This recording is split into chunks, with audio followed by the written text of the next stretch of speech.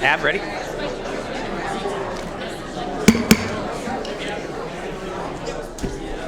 Good morning, everybody. Welcome to the November 5th, 2019 meeting of the Sacramento County Board of Supervisors. Would the clerk please call the roll? Supervisor Cerna? Here. Peters? Here. Frost? Here. Natoli? Here. Kennedy? Here. You have a quorum.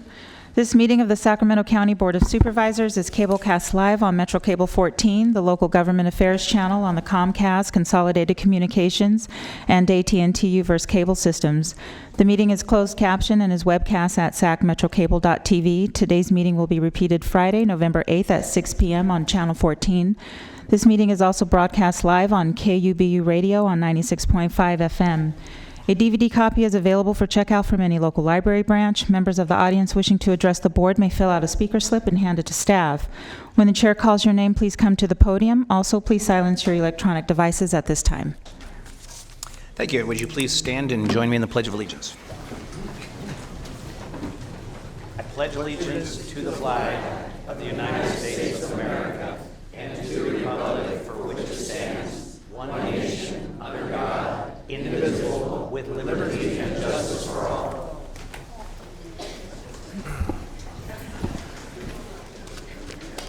Now, before we get to the consent calendar, I will say that we will separately read off items 3, 9, 10, and 20 because we have speaker slips. Madam Clerk. Okay. So for your items 1 through 37, I have a couple of notes. For item 3, you're adopting an ordinance, the Sacramento County Code repealing portions of Chapter 2.96, Title 2, related to the Sacramento Metropolitan Arts Commission. You waived reading on this on October 22nd. For item 9, you're also adopting an ordinance amending Chapters 2.1, Title 2, Section 2.1.17 of the Sacramento County Code relating to miscellaneous registrar of voters' fees. You're also adopting an ordinance for item 10, amending chapters 2.99.50 and 2.99.60, Title 2 of the County Code relating to the first 5 Sacramento Commission membership term limits. And for item 30, you're also adopting an ordinance amending chapter 6.20, Title 6, relating to solid waste management. You waived reading on this on October 22nd. I also have a note for item 8 to drop board letters number 12 for the sheriff, number 16 for child, family, and adult services, and number 23 for health services. All the other items will remain. And then we also have those 4 other separate items, and we'll call that at that time.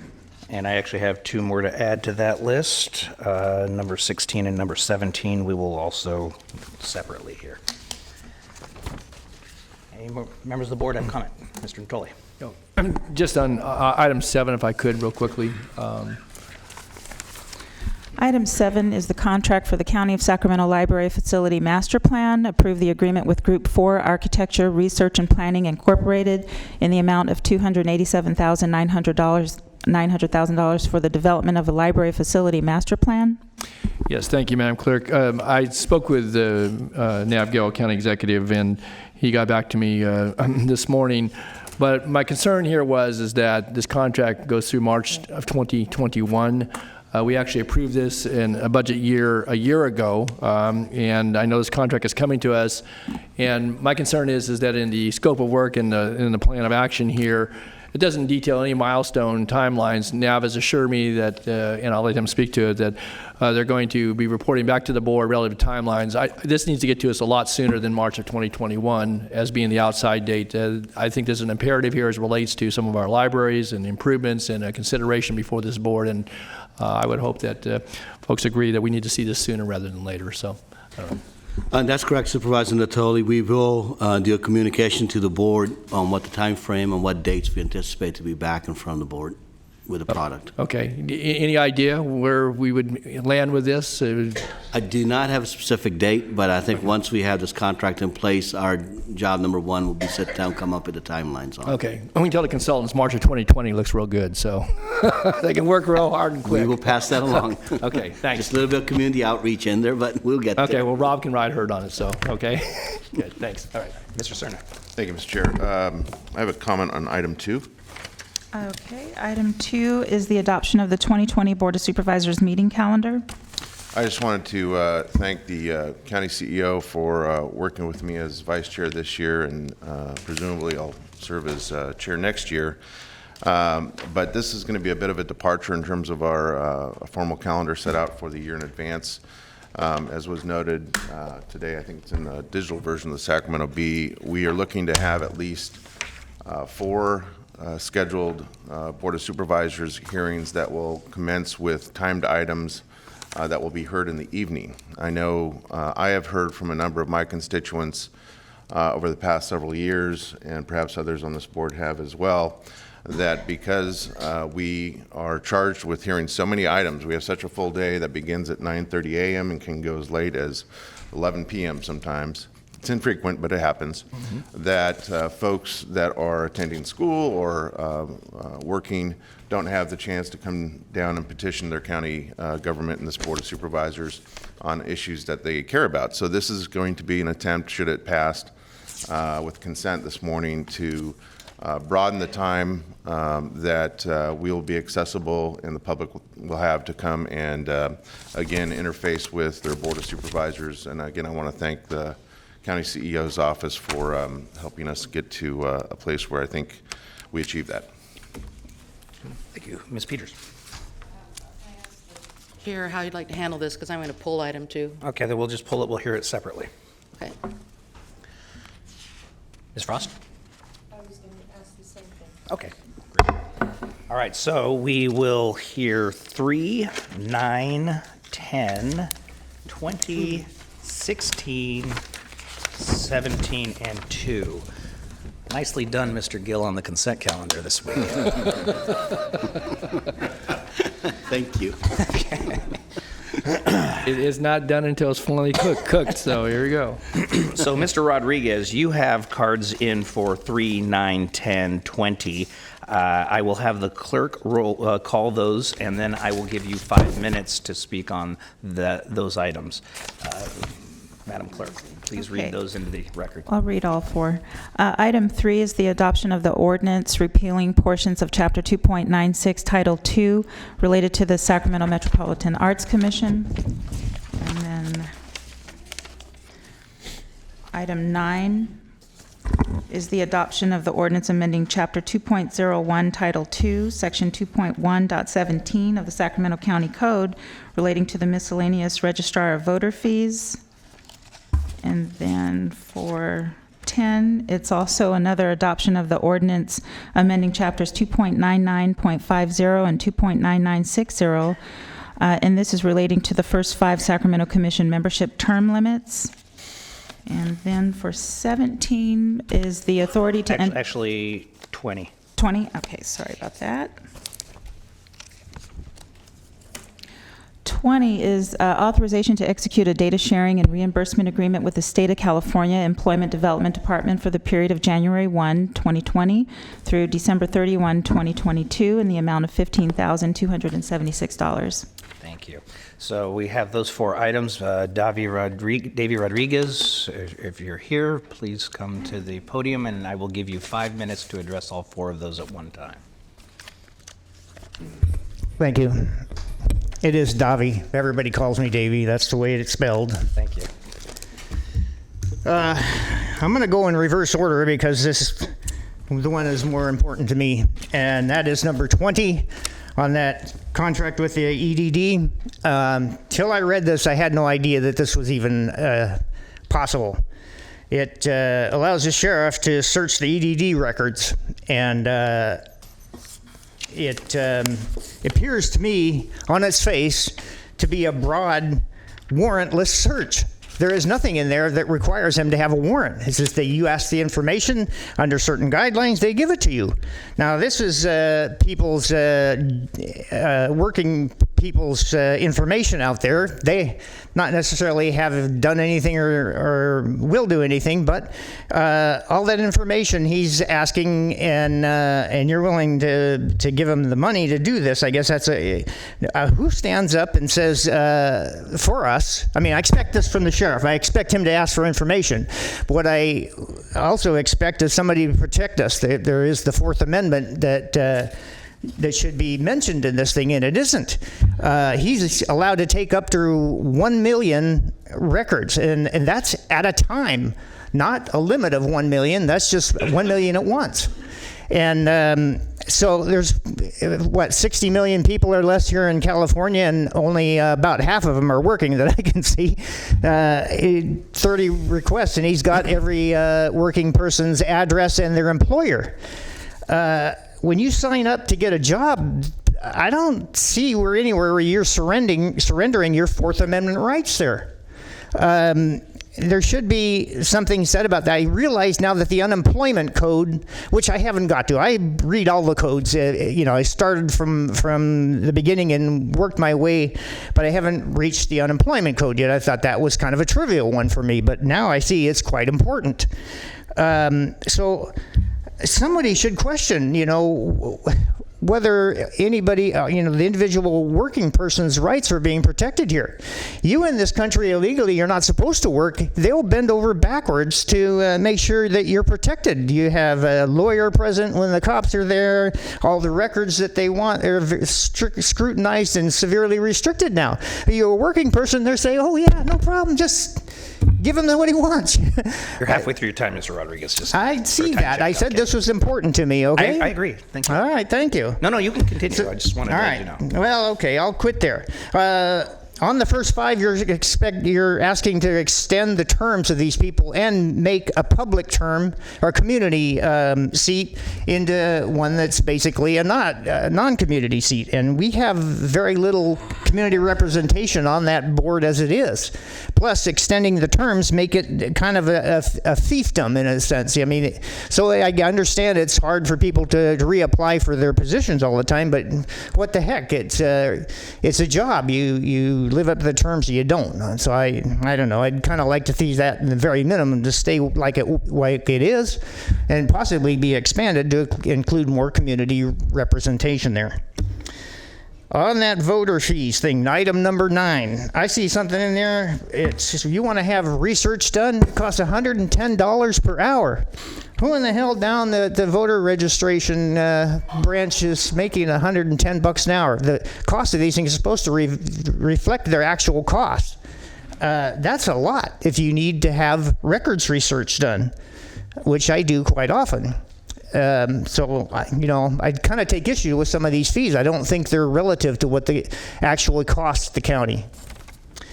The last thing is that Metropolitan Arts thing. Okay, I do not understand this one. Are we surrendering the county to the cities, giving them the domain and more representation on how that money is spent that is coming into the county? I don't understand, whether we now have to influence people that we don't vote for, which is the city of Sacramento. They're going to be having more power in this and us less. I read that thing through, and honest to God, I do not understand it. So I wish you'd clarify that somehow. And see that? Oh, go ahead. Mr. Gill, you have a response for that? Yes, I do. I think what this item does, it clarifies that the control comes back to the county. There's a dissolution of SMAC. We are removing any reference to Sacramento Metropolitan Art Commission and City of Sacramento and putting it back with the Board of Supervisors and the county executive. So our intention is not to diminish our support of the arts. It is not. Okay. All right, appreciate that. I could not get that out of that. Okay. Thank you. Thank you, Mr. Rodriguez. Mr. Chair? Yes, Mr. Natoli. Yeah, since the issue was raised on item 20, I just thought it might be helpful for certainly, I know Mr. Rodriguez has read this and certainly has followed our agenda, but one, this is a renewal of an agreement that's been in place for now 3 years. I was entered into first, I guess, in 2016, but I wanted to just read what the purpose, the scope of work, since the issue was raised relative to confidentiality and warrantless searches, and obviously I'm not an expert in that area of law, but if I could just take just a quick moment here that through this agreement, the Employment Development Department agrees to provide confidential employer address and client address information to the Sacramento County Sheriff's Office. The Sacramento County Sheriff's Office agrees to use the EDD confidential information for locating victims, suspects, missing persons, potential witnesses, or persons for whom a felony arrest warrant has been issued when the information is requested in the course of and as a part of an investigation into commission of a crime when there's reasonable suspicion that the crime is a felony and that the information would lead to relevant evidence. And then secondly, the protection of the confidentiality, both federal and state confidentiality laws, regulations, and administrative policies classify all the EDD information provided in this agreement as confidential, and both federal and state laws prohibit disclosure of the confidential information to the public and mandate its protection against loss or against unauthorized access, use, disclosure, modification, or destruction. And there's a list of administrative safeguards that the sheriff agrees to, the county of Sacramento does, as a part of this agreement. I think it's important to point that out because, again, I think people's right to privacy, certainly their employment status, and information relates to their employers and compensation and any other matters, of course, as it relates to people's personal history needs to be protected. And obviously, there's a pretty limited scope in this regard as relates to access to that information. And as I read it, there's more information, but I want to be sure that was pointed out. So. Thank you. Thank you. Good points. Any other member of the board?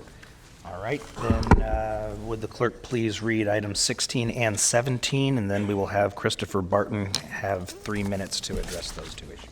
Okay, for item 16, this is the authority to enter into single-year expenditure contracts with multi-year contract authority with Telecare Corporation in the amount of $12,765,000 for the term beginning with board approval through June 30th, 2022 for the provision of mental health services to adults living with serious mental health illness who are homeless or at risk of homelessness through the Sacramento Adults Recovering in a Strength-Based Environment Full Service Partnership Program.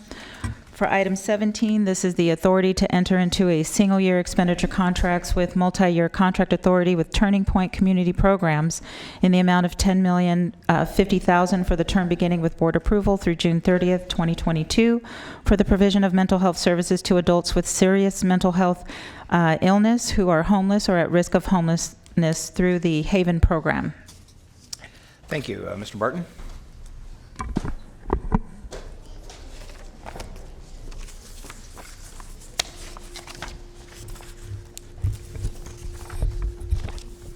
Good afternoon, members of the board. If you speak between the two, we're going to raise the podium for you here.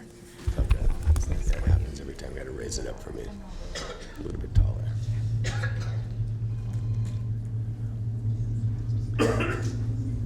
That's cool. Thanks.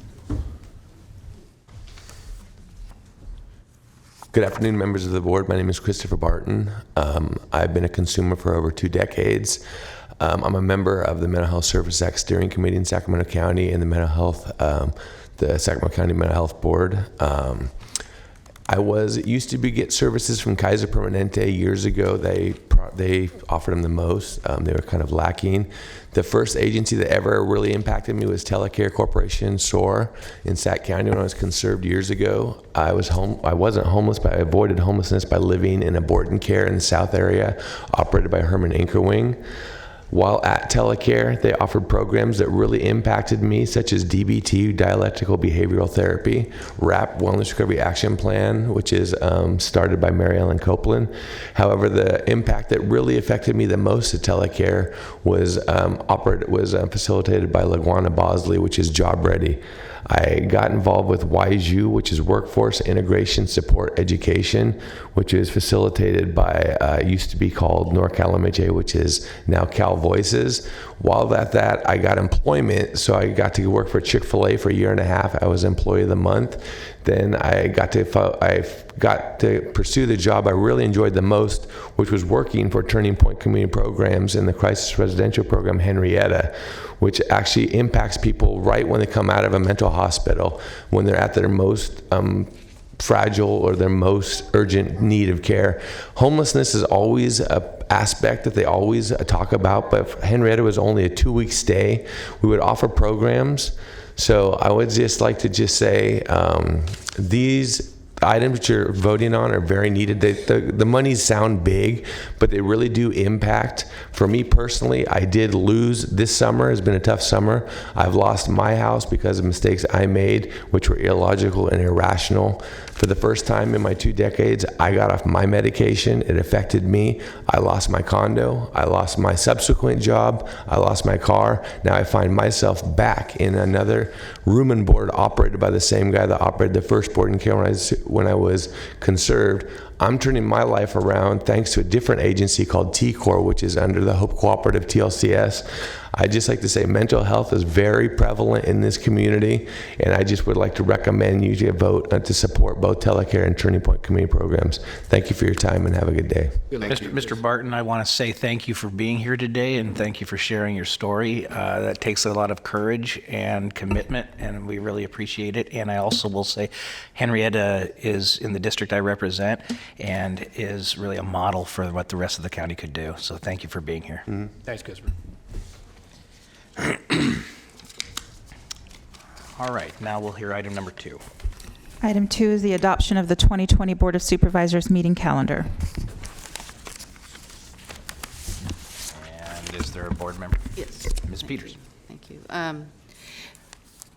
I am not in agreement with this item, and I think the board has, and I think the Board of Supervisors has very long meetings, running 8 to 10 hours a day on our meeting dates, and I think having night meetings is extremely impractical, where we might be running till midnight or 2 in the morning, and also with set dates like this, we have no idea what the agenda is going forward, so that is also impractical.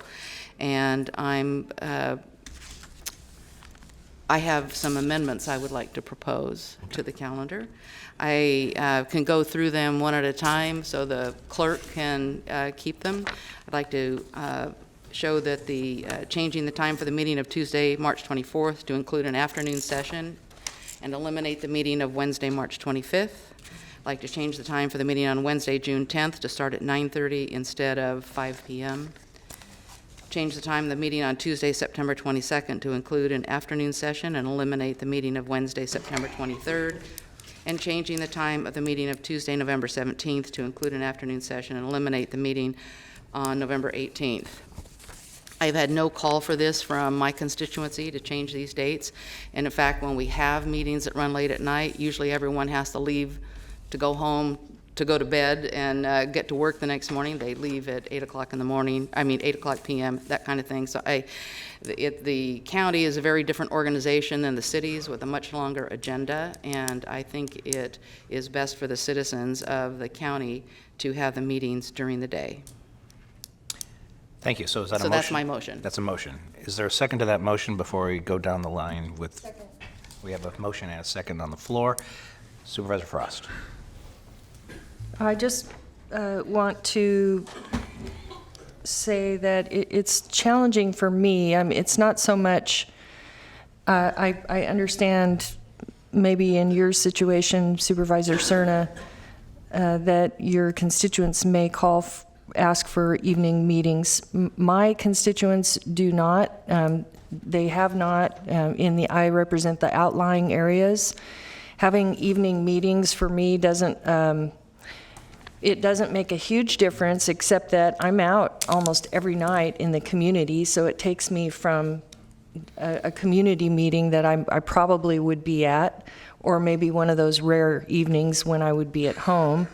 But mostly it just it seems difficult to have a morning meeting and then come back the next day for a meeting that goes from 5 to who knows how late. Our meetings oftentimes go late, and so I kind of agree. I think it's difficult. It makes it harder. And the other thing is, it's costly to have employees come in the evening. They're generally working during the day, so that's an added cost for the budget. And other counties, when you look around, do not have evening meetings. They generally do their business during the day. So for me, it would work better to have it during the day if that's what the council agrees to do.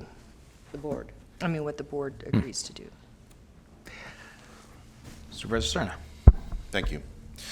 While I respect my colleagues' positions, I respectfully disagree with them, and I disagree with them strongly because, again, I've heard from my constituents, not just recently, but over the course of years since I've been on this board, that it would not be unreasonable, and I tend to agree with them, to have a few of these meetings that are scheduled for the evening. And in fact, what we're talking about is 4 meetings out of the course of the year, and I'm not sure how many meetings, Madam Clerk, that we have in the course of a year, but it's several.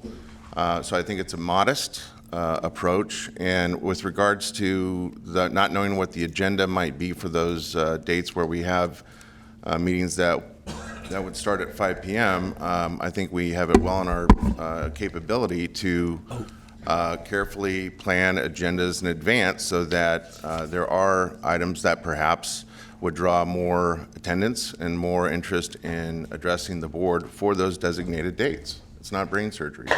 So again, I feel very strongly about this. I think it advances the democratic process, quite frankly, for how residents of Sacramento County can and should petition their Board of Supervisors and have every opportunity to do that.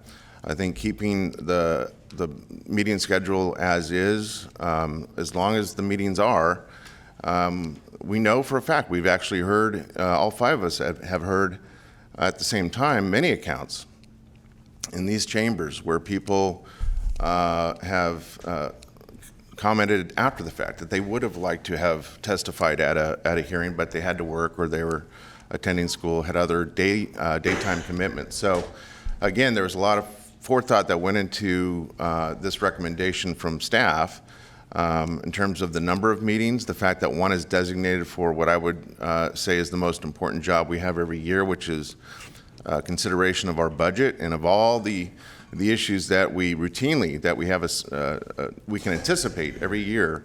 It's our budget that should be the most welcoming to the public to contribute their thoughts. So again, with that, I'm going to suggest a substitute motion in support of staff recommendation. I would look for a second. Okay, we have a substitute motion on the floor. Is there a second? Yes, I would second. Second from Supervisor Natoli, and Supervisor Natoli wants to speak. Yeah, I wanted to speak to the item, and certainly I support the substitute motion, but again, thinking back how our board calendar has evolved over the years, there was a time, certainly it preceded incorporations of 3 cities in this county, so the land use calendar was a very heavy one, but where we would regularly have a Wednesday night meeting, and a lot of that was devoted to land use, sometimes substantive policy matters that related to county ordinances where it would be difficult for folks to access us during the day. And from time to time, during some of the budget stress periods, we would have a budget discussion as well. I know this next year we anticipate some land use items of major consequence along the Jackson corridor are coming to this board. I had the occasion to sit through the Planning Commission meeting the other evening, and it was a fairly lengthy one. But my point being is that it may be convenient for some folks to access our meetings during the day, again, if it's only sporadic. But I would just say that those land use items in particular are ones that I believe need to have a session during the evening when folks can get here after work or plan accordingly, to begin in the late afternoon, early evening. And we certainly have the ability to, working through the clerk and through the chair's office, respectively, and certainly the county executive, to set the calendar and the agenda. And so I think in addition to some of the comments relative to budget, I think it's important, certainly in the upcoming year, but maybe for the next a year or two, particularly when it comes to the land use considerations. Those are major policy decisions by this board. We're talking about tens of thousands of residential units. We're talking about implications in our transportation system. We're talking about impacts to neighborhoods and communities in areas in the southeastern portion of this county. And I guess I would just, be very emphatic in my support for this as it relates to those items. And I think, we know there's some budget stressors that I think would allow folks to come here. We're not the city council or a city council, but I think having 3 or 4 meetings in the course of a year. Again, our calendars obviously are crowded, and I respect that for all of us. But this is the business we're elected to do. When we sit in session, we do the people's work and business here, and I'm very supportive of having the night sessions. And if there's an occasion we don't need to, we always have the ability not to use it. But I think setting the calendar, we work our schedules around that, and I think it's important for a variety of considerations to have those night meetings. We evolved over time with workload to go to an every other week Tuesday meeting and frequently have Wednesday meetings, and I think having an evening meeting from time to time will improve access for folks and engagement on matters that I believe are very important for the people of this county. So I support the substitute motion. Thank you. That's all the members that I have. So we have a substitute motion and a second on the table, so the clerk can please vote. Oh, hang on. And the motion fails. Okay, so we'll go to the original motion, which I believe the clerk captured Ms. Peters' I did. motion. Okay, so we have a motion and a second. Please vote. And the motion passes. Thank you, and that was our 37-minute consent calendar.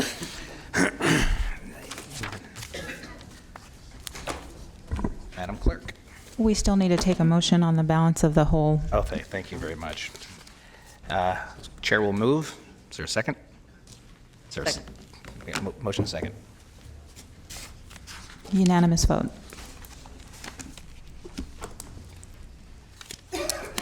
Okay, so for item 38 is the presentation of resolution congratulating Emily Butler for her years of service with the SPLASH program.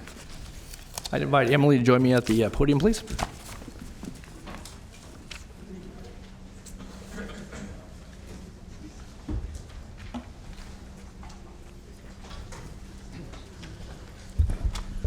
Well, this is a day when we're going to do a number of recognitions, certainly for our heroes of human service, and get an opportunity to congratulate a lot of folks. But today is also a day we get to recognize another person who I certainly believe, and I think this board is well acquainted with her work, who has given a lot to this community. And so I have a board resolution, and typically we wouldn't read all the whereases, but I think certainly in deference to the amount of time that she has devoted in her contribution to this community, I'm going to go through the whereases, and then I think Emily has a couple comments she'd like to offer. So this resolution congratulates Emily Butler on her years of service with the SPLASH program. And of course, on this day, November the 5th, we are honoring her, and certainly have a large audience here to honor other folks as well. But we're recognizing her dedicated service over the course of more than a dozen years and her work with the SPLASH program.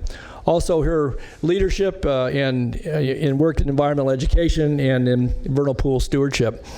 Throughout her lifetime, Emily has had a fascination and deep appreciation for the out-of-doors and the amazing critters, big as well as very small, which share the world with us humans. And since her early childhood has nurtured her interest in protecting nature and concentrated her work and passion to advancing the belief that playing, experiencing, and learning about the natural world around us and its awesome wonders is the birthright of every child. Emily's mother, Eva, who's well known to this board, and certainly her work along the same lines. She's been long a champion of environmental stewardship. Most assuredly served as a loving mentor and inspired Emily in her pursuit of bringing students and teachers to nature's classroom at Mather, where they can personally, and do every year, experience the treasured vernal pools and the habitat and living creatures which they harbor and support. So it was more than 13 years ago, having completed her college studies, that Emily accepted the position with the SPLASH program at Mather, where she would serve as the first executive director. And in the course of her time with SPLASH, she would oversee the development of new programs in science education and outdoor exploration. Her work included many facets, and just a few are mentioned here: coordinating field trips, growing the SPLASH Center, and teaming up with teachers and educators throughout the Sacramento region to create a robust, hands-on science program and curriculum entitled "Life is Our Watershed: Investigating Vernal Pools." Life on the watershed. It is on watershed, investigating vernal pools. And through it all, she touched the minds and hearts of more than 30,000, and that's not a misprint, 30,000 young people who participated in this awesome and amazing adventure with nature. Emily's efforts were a catalyst for bringing together university professionals, ecologists, environmental experts, parents, teachers, and of course students for a common purpose: to help people of all ages and from all walks of life experience and grow in their understanding of the tremendous value and importance of appreciating and protecting our natural world. And through her time at Splash, Emily, she's brought that to a close, obviously, and she's taking a well-deserved respite to devote more time to her family. But she's undoubtedly helped position Splash to continue to excel in its mission to someday realize the development of an environmental education center at Mather, which will further complement the outdoor classroom, which, because of her strong advocacy and alliance with community members, will forever include the protection of more than 1,300 acres of vernal pool habitat, including the critter and now famous spadefoot pools and all the creatures which call them home.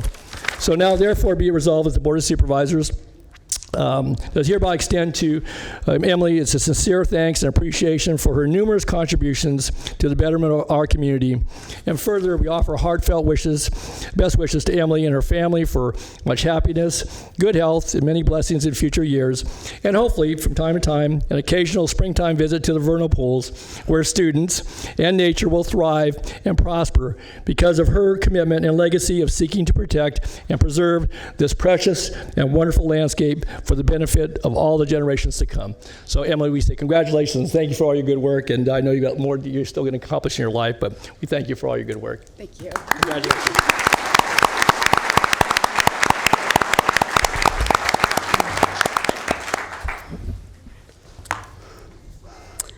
Mr. Chair, members of the board, thank you so much. As you know, my name is Emily Butler, and I am the former executive director of Sacramento Splash.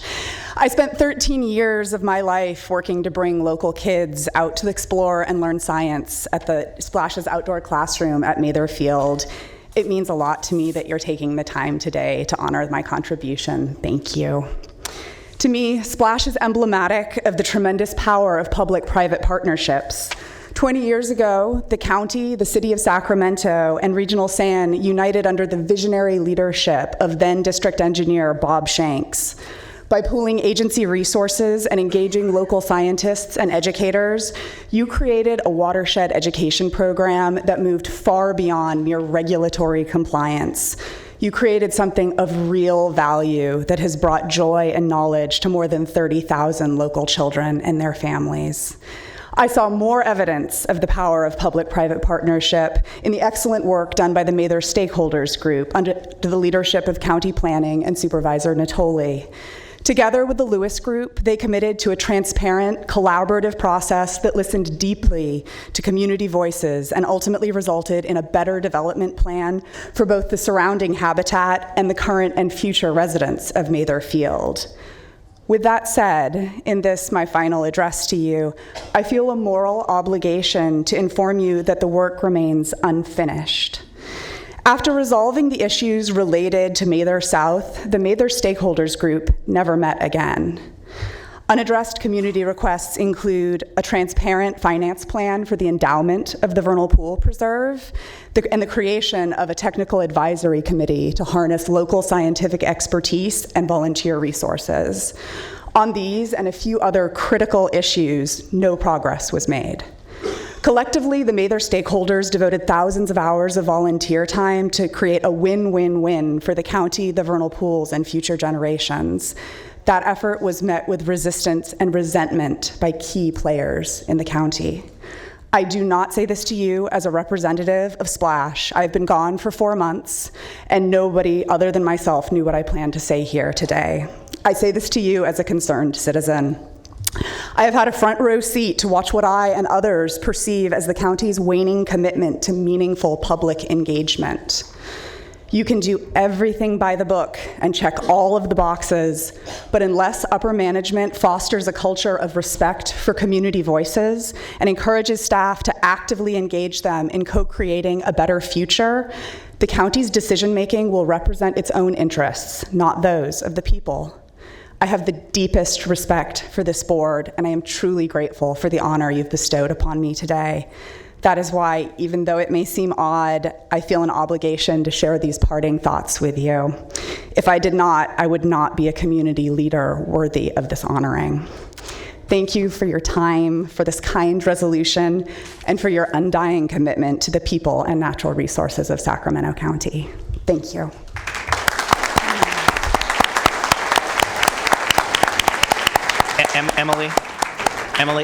Emily, don't go away yet. Sorry.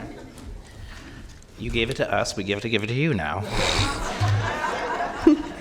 I would have been disappointed had you not kicked us in the butt on your way out the door. I just want to thank you so much for everything you've done at Splash, and on behalf of a whole bunch of 4th, 5th, and 6th special ed students who I think you know, I just want to say that you've been a tremendous leader in the community, and the work that you've done out at Splash has really benefited not just Sacramento County, but individual students, so thank you. Thank you. Mr. Cerna. Thank you. So I too wanted to personally congratulate you, Emily, and I've had the good fortune of being out at Splash a few times. In one case, we went out with a group of students and got our feet muddy and got to see all that the Splash program offers. But what I wanted to add to the words that Supervisor Tolley and Mr. Kennedy have issued so far, it's not just what you've been advocating for, it's been how you've advocated for it that has really been very impressive. We're blessed here in Sacramento, in our region, in this county, to have a number of people that are dedicated to all kinds of aspects of how best to provide augmented educational opportunities to our youngest constituents. But I think, especially during the challenging times, you've been very, very thoughtful about how to help us and work in a partnership find the resources to help continue programming when it was very difficult to try and balance the needs of other needs here in this county. And I think in those instances, you are always very respectful. You are, again, I think, always very practical. You know, you may not think of yourself as a politician, but I think you're a politician, a pretty good one.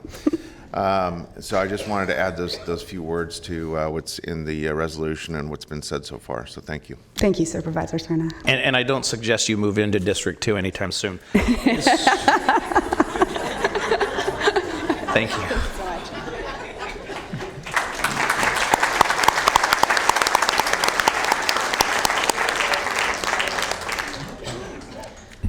Item 39 is the presentation of resolution proclaiming November 4th, 2019 through November 8th, 2019 as Human Services Professionals Appreciation Week. Ms. Edwards.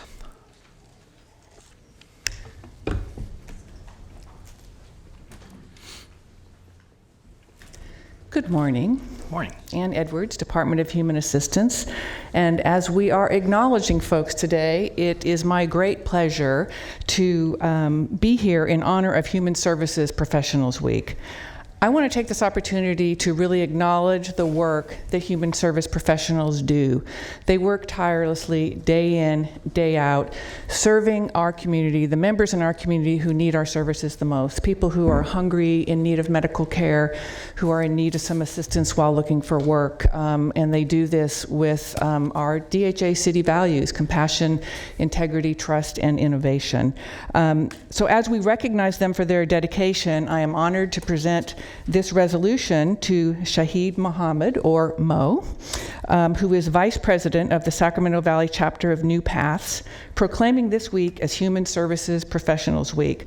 Thank you, Mo. And then we also have Carmen Briscoe, Program Manager, with us today. Really want to thank you and Carmen and all of the staff for the amazing work that you do each and every day. Good morning. My name is Shahid Mohammed, and I'm with DHA. I'm the Vice President of New Paths in Sacramento Valley. New Paths stands for National Eligibility Workers, professionals associated through human services. The purpose of New Paths is to improve the knowledge, skills, and overall professionalism of eligibility practitioners by providing information, training, and network of services to support them. Sacramento Valley Chapter holds two trainings a year not only to help improve program knowledge for our human service workers, but also personal knowledge, which then in turn helps us serve the community. We are also involved with the community by providing scholarships, and I would like to thank the Board of Supervisors for recognizing the hard work that the human service workers are doing and proclaiming this week Human Services Professional Appreciation Week. Thank you. Thank you.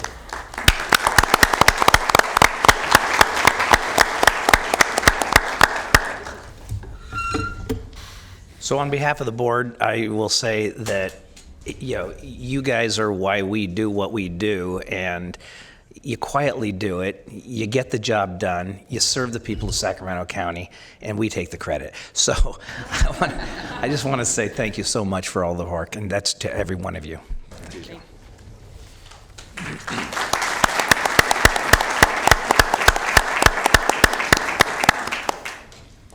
Item 40 is the presentation of resolution in recognition of the 2019 Heroes of Human Services Award recipients. Ms. Callejas. And let me say that it's you people that really do the work in Sacramento County. Thank you. Good morning, Michelle Callejas, Director of the Department of Child, Family, and Adult Services. And I think I swing around, right, to face the audience. That would be appropriate. I'm swinging right now.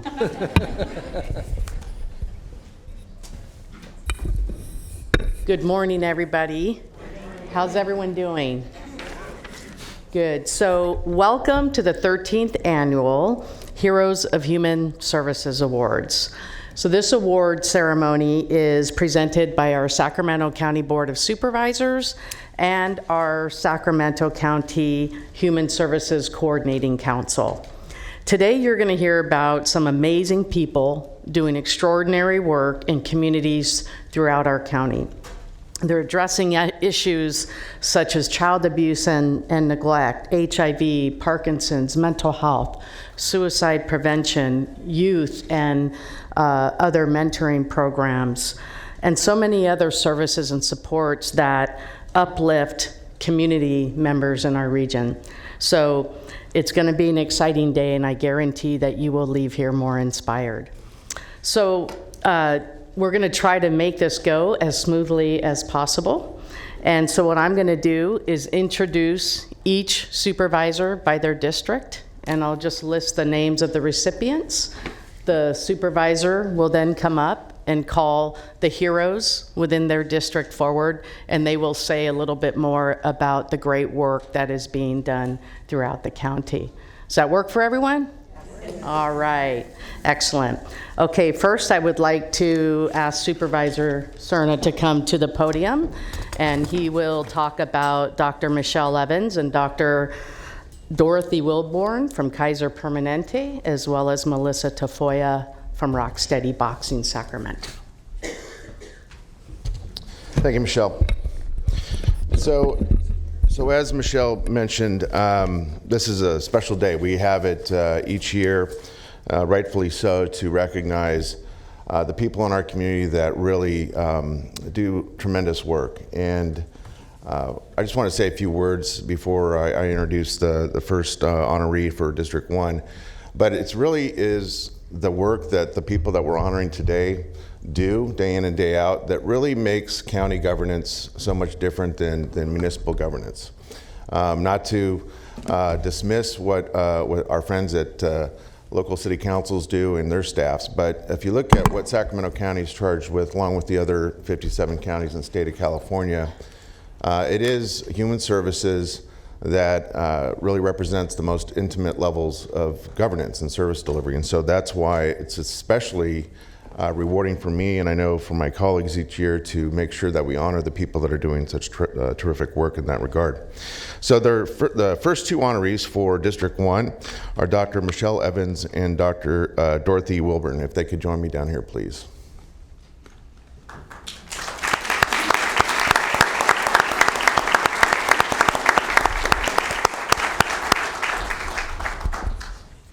So Dr. Evans and Dr. Wilborn are both with Kaiser Permanente. Give you your resolutions here.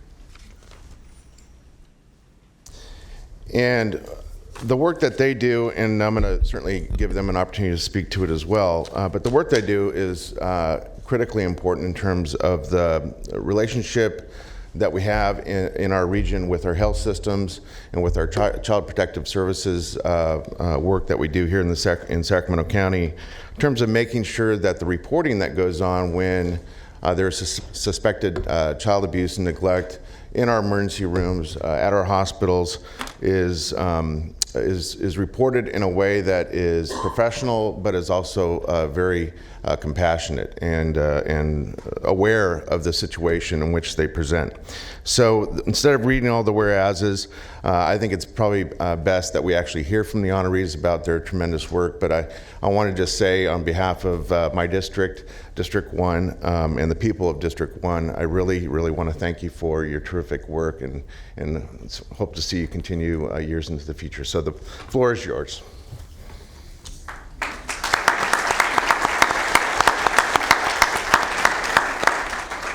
Thank you. We would like to thank the board for this recognition and just acknowledge that addressing child maltreatment is difficult, and the efforts to reduce child maltreatment in a community cannot be carried out by just one organization. And so we are really grateful for the partnerships that we've had with child welfare, particularly Michelle Callejas, thank you, with the Child Abuse Prevention Council of Sacramento, as well as with law enforcement.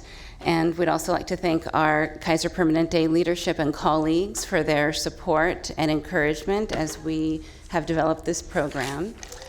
Additionally, we'd like to thank our family. Particularly, I'd like to thank my husband for his support and encouragement as we do this work that's ongoing. Do you want to? Sure. I too am very grateful for this recognition by the Board of Supervisors. The work that we do requires so much dedication and teamwork, and it really is the responsibility of the entire community to work together, and we recognize that. And we are grateful for the Kaiser Permanente leadership for supporting innovation and the creativity that's required, the thinking outside of the box, the many times that Dr. Evans and I work together outside of our regular clinic hours. That is what we are passionate about, and that's what we're committed to in order to make a difference for children in the Sacramento community and beyond. Thank you.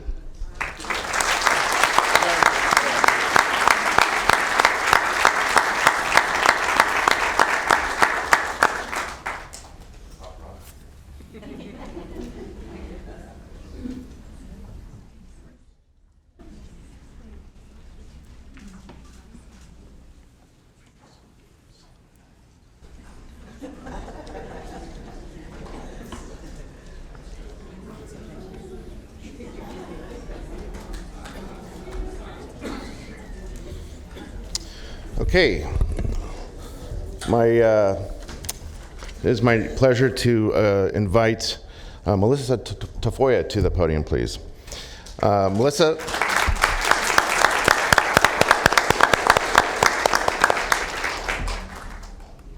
So, are you okay?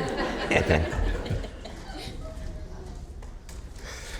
So, here, you want you to stand over here. There we go. I don't want you to fall. That would be bad form here.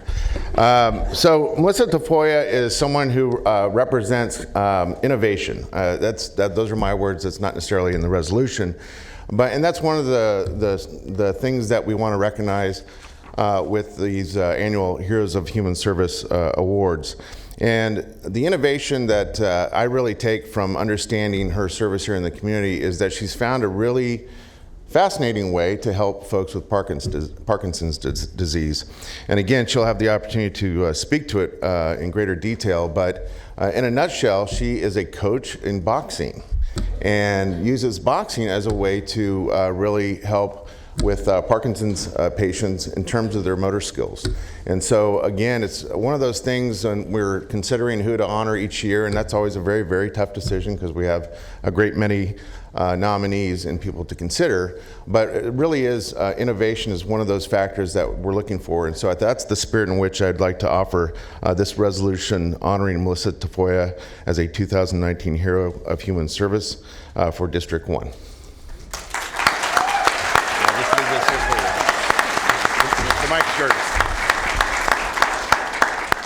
Thank you. I'm going to keep this short, like me. I can't take all of the credit at all. This is an affiliate program. There's over 800 Rocksteady Boxing programs or affiliations worldwide. I'm honored enough to represent Sacramento. And I can say very easily I found my tribe. If you don't know Parkinson's, every case is different. Everybody's journey is uniquely different. And what it takes for our guys to come to class, to improve their lives, to want something better, and to belong to something bigger than themselves is extraordinary. I mean, it's a privilege and an honor to know every single person in our program. It's even more extraordinary to know their caregivers and what their family does just to get them there. And all I need to say is if you look in this sea of blue right here, this is not only my tribe, but this represents power, the belief to do better, to be bigger than ourselves. And it's never been more extraordinary in my life to be a part of something that continues to grow, to create more purpose and power and might than I could ever believe in. And until the day I die, I'm going to fight for them. And I just love them with all of my heart. So thank you.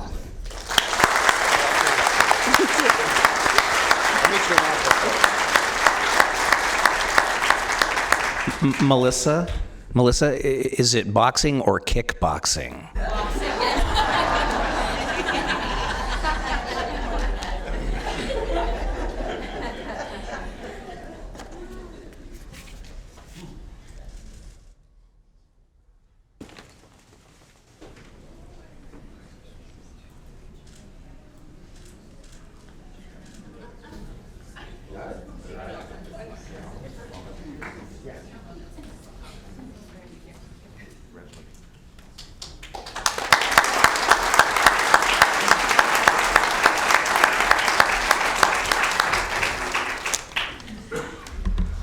And for District 2, I am proud to have two recipients of the Heroes of Human Service Awards, the first being Golden Rule Services. Is there a representative from Golden Rule Services here? All right. So Golden Rule Services was founded by Clarmundo Sullivan in January 2000. It originally sought to address a gap in the provision of culturally competent services to persons of color communities in Sacramento County, especially LGBTIQ, with an initial programmatic focus on criminal justice disparities and addressing the needs of high-risk youth through, among other means, classroom instruction, mentoring, and counseling. Now, I think at this point in our existence in California, we take a lot of things for granted. But you know, we would not be where we are without people like yourselves. It's easy to look at our nation and it's fractured in many ways, but we here in this community have stood strongly behind people in the need that you have been fighting for all these decades. So I want to thank you so much for everything that you do for our community and give you the podium.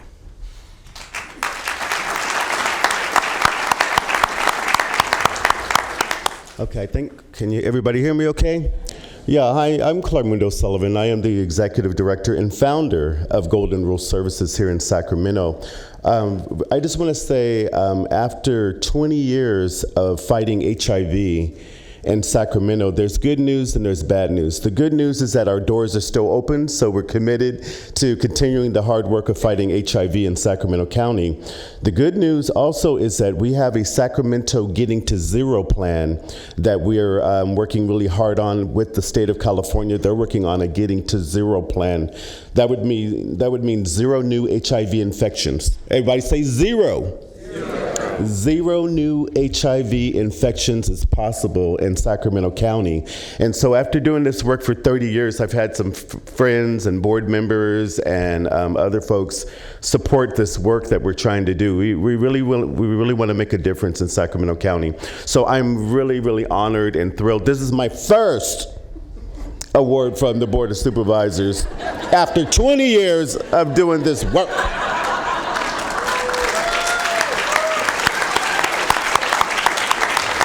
So I'm really, really humbled. I'm really, really thrilled. And we're having a 20th year anniversary jubilee in February, so I'll be sending you an invitation. Thank you, everybody. Thank you. And we'll see you next year. Thank you.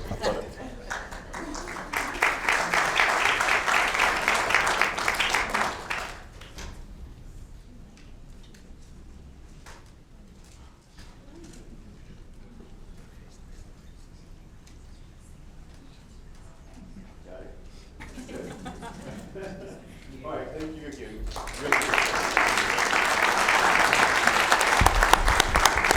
It's nice to see an actual camera. So next I'd like to call forward Peggy Delgado Fava. Peggy, are you here? There you are. So Peggy Delgado Fava founded Bridge Network in 2011 and dedicated it to uplift marginalized youth and connect with them with vital services and resources. The work that Peggy has done and her organization has done have really changed countless lives. And it's one of those things that when you do what you do, you don't always see the immediate payoff. But I can tell you, and I've talked to people who have been supported by your services, that you have changed lives one at a time. And you're a tremendous member of the Sacramento County community, particularly District 2. So congratulations and thank you. Thank you so much. Well, thank you, Chairman Kennedy. I'm honored to receive this resolution. Today was a conflicted day because I am a people person. I don't like receiving awards. I have a 14-year-old girl at court that we're supposed to be advocating for. She was shipped out to Stockton in a foster situation to be exploited. And she's the few that I'm now taking under my wing because I've had to delegate those types of services. But that's why I got in this business. So I said, well, I should really be over there. But I have good staff, and they're handling it. But that's really what it's all about. It's just saying yes, being available, and pouring into people individually. The people that you work with, the people you, in your neighborhood, in your communities, your churches. And so that is, when I see this, I go, that's ultimately what I'm doing. And it's not me. I want to give credit to my Lord Jesus Christ, my Savior, who and God, who directed me to do this type of work. So I'm just being obedient. I'm no different than anyone else. We all can make an impact, and we are very volunteer-led. So it's through people volunteering their time. So I'm one of many soldiers out there. But there's a huge need for youth development and programs. It's all about human services and human connection. Our youth today are two-dimensional because it's all about the phones and they're losing the connection. And so that's what we really provide is connection, a safe place, and inspiration.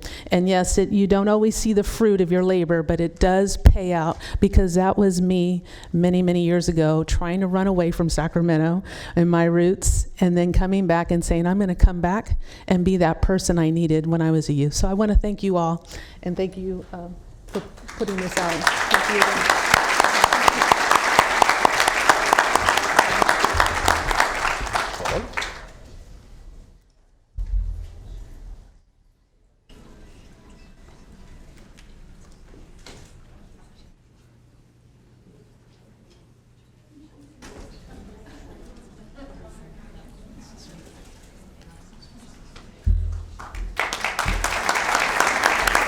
Supervisor Peters.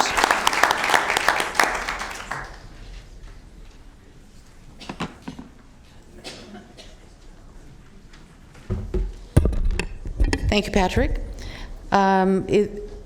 My first person is Dorothy Caboti, and I ask you to come forward, stand next to me. It's so nice to see you.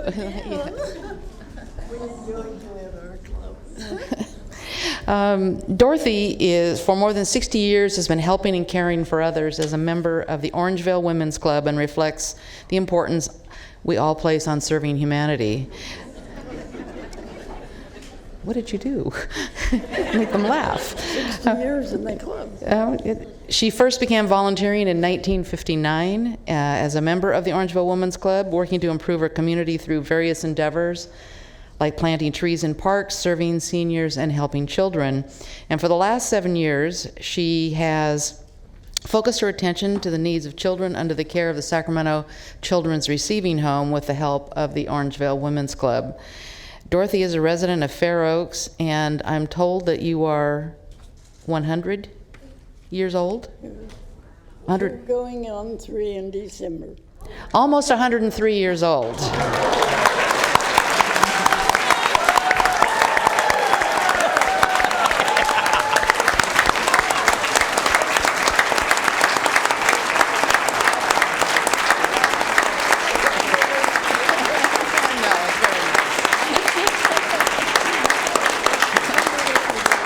So as you can tell, she has no interest in slowing down. And I have a resolution for you, but would you like to say a few words? Mm-hmm.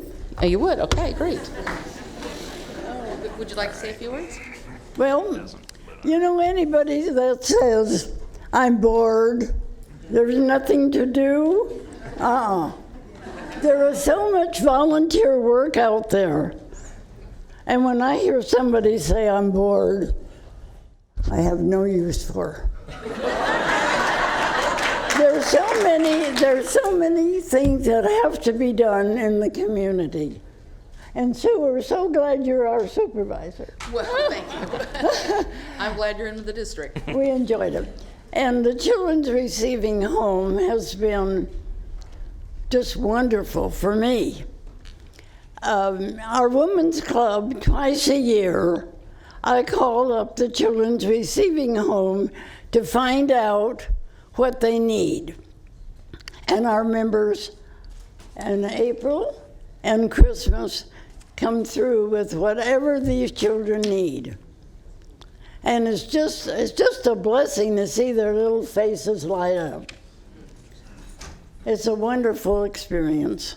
And if you have nothing to do, there's some volunteer work out there for you. Thank you. Thank Come you. around front and take a picture.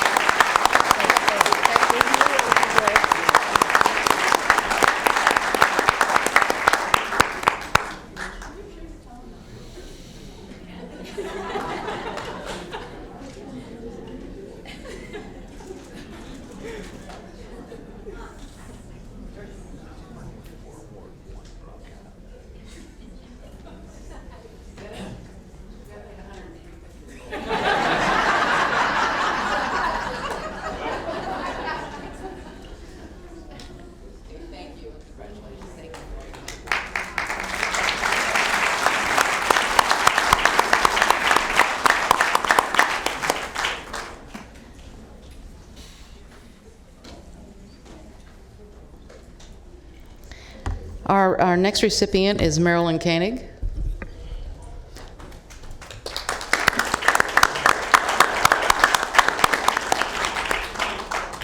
Hi, Marilyn. Come stand right here. The senior citizens. Yeah, at 81, she's a spring chicken compared to Dorothy. I'm going with her. Yeah, go find out what she eats for lunch. Marilyn has been serving as the volunteer executive director for Friends of Survival for the last 36 years, caring for others and reflecting the importance of all we place on serving humanity. Marilyn has never once sought compensation from the nonprofit Friends of Survival, which provides compassion to those who've lost a loved one to suicide. Marilyn at age 81, has shown no interest in slowing down also in supporting Friends of Survival and expanding the organization's services to individuals and families in need. Marilyn is an inspiration due to her knowledge, insight, and empathy through demonstration of compassion, understanding, and comfort. So we have this lovely resolution for you, and would you like to say a few words? Oh, absolutely. Oh, yes. You think I'm going to let all those other people get it on the microphone too? Anyway, I didn't even know I was going to say things this morning, but I am delighted to be here, and it is an honor to be recognized by the County Board of Supervisors for what we've been doing for over 36 years. This didn't tell you what we really do. And we have a name that doesn't tell you what we do on purpose because we want you to ask. We are called Friends for Survival. Friends for Survival is a bereavement support program after a suicide death.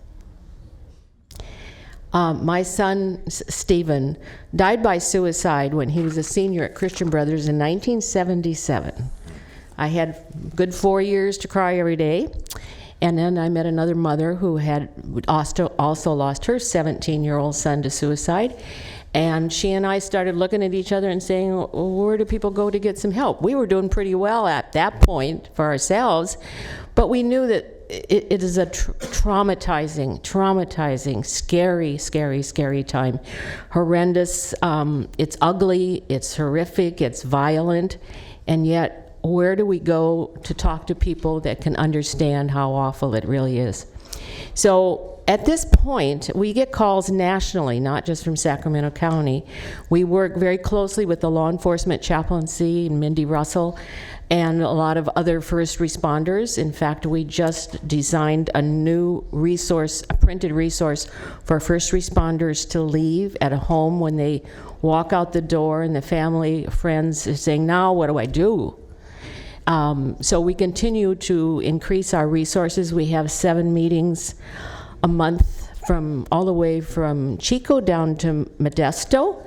We've got one starting in Rohnert Park next year and probably Stockton, all facilitated by volunteers. So our volunteer base is really, really important. We only have 2 part-time staff people dedicated, and they're here today.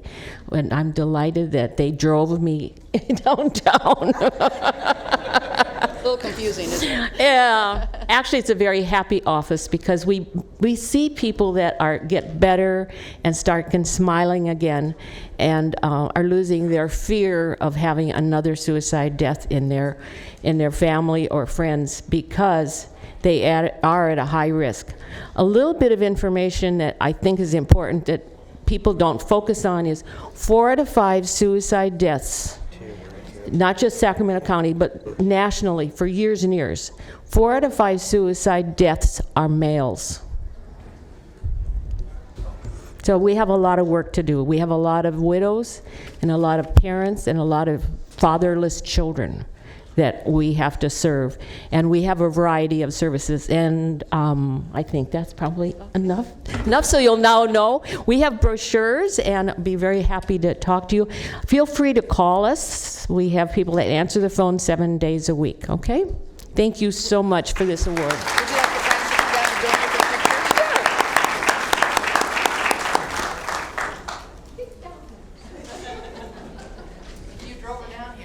Deserve to have a picture taken. Step this way. Oh.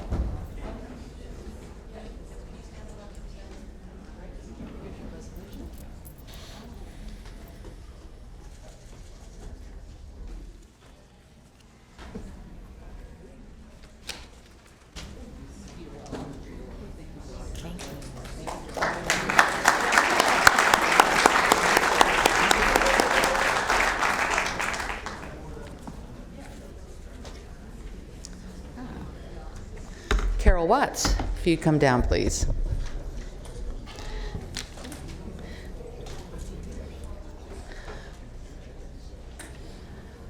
So Carol has, for more than half a century, been helping and caring for others, reflecting the importance we all place on serving humanity. Carol Watts has volunteered over the years, raising community awareness about crime and public safety within her neighborhood of New Foothill Farms and its local schools, and that's where I met her, was when we were working in New Foothill Farms, and she's always first there organizing the meeting, the community meetings. The National Night Out is a sight to behold. She gets all kinds of people out, and there's a big potluck, and everybody gets to meet each other. It's wonderful, and it really helps maintain the bond between law enforcement and the community. And so I wanted to make sure we recognize you and your efforts. You're doing wonderful things for your community and helping whoever represents you on the Board of Supervisors to know what's going on in New Foothill Farms. So if you want to say a few words? Very few. Okay, all right. I just want to thank the board and everybody for this recognition and for the community working really hard to get our community together. We started with the neighborhood watch, and then it's got into neighborhood meetings, and then the night out. So thank you very much. Thank you. Come on.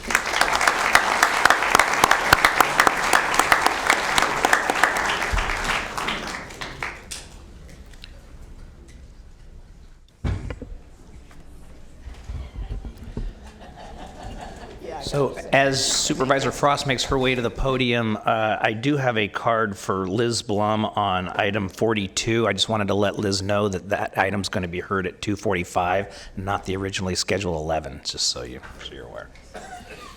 Supervisor Frost.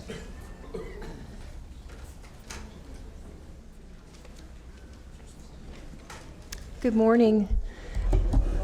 I'd like to invite Judy Alexander to the podium. Good morning, Judy.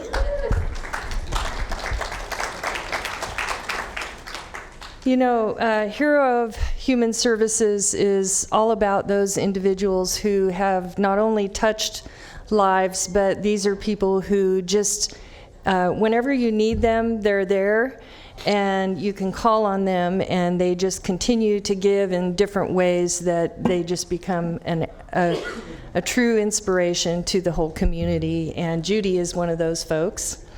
Judy Alexander is one of the founding members of the Folsom Heart and is currently serving in the Winter Sanctuary as a coordinator. She works 7 nights a week during the shelter season to make sure that all the volunteer slots are filled and that clients are successfully processed through intake to transport them to the host facility. Judy has a senior leadership role in the day-to-day running of the winter shelter. And as a veteran business executive, her leadership has really contributed a lot to the success and the overall programs that they're offering in Folsom. As a volunteer with Heart, she works with the Homeless Outreach Navigator and mentors homeless of Folsom while working closely with the Folsom Police Department and the city administration. And as a friend and leader as well, she's a talented communicator, organizer. She has empathy, and I have heard so much about your work, Judy, from so many people. I want to thank you for your contribution to the community, and I have a beautiful resolution for you and wonder if you'd like to say a couple words. Thank you. Well, this is very humbling to be here and very moving. Heart of Folsom is the Homeless Assistance Resource Team.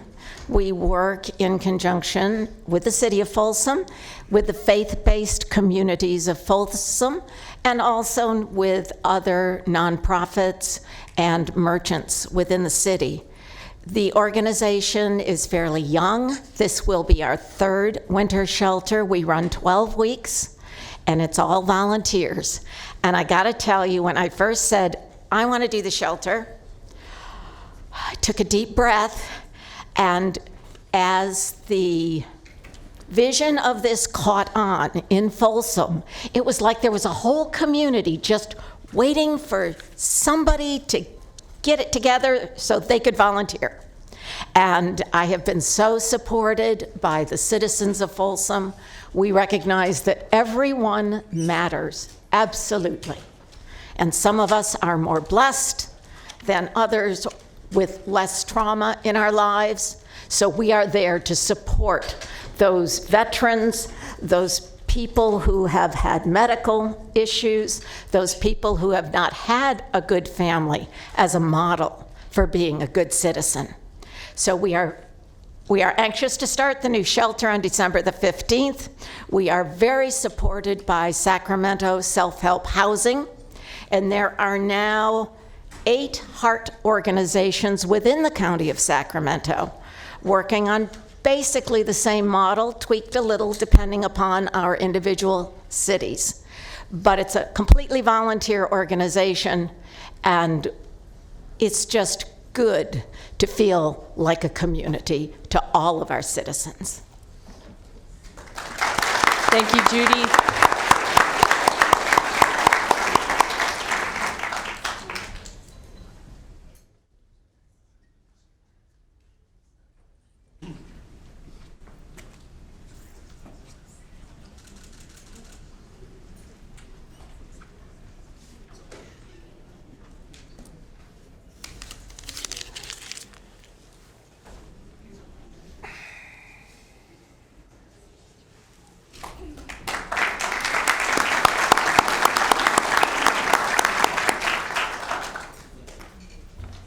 Next, I'd like to invite Jason Green to the podium.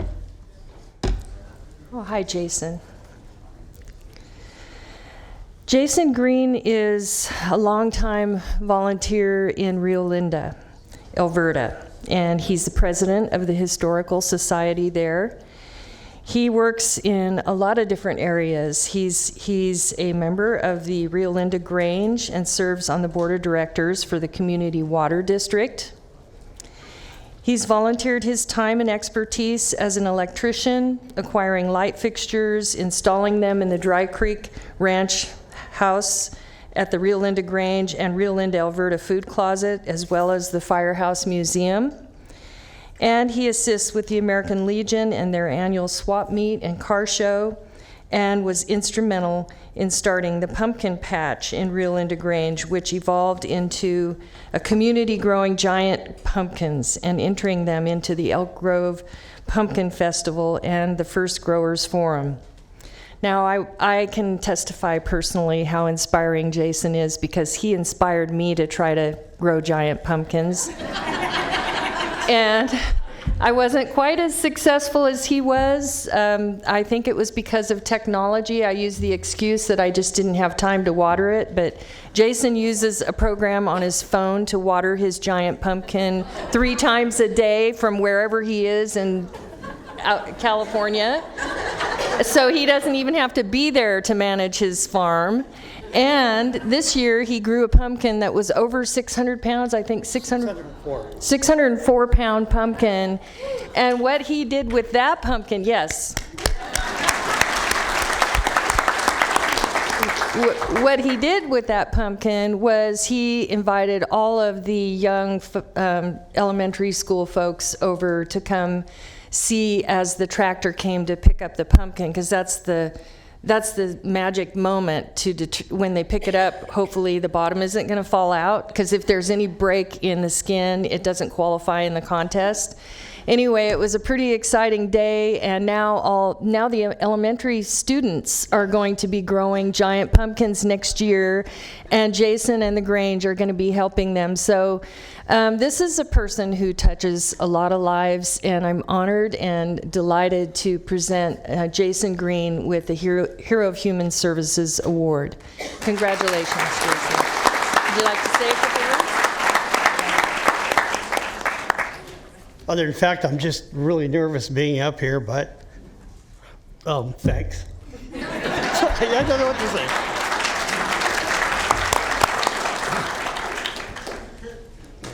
Let's get a picture.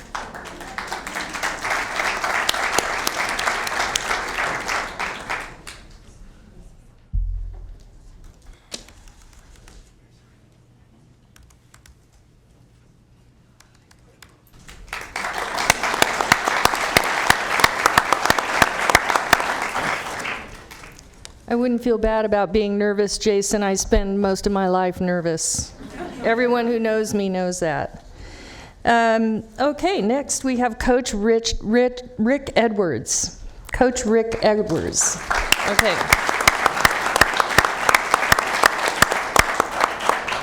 Coach. I'm really nervous too. Oh.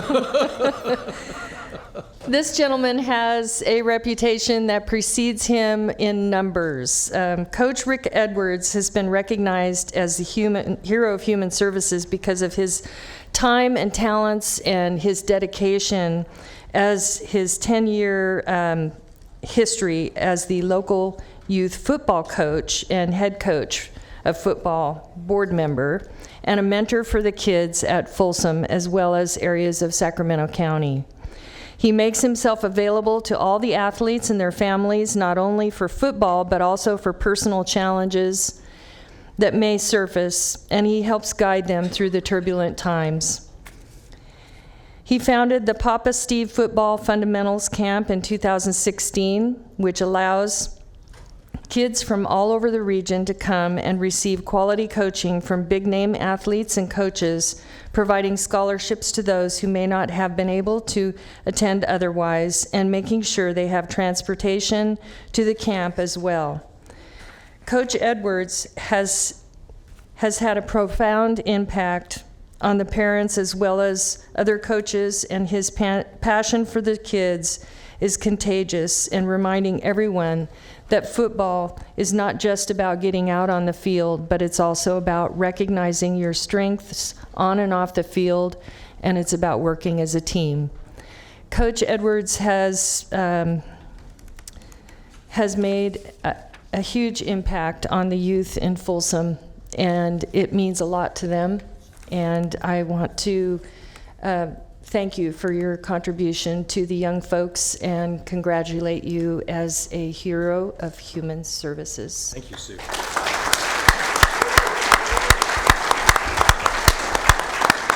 I kind of wanted to make this thing go up and down. That would be pretty fun. First of all, where's Jason, the pumpkin guy? You stole my speech. I was going to say the same thing. I wanted to get out of here. I'm pretty nervous. And Carol, right? Carol Watts? I think, yeah. My wife, who's really the backbone of the Papa Steve's Fundamental Camp, I think if we add our ages together, we're still not 103. So that's just phenomenal to me. And Coach Montoya, thanks for putting your jacket on. You have bigger guns than all my football coaches. So thanks for doing that. So a little bit about the Papa Steve camp. So Papa Steve Edwards was my father. Not only am I nervous, but I'm a crier. He died in a car accident unexpectedly in December of 2015. He's a native Californian, served 33 years in our armed forces and 21 years serving our government in the defense industry. When he died, we thought, how do we honor this guy? And Papa Steve stood for access and inclusion, and through the game of football. So we thought, what better way to honor him than with a football camp? So through the help of about 30 people in the Vista Folsom community, many of them which are here tonight or today, we were able to launch that camp in 2016. We have delivered that camp to over 600 youth athletes, grades 8th and below. Over 100 of them have attended the camp for free. When we started the idea to launch this camp, they said it couldn't be done here in our local community. They said, you'll never compete with Nike, you'll never compete with Gatorade, you'll never compete with Under Armour. Well, in 2017, we had 178 kids. This is the largest camp in Northern California through the 8th grade.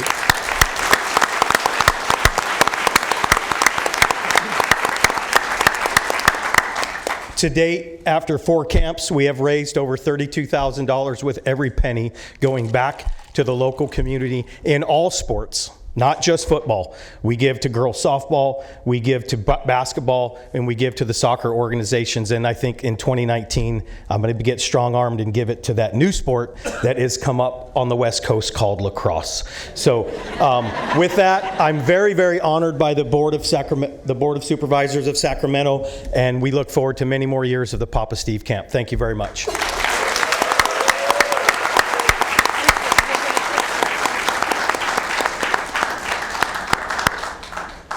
Supervisor Natoli.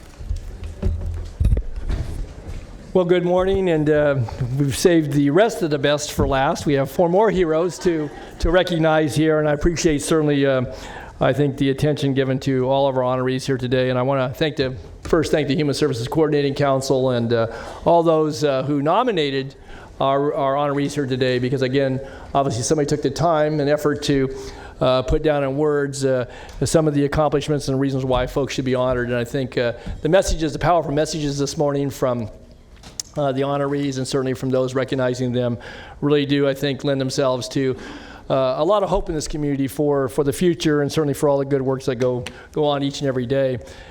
Before I make some presentations, I just want to acknowledge a few folks I know that are here to also honor our honorees. We have some folks from the Elk Grove community. We have our Elk Grove City Council person, Darren Soon. We have Bobby Singh Allen from the Elk Grove School Board, Kevin Spees, Elk Grove Planning Commissioner, and a member of the Chamber, and probably others that I haven't noted here, but I want to recognize them as well, because again, they serve in different capacities and are here to recognize some of you who are being honored. So with that, let me jump into the first of 4 honorees this morning, and would like to have Odette Crawford join me here at the dais.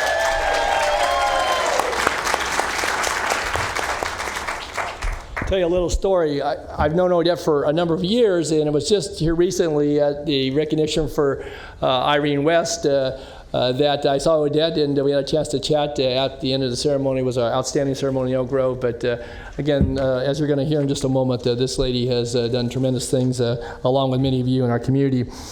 Odette, in case you didn't know, is a retired correctional administrator with the California Department of Corrections and Rehabilitation. All right, got some fans over there, Odette. But she entered retirement, or so she says, in 2006 because she just started a whole nother life pursuit in giving back to our community to complement what she'd done, obviously, in her professional work. And that is to counsel young people, particularly those that are facing some significant challenges, and encourage them to make positive life choices. Her volunteer service goes in many different directions, but her work with the court-appointed special advocates, CASA, certainly with the Elk Grove and Sacramento City Unified School Districts, and the National Council of Negro Women and Children of Promise program. But to kind of sum it up, she's a revered person, certainly for her work in community intervention. And her program on life skills has really, we talk about touching lives, I think it really has changed lives. We know it's changed lives. And she directs that program to elementary and middle school students who are at a point in their lives, as most of us well know, where they can be influenced pretty readily and peer pressure comes into play. And obviously, Odette recognizes that if you're going to change life paths, a lot of times it can be done at those younger ages. She's, to say the least, is a kind-hearted, experienced and caring community member who works tirelessly in lending a helping hand through her dedicated service. And she inspires others to serve not only young people, but certainly foster youth, but those that are challenged, and it really, I think, brings to bear that there is hope and that you can get through those rough spots in life. You need to look at your choices that you're making. But to sum it up, again, she is truly a hero of human service. So, Odette, I'm going to recognize you and turn the podium over to you. So, congratulations.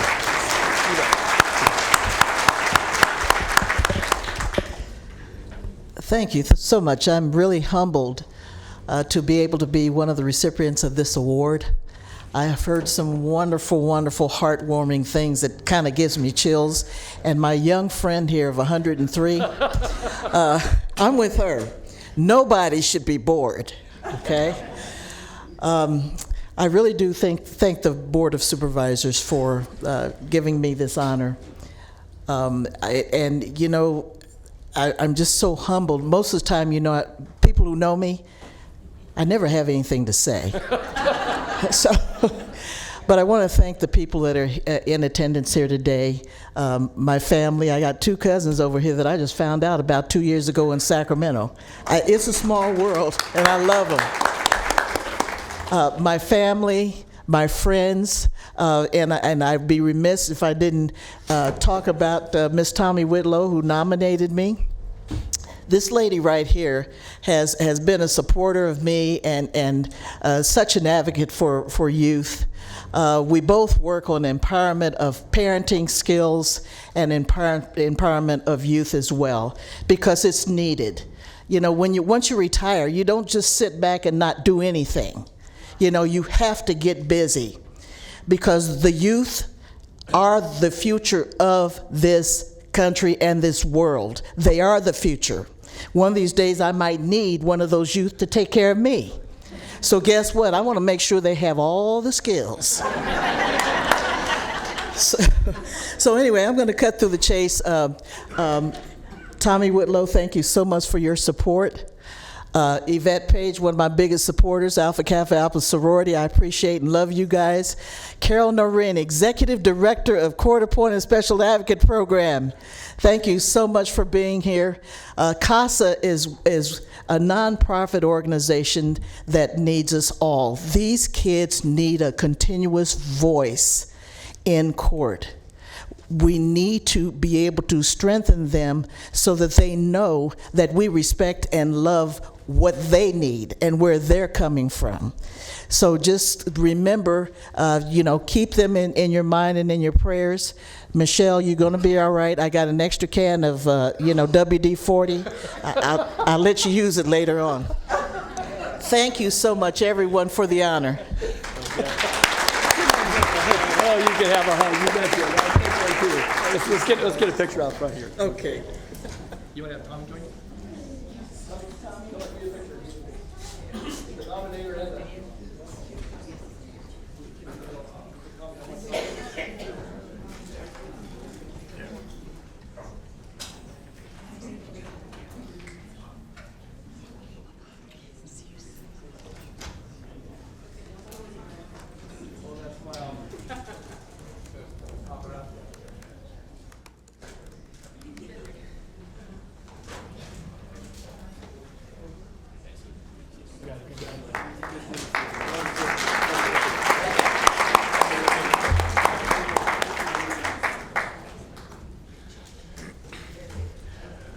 All right, well, congratulations once again to Odette. Joining her next here at the podium will be Brenda Lampella. If Brenda could join me at the podium, please.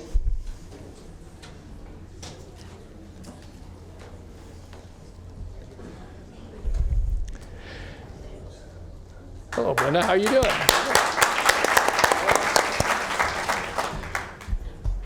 Well, everyone's story is a bit different, but this lady, in addition to her professional duties in working with human assistance, is correct, Department of Human Assistance, does a lot of volunteer work, taking up what Dorothy said about volunteering. No boredom and no excuses. So in addition to her daily work, Brenda is a volunteer with the City of Refuge, the Women's Safe House in Oak Park. And there, as you might imagine, she's been able to assist women who attempting to escape sex trafficking and prostitution and other serious consequences in their life as a result of being victims many times. Her passion has been to serve, to help empower these women who oftentimes struggle mightily to overcome domestic violence, other issues of addiction and poverty and homelessness. And again, you're really key, I think, in a lot of the lives of those folks. She also has worked with Project HEAL, H-E-A-L, which is a faith-based organization affiliated with Project Church. She serves as a co-leader for a 12-step recovery program for individuals coping with addiction. And she currently mentors a number of women. I don't know how many. You can maybe tell us in a moment how many you mentor, where she, again, works to help them change their lives in a positive way. So in including recovery and addiction counseling, she's known well amongst all those who she touches as being a very humble and caring individual who really does go above and beyond to brighten the lives of others, no matter what their situation or circumstance. And she's renowned for a quote, I think, that really reflects and represents who she is and what she stands for, and that is her willingness to, quote, lift a spirit and cheer a heart. And so her compassion and positive encouragement, again, have really reached deep into the lives and to the hearts of many women and their families. And she's an inspiration to all who know her. And we know that her charitable contributions, her generosity of spirit, continue to make a big difference in the lives of people in this community. So with that, another hero of human service, Brenda Lampella. Brenda, congratulations.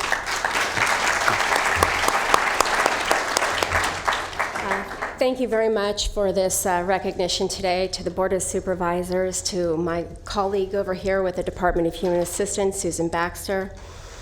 I don't know if you remember, Eduardo, you were my trainer 14 years ago with the County of Sacramento, and to the supervisor who interviewed me with the County of Sacramento 14 years ago for giving me a chance and opportunity to be a restorer in the community. The job that I do in the daytime is I'm an eligibility worker, just a county employee giving benefits to people who are in need, food stamps and Medi-Cal. When I started in this community of work of human services, it was more face-to-face interaction, and I really love that element of being able to touch lives and have a relationship with people. And it's changed a little bit now. We're in a call center module. It doesn't mean that I can't do great service and I still can't be that gap that gives hope to somebody and to build a bridge for a better future for these people. Outside of that, he had mentioned the different things I've done to be of service and plant seeds in the hearts of these women.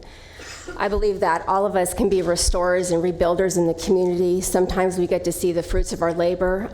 Sometimes we just see the seeds planted and we don't see the harvest. But I know it's all about building relationship, one soul at a time. And many of these people, part of the women that I do serve have come from sex trafficking and prostitution as young as 10 years old, and it's in this heart of Sacramento. And most of these girls are coming out of foster care.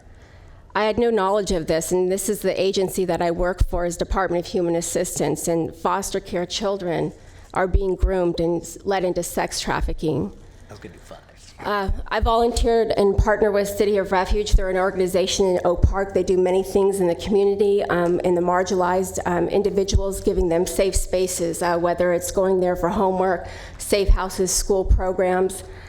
And I'm just honored to work with so many great individuals who serve alongside of me doing what I do, not to be noticed, but to be of service with God's heart. Thank you very much for having me.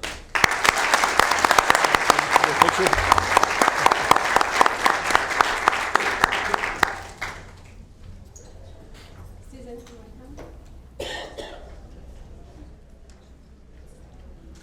I'd be here for you without you here.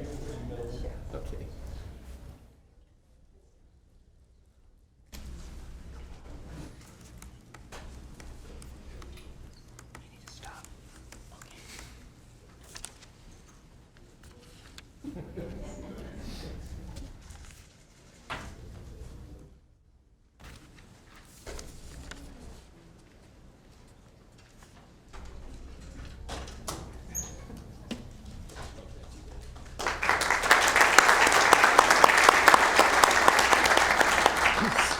I would just note, too, that Brenda's very conscientious about her work, because I think when we were calling to tell her about the presentation, she wanted to know how long she was going to have to take off to be here. So, and we're glad you're able to be here, Brenda, and congratulations to you, one of our heroes. Okay, next I'd ask that Glenda Bliss please join me here at the podium.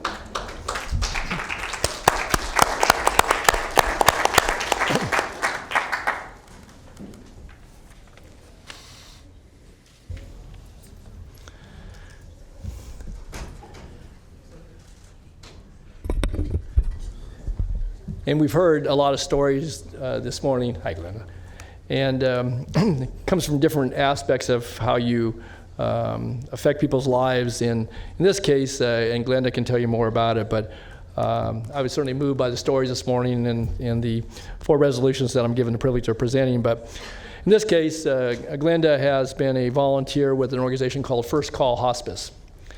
And her charge in that organization, obviously, is to mentor others who will carry on the work that she does. But to describe the work, and again, I think it's even difficult to put into words, but obviously you have to have a big heart and a lot of compassion, because her mission over the last several years has been where she's devoted almost 1,000 hours to being at the bedside of patients in their final hours. She's held their hands, she's offered them assurance, listened to their concerns. Most likely she's prayed with them, and she's comforted them with her kind and good thoughts, often just listening to maybe some of the last words that they will speak before they pass from this life to the next.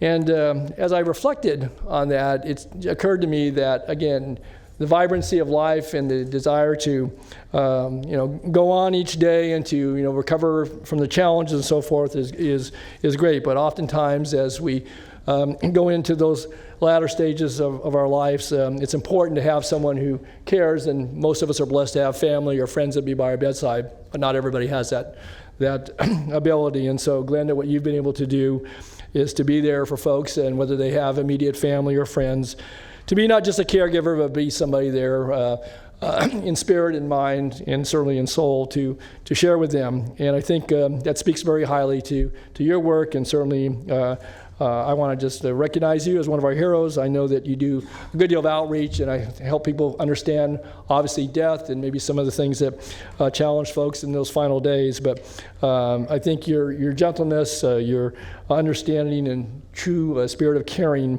really helps to, I think, bring comfort. But also, I know that just being there is very, very important to folks in their final hours. So, Glenda, her work with the hospice has been obviously a real passion for her. And again, we recognize you as a hero of human service. Glenda, congratulations.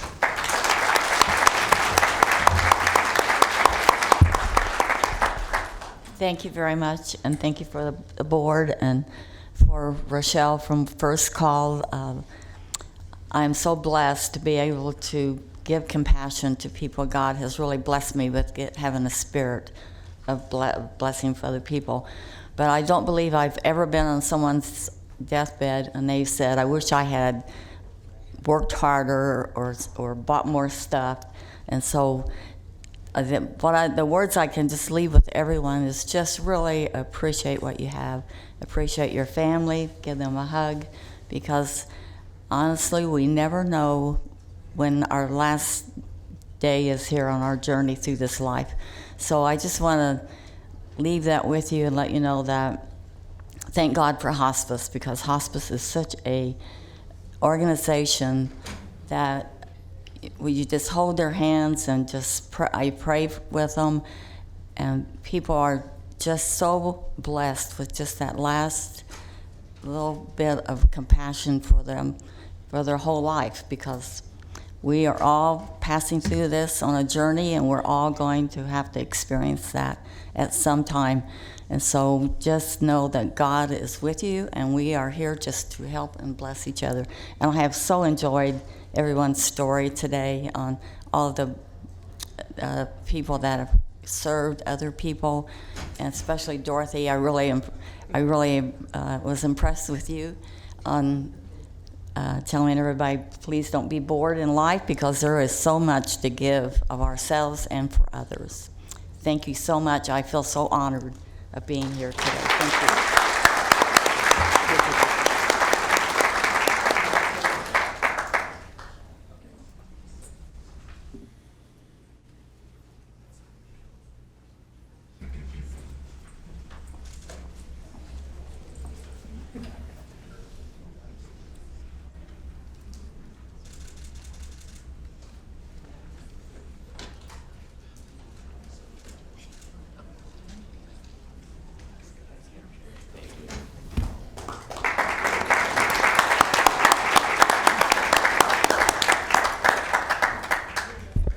Well, thank you, Glenda.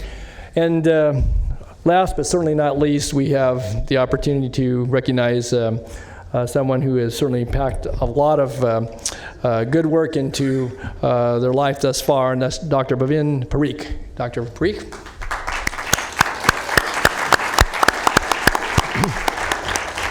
Yes, good morning.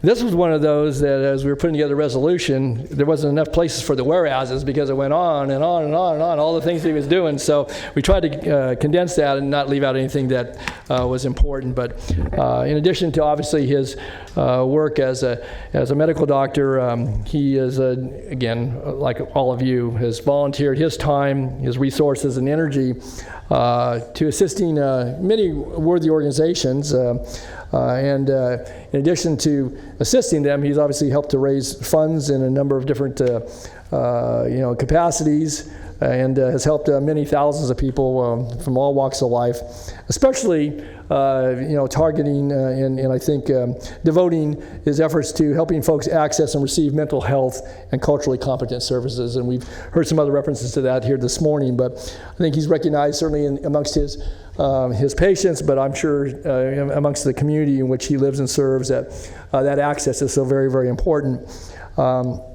A couple of examples that when he learned of, and we've heard it mentioned here a little earlier when Carol spoke about learning of the suicide deaths amongst a particular population of our community, the Asian Pacific Islander population, and young students. We heard about that earlier, and obviously for a number of generations that has been something that is, I think really garnered our attention, but more so now because I think of the frequency at which it occurs. And so he took that upon himself. He worked diligently to not only help others understand about it in conducting seminars and organize forums to, I think, focus on mental health, but on suicide, and to prevent, but also, I think, to intervene on behalf of the young people who are often troubled, may have difficulty in accessing because of language or cultural barriers, and has continued to serve in that capacity.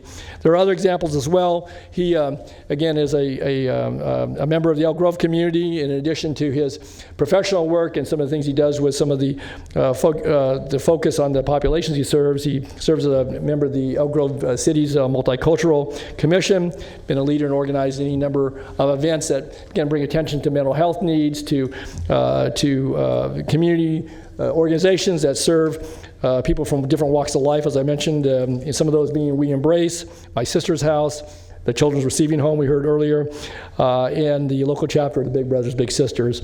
And because of his strong commitment, Dr. Parikh is helping to create a healthier community, one that's more welcoming, one that's more accessible for folks from different ages, different walks of life. And we want to just thank him for his ongoing work, both professionally and personally, and for his commitment of time, effort, and resources. He's raised a significant sum of money through some of his efforts. And I know that there are folks here in the audience that I think want to recognize you as well. So we'll allow you to say some words. I think they have a special presentation or somebody in the audience that talked to me a moment ago. So Dr. Parikh, congratulations. You're a hero. Yeah.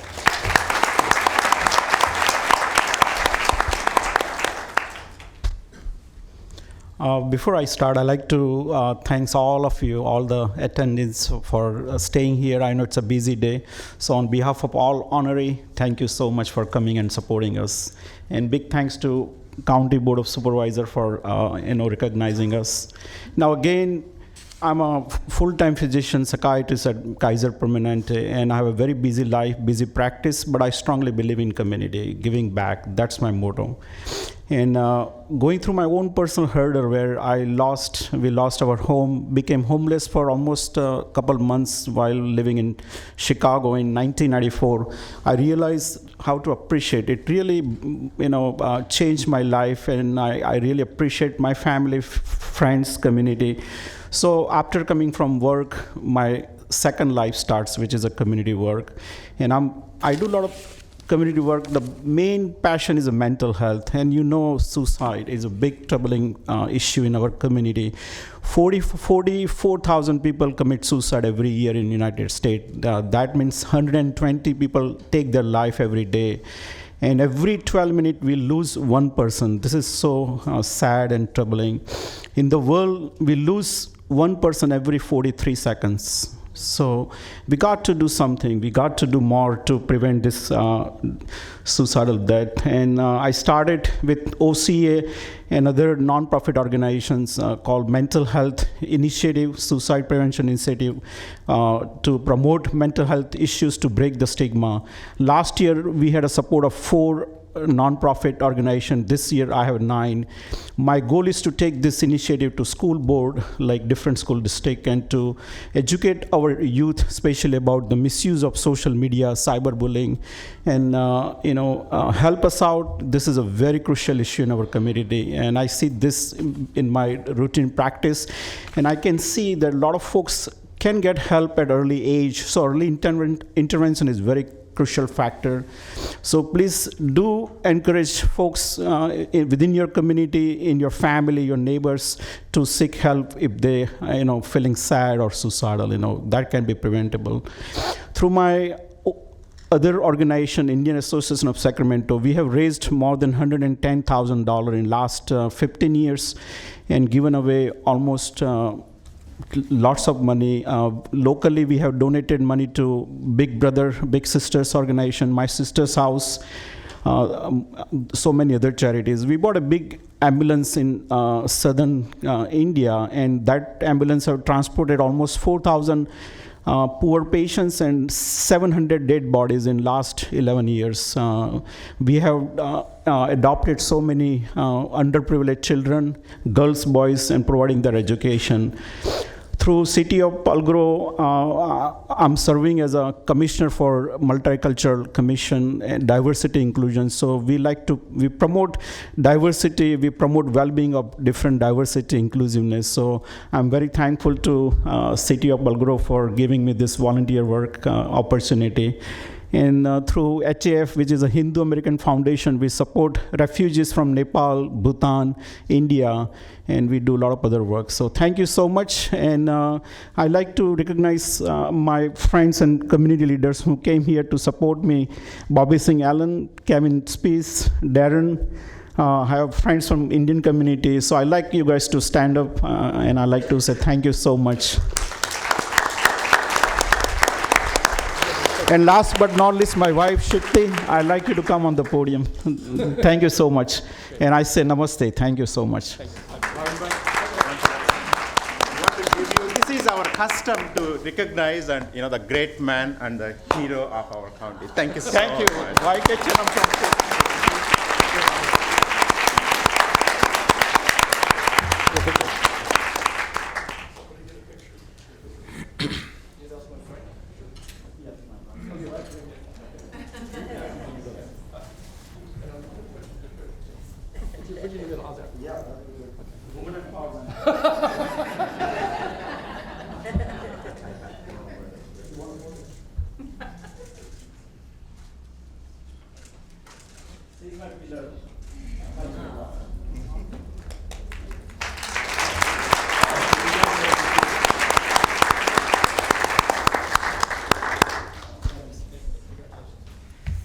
And with that, I'll turn it back to Michelle. And congratulations to all our heroes.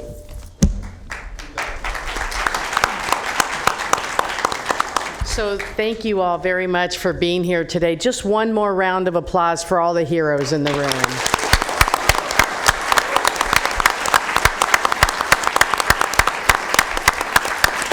Thank you all very much, and we are still going to take a quick break. We're going to take a break out into the lobby for some refreshments, and please introduce yourselves to the heroes that were celebrated today. Thank you again. And I want to say that congratulations is not the right word. It's really thank you. Yes. So, and with that, we're going to take a 5-minute recess. Sorry, board members, it's only 5 minutes.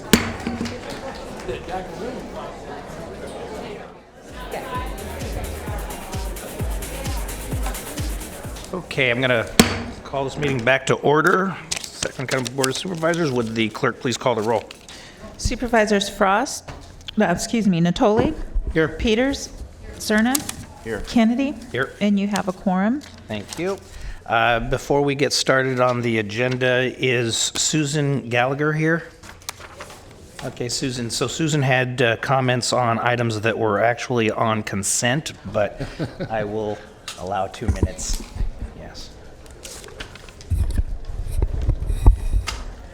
Good morning, or afternoon now. My name is Susan Gallagher, and I'm with the Executive Director of Cal Voices, formerly NorCal Mental Health America. We are the oldest consumer mental health advocacy agency in California, and I've been coming here myself for about 22 years now, basically saying the same thing over and over again.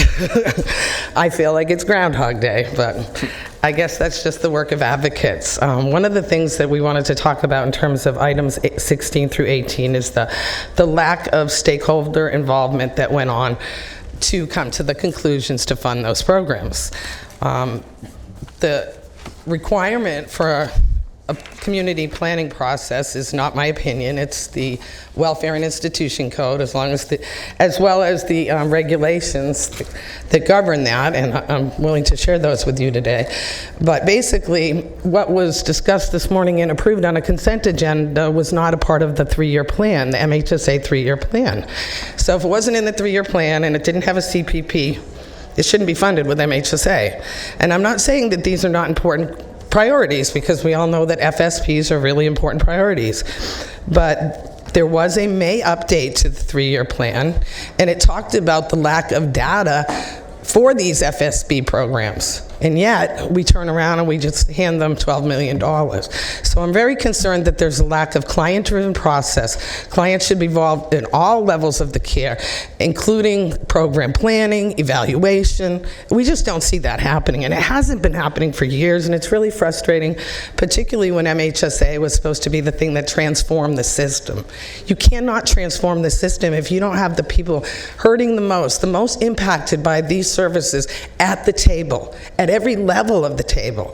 And we are literally contracted to be at the table, and we're not even at the table. We have one consumer advocate liaison for 20,000 clients. And she's completely marginalized. We've been marginalized for years, but it's just really important to listen to us, because we are the advocates. We know this. We know the MHSA inside and out. We give trainings on it. We're here for you folks. We're here for the division.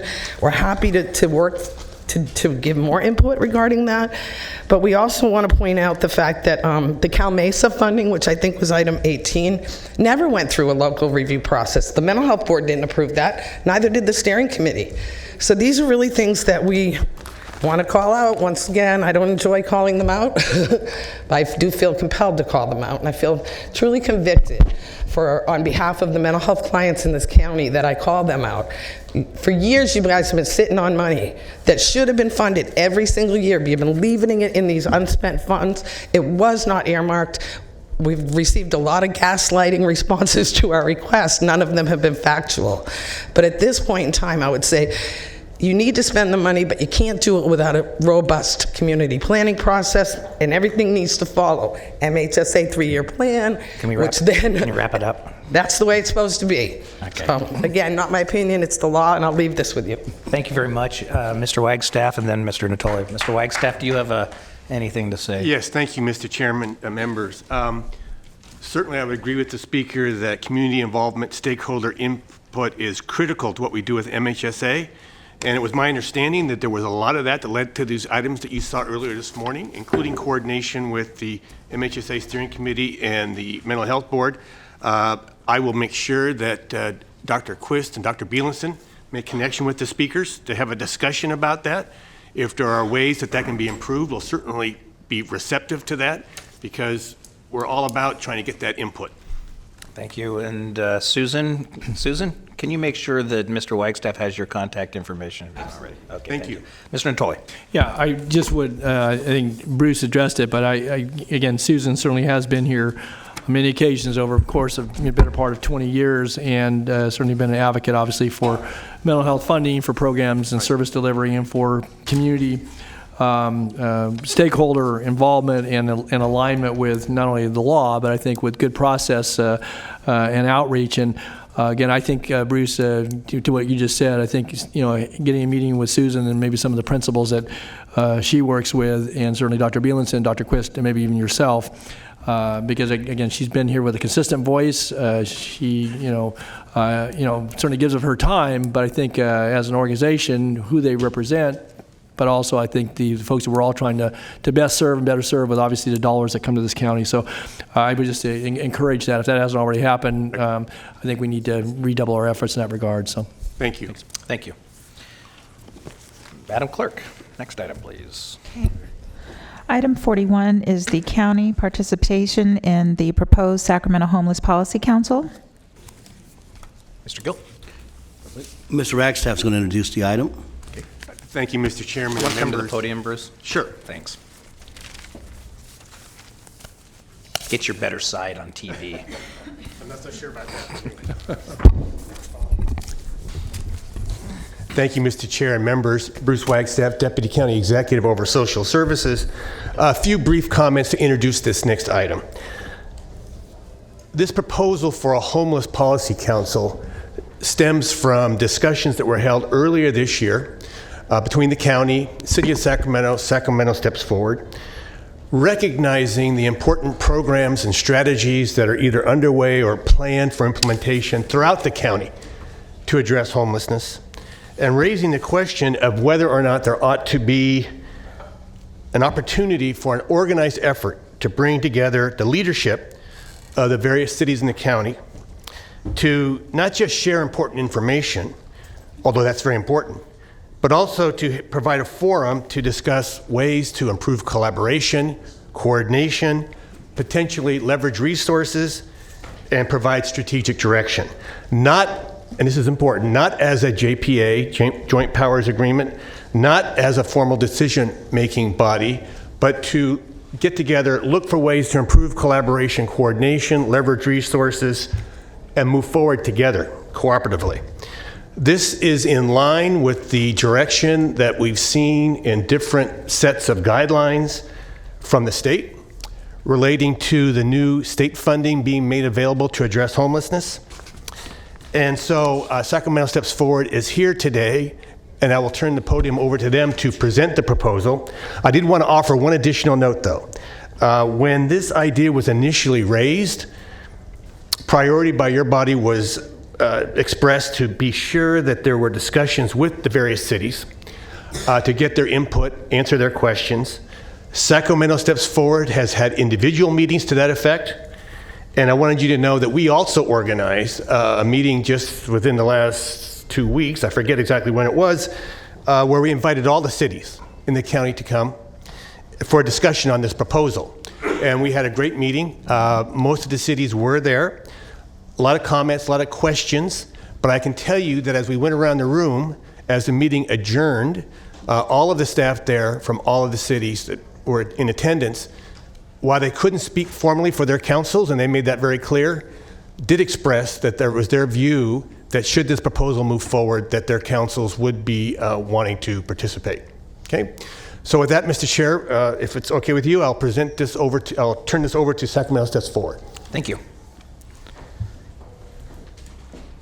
Mr. Kiesling, welcome.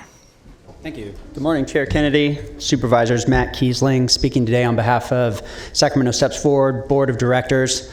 I am the current chair of the board and have been on the board since 2015. Just wanted to provide you a little bit of background on this issue. Sacramento Steps Forward is a 501c3 nonprofit that manages the HMIS system, the data collection, applies for and receives federal funds and distributes those to service providers throughout this region. It also staffs the continuum of care. The continuum of care is really your boots on the ground. They're your service providers, agency staff from both city, county, SHRA, all of the jurisdictions. It's the faith community, it's law enforcement. It's really people who have dedicated their life to serving the homeless population. So SSF staff serves both the COC. It also, on a monthly basis, meets with our board of directors. But it's been apparent to me for quite some time that one more voice was missing in that conversation that is critically important, and that is the voices of our elected officials. Every jurisdiction in this region is working hard to address homelessness in this region, and you all have taken great steps. Sacramento County, in particular, with the regional plan to address homelessness, has really led that effort. I will say, unfortunately, in meeting with other jurisdictions, not a lot of elected officials from other jurisdictions in this county are aware of that plan or what's in it. And really, that's the idea behind this council, is to create an opportunity for elected officials from all of the jurisdictions in Sacramento County to get together with Sacramento Steps Forward staff, with staff from the jurisdictions, the chair of Steps Forward's board, as well as the chair of the COC, and have a discussion to understand what's going on, what every jurisdiction is doing, share information to hopefully improve our ability to provide services, streamline efforts, and more than anything, just make sure that we're improving our overall regional approach to addressing homelessness. As was mentioned by Bruce Wagstaff, this is not a JPA, this is not a decision-making body, but it is an opportunity to engage at a deeper level. And hopefully by doing so, we will improve overall collaboration in the region and our response to the homelessness crisis that we're facing. I would also point out, and it's critically important, that last year the state of California provided nearly $20 million to the Sacramento County for various programs through both HEAP and KESH. It's anticipated that this next year there could be up to $30 million, but one of the criteria they're looking for is a true regional collaboration. So we think that this policy council also allows us to make a showing to the state that we're taking additional steps in that direction to collaborate at a regional level at addressing this issue. And I hope that all of you will support this item today and look forward to working with you in the coming years. Thanks. So I have one question then, just to put a point on what you just, is, in your opinion, would this put us in a better position to get more funding? Yes. Okay, thank you. Thank you. Ms. Bates. I'll turn it to Ms. Lisa Bates, the director of Sacramento Steps Forward. Still good morning. Lisa Bates with Sacramento Steps Forward. I'm going to quickly go through some of these slides to give you a little bit more of the nuts and bolts of the proposal. I think Bruce and Matt did a good job of giving you some context. And so one thing I did want to just reiterate is the excellent plan that you all adopted in December of last year, and also the COC adopted, had 6 main goals that it was attempting, or is attempting to meet. I think there are 29 strategies associated with that, and probably over 100 actions. Included within your plan is your goal to strengthen system leadership and accountability, and many of the actions that are identified here are underway or have been initiated, but one that we are proposing today as a potential approach is to engage the political leadership within the county. That is actually identified in your plan. We've talked a little bit about what we're proposing as a structure for the council. Again, it is a deliberative body, it is not a decision-making body, and its purpose would really to provide that broad-based collaborative strategic leadership at a elected leadership level for Sacramento's response to the crisis of homelessness that we're facing. Some of the objectives, although these would be further refined with the council once it is seated in the development of a charter, would be to share policy, information, and solutions that each jurisdiction is using to address homelessness and how that impacts the overall system, to really try to align and coordinate some of our programs so that we have a better alignment at the system level, and to accelerate knowledge sharing and actionable best practices for addressing homelessness in the region. Just in terms of context and how this would sit relative to other collaborative tables, you have the continuum of care, which was discussed earlier by Matt. We've just initiated a funders collaborative, which is also part of your homeless plan. This has been reestablished as part of the plan, and it includes the public entities from those communities that declared a shelter crisis, and it is also including SACOG staff, SHRA staff, and SETA staff as well. And it's a place where we can build some common operational standards and performance measures as funders of a lot of the programs that are addressing homelessness in the community. So again, the policy council will be at that elected leadership level and more of that strategic level. So all 3, I think, are very important components to how we are looking at solving our homelessness situation in Sacramento. We're proposing currently that there's 12 members, 2 from the Board of Supervisors, 2 from the Sacramento City Council, and then 1 from each of the surrounding jurisdictions. In addition, as Matt mentioned, we would, for continuity, want to have the Continuum of Care Chair as well as Sacramento Steps Forward Board Chair participate. Lisa, if I could Yeah. interrupt on that. So the makeup of the 2 members from the Board of Supervisors was intentional because of the Brown Act, correct? Intentional because of the Brown Act, yes. Yeah. So although we would anticipate noticing this meeting and having it open to the public, it doesn't have all of the requirements of a Brown Act situation. Supervisor Serna. Thank you.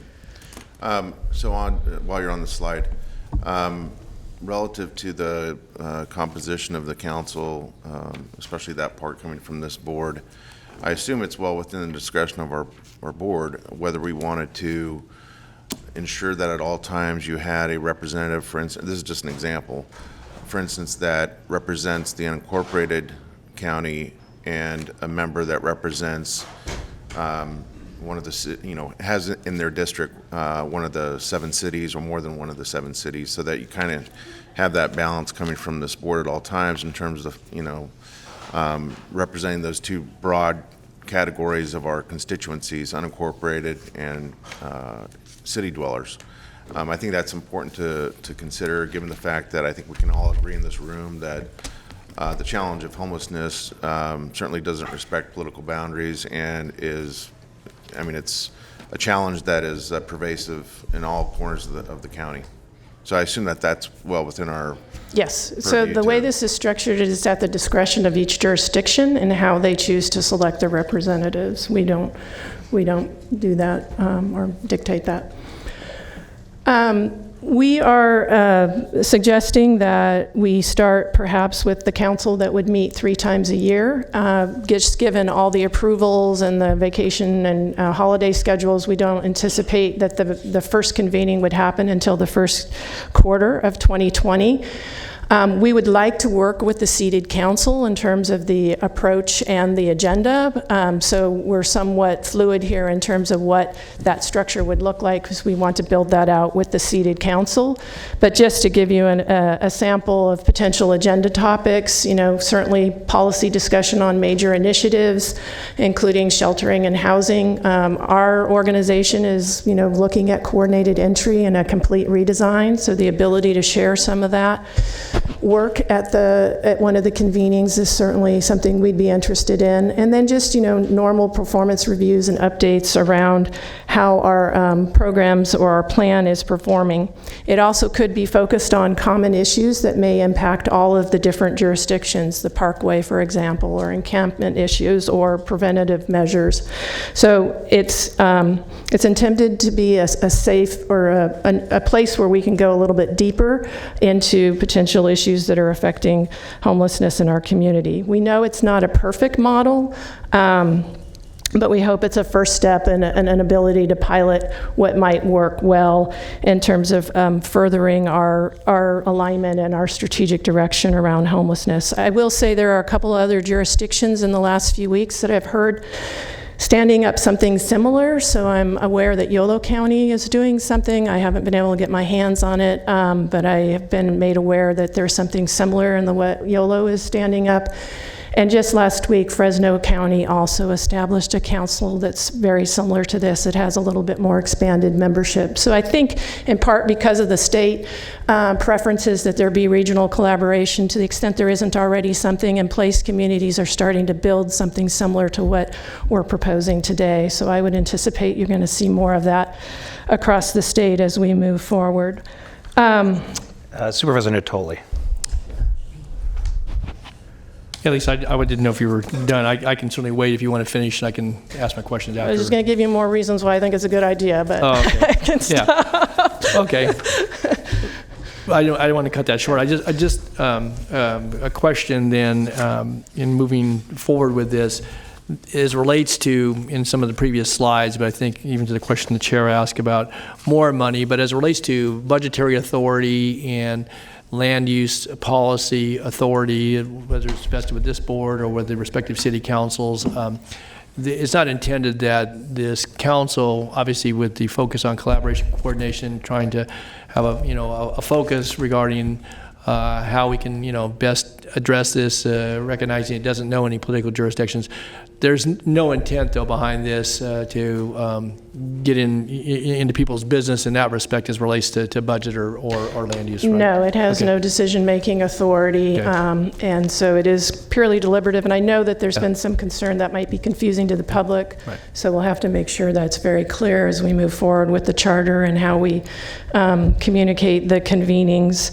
And I will just say that, Sacramento Steps Forward will be staffing these and working with the council and also with your respective staff to make sure that we're getting the agendas right. So we'll be doing this in collaboration. Okay. But, and again, I think it's been sufficiently explained, certainly to me, and, I'm comfortable with the recommendation here today, but I wanted to be sure. Again, I haven't had a lot of feedback nor conversation relative to the establishment of the policy council with, say, some of the city leaders in, the district I represent. But nonetheless, I still think it has, this has merit, and that if it helps us to, improve our, our approach, whatever, however big or small, I think then, that could be a good thing. So, anyway, Thank you. Okay, thanks.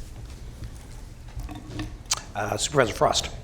I just had a quick question relating to, you were mentioning once seated, we would move forward with the development of a charter, and in the staff report, there was mention of, the potential for a possible JPA or, progressing over time. It's flexible at this time, and I get about the state asking for collaboration, and I do think it's good for us to have this conversation as long as everyone's in the room at the table. And I really appreciate that you went, you and the staff went and met with all the jurisdictions, and they were all included.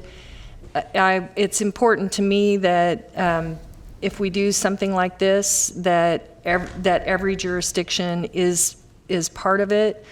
And I think when we're talking about regional, there are some very important issues that we're facing. One of them is mental health, and how are we going to house those people who really are in a position where they're not able to manage on their own, and they really need to be in a place where they're cared for. And without the mental health institutions, and with the depletion of resources over decades with closing mental health institutions, they end up becoming criminalized because they just can't remember to take their medicines, and they become a danger to themselves or the community, and it's just a vicious circle for them. So some of those solutions might emerge out of a regional conversation. And if we're going to talk about regional, I think it's really important I totally agree. It doesn't,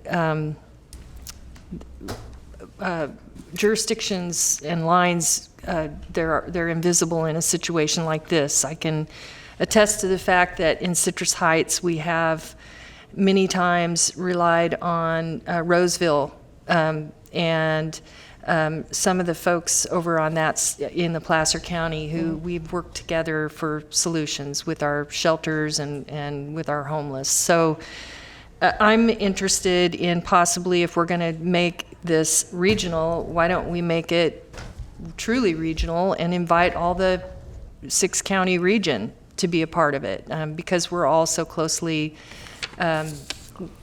involved in that, in the same solutions and there might be some crossover where we can save money on some of the big things that we want to do. The other thing that I wanted to ask you was regarding the nonprofits that are serving on the board. We're talking about an elected, you want the politicians engaged in the conversation, the decision makers for policy engaged in the conversation, and there are some nonprofits on the board. I'm assuming they would be ex officio members of the board, that they would not have a voting, a seat that represents a voting authority. I would like to see that, because I think it should be if we're going to have this conversation and we're going to be making regional decisions, it should be the electeds that have that voting authority. So, thank you for those comments. A couple of quick responses. First, I would like to give credit to Bruce. Bruce Wagstaff worked hard to bring together a lot of the other jurisdictions that you had mentioned you were interested in seeing involved in this council. At this point, we have reached out to every jurisdiction within Sacramento County. And tying that back to actually Supervisor Cerna's comment about looking to make sure representation from this board includes, if it is going to be one supervisor that represents a district that is largely a portion of, say, the city of Sacramento, it'd be nice to have a supervisor that also represented a large portion of the unincorporated county that wasn't within the city of Sacramento, just for overall balance on this council. Or it could be a supervisor that represents 4 other cities. That'd be fantastic as well.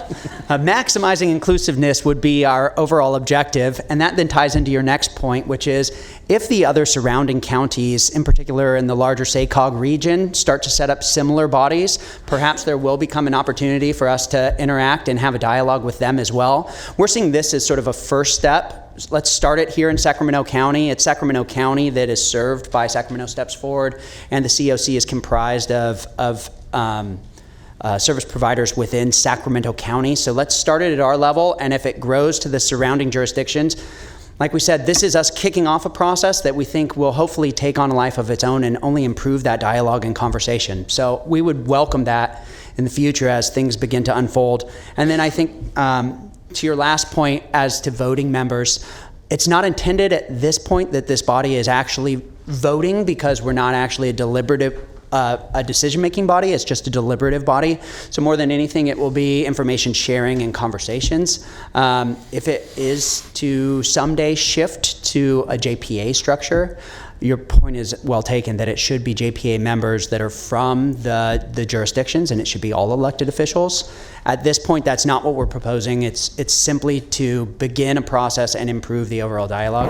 But point well taken. The PowerPoint says potential agenda topics, policy direction for major initiatives. So that looks to me like policy direction. And if it's going to be policy direction, the voting members should be the electeds. That's what I would like to see. Understood. That sounds good. Supervisor Frost, just on one point on the JPA, as the board knows, no JPA can be formed without us bringing that back to this body. So just because there might be a proposal coming, has to go through our process, and then we'll have to make a recommendation if there will be a JPA in it.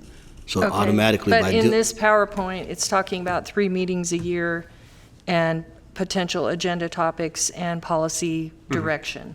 No, understood. I just want to assure you that if there's no way if the board agrees to this, that this will create a JPA. This will not do that. Okay, and just so I'm clear, because I do think it's good to have the conversation, I'm not opposed to that under certain circumstances, one of which is if we're going to have policy, if this is policy electeds, then it should be the electeds that are driving the policy direction that's being given.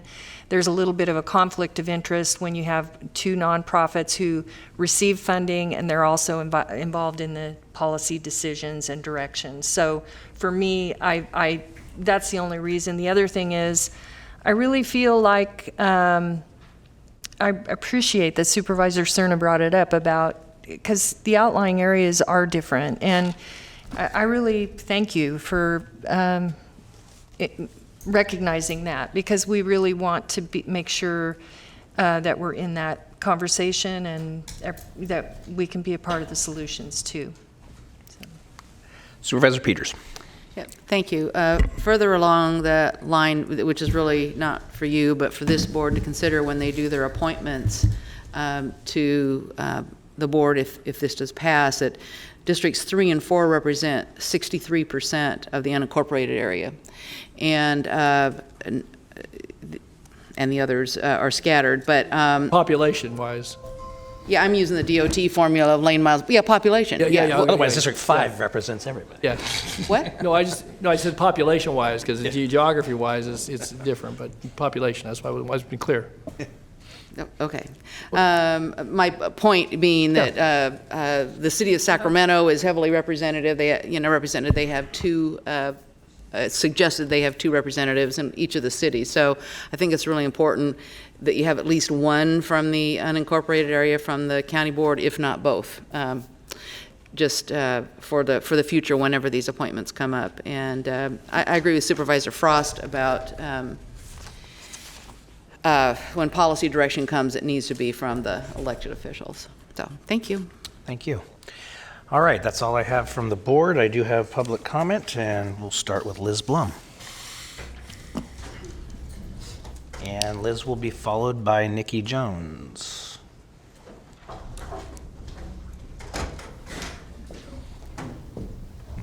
Good morning, board. Morning.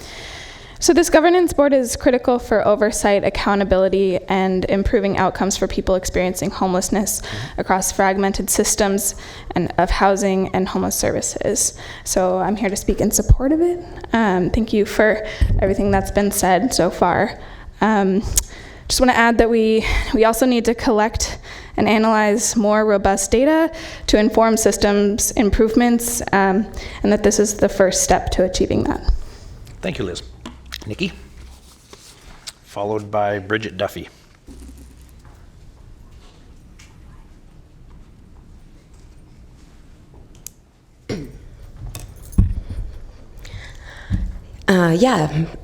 Thank you. I'm also here to speak in support of committing to regional, coordinated, and collaborative, as we said here, broad-based, collaborative, and strategic leadership on this issue. One thing that, I heard repeatedly about the crisis of homelessness and the homelessness situation, but did not hear too much about the people experiencing homelessness, who are the experts in what can work in their lives and what doesn't, and what hasn't so far. And I'm just wondering, they are also those most acutely impacted by the crisis. When we talk about the homelessness crisis, who is experiencing it first and foremost? And that's people who are living outside. And so to really incorporate their voice and their solutions and their critiques and their system analysis would be a very impactful and important part. They say in every issue, nothing about us without us. So I'm actually a little bit surprised that this plan didn't come with the idea of having folks from unincorporated areas, from downtown, from cities that are part of the county, who are living in those areas outside and experiencing navigating those service systems, because it's a real challenge. It's a real destabilizing process. It's a real traumatic process, and a lot of the policies of both the city and the county to continue to destabilize and torture people through sweeps and move-along orders and confiscation and destruction of property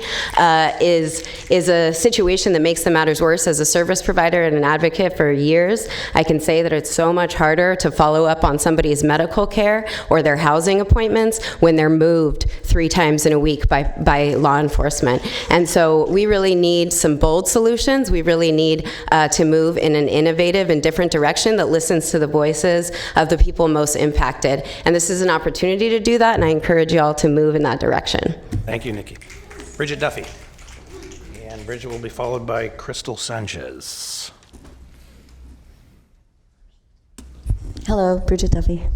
Glad to be here. I was really touched by all the heroes, and the human desire to help people has been just, the vibes are all over this room today, so I'm hoping they'll help my words come out right. Right now, the policy of Sacramento seems to be policing the problem. And I think to get the right mindset, we have to realize these people are not criminals. They are unfortunate, but they are not criminals. If the police want something to do, maybe they should go after the people that created the problem in the first place, who are profiteers. Profiteering is illegal still in this country, and to be charging the astronomical prices for housing is, in fact, profiteering. As a matter of fact, there are units being held off the market right now that could be housing but aren't because of a financial gain from a private owner. Now, we live in a republic, we live in a democracy where you guys are entrusted to uphold the Constitution, which means uphold the rights of the citizens. Now, this crisis has gotten so big that finally something is being done, and I applaud you for that. But please don't let it just be paperwork. We have to get people off the street and into housing as soon as possible. It's creating a health problem. It's creating, environmental problems. This is definitely an emergency. This isn't a couple of people on the streets. This is a crisis that as human beings, we right now living here are charged with facing and mending. It's a problem we have to face together. And stopping the sweeps would be the very, very first thing that I would absolutely recommend you to do. Displacing people who are already displaced is not going to be helpful for anything. So thank you for trying something. Thank you. Crystal Sanchez. And Crystal, followed by Mike Jaskey. Thank you. So my name is Crystal Sanchez, and I am the president of the Sacramento Homeless Union. We are ran by the homeless and advocates.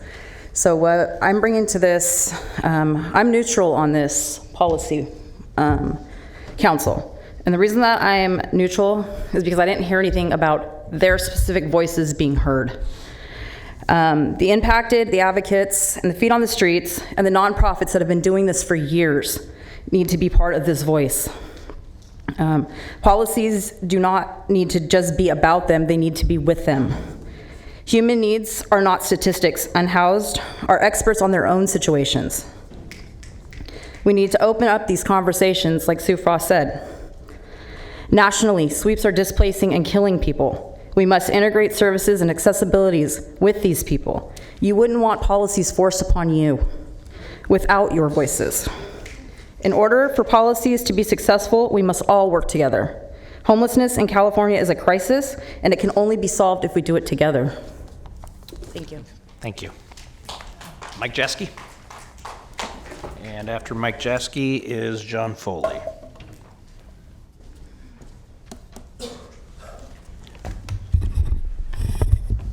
Good afternoon, Chair Kennedy, other supervisors.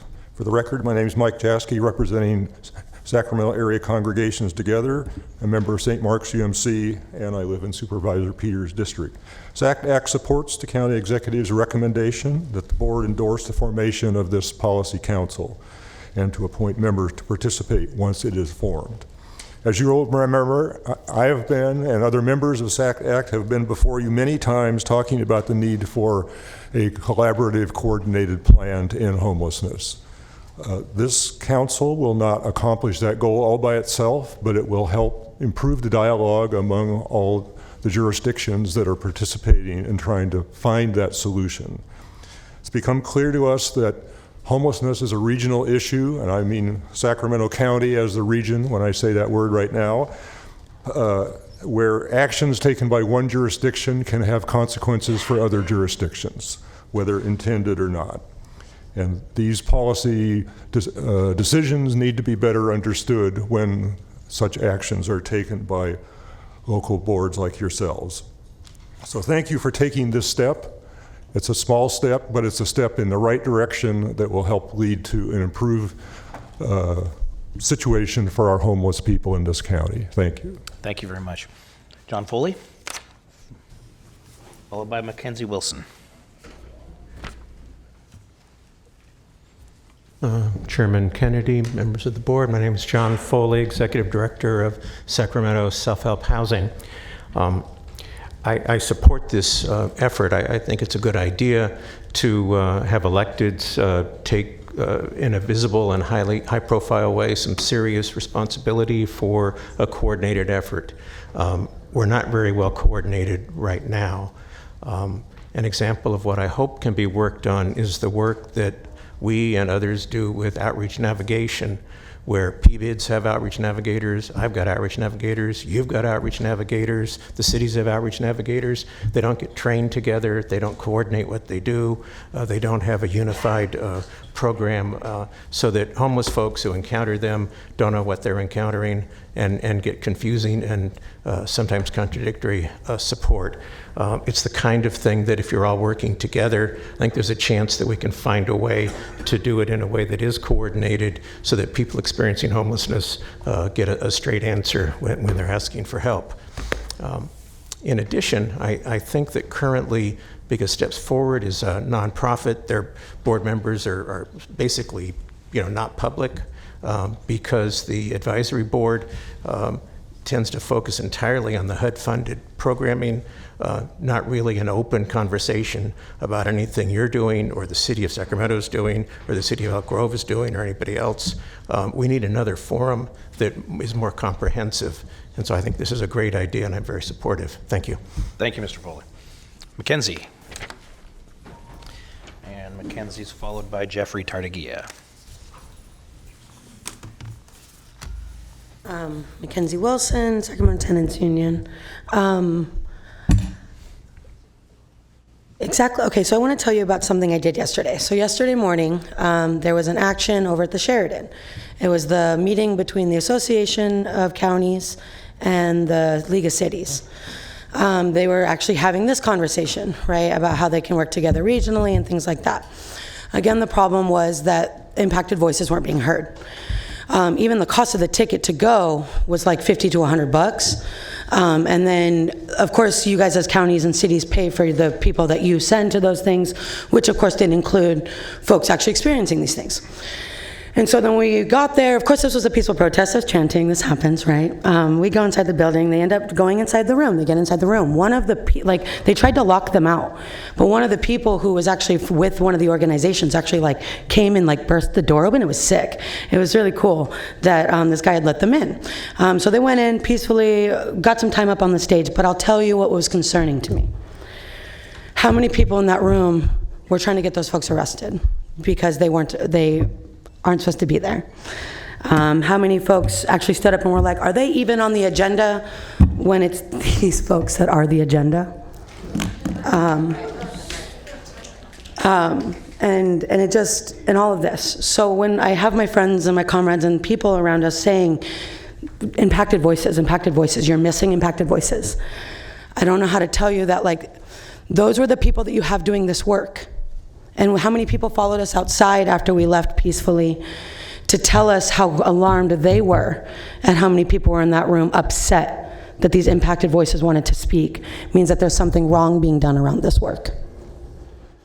And so we have an opportunity right now with what we're doing to modify, to really be intentional. And I'm really excited that you guys are making efforts. I love effort. Effort is dope. But that's the wrong thing. The thing about effort is that sometimes we mess up. And right now we're letting you know, hey, this is a direction. That's the wrong one. And we could probably fix it now. Thank you, and I'll be talking to you guys soon. Thank you, Mackenzie. Jeffrey. Jeffrey will be followed by Robert Copeland.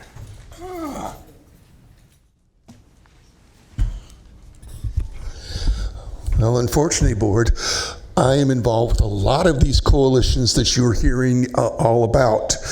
But I'm here to invite you guys, to remind you to read through the 2006 through 2016 homeless study that was done before.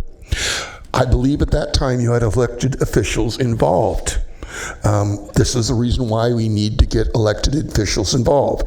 I look at 3 members of the RT board, and right now it is a desert coalition, and the reason I have not been to the last 2 COC meetings is because I no longer have the 15 that will take me downtown out there. So it's an hour journey just to make that little thing to get to Del Paso Boulevard and the center.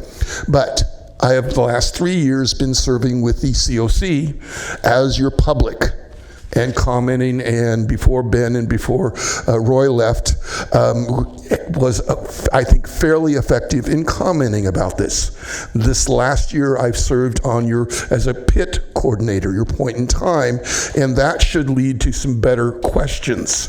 I hope that this does take place, and in September you do meet so that you know what the, shall we say, next pit comments and get some directed comments for the county. But COC didn't know that what was going on with RT and what they were closing down because there was no coordination.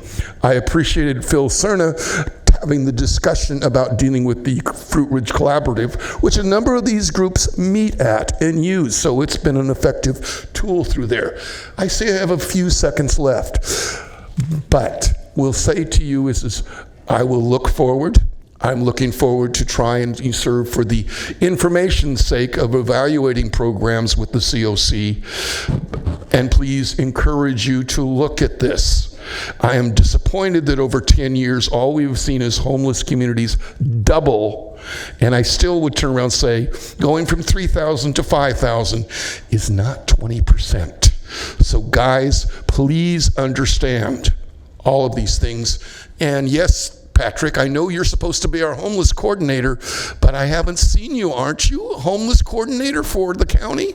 I have no idea what you're talking about, Jeffrey. Oh, you don't deal with any homeless? So it's only Daryl Steinbrenner that deals with the homeless? Thank you, Jeffrey. Robert Copeland, please.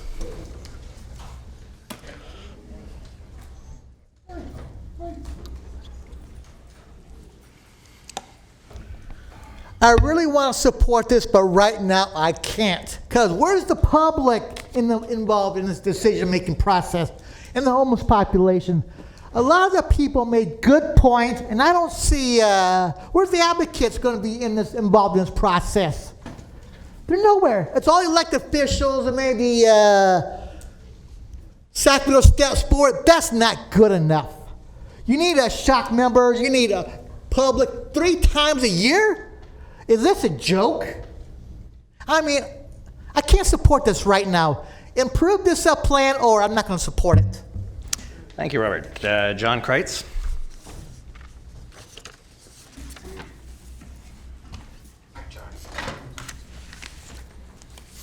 Good afternoon, John. Okay, let's see if I can get through this. I think that this is a good idea. I think that we need to get elected officials involved in the decision-making process at the point which these ideas are formulated on what to do. It's pretty clear that the punitive direction that we've taken over the last 40 years hasn't solved the problem. In fact, it just keeps getting worse. So part of that problem is that you have people on one side coming up with ideas of what to do, and then they pitch them to you, and then you see things that were never seen by the people who came up with these things. It would be easier if we had elected officials involved in the decision-making process from ground zero, since they're going to be the ones that has to sell this idea to the public. And ultimately, if we put up any kind of shelter or anything else, we're going to find that the biggest problem is selling it to the neighborhoods. The people do not want this kind of thing in their neighborhood. This is what you guys are good at. That's why you got elected, because you speak well to people, you smooth things over, you make things work. And this is your specialty. And this is what we're asking for. If you try to get the people to understand that this homeless thing that's in their neighborhood, we're not drawing new homeless in. They're already there. We're asking to manage this in a way so that we don't have this big mess all over the neighborhoods, so we don't have this, well, you know, I don't have to tell you what the problem is. You've seen it for years now, decades. So I think that I would like to see this. I think that I'd have maybe a few revisions. Oh, the other thing is, when you talk about a regional plan, I think it would be better if we started off with the idea of trying to get our local ducks in a row before we start, because the bigger you make this thing, the more spread out you make it, the harder it's going to be to come to any decisions. So, I don't know, and that's enough. Thanks, John. Thank you, John. It's always a pleasure. Kean Bliss.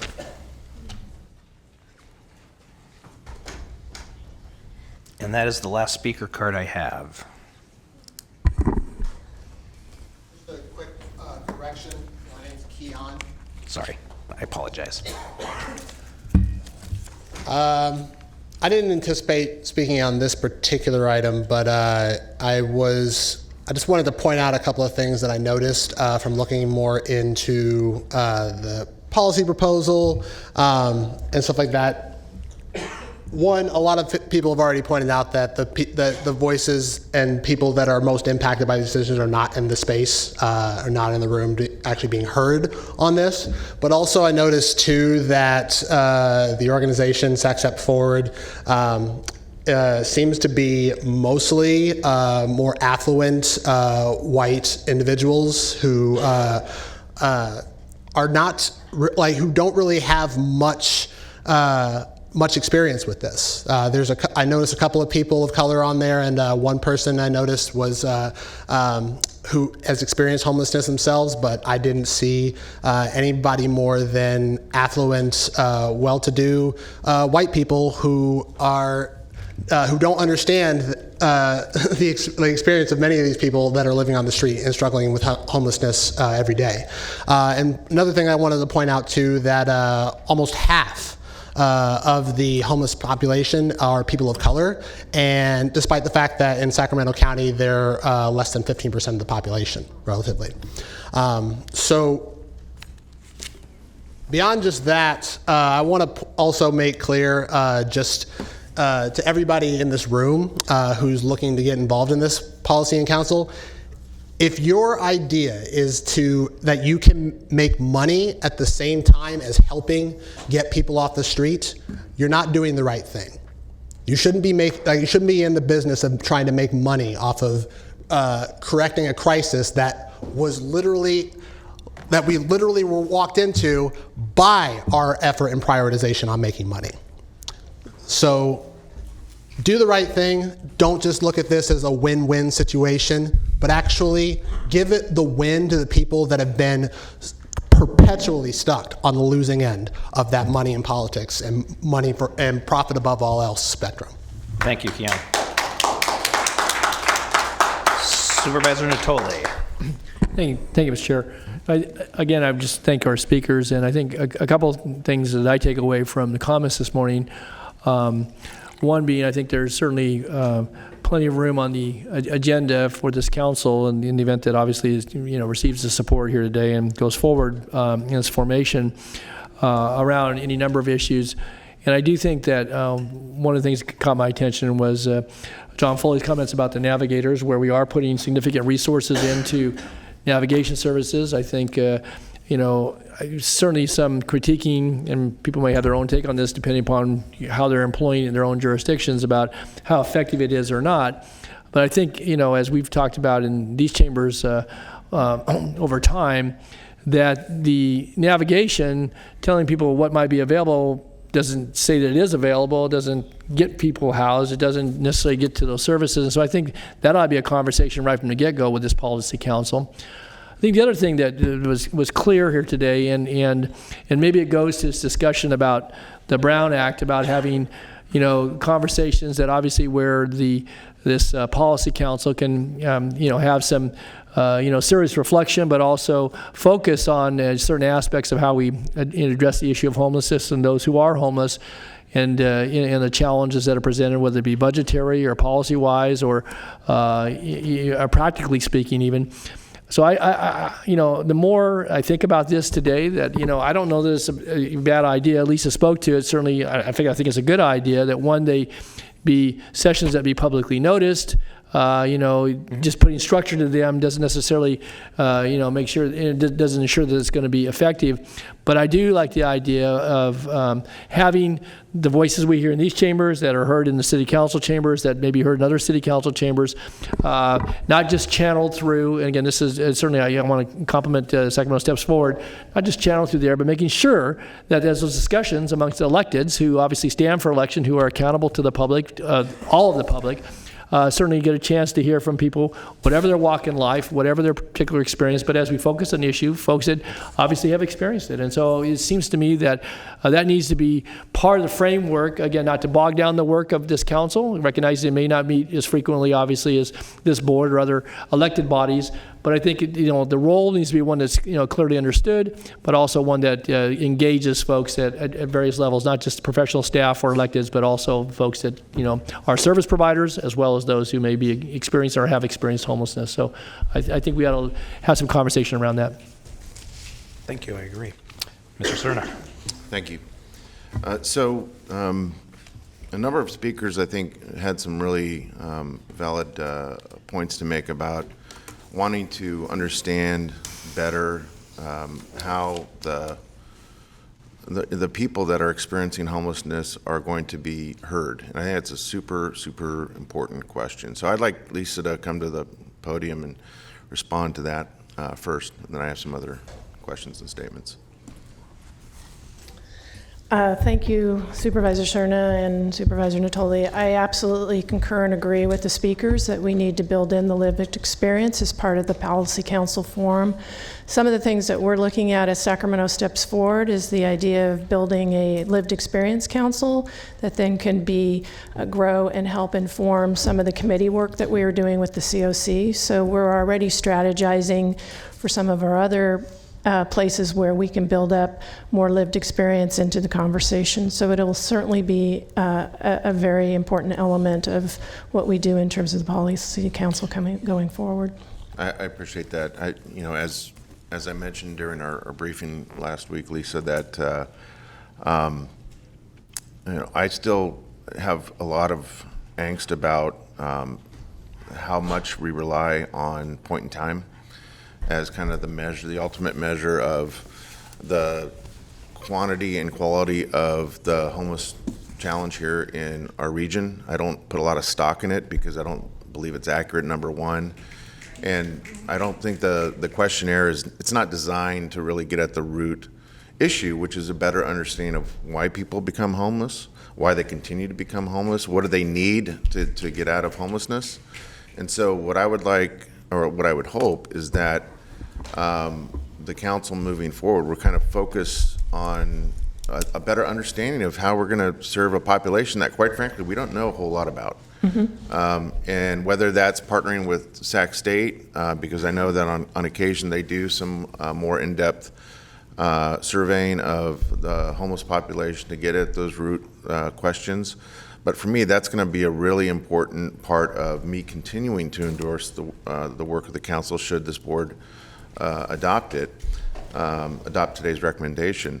Because I think, again, without that understanding, we're kind of flying blind here. So I'm happy to hear you say that there's going to be a very concerted effort in that respect. I'm certainly ready to move the item. I think there's been a lot of commentary already from board members about what represents the appropriate complexion of this board on that council in terms of unincorporated, incorporated. And I'd like to suggest that perhaps what we consider is somehow having the two members of this board, because it is part of the recommendation to appoint today, that we have at all times a supervisor that has in his or her district a substantial amount of unincorporated residents, and that we consider a rotation for the other members that are representing principally a city or cities. And that way I think you have a kind of a continual diverse reflection of the county's position and perspective as it relates to homelessness. That really is an attempt to really make sure that the council is operating with the full information about what's occurring in our cities and in unincorporated communities. All right. Well, with that, I will make a motion to approve staff recommendation with the caveat that Supervisor Cerna just added. Is there a second? Well, I know, but I made a motion when she was chiming in. Would you consider also including the wording that only electeds are voting members? Well, we're not that the others are but it's not ex going to be a officio? voting body. It's not a voting body. That's not the proposal. Can we memorialize that in the report? Yes, we can do that. Yes, we can, yes. Okay. So I'll ask again, is there a second? I understand, but I'm looking for a second, and then when we have it on the table, we can then have a discussion on the motion. Right now, we don't have a motion on the table. I would second your motion. You got a second? A second. We have a second. Mr. Natoli. The one thing that I think is important beyond representation, which is critically important, and I think can certainly how we engage folks to make sure we get a clear reflection of community voices, is how then what's the mechanics for coming back to this board, and that really isn't here. I mean, Sacramento Steps Forward will have their respective role. This board will appoint, again, the way we operate here at this board and have, historically is, we appoint committee members, and obviously we have, the confidence and faith that the folks we appoint from this board will represent the county. And obviously if there are issues that need to be a touchback here, that they will come back, and that works very well. But I guess, so if in fact this is now introduced into the mix, and the expectation is, because again, and I've had this conversation with Mr. Gill, that it was 2 years ago now that we actually had the full discussion in these chambers on a couple of occasions about how the county was going to move forward. We really haven't had much of a touchback. We get monthly reports, and we get engaged, and we have conversations with the county exec and with those that are involved at the county staff level, and hear from others. So my question is that what direction then is given as it relates to us getting regular, because the criticality of this issue certainly isn't overshadowed by other issues that are critical as well, but it has a level of importance in our budget, certainly in the human condition. So what's the expectation about then how this body gets regular updates as a full body, which then is still subject to a public hearing and discussion, because I think it's important. And maybe it's done once a year, maybe it's done twice a year, or it's done with our budgetary reports back. But I know, Bruce, maybe you got some handle on this, but I think that's key beyond the appointments. No, I think that's a very good point, Supervisor, and I think that there needs to be a commitment that we come back with report backs to this board on whatever interval you'd like to have it, not just on the workings of the Homeless Policy Council, but if you have larger questions about the direction with homelessness, we can certainly be responsive to that. No. But we will there will be report backs to this body on the workings of this council. I think we need to have further conversation with SAC Step Forward, what kind of report back were they thinking coming back. Yeah. Once this is constituted, they've had a couple of meetings, I think we'll get more feedback on what kind of reports we can make, and then we can come back and put in the agenda for that. Yeah, again, board members can do that, but we don't have a real structure for committee report outs. I think we share information. No, what I mean is once we get the input from SAC Step Forward, they give us the input. At that point, we figure out what to bring back, do an agenda item. Okay, I just want to make sure there's a clear connection coming back through the entirety of the board, through these public forums, so that it's done in a way that doesn't put all the burden on two supervisors, whoever they might be now or in the future. But secondly, I think allows for the conversation around a very important issue that's going to have a lot of impact. We will have to work pretty closely with the two supervisors when they feel it's time to bring this thing back. Well, maybe you want to build it into the structure. So it's, again, those feelings are important, but I think it maybe on some sort of a set basis with some expectation that will occur fairly regularly, not intermittently. So. Yeah, absolutely. We'll keep that in mind. I think once you have a committee, we can then talk to them and then set something up. There's no issue that's facing our community that is of higher importance than this. So I don't have any problem with having this brought back every time there's a meeting of the policy party. I mean, that's 3 times a year. That would be fine. Again, it's a regular report back. It's not to be redundant, but I think certainly to keep the focus and the emphasis, and sure. I'm fine with that. Sure. Just a question, procedural question. Do we need to nominate and appoint specifically today? That's the request, but you can mull it over, come back different time. How time sensitive is it that we have specific names? I think they were mentioning first in 2020, but look at Lisa too. Yeah, I would say you have time. If you're taking action to support the Policy Council, that's what would be important for the rest of the jurisdictions to start their process, and then you can seat somebody in January. It would probably be fine. I think since there's time, that might give Lisa and others a chance to, again, have one-on-one conversations with individual members of the board to gauge their interest, their availability.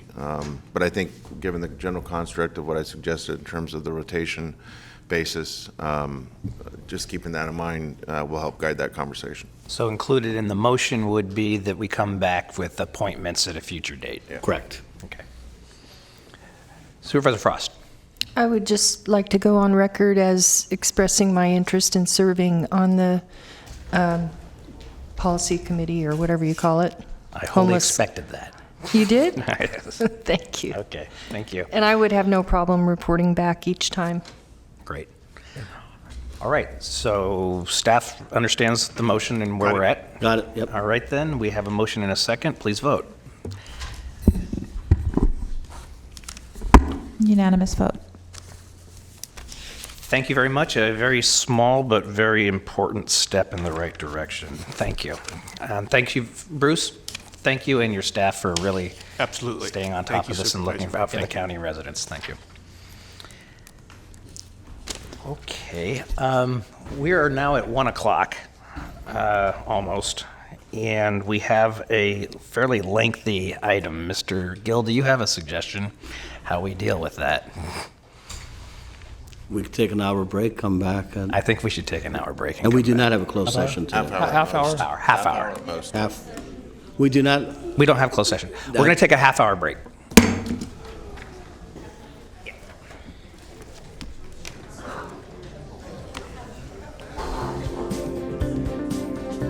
Board ready?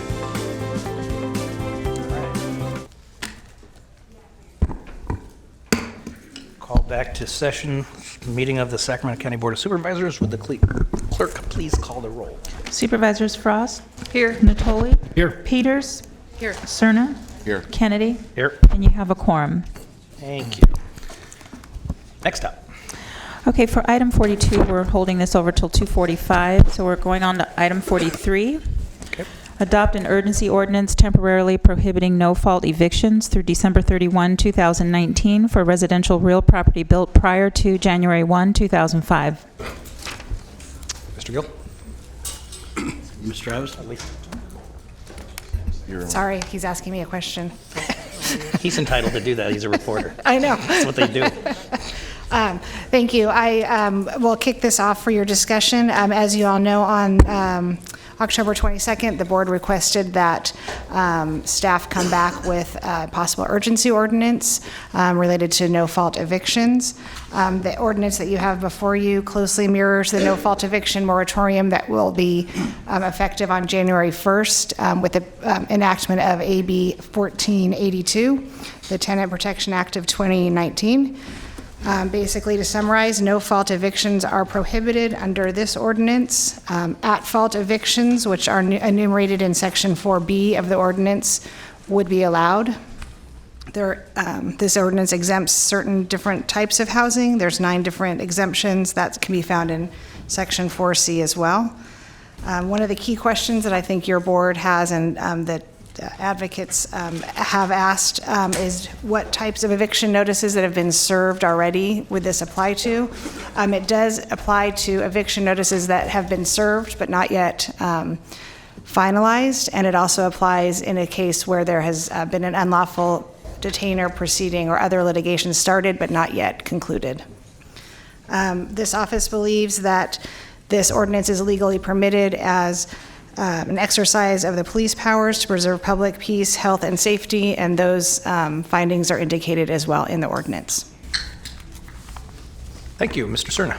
Thank you. Just want to make clear with our county council, and so the public has the benefit of hearing the answer. This measure, this urgency ordinance, if approved by, I believe it's going to require 4/5 of this board. That is correct. It will be in effect for basically the balance of the calendar year, correct? Correct. Okay.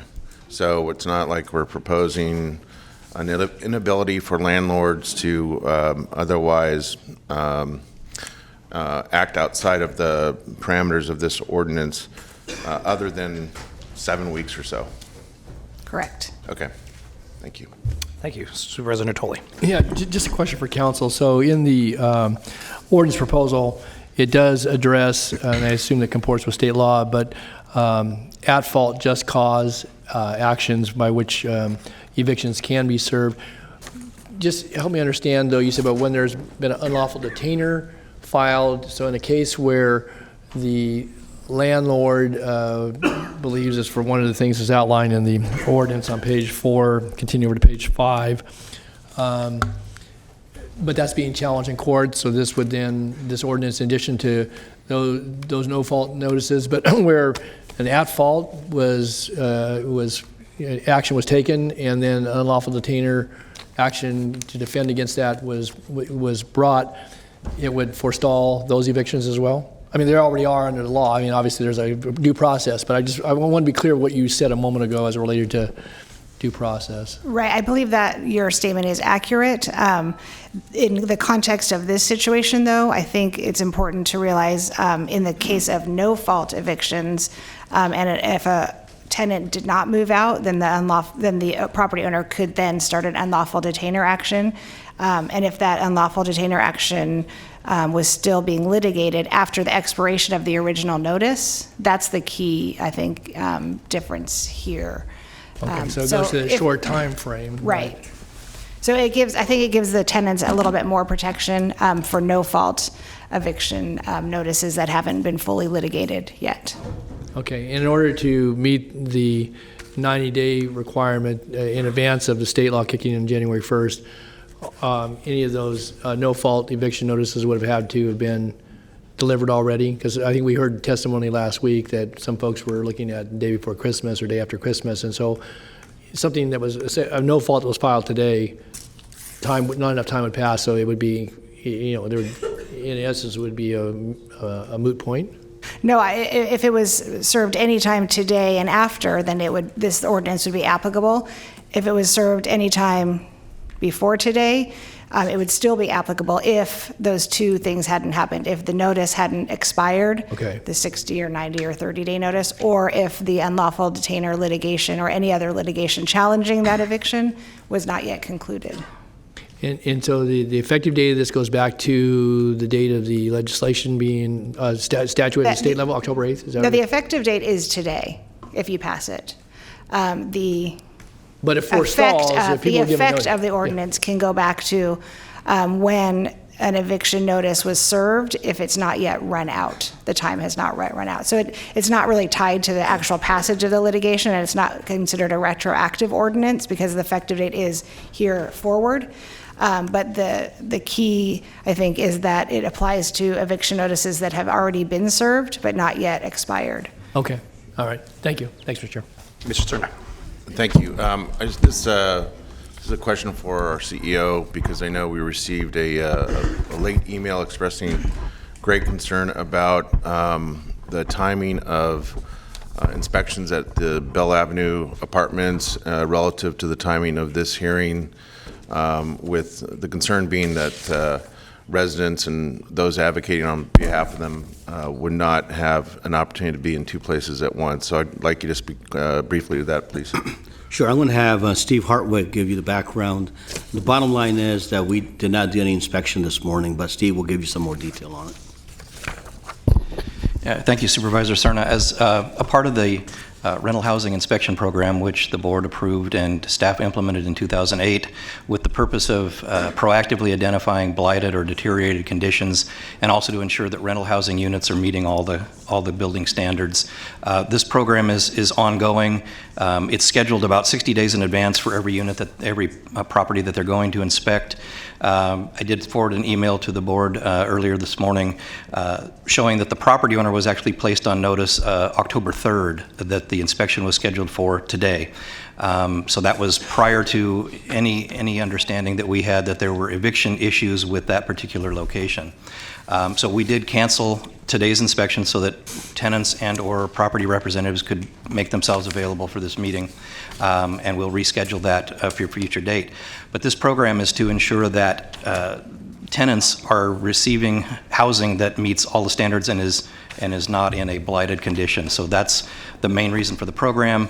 When staff managers of the unit tend to look through the agenda to see if there's anything that might be an issue, this is a generic item to talk about no eviction moratoriums, and so it doesn't mention that particular location specifically. So they were not aware that that was kind of the root of maybe some of this discussion today. Great, I appreciate the explanation.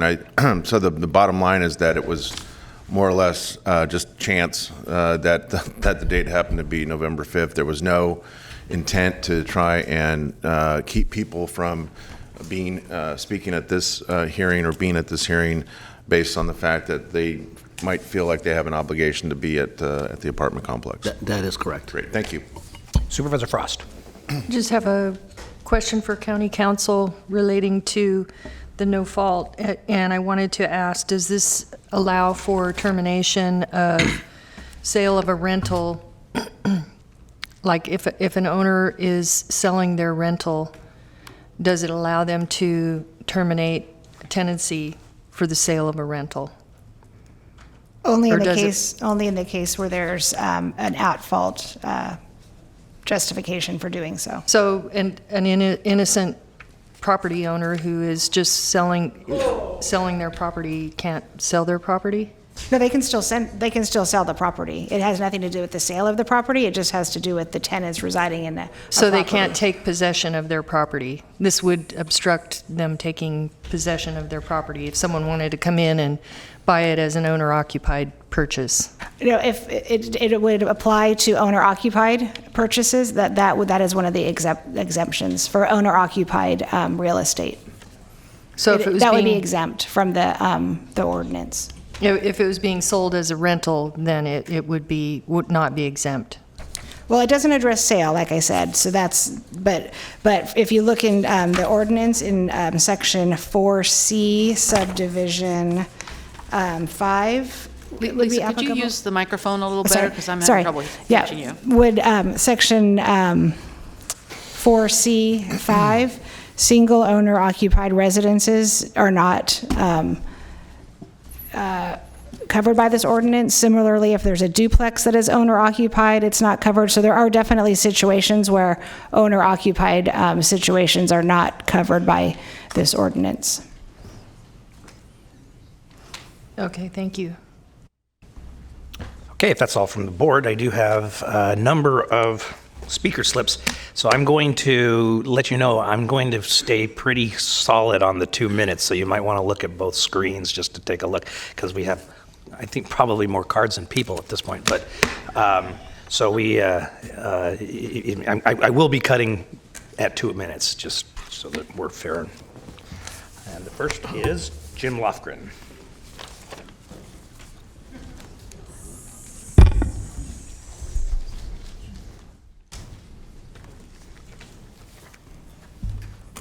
I have a document to project on the overhead. Do I place it right here? See if I've got it correct. There you go. Good afternoon. I'm Jim Lofgren with the California Apartment Association. Members of our association include owners and managers of multifamily and single-family properties throughout California. The owners of the Bell Oak Apartments are not members of our association, and I am not speaking on their behalf. However, at the request of Supervisor Peters, I contacted representatives of the owners to strongly encourage them to reconsider their decision to terminate a large number of tenants at their property. First of all, I want to make it clear that the California Apartment Association does not condone large-scale terminations at properties for the sole purpose of avoiding the impact of the new state law. We have counseled our members to exercise extreme caution in making decisions to terminate tenancies in the current housing market. However, the situation at Bell Oaks Apartments is both unique and unfortunate. It involves two elderly property owners and a lengthy and contentious property sale that was settled through litigation. Furthermore, the actions of the Bell Oaks owners should not be viewed as an example of widespread use or abuse of termination notices by rental owners in the Sacramento region. I have surveyed our members, talked to the realtors, talked to SHRA. There probably are incidents of this occurring, but not at the scale that you may have seen in LA, where a prominent attorney spoke out and advocated for this. We are not doing that in this area. That being said, something needs to be done at Bell Oaks, and I have some. I've been involved in some intervention, and I was notified today that the owner has distributed this document to all of its tenants.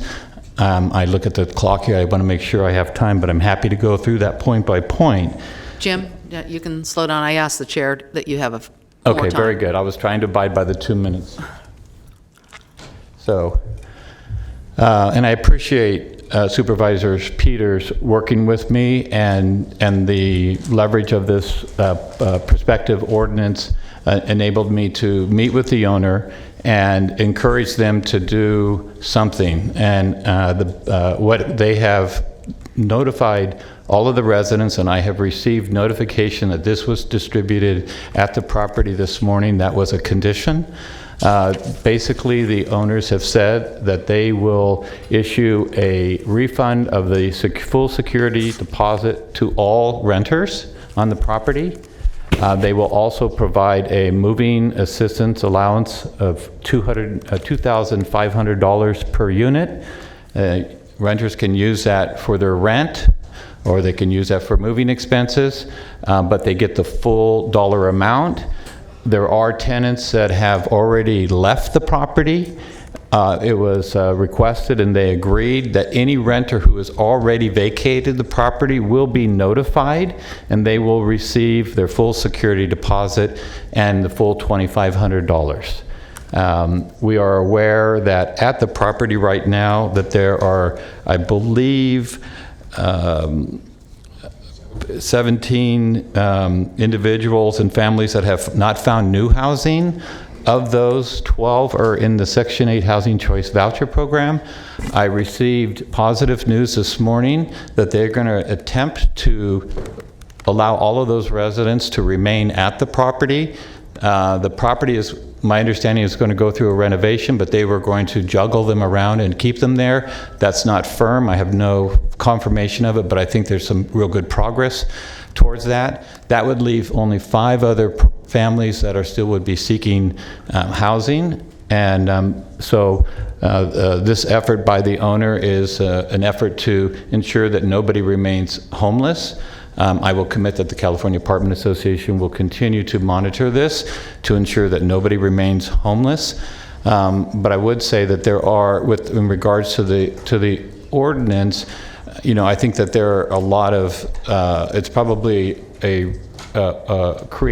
would create a greater hardship for owners who are in the middle of already existing terminations for a variety of reasons. It could be a cannabis illegal grow at their property where they can't get other residents to step in and say that's happening, so you often do a no-fault eviction of that nature.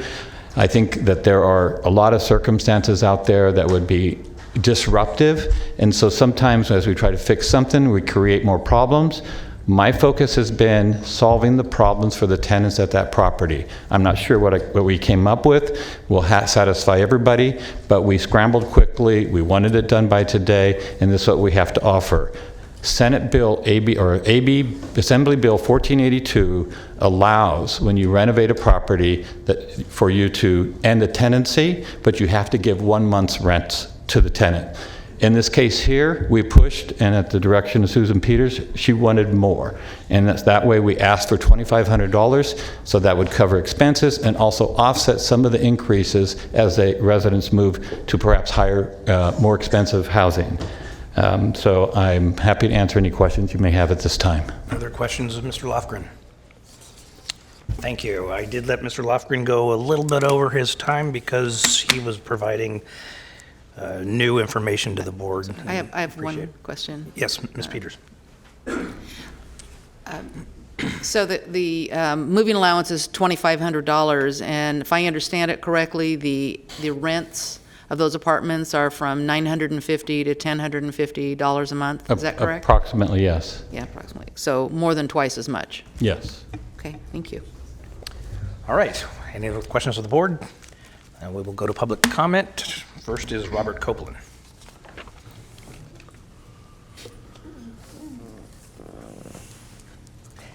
Robert will be followed by Crystal Sanchez.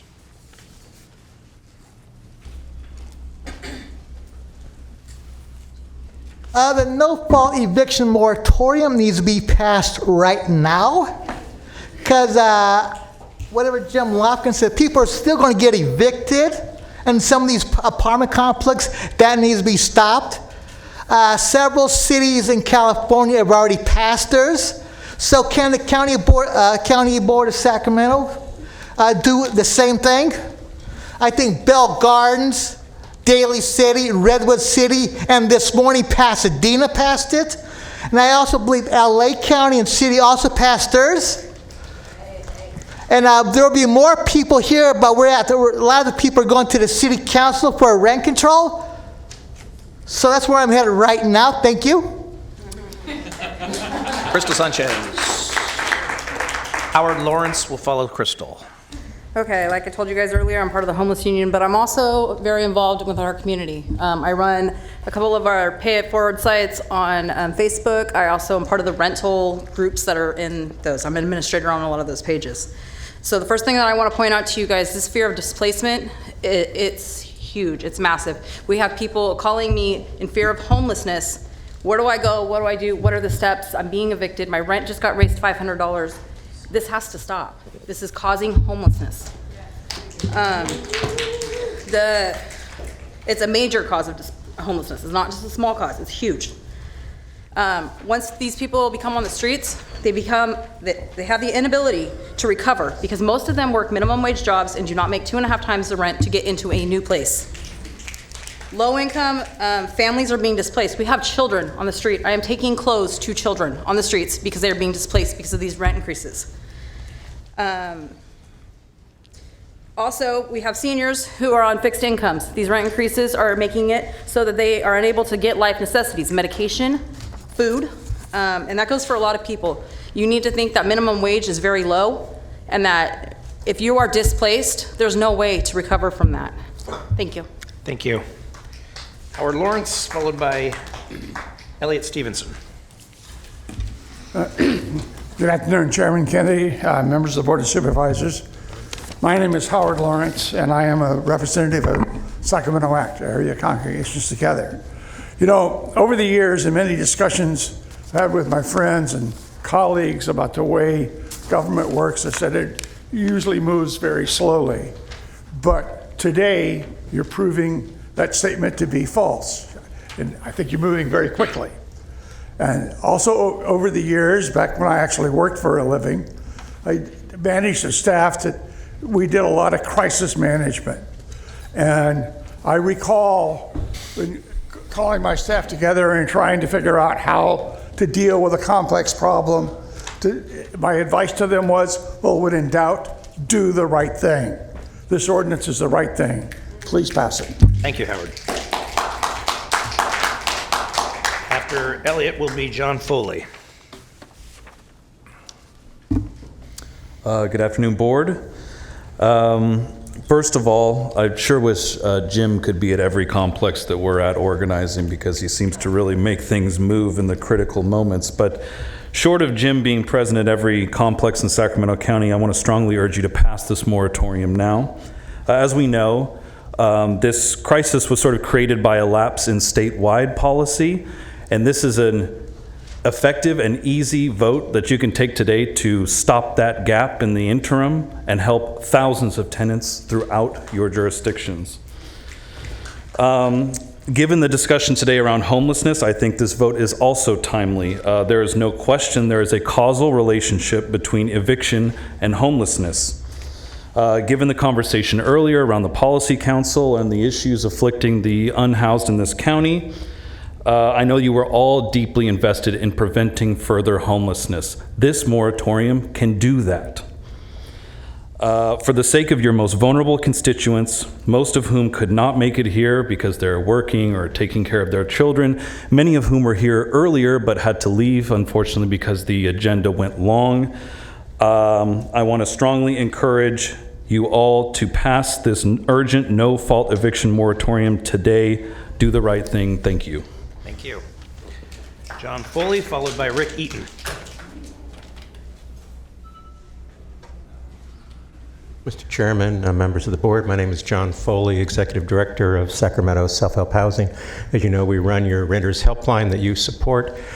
People call us every day, haven't gotten an eviction notice. You can't fix that, but you can make a small stab in that direction by preventing people, getting evicted in this way for the next couple of months. I think it's a smart thing to do. these emergency things are always a pain in the neck, and they always have unintended consequences, so I'm not sure what bad things are going to happen if you do this. But it's only going to last till the end of the year, so it's a lower risk, I think, than a lot of things. So I'm assuming you're going to do this, and I thank you if you are. Thank you. Thank you, John. Rick Eaton, followed by Nico Comtois. Hi, good afternoon. My name is Rick Eaton. I come before you as a volunteer with Sacramento Area Congregations Together. Sacramento Act strongly supports the proposed ordinance. We wish to thank Supervisor Cerna for your leadership in bringing this forward. Numerous cities and counties across the state have passed similar measures in the past weeks. These include Los Angeles, San Mateo, Daly City, Milpitas, Pasadena, Redwood City, and we know of at least 7 others, and there are probably more who are hearing this today or heard a similar ordinance yesterday. We all know that the center of a stable family environment and stable neighborhoods are safe and affordable places to live. The members of our community, this eviction moratorium will stop evictions that are targeted at the most vulnerable among us, those living on fixed incomes, utilizing vouchers, and living in the scarce remaining affordable rental housing in the county. A vote for this ordinance is a vote for families and a vote for neighborhood stability. Failure to pass this ordinance will inflict the trauma of homelessness on dozens and possibly hundreds of our residents. As a community, we're better than that. We urge you to pass the ordinance. Thank you. Thank you. Nico?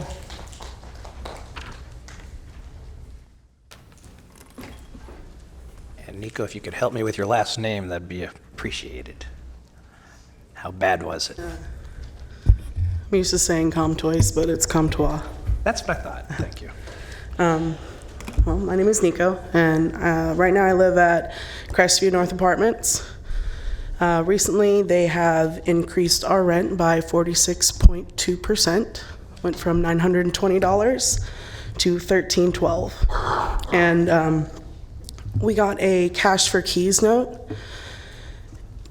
taped to our door on the windiest day, and it just flew off, and we had to go get our neighbor to come get it, and they were offering us money for us to move by either September 15th or the 30th.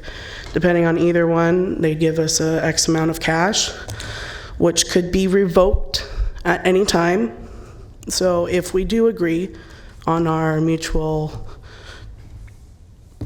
whatever you'd like to call it, the tenancy, it could be revoked at any time, and we wouldn't get our cash for keys, and then we'd be out. So I guess what I'm trying to say is these no-fault evictions that all these landlords are passing out just because they want to profit off of us being homeless, and they're not upgrading any of our apartments by increasing our rent all this money. They're not offering us any of our amenities that they say that they're providing. And, you know, like, I live with my mom. She's disabled, you know. She's on oxygen. She has stage 3 COPD. And she can't walk across the room without stopping and taking a breath. So it's not like I'm expecting her to lift a couch or a TV to move. She doesn't have a car. So if we're going to be a part of these evictions that are coming out, we're going to be a part of the homelessness that is being increased. Thank you. Okay, that's a question. Mr. Natoli, yes. Yeah, Nico, before you leave, I just want to ask you a question. You were given a notice, told you, you said September, so do you mean December or November? When we were given a notice to respond by? Did I say, if I said September, I'm sorry, I meant to say November. November, okay, so currently between now and the 15th, is that what you're? Yeah, now on the 15th, they would give us the amount of $3,000, but realistically, like, we can't, like that, right. What am I gonna do in like 10 days? Like, I have to pay for the, credit checks. It's $50 a pop, every place you go, it doesn't matter like what management company. They all do the same background check, and I can't take one from here and bring it to the other. Okay. And on top of that, those background checks we have to pay pet deposit, pet rent. What is that? Pet rent. Like, right? What is that? And, you know, it's just like, okay. All of this is happening so they can line their pockets, and they're in a business where the product that they have is people's lives. It's literally their lives.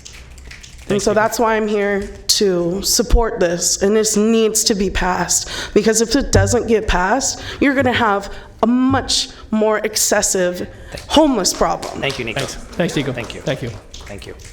Supervisor Peters. I had a question for Nico. Oh, okay. What jurisdiction do you live in? Yours. Where do you live? I live in your district. I couldn't hear the I live in apartment. Carmichael, so I honestly Yeah, okay, don't know. thank you. Not the city of, excuse me, I'm Is- asking a question here. So I just want to know where it was, if it was in Carmichael or City of Yeah, Sacramento or Carmichael. Rancho Cordova or wherever. Okay, thank you very much. Okay, thank you, Nico. Chad. And Chad will be followed by Cherish Brown. Hi, my name's Chad. I'm with the Sacramento Tenants Union. I just want to reiterate what Nico said. This buyout that's happening at Bell Oaks, offering tenants $25,000, that doesn't cover their first and last rent and security deposits for their new places. That doesn't help folks at all.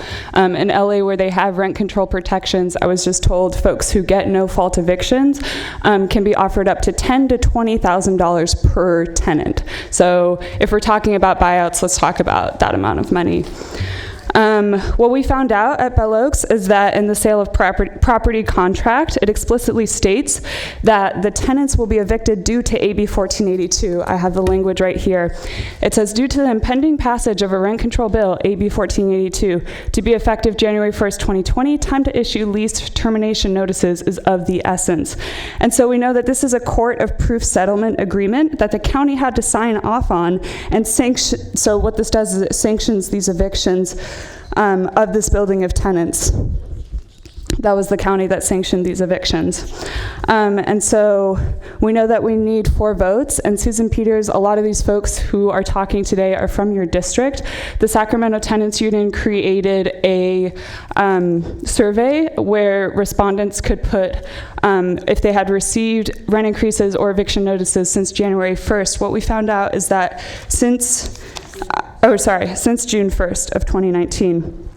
Over a third of these respondents have, and the problem is we don't need to, we have people telling us that this is happening all across the county in Sacramento, but there is no governing body that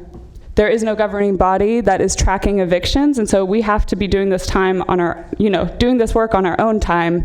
People are working full-time jobs. We don't have time to be gathering data on who's getting evicted. We're just hearing about it. Someone from Arden Arcade said that they've never seen so many U-Haul trucks on their street before. Can you wrap it up, Chad? Yeah, definitely.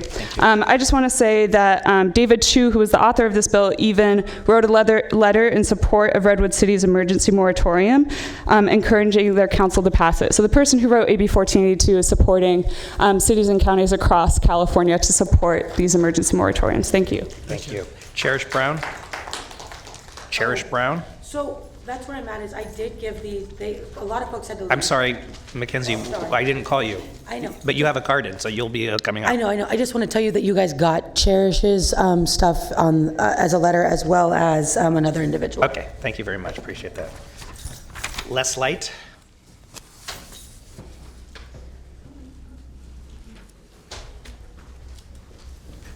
Sheriff Brown was here. A lot of people were here. They came down here at great inconvenience to themselves, representing many, many other people who couldn't be here at all because they have to work, they have to go to school, they can't come at this time. And she came all the way down here, and we can't help but feel, you know what the priorities are. And this meeting, it just feels like it has been manipulated to eliminate these people from being able to come and speak to you. They are your constituents. So we have a disastrous situation with a plague of no-fault evictions. Most particularly, we found an acute in District 3. The Bell Arden Arcade area appears to be we have property investment developers essentially cleaning these neighborhoods of people. the people who live there, working class people, low income people, people on fixed incomes, and people of color. The most vulnerable are hit the worst. For decades, we have watched while affordable housing inclusion provisions have been stripped away to nothing. Now we suffer the result of that. We are told how diverse Sacramento is, but Sacramento is one of the most segregated cities in terms of housing.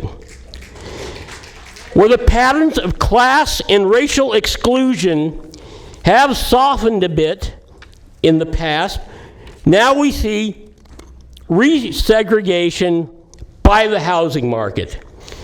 This is the structural reassertion of white supremacy by the most effective and malignant means, what you call market rate housing.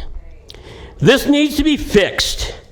We need a moratorium on no-fault evictions Can you wrap now. up, Mr. Light? Thank you very much. Debbie Stollery, followed by Angela Hearing-Jackson.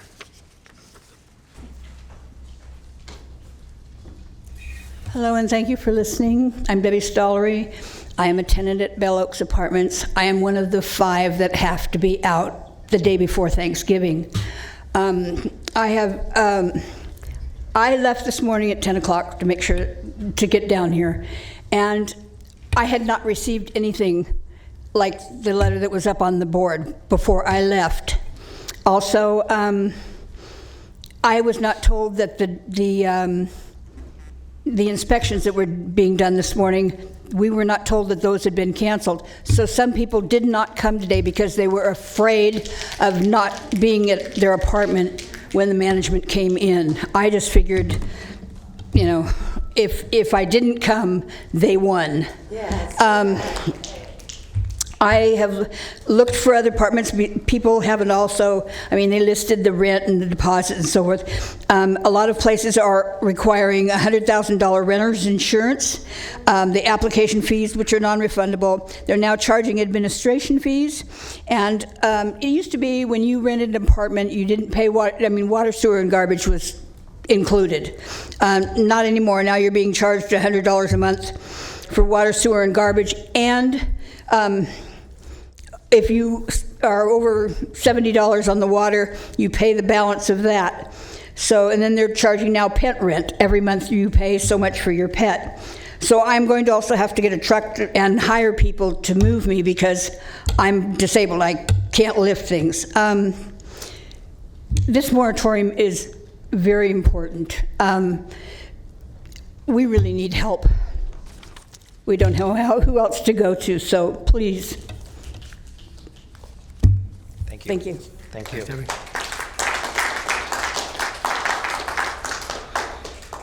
After Angela will be Kitty Bolt.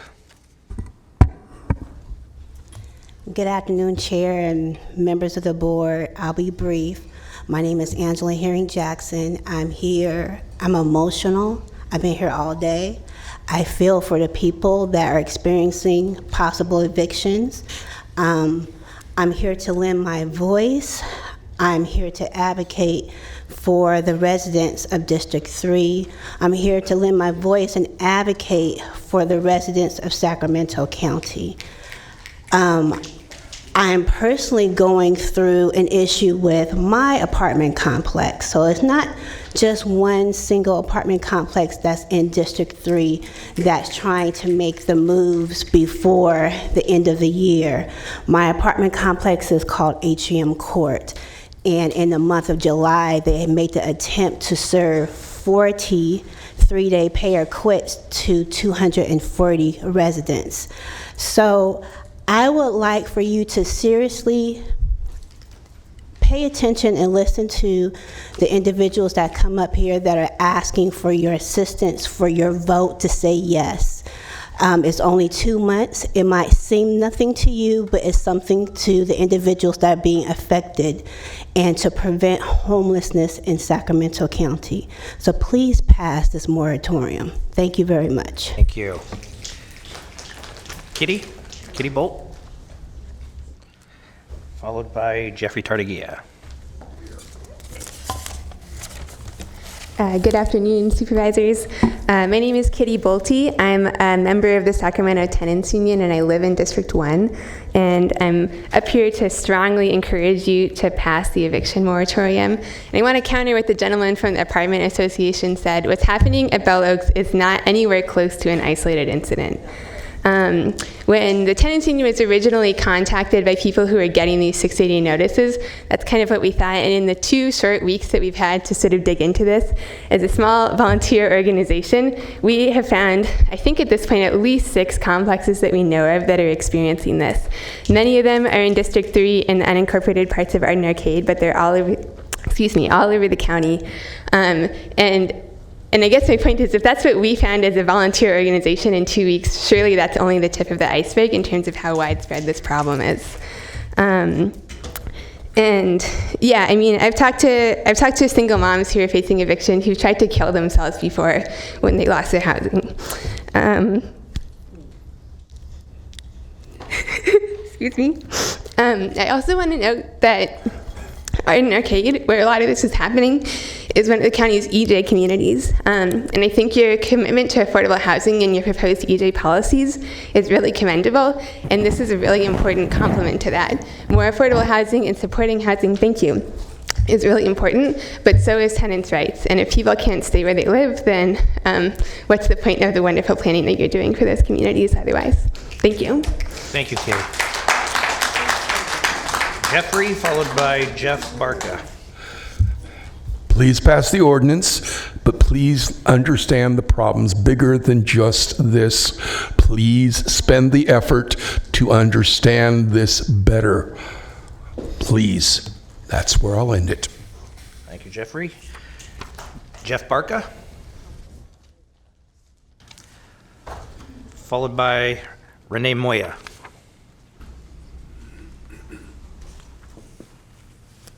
Good afternoon, board members. My name is Jeff Barca. I live in District 3 in Bell Oaks Apartments. And I'm here today to urge you to pass this moratorium. This is a blatant attempt to circumvent AB 1482. As mentioned before, in court documents, they lay out that the whole reason they need the settlement is due to 1482 taking effect on January the 1st, and that they need to start these evictions so they can get people out. I would like to speak to what the gentleman from the Apartment Association mentioned.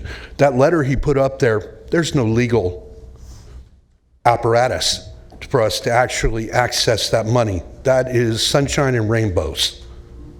Doesn't mean that money's going to be coming to us, and $2,500 as a disabled person on Section 8 is not going to get me in a new place, even if I could find one that took a voucher. And also, you'll notice that he did not promise that the people on vouchers could stay in the apartments. He said maybe, if we can work things out. That's a lot of ifs, maybes, possiblies, but you board members today can help us by passing this moratorium and allow us the opportunity to stay where we live. I've been in the apartment 4 years and I have never missed a rent check. I help around the apartment complex, and all I want is a place for my son and I to have a roof over our heads and be able to go about my life. Please pass this moratorium. Thank you. Renee Moya? No. Okay. Dylan Miner? No. Robin Ayers?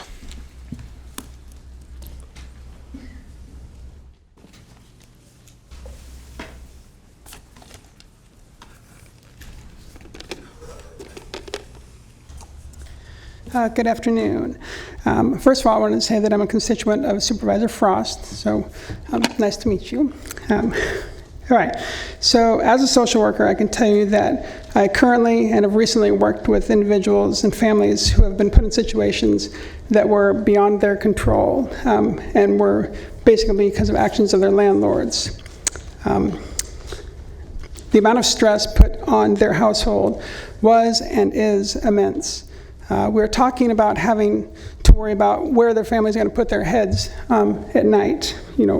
Also, in addition to that, typical things like going to work, trying to find work, trying to get their kids to and from school, making sure they have food on their table, parenting their kids, and more. If someone is on Section 8, the process of finding housing can take even longer, as the amount of housing available for those on Section 8 compared to those that have need of it is limited. So we're talking about households, aside from our unhoused population, our unhoused neighbors, who are in most need. So what I'm asking of you all today is to support the moratorium that places the stability of families, our neighbors, over the pocketbooks of landlords. The rent gouging policy that was put into place was done to prevent rent gouging. Landlords are now trying to use this time before the policy goes into effect to pad their accounts at the expense of other people. This kind of action is why we need real rent control. But today, you have the power to end this abuse and keep even more individuals and families from being put on our streets at no fault of their own. So please support this moratorium today for moratorium on no-fault evictions. Thank you. Thank you, Robin. John Krantz, followed by Erica J. Let's slam the front door shut on homelessness. I'd like to try to give you some of what my situation is right now. I lived on the river for 8 years. I've been in housing for 9. But the rents are going up real high. I live right down the street here, corner of 5th and I. It was cheap when I moved in there. They were giving us $100 if we could bring anybody else in there to fill in the place. But since the sports stadium went up, these rents are going up astronomically. Now here's part of my problem. If I lose this housing, I, like many people in my building, which is a low-income seniors building, is trying to live on a Social Security check. Now, to get into a new apartment, that's first, last, and security. Now, Social Security won't allow me to have more than $2,000 in the bank. If I put more than $2,000 in the bank, then they will take it. So how am I supposed to save up enough money to pay the rent on the place I'm already in for a month, so I'll have time to move, then pay first, last, and the deposit in the new place? There's just no way to do it. So guess what I wound up doing? I wound up back on the river. And I'm sorry, Mr. Cerna, but that's your district. And I know how it is out there. I don't like to see the river being polluted the way it is right now, but there's no place else for these people to go. And the other thing that is kind of concerning me here is that these rents in my apartment building, they were pretty much held under control until about 2 or 3 years ago, when a large corporation that manages properties controls 30,000 units spread from the Mexican border to the Canadian border. These are not people who live in Sacramento. These are not part of this community. They're an invasion. And they are pushing these properties up in value. So let's try to make a law here that reflects some concern for the people who live here. Thank you, John. Thank you very much. Erica J.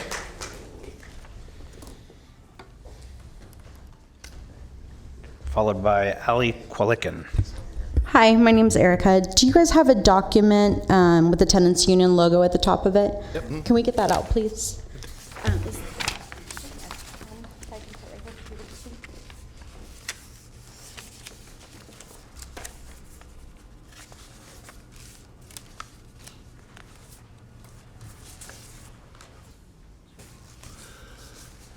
Why won't it?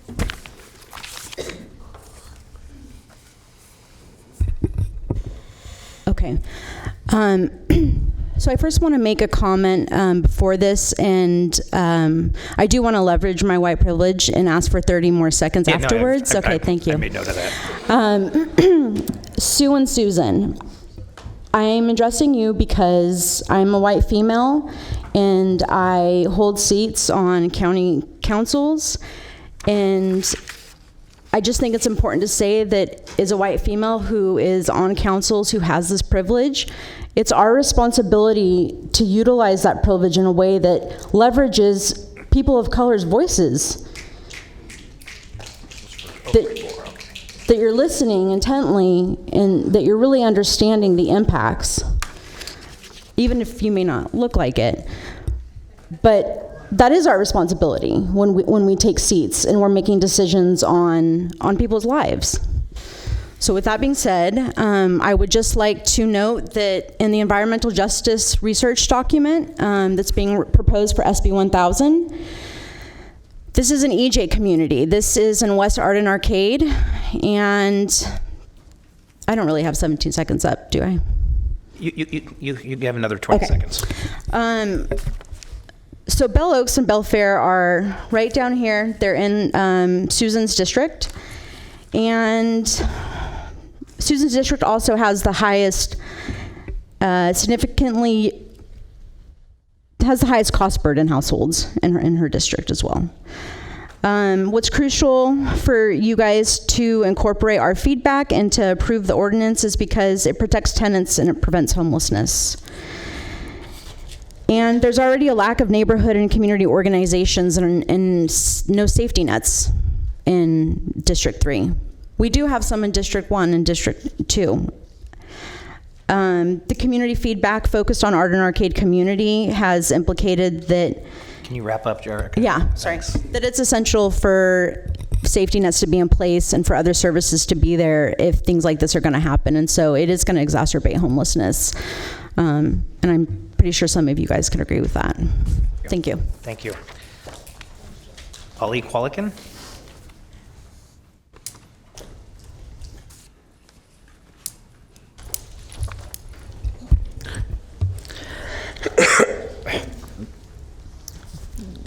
Hello, everyone. My name is Ali. I live on Crestview apartment. Like my colleague, she lives there. I used to live there for... Could you speak up just a bit? Oh, thank you. Sorry. Thank you. So I live in the Crestview apartment for almost 5 years now. I had increased for the rent from 950 to 1355, which is almost 45%. The same thing like her, without any improvement. If this one is gonna continue, I may become homeless. If I become homeless, I'm gonna be the charge of the county. So the budget that is allowed to the county to improve those apartments will be sent to me and to others and to 100,000 of residents in Carmichael or in the county in Sacramento. So that's why I come here. I want you, before our last speaker, to vote for this ordinance to stop evictions, no fault evictions. But those whom they have notice, if you send to someone a notice to leave his apartment within 6 months, it's kind of eviction, but is not speaking, is not writing.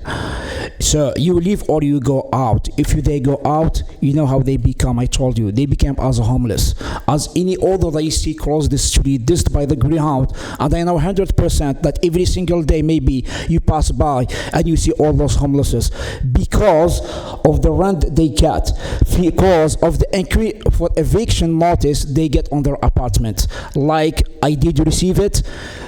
It's a very, very beautiful day, New Year's Eve. It's very good when you see 55% increase on your rent on Christmas Eve as a notice.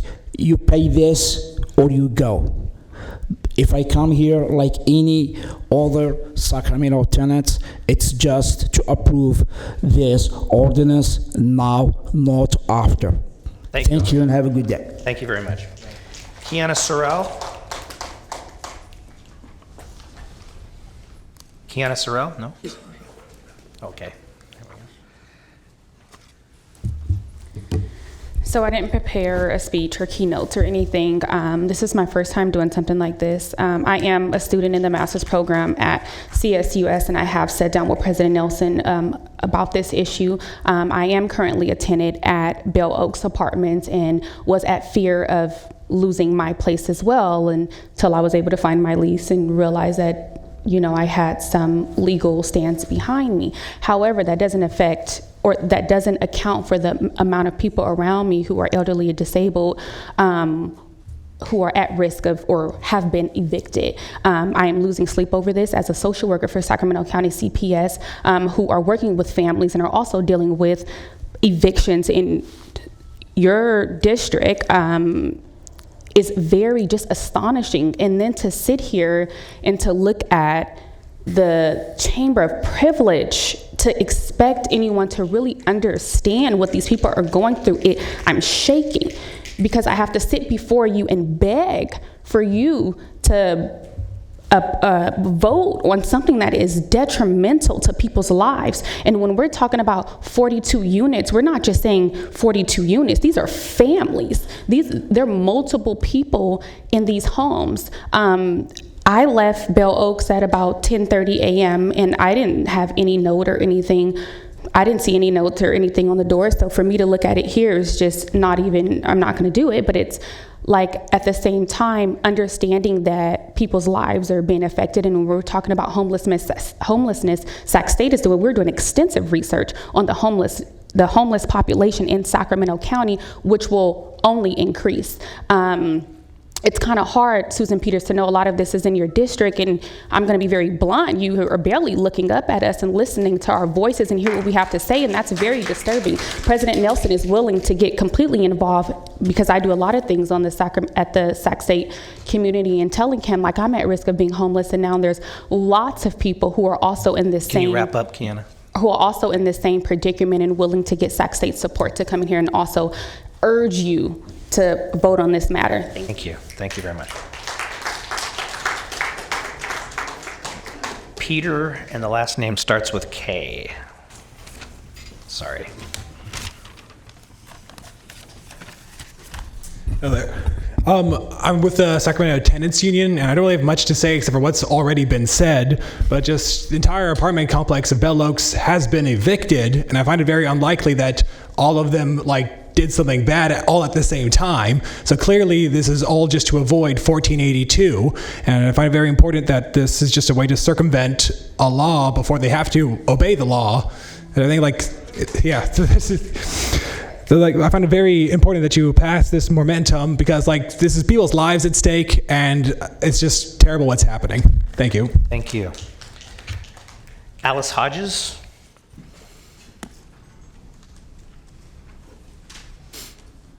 And after Alice will be Volma Zitmulchi.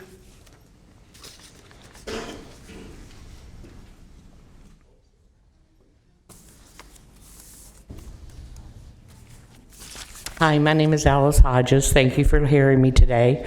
I just want to say we encourage you to support this memorandum.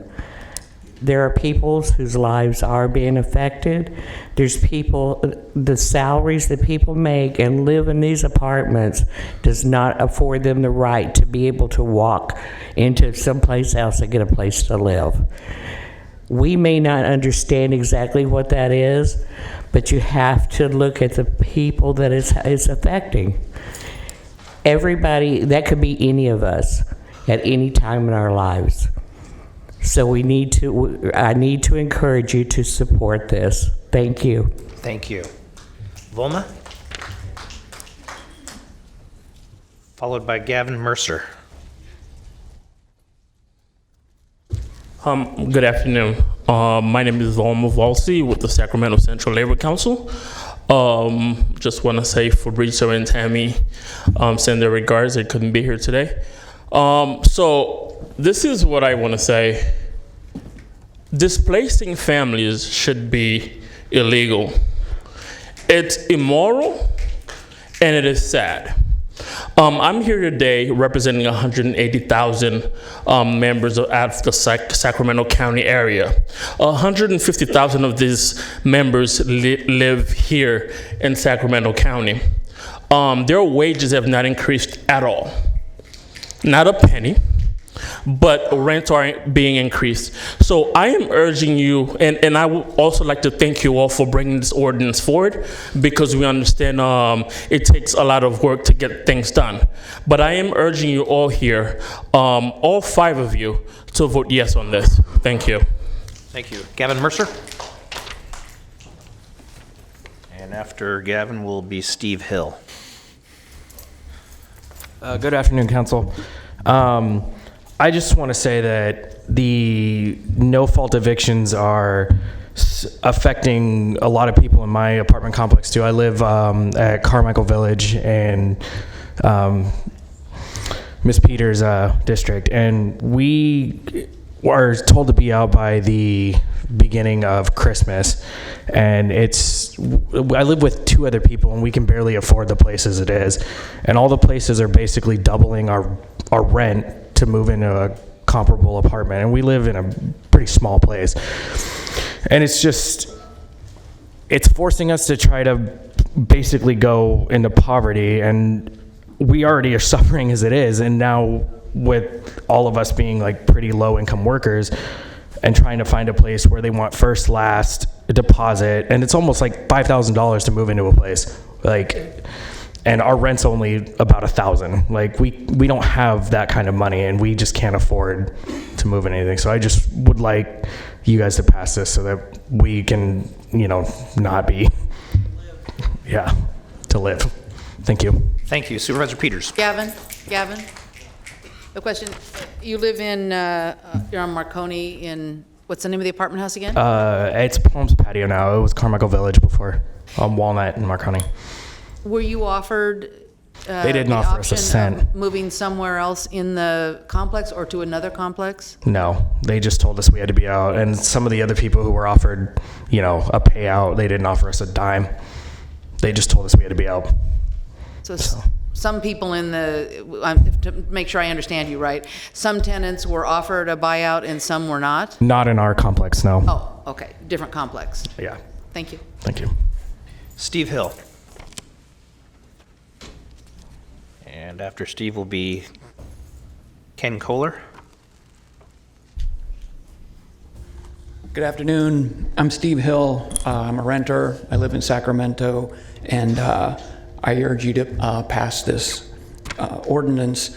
I also work at SEIU Local 1000. We represent about 45,000 workers who live in this region, most of whom live in Sacramento County. Our members have been active in campaigns to protect renters, both with the city ordinance that was passed and the state legislation. It's bad out there. Which I'm not sure how much you all appreciate. In our canvassing, I got my own stories, but it's nothing compared to what we found with other people in more vulnerable positions. There are so many people who have terrible stories of treatment by landlords.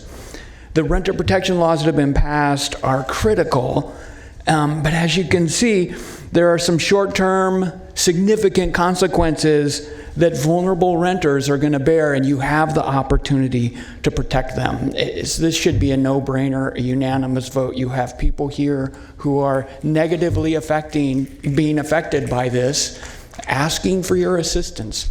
So I urge your positive vote, and I'd like to thank my supervisor for bringing this ordinance forward. Thank you. Ken Kohler. Followed by Cesar Aguirre.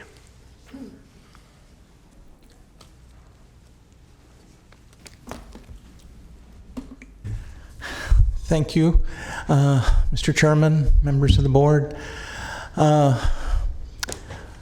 Many years ago, when I lived in Stanislaus County, I was the victim of a no-fault eviction on 2 occasions.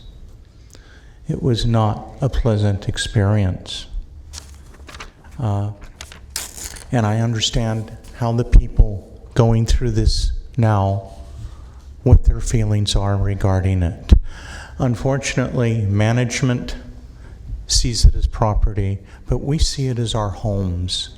And they don't get the difference between a house and a home, or simply residents. There's a big difference when you're taking away a person's home. And that's what you're literally doing in these no-fault evictions. I noted in the resolution that it ended on December 31st. This is a temporary resolution.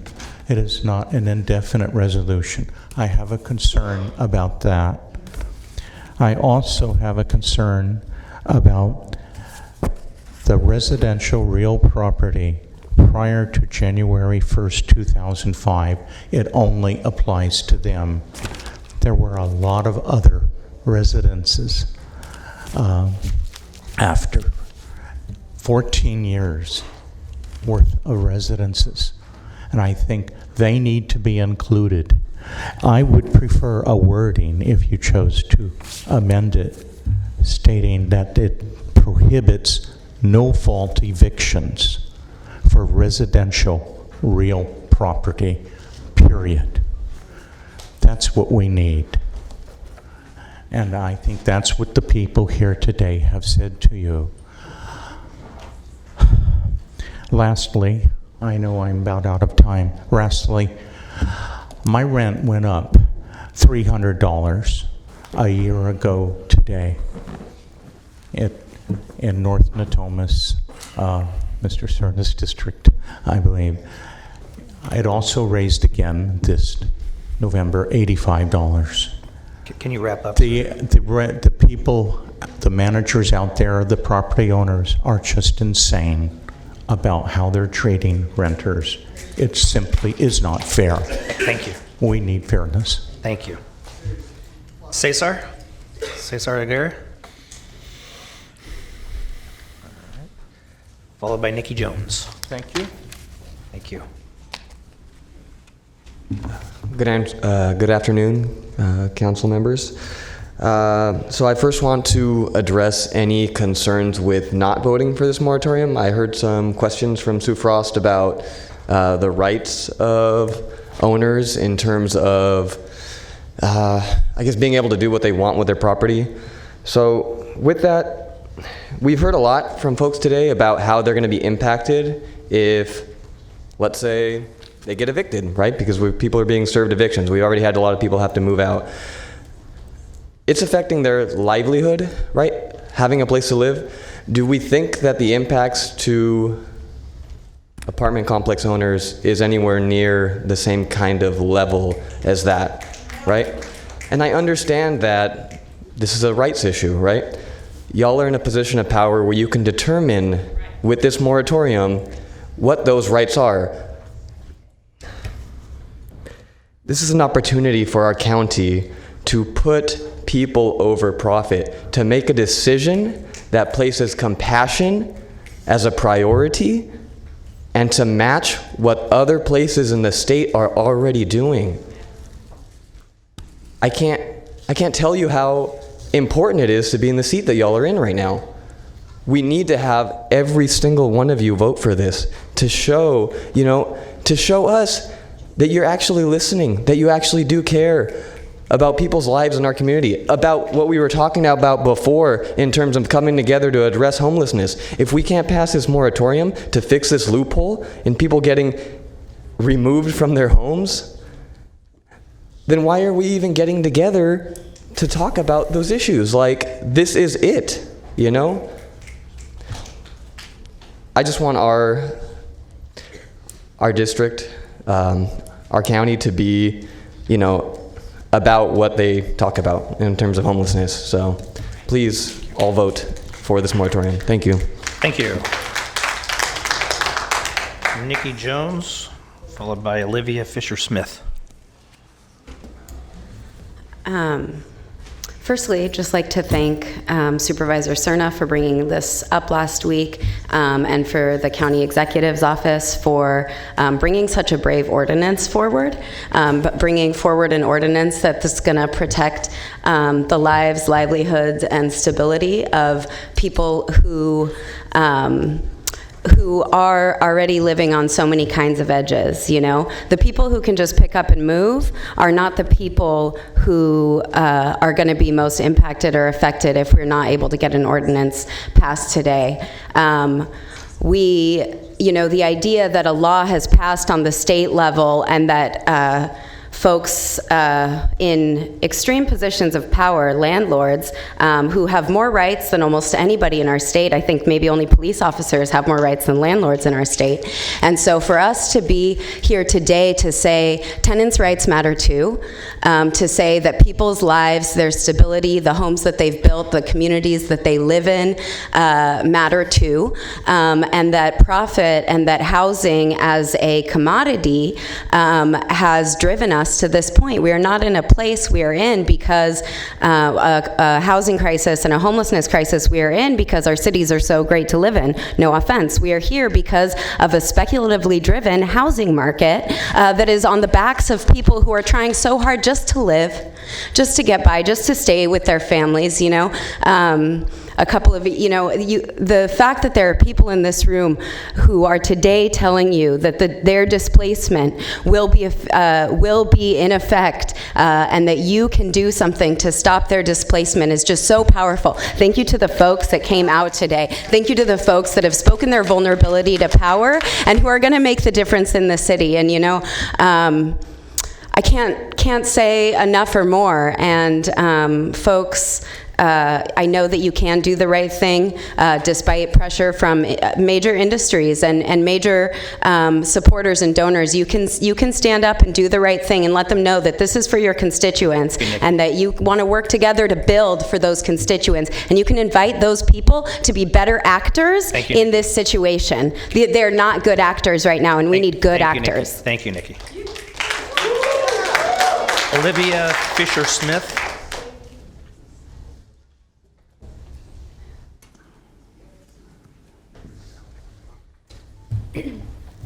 Hi there, my name is Olivia Fisher-Smith. I'm a tenant in San Francisco, and I also work for Tenants Together, which is a statewide tenants organization.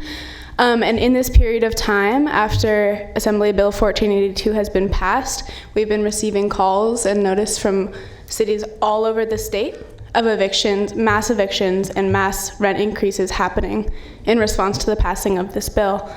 The calls are pouring in, it's happening all over. And in many cases, these mass evictions and mass rent increases, it's stated explicitly that they're in response to the bill. It's stated in the notice. So a bill that was designed to protect tenants is actually being used against them because there are no enforcement measures right now. Evictions are always a crisis, but in this scale, evictions are a total emergency, which is why you need to pass emergency protections. And tenants in Sacramento and all over the state of California are looking at you all to set the precedent. Daly City, Milpitas, Los Angeles, Santa Cruz, and lots of other cities have already passed similar measures. And it's on you to stop this retaliation against tenants. So I'm just looking at you all to listen to the folks in your city who are calling for this. The organizers, the tenants are making it really easy for you. They're giving you exactly what you need and the answers you need to serve them. And I'm hoping that you'll listen. Thank you. Thank you. And I'm going to apologize in advance. Doris Cyprian.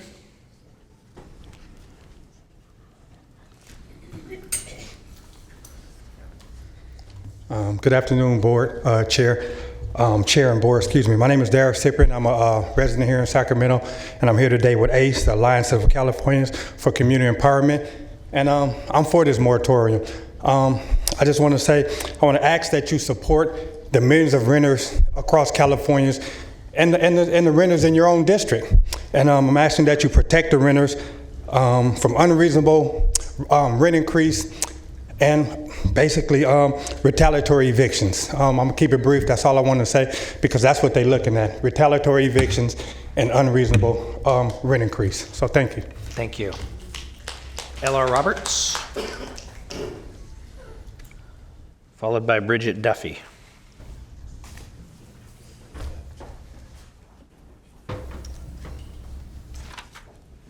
Hello again. Well, I know you're not L.R. Roberts. no, he's not here. Is he here? No, she's oh. okay. Oh, I'm It's- sorry. I was looking for you. I didn't find you. I should have taken the ramp. Let's see. I'm a member of OWL, Older Women's League, National Lawyers Guild, and California Alliance of Americas. But I've retired Americans, but I'm not speaking for them today. I'm speaking for myself. Richard Perry, we're retired now, and we're both disabled. And we own a house in Oak Park in Phil's district, and we don't have an accessible bathroom. And no one's really talked about the fact that a lot of the housing isn't accessible. So we have been renting a trailer down in Patrick's district at Holiday Mobile Village. And I told them I was going to be gone for 3 weeks to the National Lawyers Guild convention. And while we were gone, our dog sitter found an eviction notice taped to our door. So, and then right after that, I got another rent increase. I've gotten several in the 3 years that we have slept there. So I think that's real interesting. Now I'm wondering, is it related to us suing them for racism last year, or is it related to the new law? So obviously there's a problem with sleazy landlords. This guy is really sleazy. So Richard's about to have major surgery. No, I am not moving him in the next 2 months. I cannot. So we obviously need some more renters protection. Thank you. Bridget Duffy? Now it's your turn. Okay, so putting an emergency moratorium on no-fault eviction is like turning off the faucet when you find that you forgot the bathtub was running and the whole living room is filled with water. Okay, it is a no-brainer, and it's really too bad that the government didn't respond to this crisis like 4 years ago, and we would have had much less homeless people right now and housing insecure people. I'm just gonna, a lot of people said a lot of good things, but I wanna give everybody a little lesson in history. Early in the last century, there was the Glass-Steagall Act that was passed. That one act provided 70 years of the United States having the most stable and progressing economy. 70 years of progress, 7 years of stability. And the main aspect of that was that President Roosevelt took residential housing off the plate for speculative investors. In other words, you can invest in real estate, you can make money in real estate, but you cannot do it with residential housing. Now you could see why they did that. That is what's happening here. Speculative investors have gone into the business of making lots and lots and lots of money off of places where people live. Now this is destabilizing our entire society. It's not just the people that are most affected that lose their homes, but it's the rest of society as well. It's costing our society money. It's creating eyesores all over the place. There's health problems. The water table in San Francisco is starting to be affected with E. coli because of the lack of bathrooms in the homeless community. So it is your job as a government to address these things, and I do urge you to please pass a moratorium on eviction. Thank you. Thank you. Lisa Bates. Followed by Keon Bliss. Good afternoon, Lisa Bates with Sacramento Steps Forward. I'm here to show our support for the moratorium. Every day we see the destabilizing effects of not having housing or losing housing. To some of the data questions that were asked in the previous session, as well as this session, we are including now, or will be adding into our homeless management information system, a question regarding evictions so that we can better track that information and the impact that it's having on folks that are being served by the homelessness system. So thank you. Thank you, Lisa. Keon.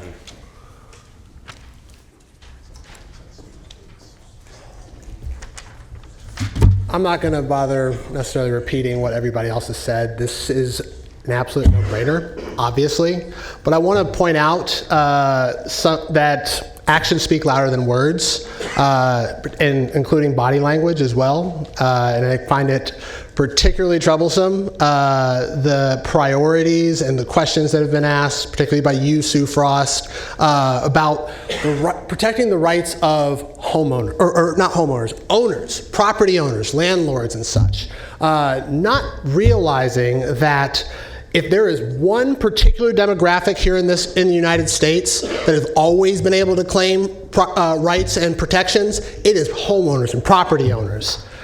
Just any property owners, mind you, white male property owners. Literally since the founding of this country, when the Constitution was written as a property rights document that added human rights as an afterthought, we have always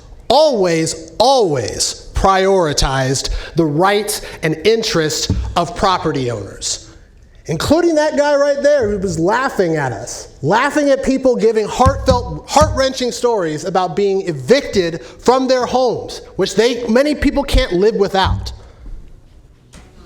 We've been protecting them literally from day one. People like you, been protecting them in government from day one. And it continues to reflect in our policies at the local, state, and national level. This moratorium is necessary. Housing is a human right, whether the Constitution says it or not. It is recognized in hundreds of countries across the world. We're the only country, one of the wealthiest countries on earth, that don't fucking recognize it, and we're fucking idiots for not doing so. You know it, I know it, and he sure as fuck knows it. Mackenzie Wilson. Mackenzie. Followed by Ardell Harrison. Okay, I want to start by commending Bell Oaks tenants for bringing the fire to this with the Sacramento Tenants Union, and then for Cerna for bringing this to today's agenda. Like you guys, thank you. I also want to say what's up to Lisa, because we just met, and I'm loving this language. I'm going to start with it. I also want to let you guys know that on top of all of the cool faces and everyone else here today, all these other organizations, fire, like everybody here knows what's up, and we also walked in with another 250 names from some petitions that we've taken from all around Sacramento County. Oh, so I'm going to start with this language because just it hits the point. Members of the community have testified that they have received issuance of no-cause eviction notices in anticipation of January 2020. Certain aspects of public peace, health, and safety are not adequately protected due to the lack of regulation of evictions from residential and rental housing in Sacramento County, and it is in the interest of the county, of owners and residents of rental housing units, and the community as a whole to protect this, right? The ordinance is necessary and essential to protect renters from no-fault evictions. It's necessary and essential to prevent the irreparable injury tenants would suffer due to the service of no-fault evictions notices prior to the effective date of 1482. The adoption of this not that part, but the purpose. This is really what got me. The County of Sacramento is experiencing a housing affordability crisis, which is driving homelessness and displacement of residents to an unprecedented scale. Many county residents are rent burdened, paying over 30% of their income on rent. Slightly more than half, 51% of Sacramento County renters are cost burdened and paying over 30% of their income in rent. So that's not even just like rent burden, cost burden, just to live. Right? About 27% of renters are severely cost burdened, paying over 50% of their income on rent. There are no renter protections presently existent for many households in the county, and that will be covered. And so just really quickly, I'll sum it up, I know. I need to double down on what my comrade Kennedy came up here and said, and what we just talked about over there, was that this work is hard. But the trauma that is happening to our communities is harder. And that decisions like today are actually life-saving and life-changing. And that today we have the opportunity to actually do that very thing. And if we don't, like what happens if we don't, right? Something. Thank you, Mackenzie. Ardell Harrison.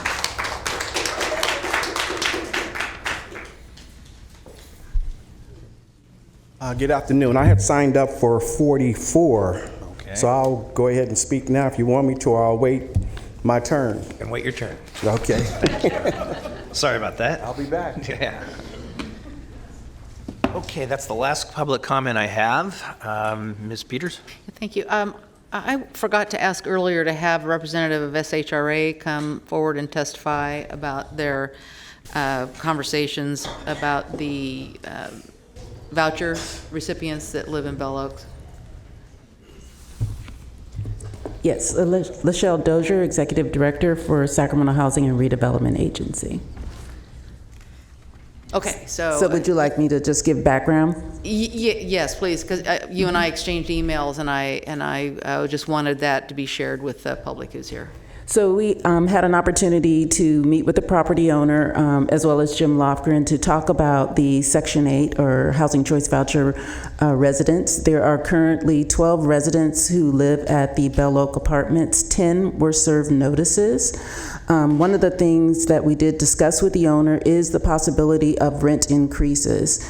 And I'm going to talk about this a little bit later as well in my budget presentation, but the payment standards have changed, and that gives the owner more opportunity to raise those rents without a negative impact to the Section 8 tenants. So they were unaware that they had that ability to do so, and they were going to look in the possibility of moving forward with those rent increases, and then therefore not issuing the notices, withdrawing the notices to the Section 8 tenants. So that's what we're currently working on. Could you tell me a little bit about how that works? Is that a fairly recent change that the voucher programs allow for an increase in rent? No, the voucher program has always allowed for owners to come in and do a rent increase based on what the market rent. So we do what we call rent reasonableness to determine if the amount that the landlord is asking is reasonable with what the market is. The uptick in the payment standard does make it more advantageous for owners. Okay. And I understand that the lawsuit on the Bell Oaks property has kind of reflected that the current ownership is not really aware of opportunities like this. Correct. We also talked to the property owner about if they do proceed with the renovation, that they would do temporary relocation in place for the Section 8 tenants because there are a large number of vacant units there. The thing that we proposed is that as those vacant units are renovated, then the HCV tenants could be moved to the vacant units, so that would cause them not to be displaced from the complex. And would allow all the apartments to be renovated, which, from our code enforcement, I understand is it's a severe need of renovation. Yes.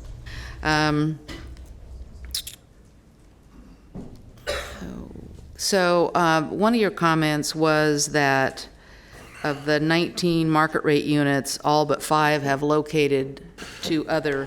You said units. Did you mean in another apartment building? In another apartment complex, and that was the information that was provided to us by the property manager. Okay, so and they'll all be eligible to get the $2,500 that the ownership is prepared to follow through on. That is my understanding. Yeah. Okay, so those people here who testified that they are on the voucher program, there's...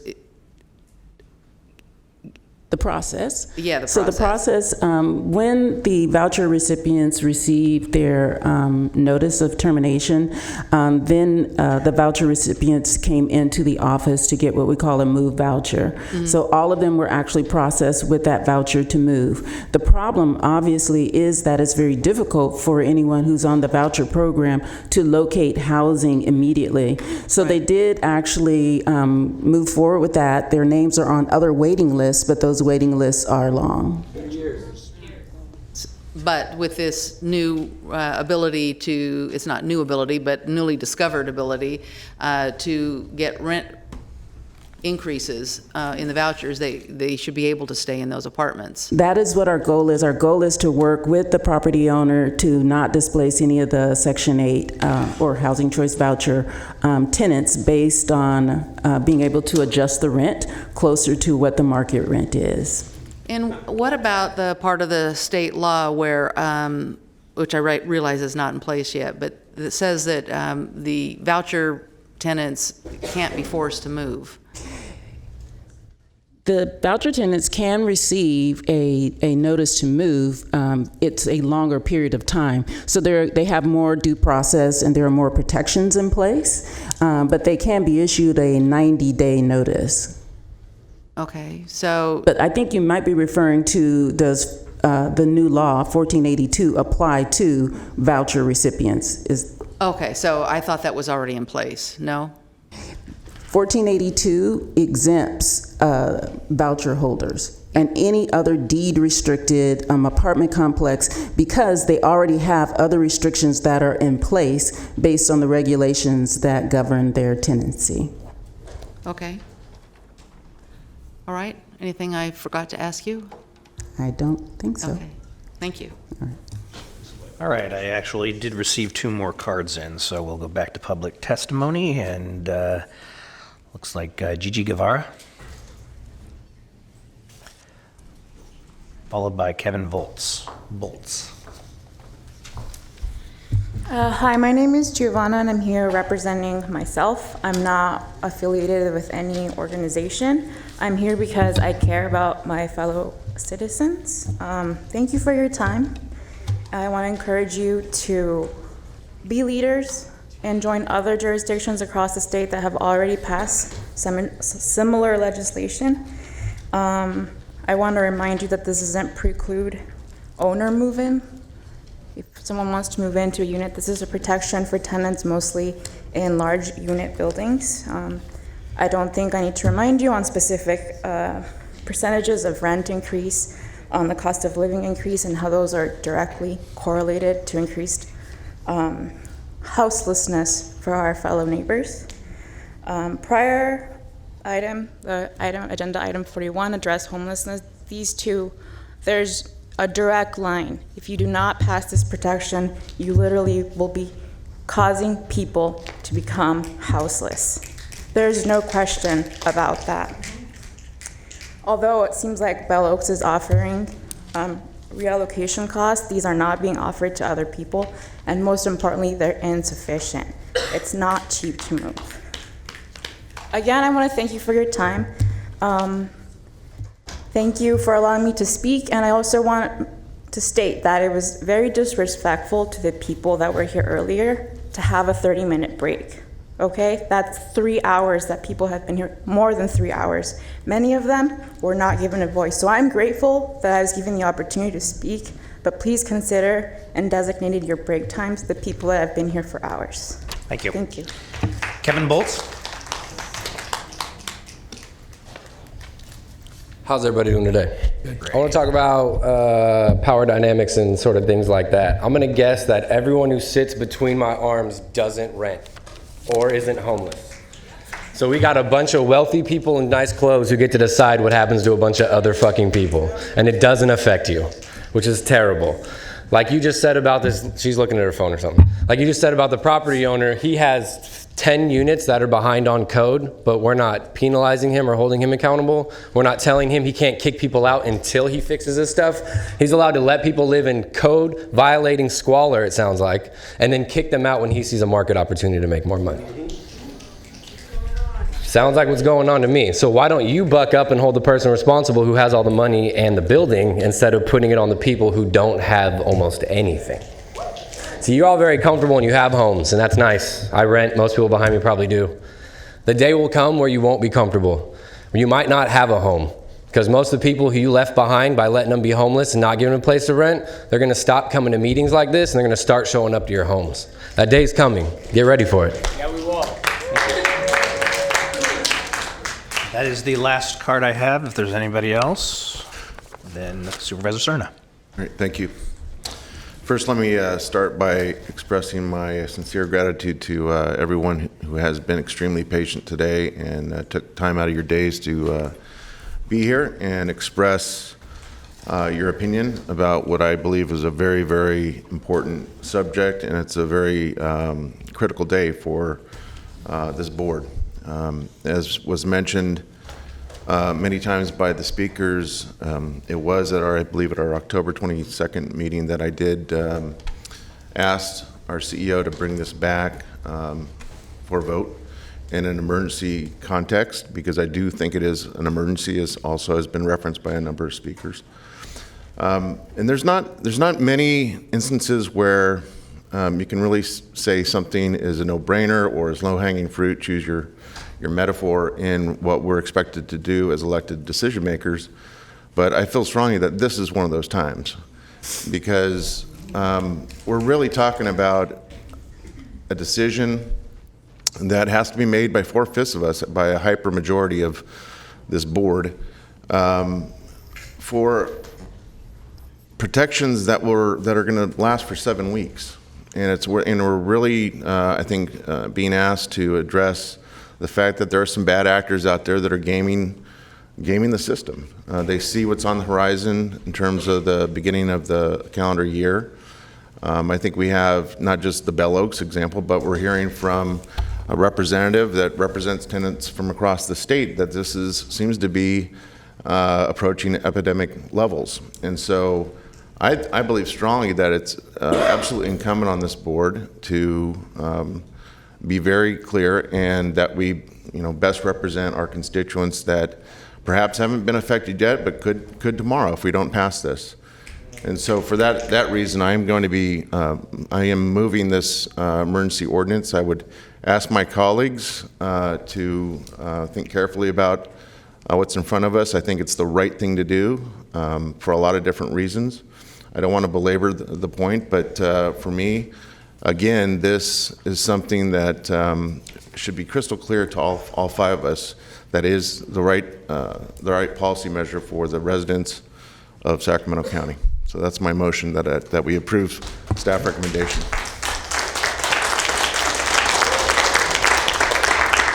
The chair will second, and Supervisor Natoli.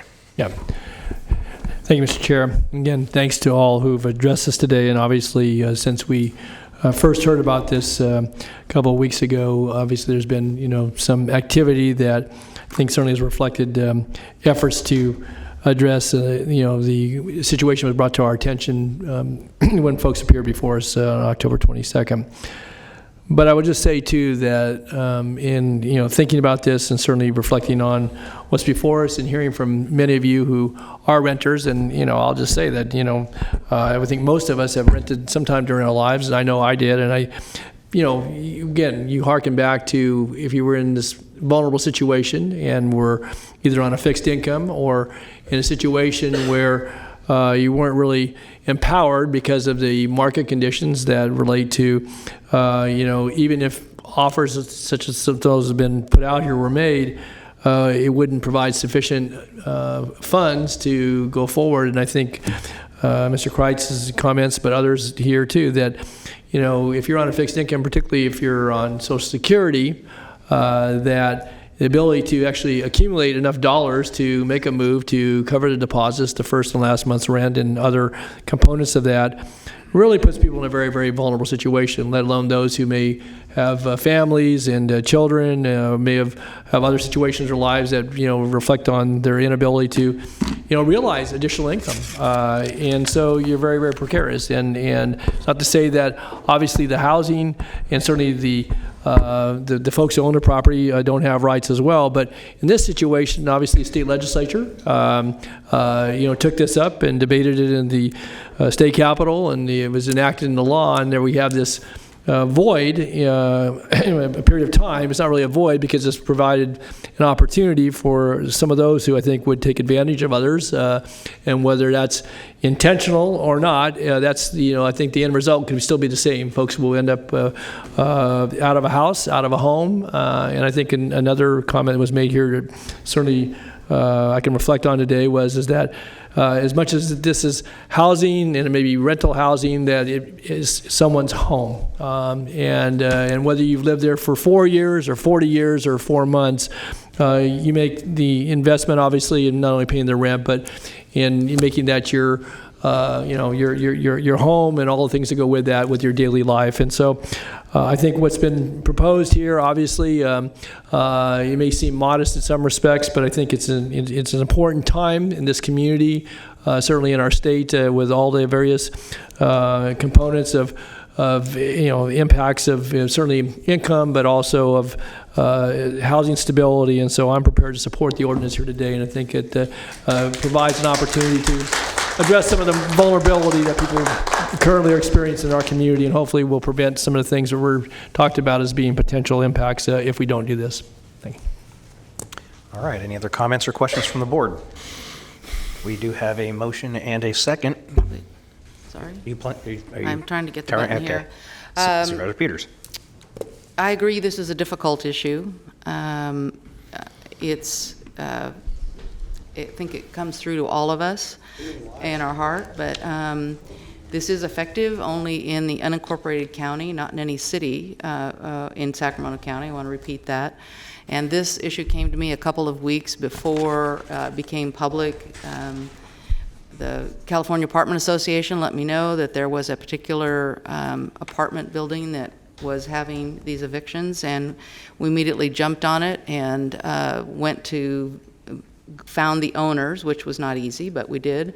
And they have been working. I also called SHRA to see if there were any voucher recipients who lived in Bell Oaks where SHRA might be able to help. And to their credit, they jumped on it and contacted all of those people. The Apartment Association, in working with the owner, came up with a solution of a cash incentive for individuals who, in that apartment house, the rents run from $950 to $1,050, and the incentive is $2,500, which is, if you compare it to the state ordinance, it's more I think you're getting 1 month rent incentive in the state law, and this is almost 3 times. In addition, the individuals who have the vouchers, they're very close to working out a solution where they can stay in their apartment. And I'm afraid if we pass this, that won't happen. We're afraid of being evicted. Okay. Well, it's rough on the Please.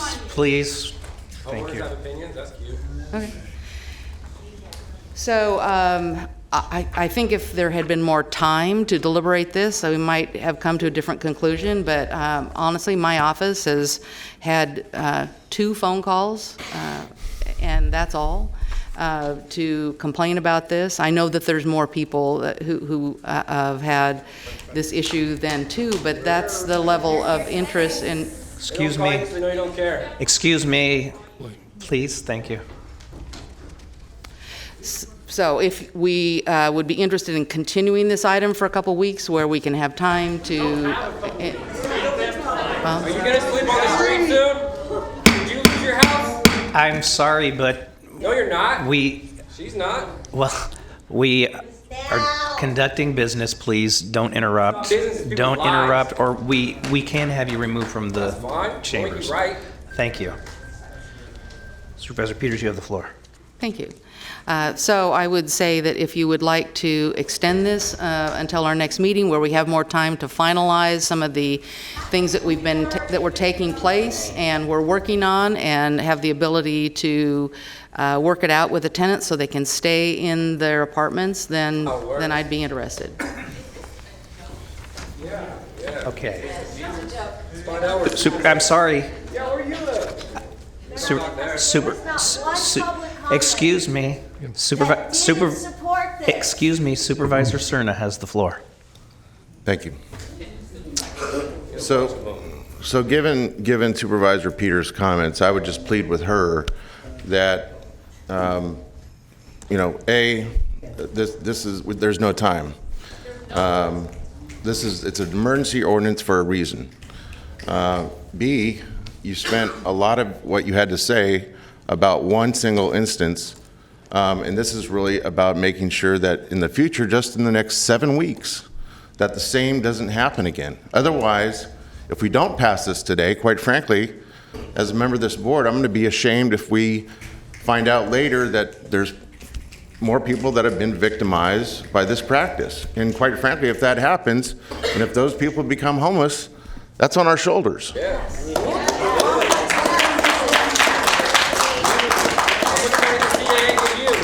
And this is not usual. I don't plead necessarily with other members of the board for their vote like this, but it's a supermajority that we need to pass this today. So I'd ask you, please, to dig deep and please do the right thing.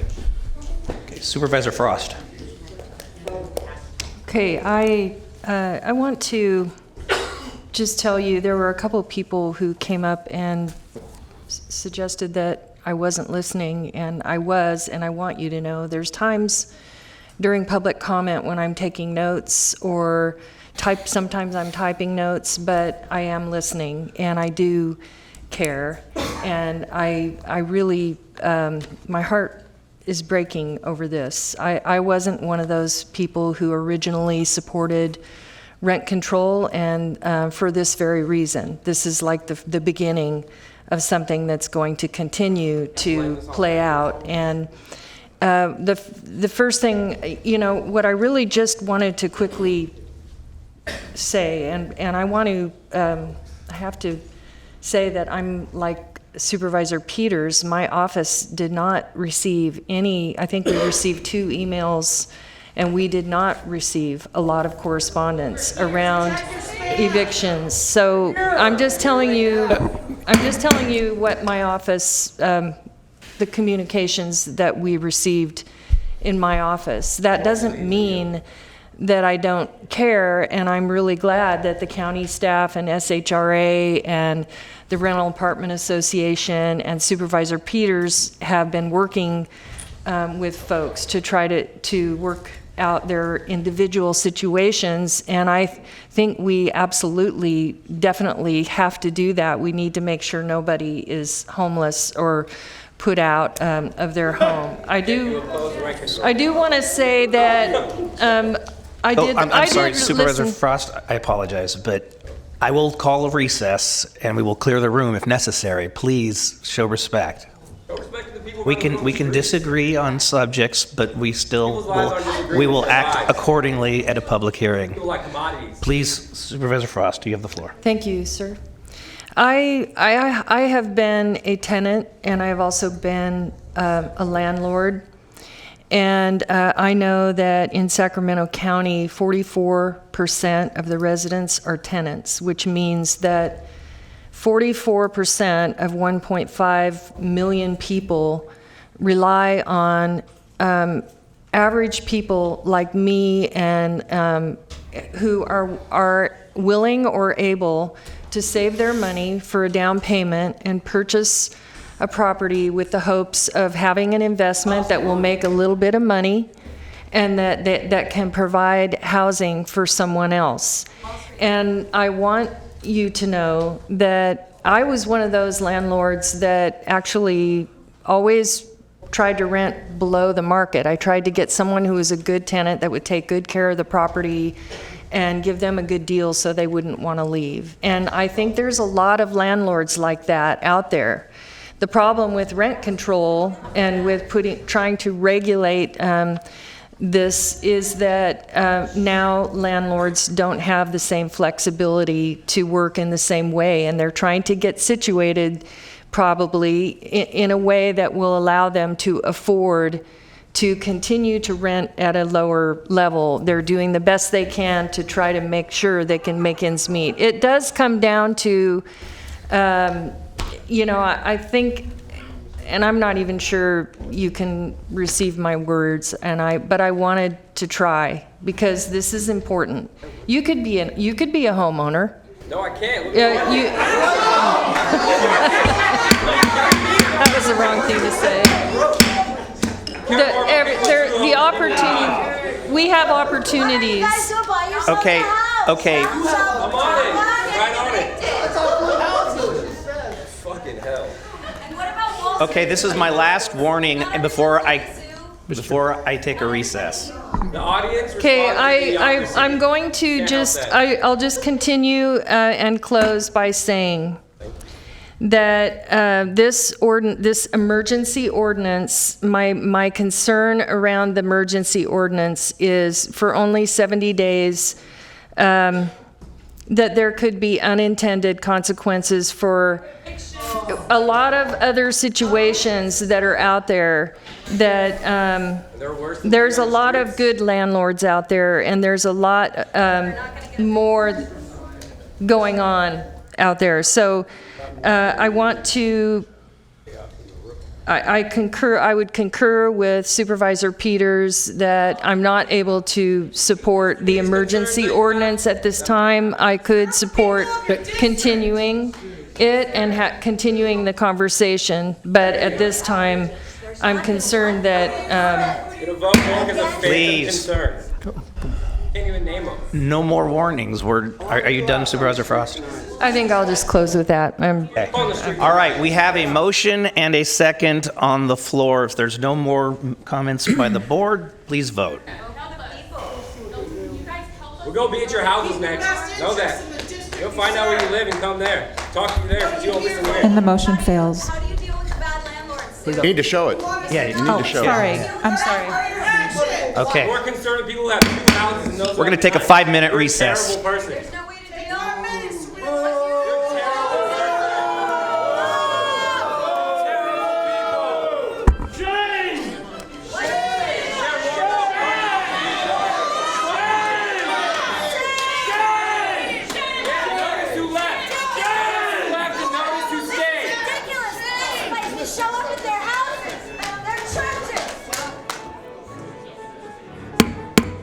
Thank you very much.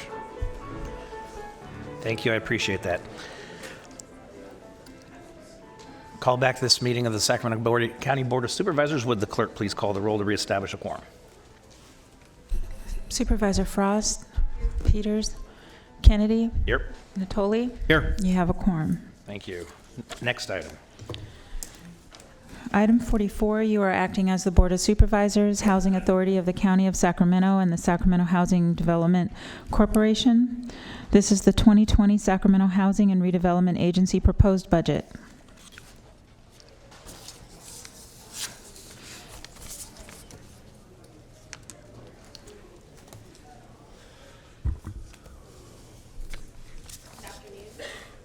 Sorry about that. I got it. Testing. Good afternoon, Chair Kennedy and Supervisors. My name is Susanna Jackson, and I'm the Director of Finance for SHRA. I am here to present to you the 2020 budget for the agency. This 2020 budget follows the format of previously submitted budgets and that has won awards from both the California Society of Municipal Finance Officers and the Government Finance Officers Association.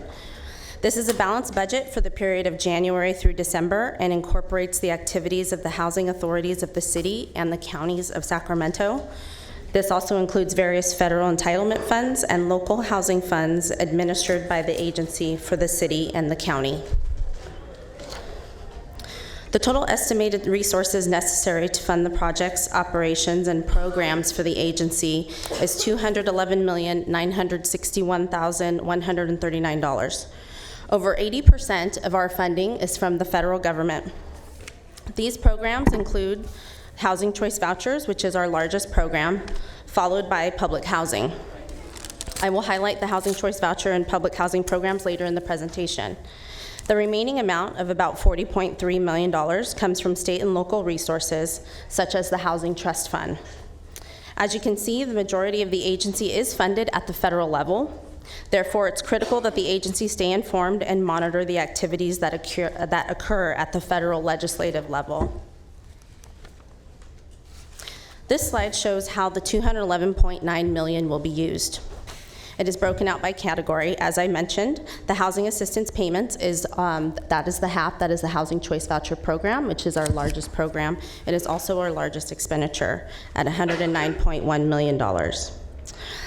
Followed by that second is capital projects at $48 million, salaries and benefits at $28.7, services and supplies at $17.4, public services at $5.1, debt service payments at $2.9 million, and other financial transactions at about $700,000. This slide provides a 5-year comparison of operational budgets by category. As mentioned, this year it's $211.9 million. And you can see from 19 to 20, we are experiencing about a 10% increase from 2019 to 2020. The increase includes expenses for capital projects that are estimated for the new Marisol Village project, formerly known as Twin Rivers. Because the agency is over 80% federally funded, I was going to highlight two of our largest programs, which is the HCV program. So housing assistant payments. This chart reflects the revenues and expenses and reserves held by the agency from year to year. The higher the utilization of housing choice vouchers, the higher the funding is available from HUD. However, eligibility is really only half of the battle here.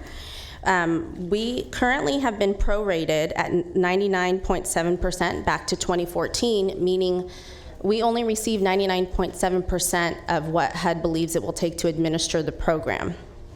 For 2019, the proration was listed at 99.5%. We consider that to be something that will be consistent into 2020.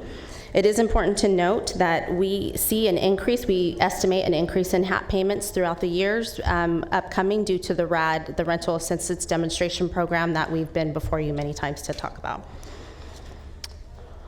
The second largest federal funded program is the Public Housing Program. The overall housing program consists of units managed throughout the city and the county of Sacramento. The revenues that are received for the program are tenant rents and other fees, as well as the operating subsidy provided by HUD. So this slide illustrates the historical revenue trends of the public housing program. As you can see, there was a decrease in the operating subsidy shown in 2019. It was due to the temporary removal of the Marisol Development Project units, formerly known as Twin Rivers. As well, we anticipate a decrease in 2020, also attributed to the RAD program. And these projects are being removed from the public housing stock into the Rental Assistance Demonstration Program, which will reflect a decrease in revenues in the public housing program. Could you remind us how many units that is, both in the city and county? And there are actually some in some other cities that the agency still holds as well. So, in total? Yes. I just think it might be an important point in light of the discussions we've had here today thus far. Michelle? The total number of public housing units is about 2,700. And that's split, how many in the county versus city? And then there are some in Rancho Cordova, Galt, That's Elk correct. Grove. We have everything from Antelope to Walnut Grove. Yeah. And the majority are in the city, because that's where the largest housing developments are. Can you just, roughly what's in the unincorporated area or in the other cities outside the city of Sacramento? If I remember correctly, I believe about 2/3 is in the city and about 1/3 is in the county. Okay, so about 700 in the county, and including some of the other cities that were incorporated after we had actually built the housing. Right, and it does not include that we do have other non-public housing units that are split between the city and the county. So it's about 1,000 or so more in the unincorporated county. When you say non-public housing, what do you mean? We own other units that just aren't under the public housing platform. Oh, okay, we own other units then. So actually the total count's about 3,700 then? The total count is closer to a little bit over 3,000 units, with about 1,000 in the county and about 2,000 or so in the city. Okay, gotcha. Thank you. Didn't mean to interrupt your flow. I just think it's important because you talk, all these charts show subsidies and so forth. It doesn't talk to how many units. So, okay, thanks. That was actually a good transition. This concludes my portion of the presentation. I'm glad I could assist with your presentation. Thanks. That timing works very well. Lachelle Dozier, I'm the Executive Director of Sacramento Housing and Redevelopment Agency. So I really want to talk about what's happening at the federal level, the state level, and the local, and then highlight some of the accomplishments that we've been able to achieve at the Housing Authority. So just to kind of go and talk about the federal level, Susie talked about the fact that 80% of our funding comes from the federal government, so we're highly dependent on what happens in Congress. So in order for funding to occur, there are the three different houses of the federal government have to put forward their proposal. The president puts forward and the administration puts forward their budget, then the House puts forward their budget, and then the Senate puts forward their budget. So the president's fiscal year 2020 budget proposal slash funding for a lot of the HUD programs by more than 16%, which includes $4.6 billion cut to the public housing operating and capital funds, which would make it very harder, obviously, for us to address the housing needs of low-income people and those most vulnerable to homelessness. In addition, the administration budgets completely eliminated funding for the Community Development Block Grant Program, the Public Housing Capital Fund, the Choice Neighborhoods Initiative Grant Program. Fortunately, both the House and Senate appropriations each delivered a very strong opposition to HUD's inadequate budget. With funding bills that support our critically needed housing and community development programs that the administration proposed rescinding or eliminating. The two spending bills from the House and Senate include modest increase in funding for both public and affordable housing over our fiscal year 19 enacted levels. Given the huge disparity between the administration and then the House and the Senate, it is imperative that we continue to communicate our message to Congress to reject the administration's proposal and fund the programs based on recommendations from Congress. However, even with these modest increases that are being proposed by both the House and the Senate, there has been a decrease in a disinvestment that has depleted our public housing stock by over 10,000 units per year nationwide. So in addition to that, we are looking at what is the legislation and proposed funding looking like at the federal level. There are a couple of rules that I want to talk about and legislation as well. One is the housing as infrastructure. One of the things that our organizations have been advocating for is the fact that housing should be treated just like any other critical infrastructure for our nation. So the House Financial Services Committee Chairman, Maxine Waters, has called for a $70 billion investment in the Public Housing Capital Fund as part of any national infrastructure package. This funding would address the critical backlog of deferred maintenance in public housing that we know since 2010, HUD's own report shows that at a rate of $3.4 billion is how much our deferred maintenance continues to grow nationwide. In addition to that legislation, there's been another piece of legislation that is going to have a huge impact on our families, and that's the non-citizen rule. On May 10th, HUD published a proposed rule in the Federal Register that would mandate termination of assistance to mixed families and create new documentation and verification procedures for non-citizens. The proposed rule is a major reversal of regulations that have been in effect for more than 2 decades. So the way that it currently works is that if there's a family that has mixed citizenship, a prorated subsidy is based on the number of qualified individuals in the household. The proposed rule, however, would reverse that and would have a very negative impact on families, especially families with children. The last piece of legislation that we've been tracking is the low-income housing tax credit.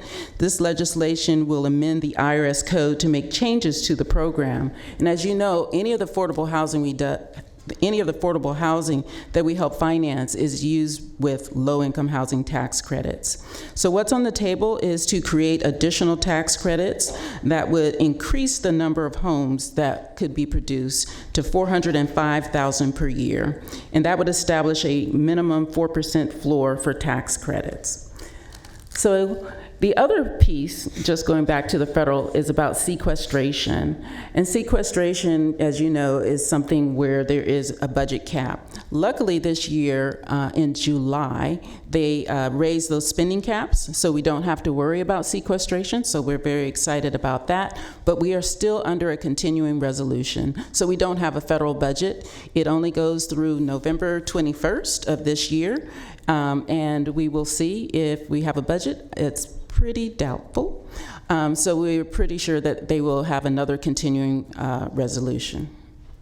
Now on to the state. At the state, this was just a banner year for housing. Governor Gavin Newsom and the legislature finalized the budget and provided for $2.75 billion in resources to address housing affordability and homelessness. This is the largest general fund allocation for housing and homelessness in California history. This $2.75 billion includes $600 million for new homeless housing assistance and prevention programs, specially targeted to provide permanent housing, rental assistance, navigation services to reduce homelessness. It also adds $500 million each to the Low-Income Housing Tax Credit Program, Infill Infrastructure Grant Program, and Cal HFA's Mixed Income Program. These are all programs that we depend on to create affordable housing at the local level. Another piece of housing legislation that was signed that is near and dear to our heart is SB 329. SB 329 is a voucher anti-discrimination bill, so it expands the source of income definition that currently exists in Fair Employment and Housing Act to include housing choice vouchers and makes it a fair housing violation to discriminate against voucher holders. In addition, the governor signed 18 bills that remove barriers and boost housing production. So now I really want to shift more to the local level and the type of funding that we have at the county. Currently, these are all of the sources that SHRA administers on behalf of the city, and specifically more in this situation, the funding is shown for the county. We administer all of the housing programs, including the new housing and community development, No Place Like Home. We've been able to use that program in conjunction with county staff for new housing units. And we also monitor and report on policies such as the Housing Trust Fund, preservation, and in the city, the single room occupancy ordinance. However, there are some aspects of the policies that should be considered as solutions to local resources to address the housing crisis. These are the funds that we use to leverage any of the federal and state money. So the County Housing Trust Fund, as you can see, only generated $280,000. That particular fund is fixed and has not been increased since 1990. It is not indexed. The current fee ranges anywhere from 26 cents to 97 cents per square foot on commercial development in the unincorporated county. And it was established to construct workforce housing near employment centers. One way to increase the funding is for the county to consider increasing that fee, perhaps an automatic adjustment, which could be done similar to the county's affordable housing fee, which on this chart, as you see, did generate substantially more money and is indexed.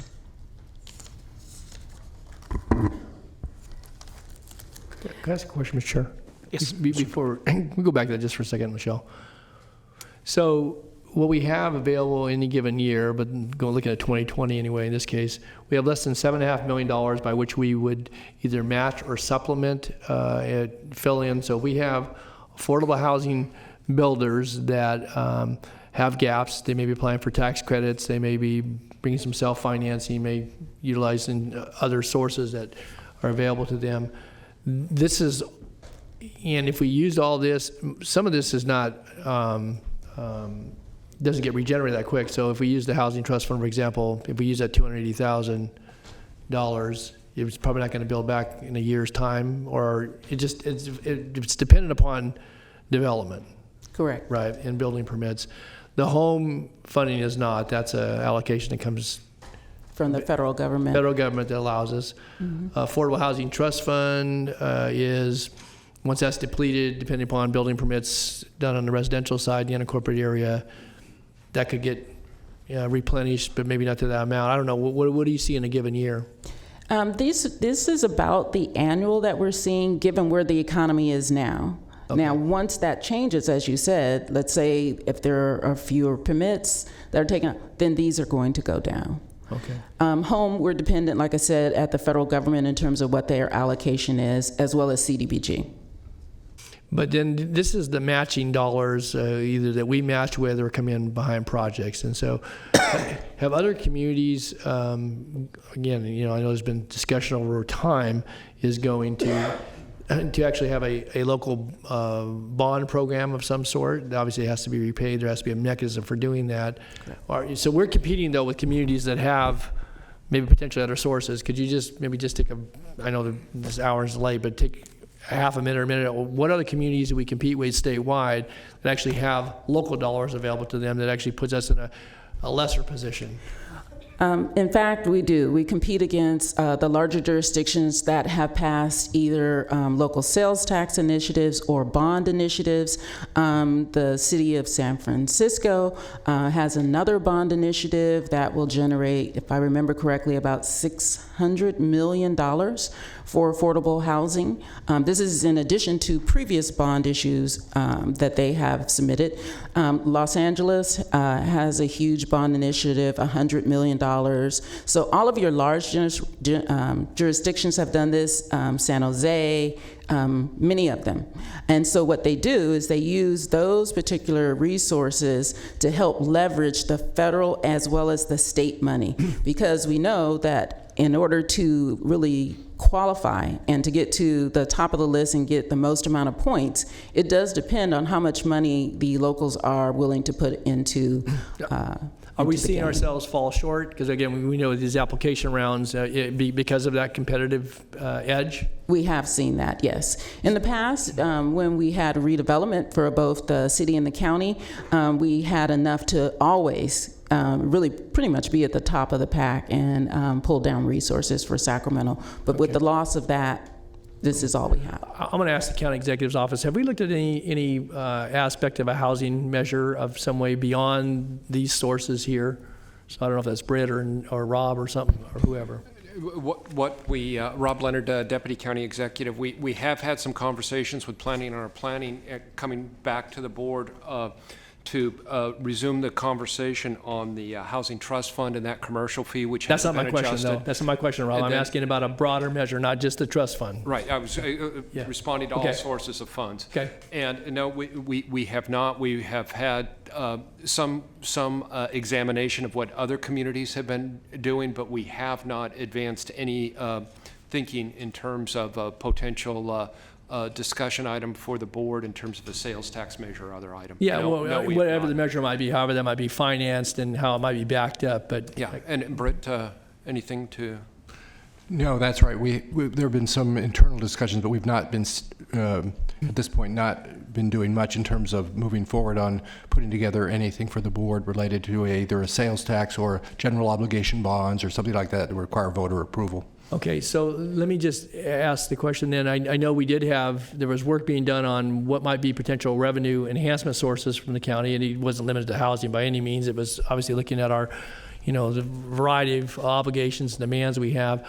And I don't know where that's at. I guess we had some consultant we're paying tens of thousands of dollars to tell us something, but I don't know what that something is, So that we did hire a consultant, not tens of thousands of dollars, actually, a fairly inexpensive consultant, okay, but we good. did hire a consultant. I stand corrected. They have been working on a report. We've gotten a draft report from them. We're reviewing that now. That report should be done in the fairly near future. Okay, so let me just maybe, Mr. Chair, it would seem to me that again, we're on the budget for the agency here today, but I'd like to have some discussion about what at least the alternatives will be, recognizing that next year is a election year. There are other measures that are being considered and contemplated, but to certainly kind of using at least some of the discussion we heard earlier today, and we continue to hear in these chambers, we rely on these sources to be competitive. If we can't be competitive, it doesn't, it really does us little good, even at $7.5 million,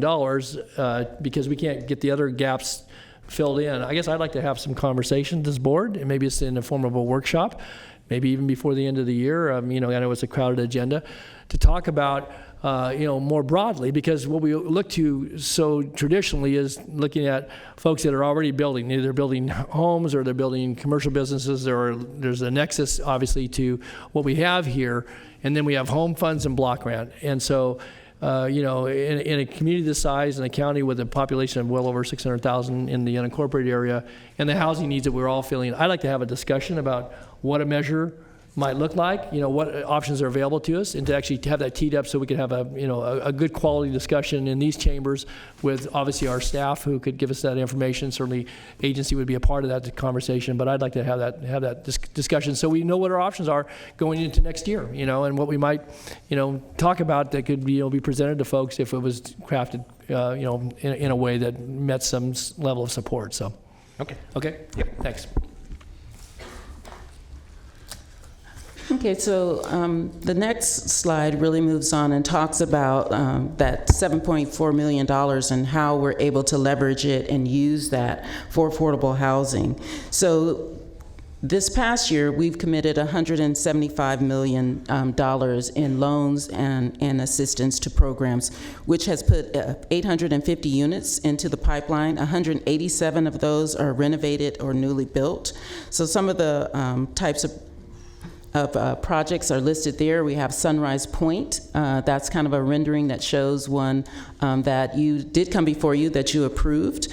So it'll be 47 units of new construction. One of the first ones in Citrus Heights, I think, in a very long time.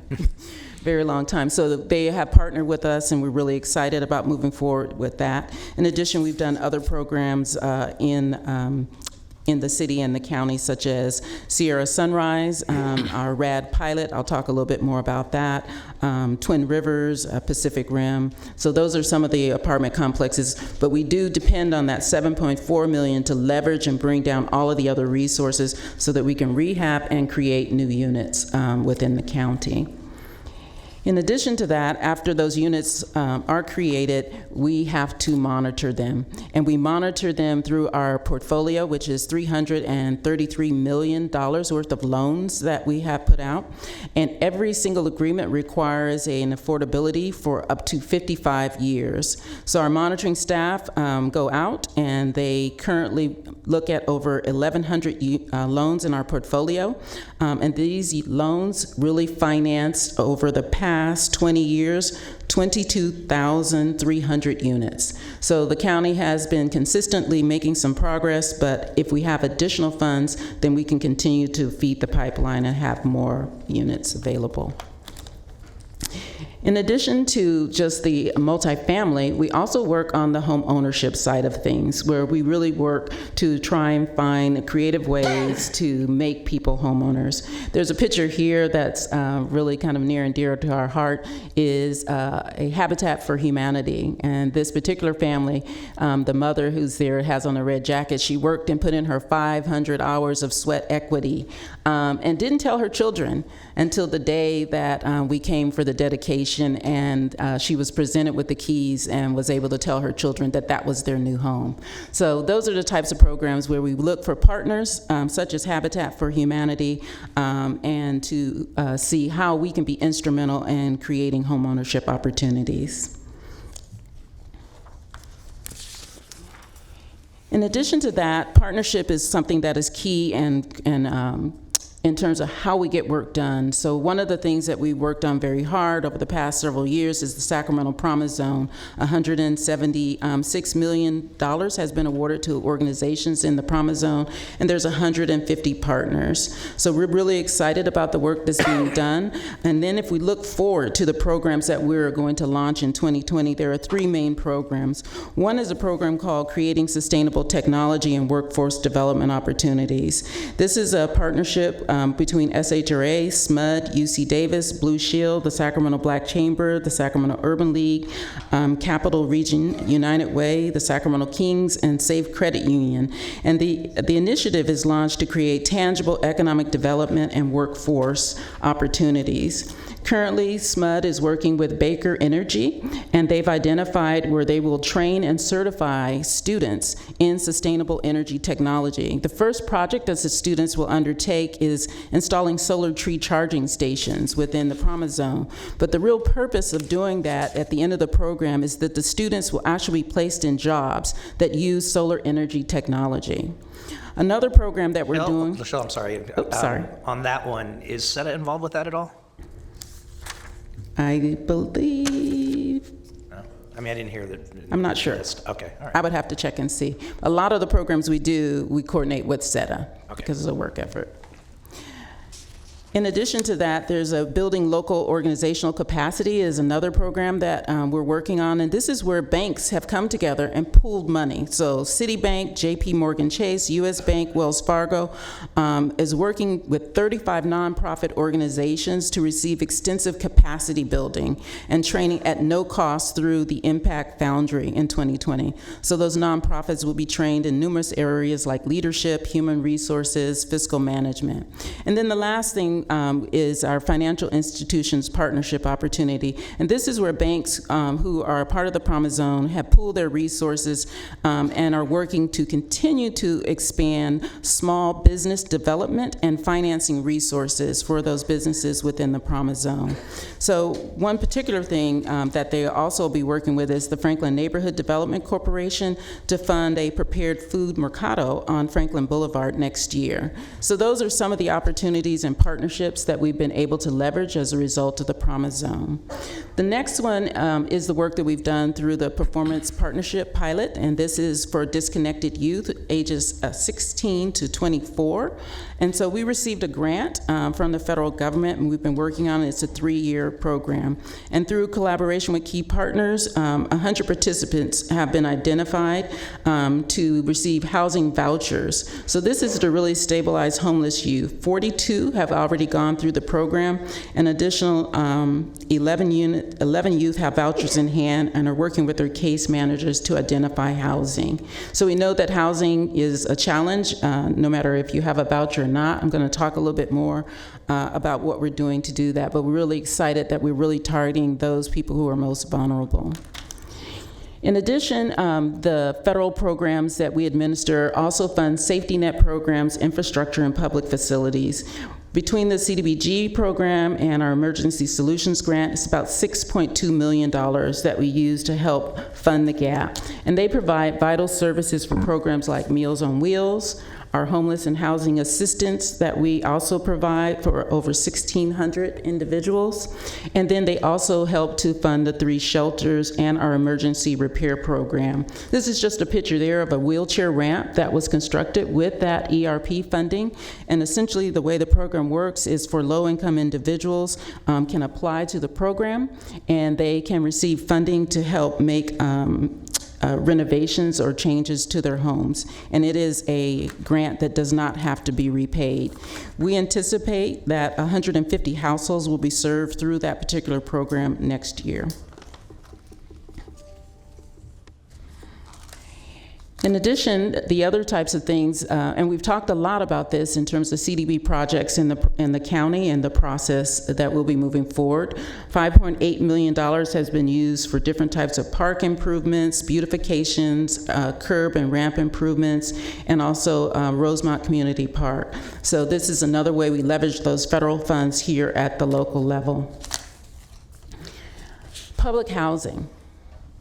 Public housing really is a program that helps assist those who are most vulnerable. 46% of the units in public housing are headed by a female head of household. 42% have a disabled family member. On average, we serve about 3 people, and as you can see, the average annual household income for a family of 3 is only $13,800.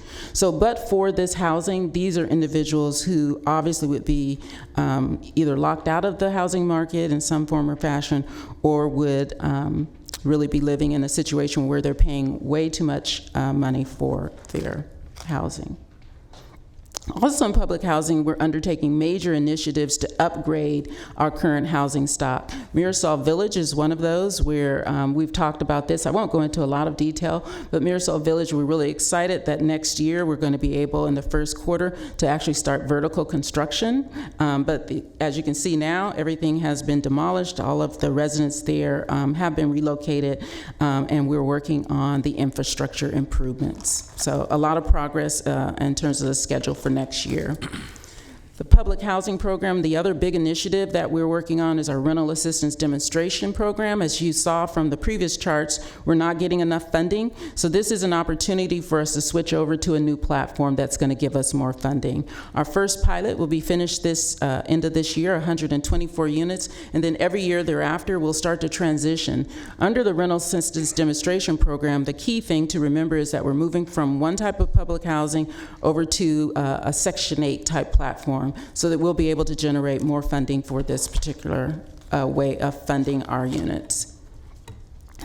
Then our next thing is about our resident engagement. and employment. We have a Jobs Plus program where we've been working with our Housing Authority residents, $2.7 million over a 4-year time frame.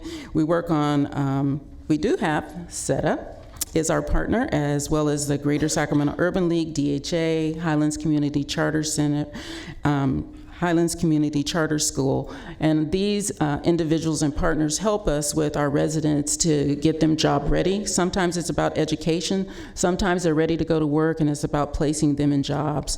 It is focused on residents at Alder Grove and Marina Vista, but we are really using a lot of the lessons learned from our Jobs Plus into other programs, and specifically one of those programs is our Section 3, our Economic Opportunity Plan. We really are going to work very hard to increase resident employment and job readiness. We've actually hired someone who is totally focused on our Section 3. The purpose of the plan is to ensure that we have economic and employment opportunities that are generated by HUD financial assistance. So because HUD is saying we're putting money into the projects, you should be making sure there's a priority given to our residents and other low-income individuals on those SHRA contracts. So our goal is that 30% of those businesses and contractors who are working with SHRA will actually be hiring qualified residents. Now I want to switch over and talk a little bit about the Housing Choice Voucher Program. As you know, this is a very large program. Over $8 million a month goes out into the community to landlords to pay the subsidy for our families who participate in this program. What we've been seeing lately is kind of housing choice vouchers is the difficulty that we have with getting vouchers out there on the street. We manage over 12 different wait lists through www.sacwaitlist.com. And I really want to pause here and make sure that everyone hears this announcement, is that on November 12th, our elderly and disabled wait list for housing opportunities will open, and it will remain open until we have 1,200 eligible applicants apply. Anyone can apply for those. Elderly is considered anyone 62 or older. So they can go to sacwaitlist.com and make an application, because our lists have been depleted and we need to make sure that we bring more people onto the list. So www.sacwaitlist.com. So in addition, the Housing Choice Voucher, instead of just regular vouchers, they have very specific vouchers for Shelter Plus Care and VASH. We have a couple there, veterans Christopher and Tracy. They were victims of the Camp Fire. They became homeless as a result of the fires. And they came to our jurisdiction, and because they are veterans, we were able to get them into Mather Vets Village. So very excited that we were able to provide that opportunity. So going on and talking about these challenges we have with the voucher program, we know that there are long waiting lists for affordable housing. So even as voucher holders receive kind of that lucky day where they're getting their voucher, they also are faced with waiting to try and get into units. We know that some landlords are not accepting voucher holders, and there are things that sometimes are barriers, such as eviction history or criminal background. The rent may be too high, or the payment standards in terms of what we pay is too low. However, HUD now has increased our 2020 payment standards for rent and utilities for the Sacramento region effective December 1st. So the purpose of this is to promote a more effective system and allow our HCV families to have greater access to neighborhoods with good schools, lower crime, high frequency transportation, and quality housing. So we actually receive these payment standards by zip code. Currently, we have voucher holders who live in more than 50 of the zip codes affected by this increase. So just to give you a flavor for what this change means, if we look at our zip code area for the Antelope area, 95843, previously, we were paying $1,197 for a 2-bedroom. Now with this change, we'll be able to pay 1,570. So that's a 31% increase. If you look at and average them out, it's about 25%. So we see this as a positive opportunity for us to be able to help our families who are out there and looking for housing with the voucher. But we know that just by increasing the payment standards is not a lot. It's not enough.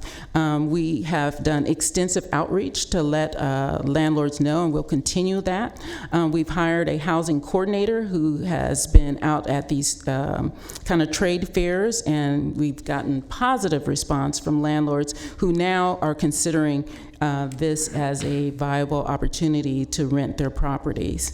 We're also working to produce newsletters for landlords. We're doing evening orientations to make it more convenient for people who are working to attend. We've implemented a program where we acknowledge those landlords who participate and work with the program. And we're also developing a landlord strategy. So without landlords, we don't have an HCV program. So our website portal is going to make it easier for them to access the resources that they need. In addition, we're also working with our tenants, and we're conducting ready-to-rent trainings. We're partnering with NeighborWorks to do credit counseling. We're doing everything we can to make sure that they are marketing themselves as well to landlords and understanding what those requirements are. In addition, there are new rental housing laws that are assisting our families. I talked already about SB 329, which is protecting the source of income. So you can no longer discriminate against someone because they have a Section 8 voucher. In the past, sometimes you'd see signs where people would put no Section 8, or they'd say things like no dogs, no Section 8, and now that is illegal. So we're really glad and excited that this has now passed. Landlords will have to consider them and their income just like any other type of income. So we're thrilled about that. In addition, there's a VASH protection that protects military or veterans in terms of them being able to access and use housing choice vouchers, and makes it illegal to discriminate against them. And then there's also SB 644, which is security deposit amounts for service members or people who are veterans. It limits that to no more than 1 month's rent for a security department for an unfurnished unit.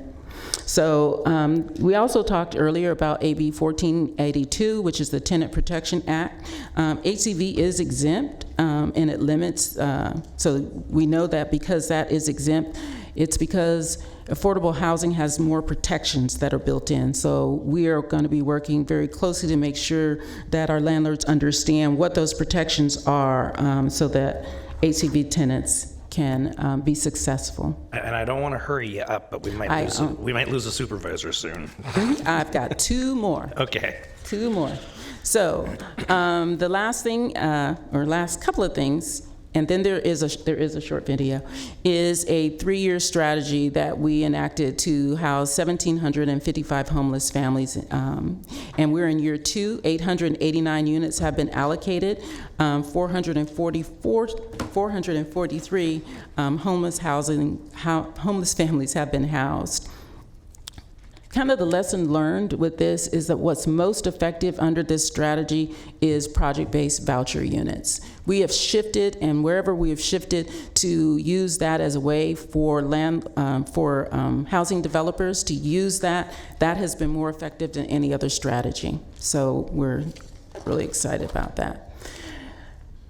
So these are just some of the awards and recognitions that the agency has. We received, in fact, today, our latest certificate for operating of excellence for our budget. HUD recognized us for our VASH program, and we've been high performer. But all of our programs really are not necessarily about us, they're about the residents. And so one of the things I really want you to hear is from residents who access our program. Some of them are here today, but we did prepare a short video so that you can really hear directly from the people who benefit from our program. So if we could see that, then that would conclude my presentation.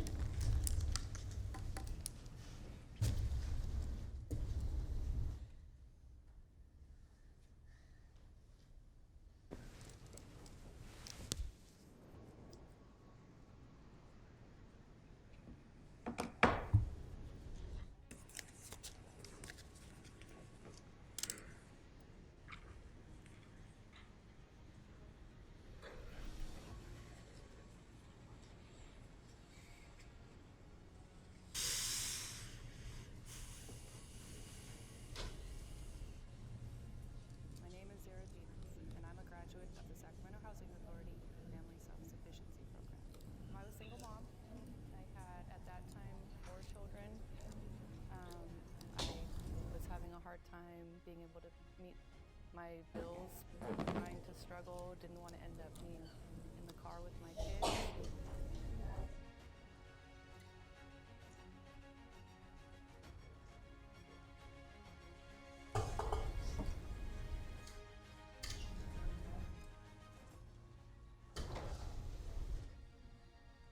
It's not just about your job and your status quo. It's who you are, and when you struggle and when you show that no matter what happens, you're going to not give up. You're just going to continue to be strong and never give up. My name is Erica Joe, and I am grateful for the Sacramento Housing Authority Resident Training Clerical Program.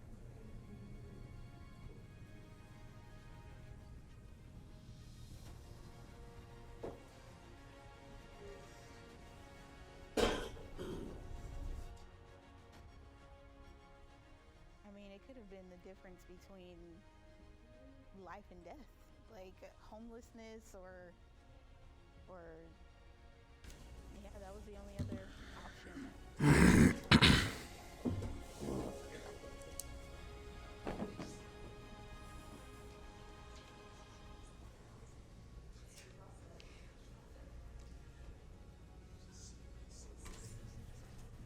And when I got it, I met so many people that were so amazing and just supportive and were there to help build me up and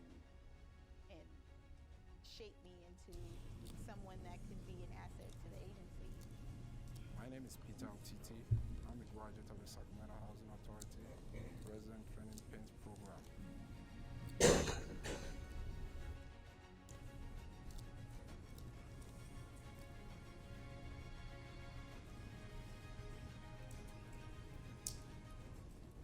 Thinking about what we're gonna eat, or what we're gonna do and stuff, or how we're gonna pay these bills and stuff. So it has really, helped the family a lot.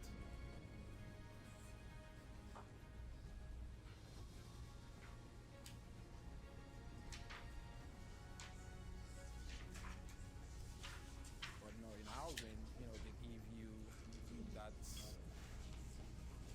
give you that space to learn and to accomplish your goal in life. So I believe that one has been results for me, whereby I was able to learn not just with future homeowners. Without going through housing, I don't think I would be able to achieve all those achievements. My name is Patrice Greenfield, and I'm grateful for the Sacramento Housing Authority Jobs Plus program.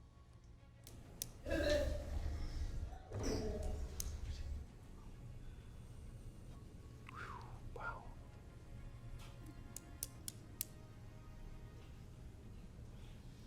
When I first moved here, I had a mattress that I was sleeping on, no frame. I had a bicycle to get to the store. I had no car. I had no, barely had any furniture. It was really bad, but I felt like I'm getting over there, and this is our new start, and that's all. I just went with that.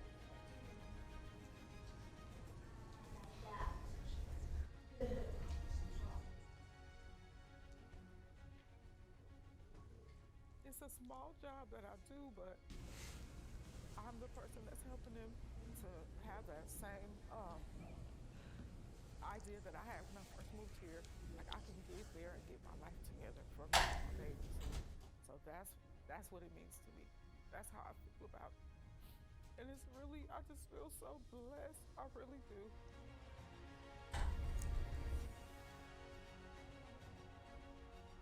Okay. That concludes my presentation. Thank you.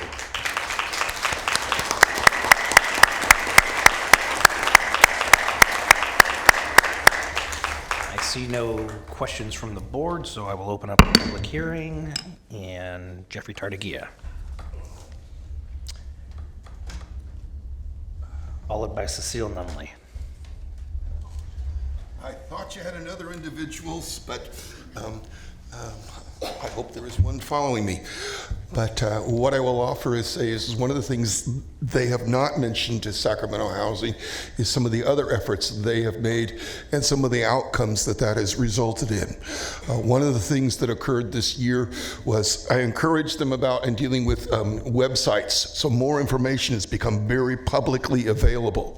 The other thing, they also housed for the Treasury, the Secretary of Treasury, a should we say hearing, if I correct me on that, through here.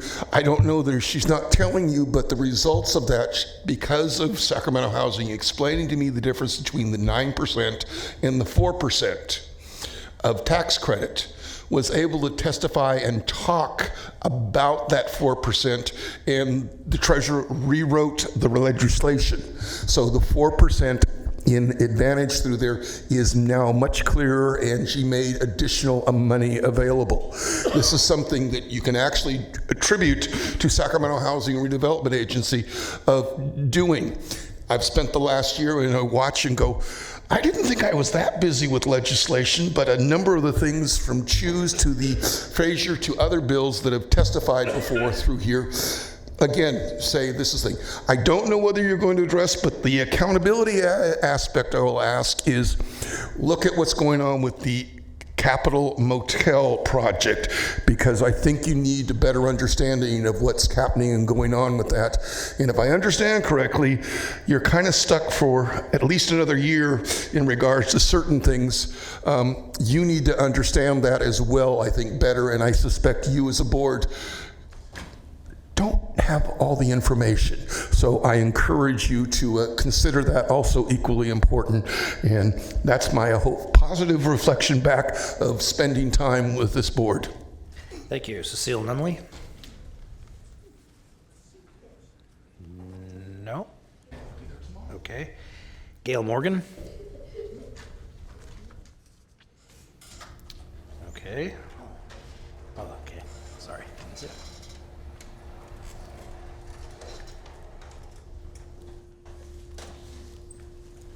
Well, I saw Cecile here earlier, so I know she was here.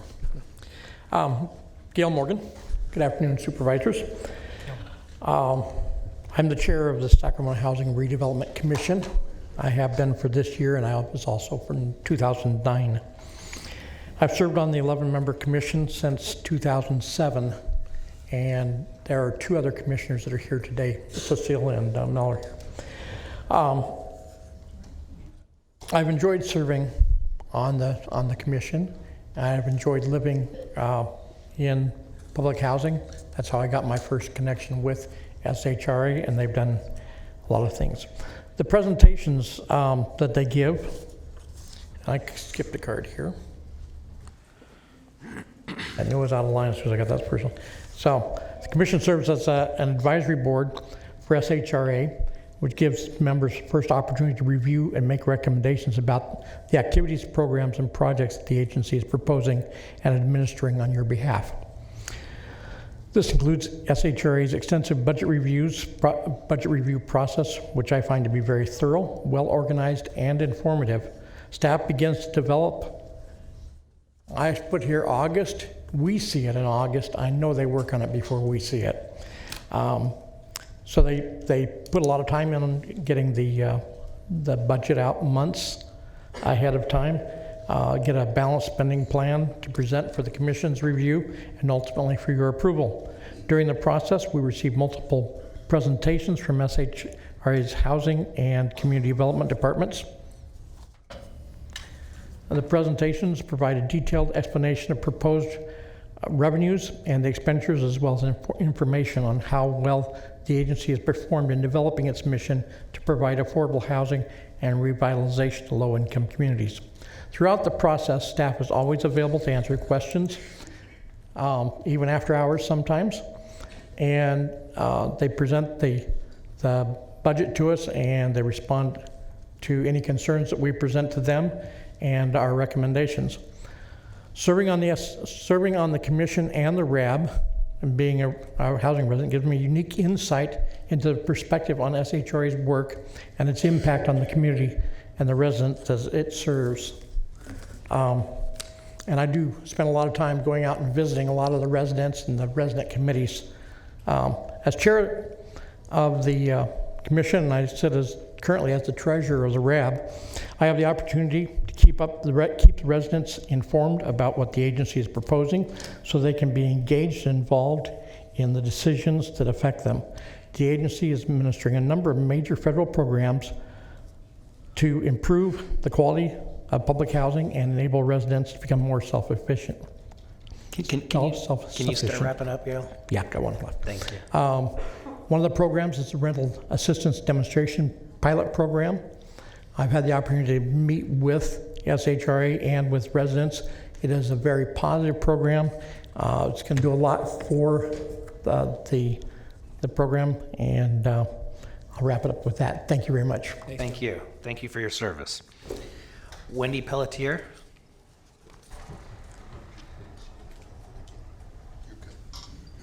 Followed by Ardell Harrison.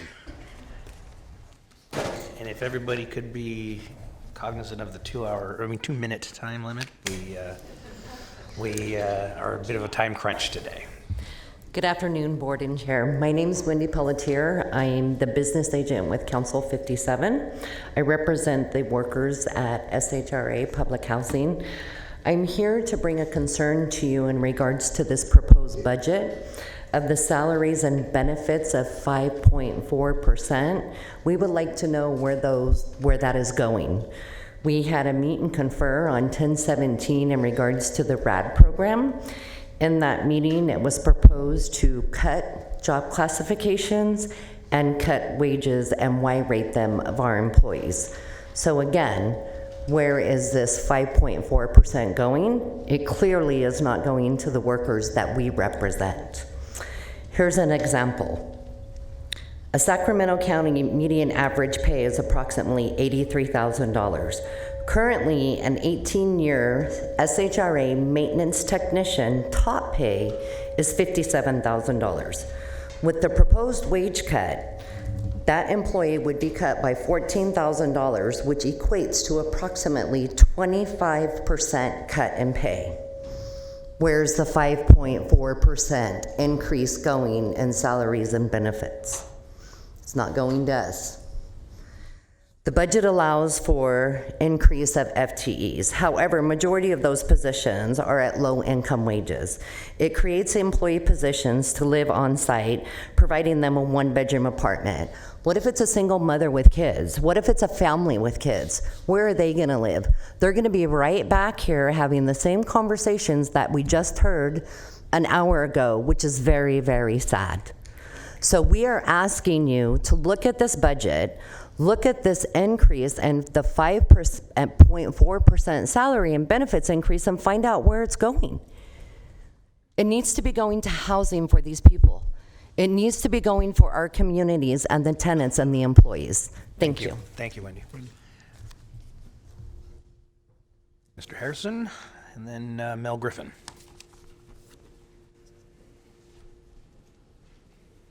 Thank you. My name is Ardell Harrison, and today I'm wearing 3 hats. One as the Vice President of the Sacramento NAACP, one as a small developer, and a concerned citizen. Thank you for allowing me to speak. As we all know, housing is a serious problem. Homelessness is a serious problem. And when homeless people are forced to move out of their locations, they just find another location, such as the camp that was located on Stockton Boulevard. By having more redevelopment programs, this eliminates us making the Channel 10 news, protests in the streets, and helicopters.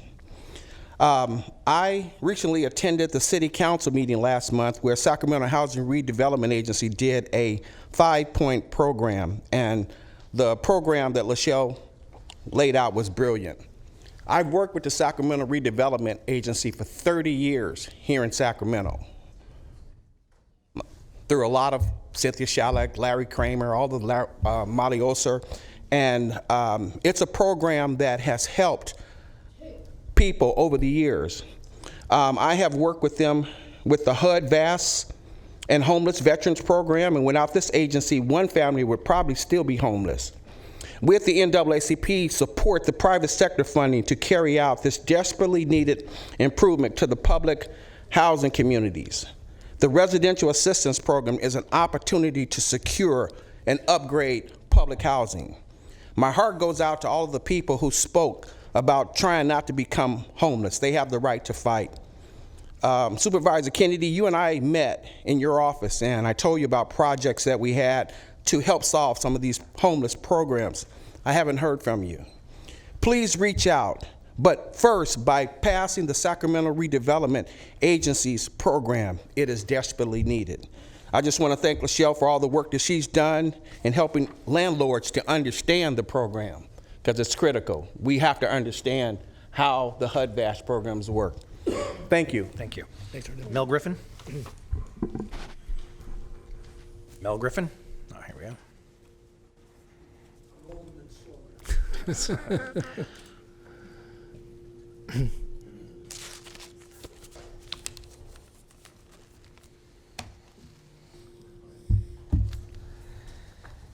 Thank you, Supervisor Kennedy, and good evening or good afternoon to all you supervisors and county staff. Hi, Mel. As some of you are aware, especially Supervisor Natoli, I left the county 40 years ago, and I'm the guy who established the workers' comp and a lot of other things for the county. And my name again is Mel Griffin, and I'm a member of the Sacramento Housing Redevelopment Commission and have been since 2012, when then Supervisor McGlashkin appointed me and Supervisor Frost has retained me. She's allowed me to stay there for a while anyway. Over the years, my serving, and I have notes, and I'll try to be quick. Over the years, I've been very well, or I've become well, versed in the many ways the agency works to help residents. And I'll tell you, the SHRA staff, they don't only work to do these jobs, they are dedicated to their jobs to helping people. I spent 40 years in workers' comp and saw a lot of people who did a lot of work that weren't dedicated. These people, you don't get in their way. They do the job. The activities that you've heard this evening covered and by the agency functions, they're administered through a very detailed budget. It requires a high level of expertise and thoughtful consideration. It took the better part of 4 days for me to wade through that thing. And that's over 200 pages, way over 200 pages. But I learn something every time I read it. The agency staff affords the Commission multiple opportunities to review and provide input on what funding is available and how it's to be spent in a new fiscal year.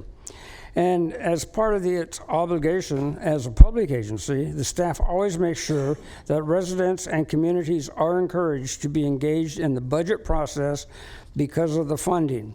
Programs and activities are intended to benefit them and the communities where they live. As some of you know, I've served on a lot of commissions, boards, and things, not only in the area, in the region, and the state. And they work exceptionally well to get information out and invite participants and invite people to come in and give their comment.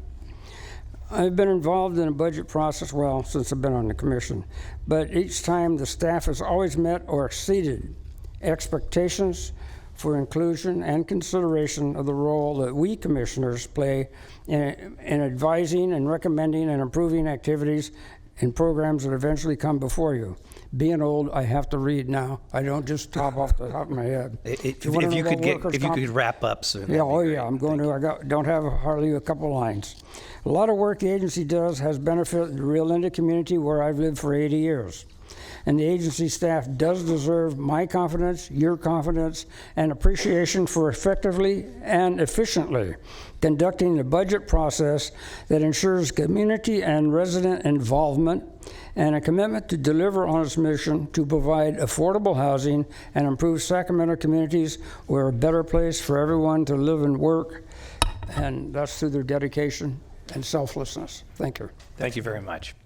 That's the last card I have for public comment, so I will close the public hearing. Supervisor Natoli. Yes, thank you, Mr. Chair. I would I'm prepared certainly to move the recommendation here with the budget, and appreciate the overview that Lachelle gave, and certainly the staff that assisted her in putting that together. I do want to just say, though, that, and again, it doesn't have to be part of the motion, but as I spoke to earlier, I think the housing issue warrants some additional focus and attention by this board. And as I mentioned, I believe, hopefully there's concurrence here, that we should have a workshop, maybe talking about some ability for this county to better leverage to look at measures that would, potentially result in some additional resources for this county, certainly as in the unincorporated areas, but county-wide potentially, to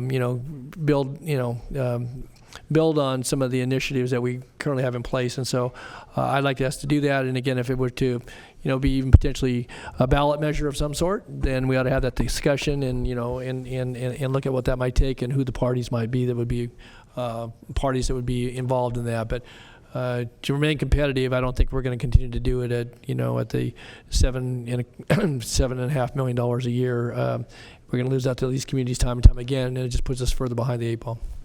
Thanks. Mr. Cerna. Thank you.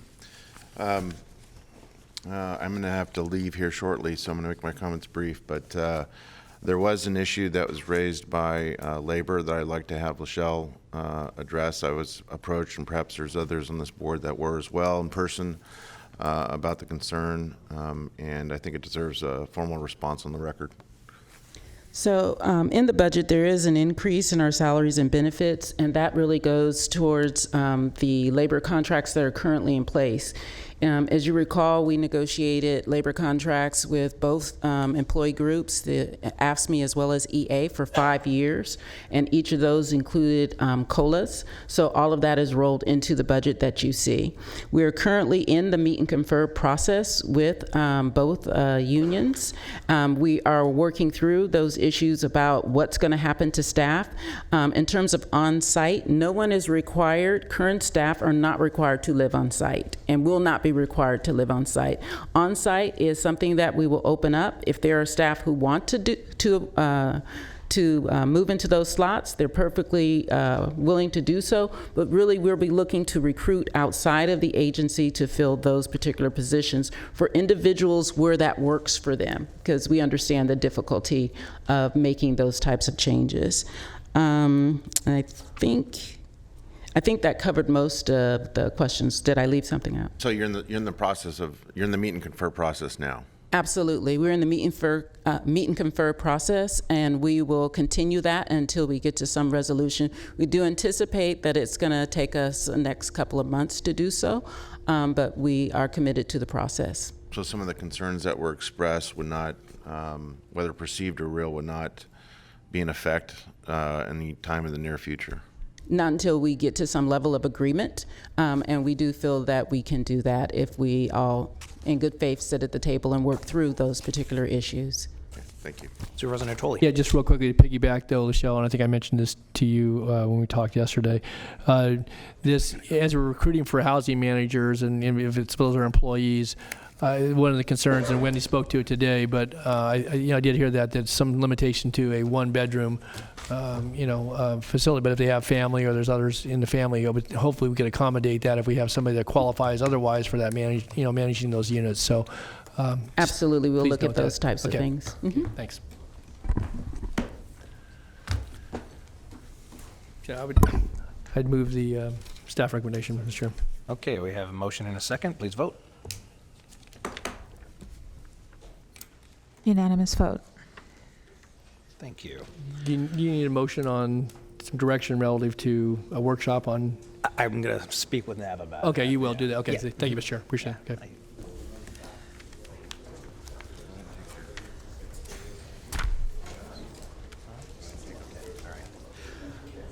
Okay, we're going to move around a little bit here. Now we're going to go back to number 42, where the district attorney has shown great patience.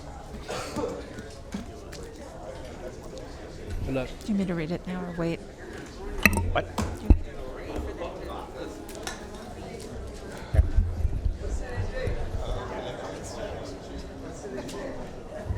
If you can quietly leave, that would be great. We still have business to conduct.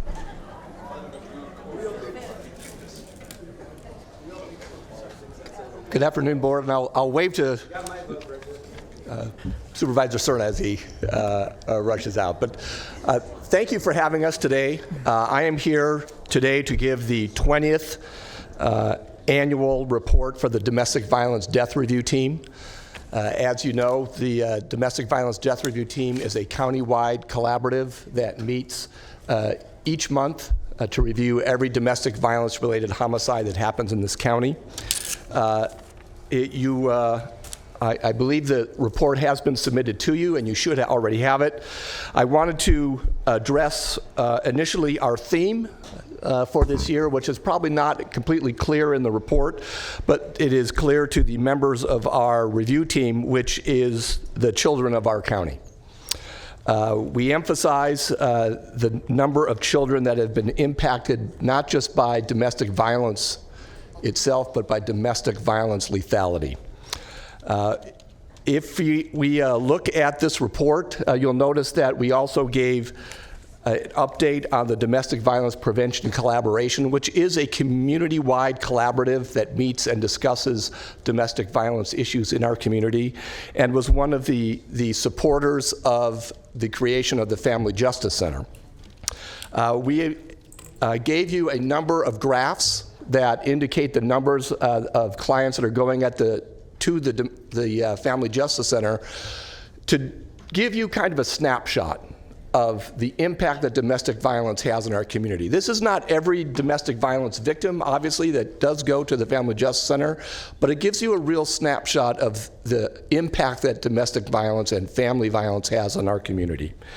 In 3.5 years that the Family Justice Center has been open, they have 3,100 clients that have visited the center. In that time, 2,500 clients have returned for additional services, which is very important because recovering from trauma is a process. And to be able to recover, you have to commit to the process and you have to trust the process. And when victims are coming back to the center for additional services, that is an indication that they really do trust the process. I said the theme was children, and you'll notice on page 6, there were 3,732 children connected to the 3,100 victims of family violence in our community. If you look farther, the next graph, 1,568 of those children were under the age of 5. And it was important for our committee to point that out because all of the experts around the country that have been reviewing the impact of family violence on children have all come to the conclusion that the younger the children are, the more impact family violence has on them. If you're a child in a crib in another room and there is family violence going on in the living room and you're sleeping in the bedroom, you are more impacted by that violence than the 9-year-old or the 10-year-old that is actually witnessing the event. And that's because brains of young children, especially infants, are sponges. Anyone that has children knows that what children do is they mimic what they see in their household. Children grow up learning the language of their parents, adopting the accent that their children have. And I go to my family back in Minnesota. All of their children have that Minnesota accent. When you look at what kids mimic, they mimic everything that they see in a family. If they see violence on a day-to-day basis, they begin to normalize violence. To them, that is the way the world is. And unfortunately, the statistics show that they are then going to be part of what is called the cycle of violence. And the cycle of violence is something that extends generationally. So if we talk to the victims that come into our Family Justice Center, we know that many of them had seen domestic violence when they were young. And their fear is that they are going to pass this on to their children. And unfortunately, statistics show that this is actually accurate. You'll notice that the Family Justice Center has been taking very good statistics about in a number of categories, which they felt, and the Domestic Violence Prevention Collaboration felt, were going to be important to keep to make sure that we are impacting our community in the right way. When the Family Justice Center was an idea that was supported by this community, what they wanted to do was make sure that if you're going to put a new piece into the system of response to violence, that you're impacting the communities that are most impacted by that violence. So to see solid numbers of the LGBTQ community, of refugees, of people with limited English proficiency, to see that communities of color are coming to the Family Justice Center. We actually have a higher percentage of African American clients than is actually in the population of Sacramento coming to the Family Justice Center. That we have homeless clients, which I will address a little bit later, coming to the Family Justice Center. And elders with disabilities are coming at a high rate to the Family Justice Center. It's unfortunate to see the impact that family violence has on these groups, but it is at least good to know that these groups are willing to come to a place like the Family Justice Center to get their support that they need. The impact on safety is something that's hard to understand just from the numbers, I believe, when you look at the Family Justice Center statistics. But one of the things that stood out to me when I reviewed them was that there were 1,500 restraining orders that were granted after clients came to the Family Justice Center and requested help with family violence, domestic restraining orders. And those clients were all given safety planning along with their orders from court. This was really a first for family court in our community. When we were first really looking at what kind of impact we could make to make this community safer from violence, we looked at family court and realized that from reviewing all the expert studies, when you have people that are involved in a violent relationship, and that violent relationship, the abuser, the person who is using violence and threats, communicates things like, that I could take your life if you do not obey me. When that abuser gets a communication saying that the other person wants to leave the relationship, their danger level for that victim actually increases. And nothing says, I want to leave the relationship like a restraining order does, right?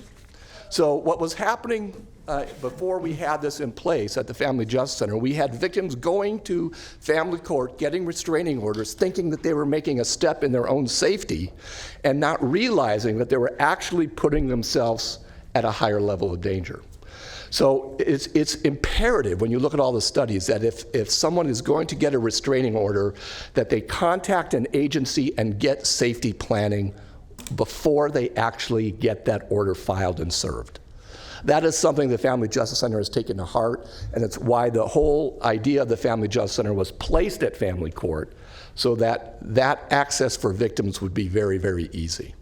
And after 3.5 years, even though, and I will say I've been involved in the death review team for 15 years now, that recurring theme of cases where we've seen people get restraining orders and they end up dead, and we have to review that case, has happened over and over again.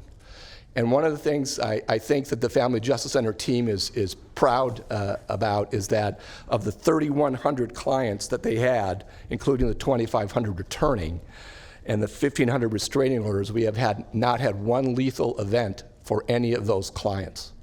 And that's because they've gotten safety planning and they've gotten training and they've learned how to use techniques and to make themselves safe before that communication is done. And that has saved lives. So I'm very happy to have been a small part of the creation of that Family Justice Center. I do want to thank, I know we have Joyce Ballou from the Family Justice Center here today.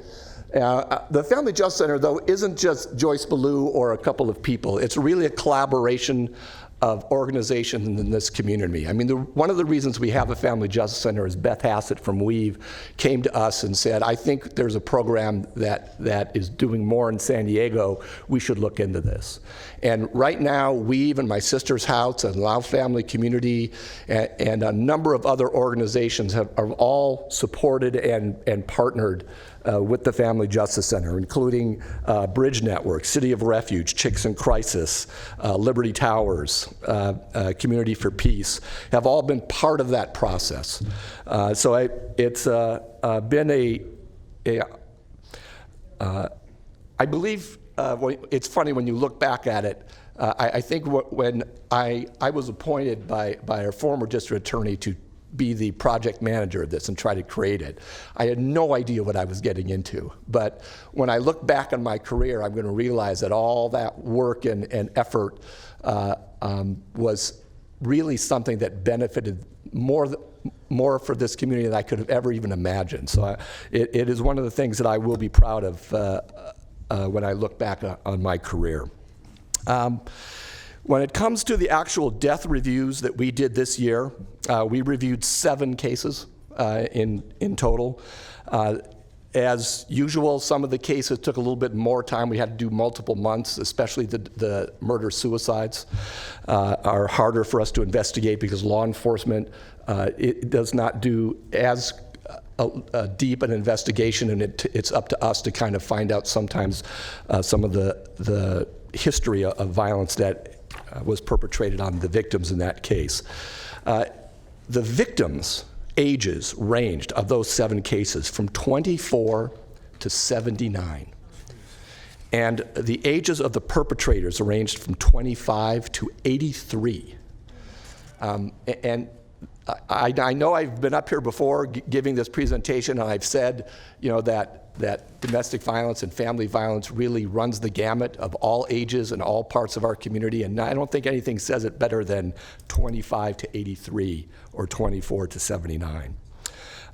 We have a number of findings. I know you've been here a long time, so I'm just going to skip to the findings. Our first finding was the effect of substance abuse in our community and how that impacts families and children. We have, if you will look at the report, I think every single case, 6 out of the 7 cases, there was abuse of either methamphetamine, alcohol, marijuana, or a combination thereof, and also cocaine. And it all seems to be part of the impact of violence. It is not the reason that violence occurs, but it can be part of one of the triggering events. There used to be a myth that was thrown out many years ago that said that the Super Bowl was the worst day for domestic violence in the calendar year. And my domestic violence team has been looking at statistics for what is really the worst time of year, and we've been doing that for the last 15 years. And I've talked to other counties, and they agree with me. The worst time for family violence is actually Thanksgiving to Christmas. It's the holidays. The extra alcohol, the family tensions, the money stressors, all those things combine to make violence something that happens in our communities. The finding number 2 is homelessness. One of the cases that we reviewed, one of our 7 this year, was a homeless woman who was brutally murdered. And what our team wanted to emphasize on that is that it is more, there are more women that are homeless right now because of family violence or violence that they have endured than any other reason. And if I know the county is going to be involved over the next few years in developing plans for homelessness, I know it's already been involved. We heard some speakers today about that. I would beg you to include our community groups, Weave, My Sister's House, all of our community groups that work on family violence when you're developing those plans, because they need to be heard, because it's very hard for victims of violence who are homeless to get their voice heard. And these organizations work with these victims and can, I believe, shed some real light on what the needs of our community are. The number 3 finding is the impact on children that domestic violence has. But more importantly, out of those 7 cases, there were 12 children that were left without either a mother or a father, and in some of our cases, both in the murder-suicide. It really accentuates and I think pinpoints how violence impacts our community, because we really think of the victim who has perished, but really that's just the drop in the lake, and there's ripples, and the ripples are the children that are affected.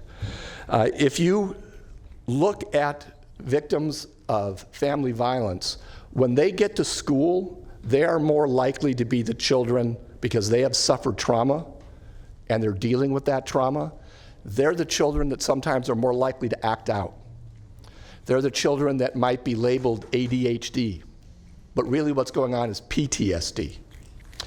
If you look at how this creates a lifetime of impact, children that are acting out in school that have been the victims of trauma are more likely to have trouble in school. They're more likely to get into some kind of suspension or detention situation. Those children are more likely to end up in a dependency situation, dealing with CPS. They're more likely, unfortunately, to end up in our justice system. And if we spent a little bit of money in the front end, we could save a lot of money on the back end. My dad's favorite saying when I was a kid was, "An ounce of prevention, a pound of cure." And there's no better use of that term, I think, that when it comes to how we work with our children. One of the things that I've been proud to be part of for the last 5 years is Camp Hope. Camp Hope is a program that takes kids that have been through these kind of traumas to camp. And the idea of, it's a 3-word message, or 3-themed message for kids. Believe in yourselves, believe in your dreams, and believe in others. And one of the things that is robbed from children when they're involved in these kind of families with violence is their own hope for their own future. And I've seen what a little bit of love and support can do for children. And I would ask this board to continue to support programs like Camp Hope, but other programs that also work on children with all kinds of trauma. Because you can get trauma from a family home, but you can also get trauma or be affected by trauma if you live at 38th and MLK and there's 5 murders in your block in a week. Okay, the effect of trauma is going to be real in those children, and they need the same type of love and support. Finally, our last finding is guns. 5 of the 7 cases this year, a handgun was used, and there were a couple of the abusers that legally should not have had access to firearms. We are going to ask this board to support efforts by law enforcement, probation, our office, and also the family court to work on a better system to make sure that people that have the desire to use violence cannot have access to guns. There are a number of legal ways that you can eliminate access to guns. There is a training that I'm going to go to. I know that a couple of members of the Superior Court are going to go to. Probation is also going, and I believe members of the Family Justice Center and my Domestic Violence Death Review team are going to. It's being held by the Giffords group in San Francisco, and it's going to be talking about ways that you can legally take guns away from people that are going to commit violence. And I've heard the argument, guns don't kill people, people do, but unfortunately the people that commit the violence use guns. So if we can get the guns out of the hands of violent people, we are going to be a safer place. And that is a very quick summary of our report. If you have any questions, I'd be happy to answer them. Any questions of the board? Supervisor Natoli. Yes. Paul, thank you for your leadership and work. Certainly, you've appeared many times before this board, and I know obviously with the team of folks that you not only review the particular cases that you review, but I think some of the initiatives that you've outlined here do provide, I think, some hope for the future. And again, I just want to commend you for your leadership and that of obviously folks you work with. A couple of quick questions. One, in the finding that as looking at developing response to homeless issues, but you mentioned that the domestic violence agency need to be included, and I couldn't agree more with you on that. But you mentioned, We Even Safe House and some of the, We Even in my sister's house and some of the other ones. But just with your case number 7 here, when you have a 79-year-old and an 83-year-old victim and perpetrator, I guess my question is that will we involve folks who are working with a senior population? Because in this case, as outlined here, there was dementia. There was some reports by the person who was in a home, and then obviously ended up becoming a murder-suicide or a homicide. Yeah, homicide-suicide, if I'm not mistaken, what I read here. Yes. So are you seeing more trends? But secondly, that I would assume that we would want to involve like Volunteers of America that run the Senior Safe House. I know that, again, I've said this a number of times in recent months here, is that we're turning away 1 or 2 people a day from the safe house. Again, not always domestic violence, but victims of neglect, abuse, and I assume violence as a part of that. Because just like you said, for children, I got to imagine for seniors or people that are in a debilitated state, that that same vulnerability, it may not be of a child, but certainly that same vulnerability can begin to be present. And I would hope that certainly as your team works, and I think the Family Justice Center provides this, I was amazed by the stats that showed who's coming through your door and some of the statistics, not just age, but obviously of gender and certainly ethnic background as well.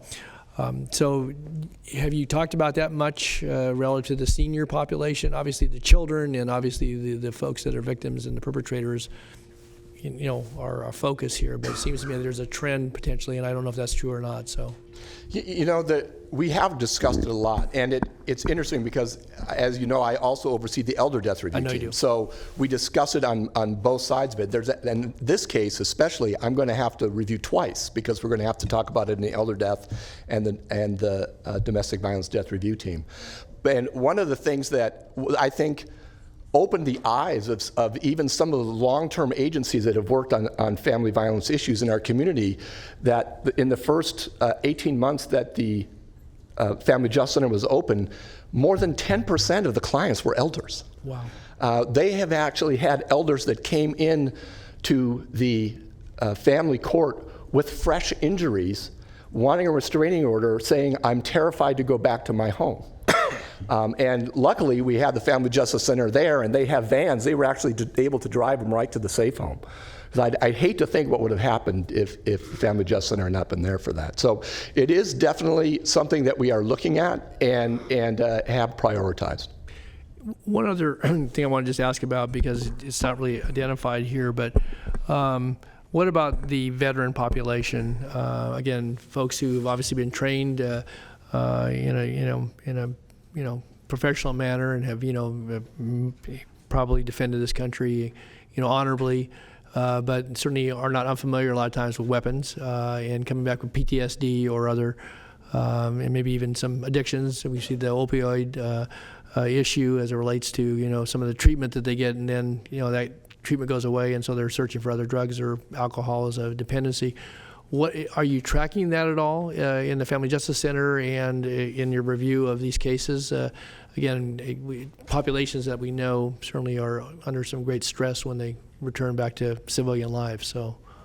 Yes, actually, we are tracking all veteran contacts and victims, if whether it's the victim who was a veteran or whether it was the abuser who was the veteran.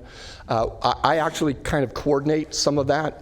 I coordinate some of the cases that we end up putting in vet court, which is a diversion program run by the VA to get them services to try to create a place where the impact of a conviction is not really what we need. What we really need is services to deal with PTSD issues. I know it is a passion of Ms. Ballou because she's been involved in veteran organizations for many, many years. I can't remember what title you have. I'm involved with the VFW and the American Yeah. Okay. So it's been a passion of her for years and years and years, which makes it easy to make that a passion of the Family Justice Center. One final question then, just on your Camp Hope, and I know I can tell you got a little choked up with that, at least it appears so. And is there a way for folks who want to maybe provide a scholarship for a young person, either an organization or an individual? Could we get some more information about Camp Hope? Because it sounds to me like that's a one way to deal with some of the trauma that these young people are experiencing when it's identified in those homes. And 24 went this year, but if you could send 36 or 48 next year or this upcoming season, I don't know when the camp is held, but it would seem to me it would be something very worthwhile. To your point about putting some resources at the front end. So Right. We obviously the Family Justice Center takes donations for Camp Hope. But we have not actually developed a program for scholarships. So if you wouldn't mind, I'll have somebody from the Family Justice Center call you. And great. No, I'd like to know that. And maybe at a future presentation we can put that out over the airwaves too. And there's a way to get that out. But yes, I'd be very interested in knowing what it takes to send a young person to that camp. All right. Great. Thanks, Paul. Sure. Thank you. All right. I see no more board members punched in, but we do have one member of the public, Bridget Duffy. Thank you for your work. I'm actually a victim of domestic violence myself, and I appreciate any help. Thank you. High five.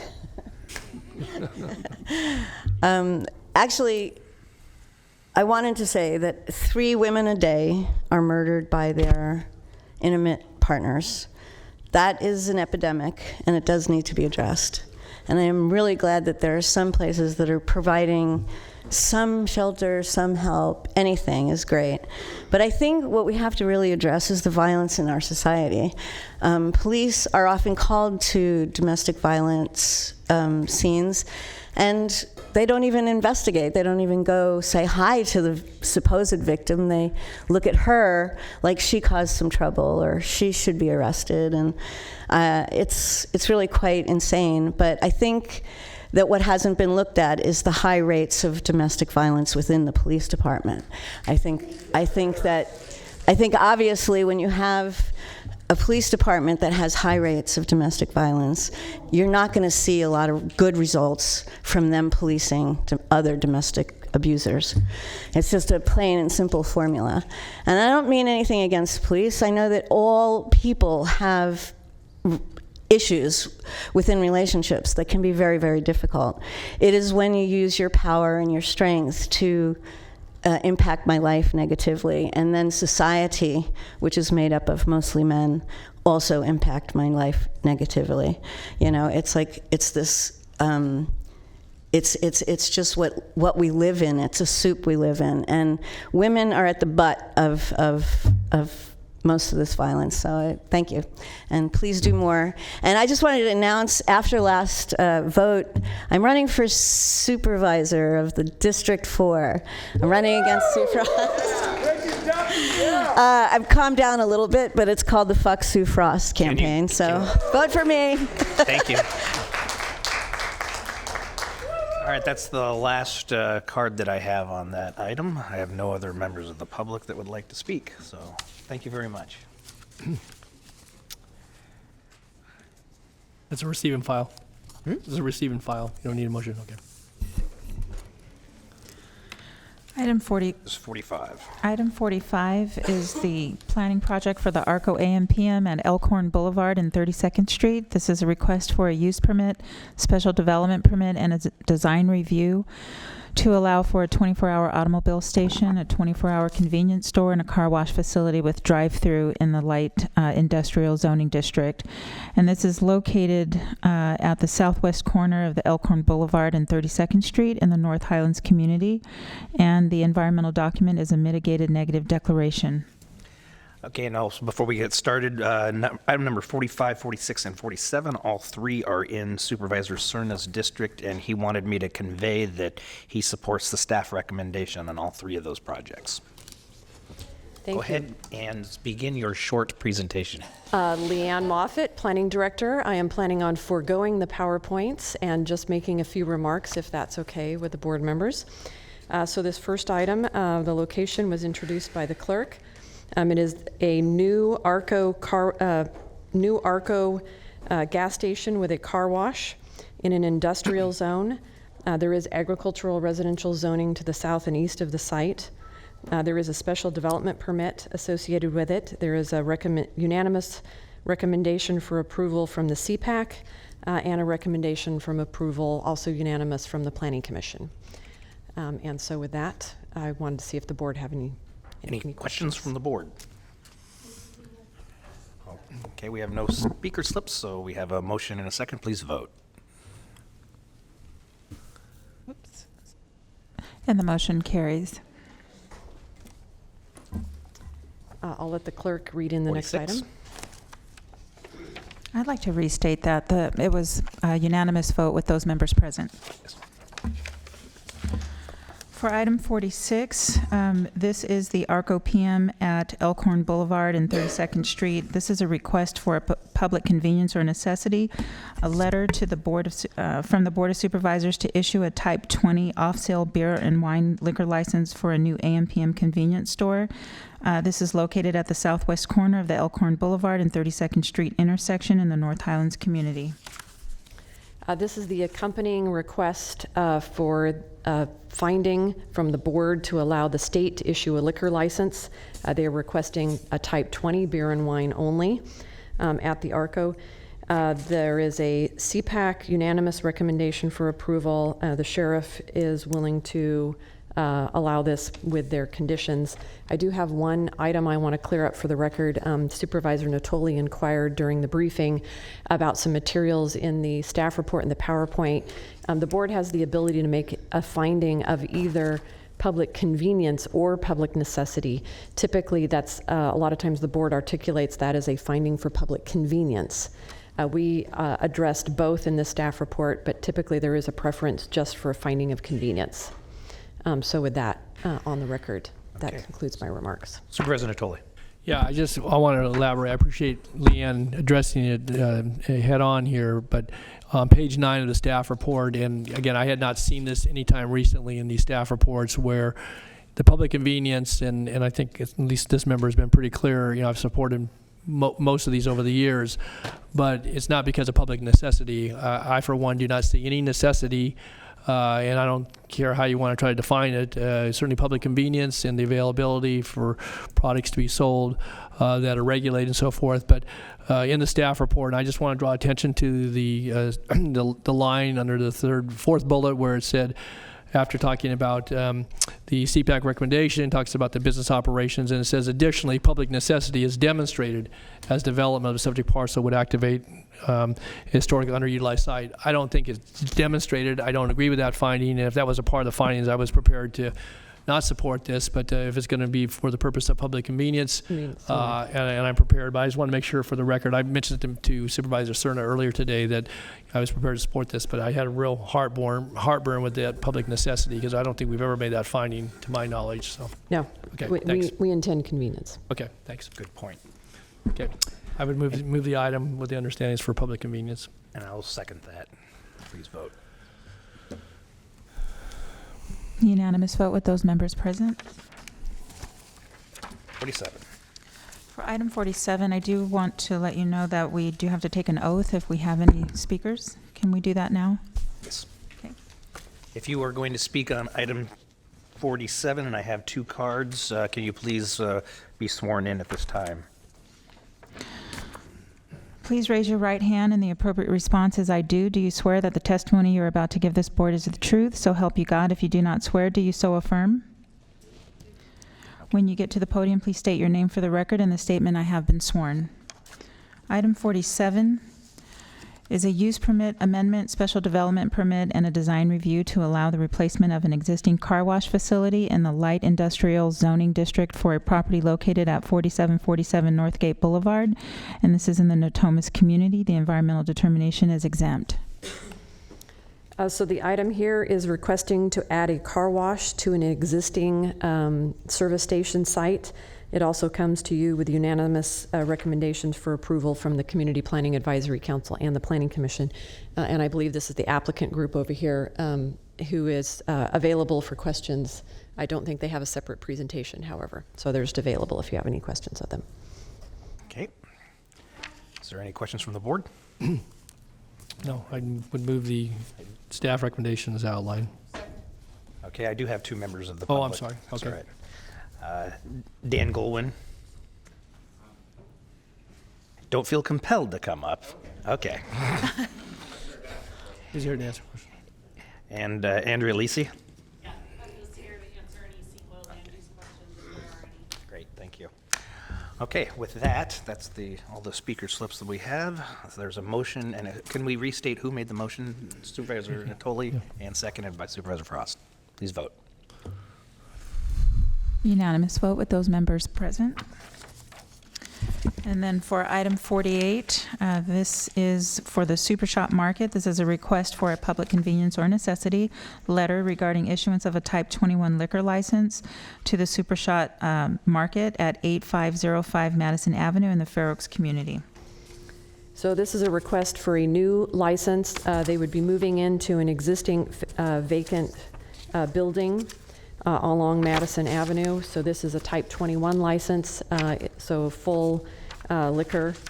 It comes to you with a recommendation from the Community Planning Advisory Council for approval on a 4-to-1 vote.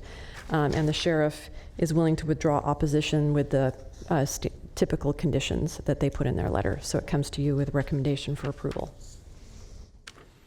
Okay, questions from the board? We do have a 1 speaker slip. John Sutton. I'm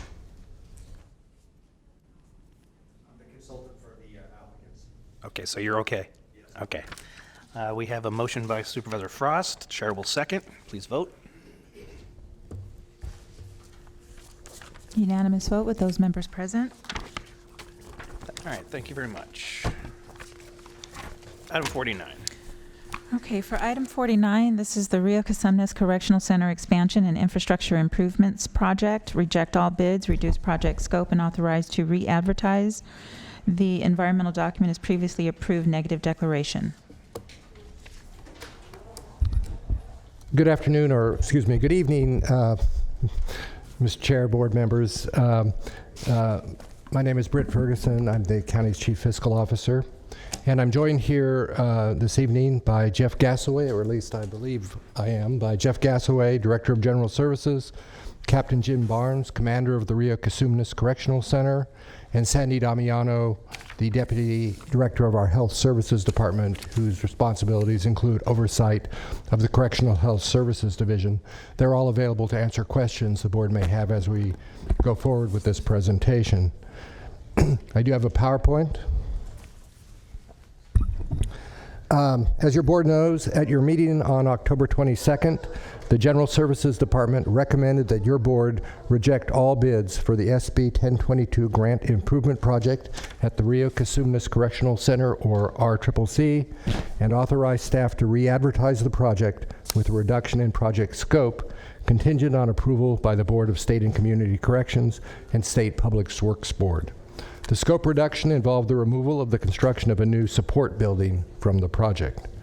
Your board deferred action on this recommendation until this evening and asked that staff return with answers to 2 questions. First, at a minimum, what improvements are required to be made at the RCCC? And second, how does the SB 1022 grant project relate to our obligations under the Mays Consent Decree regarding conditions of confinement in the jails? The answer to the first question is that 5 of the 7 remaining components of the SB 1022 grant project will likely be necessary within the next 3 to 5 years for the county to continue operating the RCCC, regardless of whether the grant project goes forward.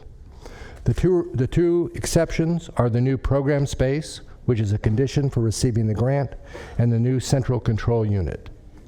The new medical clinic and medical mental health housing unit will be needed to meet the requirements of the Mays Consent Decree, though costs could be reduced either at the RCCC or downtown in the future, at the downtown main jail in the future, if the jail's population is reduced. This table was in the board packet. It's a little hard to see up there, but it does sort of summarize the situation. Let me just briefly go through what's in it so what I say here will make some sense. The far left column lists each project component. Those are the 7 remaining projects. The next column to the right shows total annual operating cost associated with that component. The third column shows how much of the total annual operating costs would likely be incurred even if we don't go forward with the SB 1022 project, because this component would likely need to be built anyway. The fourth column shows the cost of additional nurses that would only be needed if we expand bookings at the RCCC, which could be done with the revisions to the intake facility, but which would be optional even if we build the new intake release facility. The fifth column shows what additional operating costs we realistically avoid if we don't go forward with the SB 1022 project. The sixth column identifies which project components would likely be required even without the SB 1022 grant project. And the seventh and final column shows what the construction cost is for those components that would likely be required to be built anyway. As you can see in your packets, the first component of the project is the construction of additional education and vocational training program space to enhance the capacity of the Sheriff's inmate reentry services efforts, including additional space for culinary arts and construction arts training. The construction cost of this component is approximately $9.8 million, and annual operating cost is approximately $397,000. Though beneficial, this improvement would not be needed if the grant project does not go forward, but it is required to receive the grant funding. The next project component is the construction of a new water well, storage tank, and filtration system. The construction cost of this component is $4.7 million, and annual operating costs are estimated to be approximately $136,000. These improvements will likely need to be made, whether or not the board moves forward with the SB 1022 project in order to address capacity and reliability problems with the current water system. The project also includes the construction of new medical clinic space and a new medical mental health housing unit. The construction cost for this component is $16.7 million, and the annual operating cost is approximately $3.4 million. These improvements will likely need to be made whether or not the county moves forward with the SB 1022 grant project to address Americans with Disabilities Act, or ADA, and Health Insurance Portability and Accountability Act, or HIPAA, issues and other deficiencies in the current medical clinic, and provide safety cells and single-cell patient housing that can be used more flexibly to address different inmate medical needs and mental health housing as required by the Mays Consent Decree. As you know, there is essentially no mental health housing available at all right now at the RCCC. In fact, when we put together the implementation plan for the Mays Consent Decree, we assumed that the medical and mental health improvements included in the SB 1022 grant project would be made. So that implementation plan assumed this would already be going forward.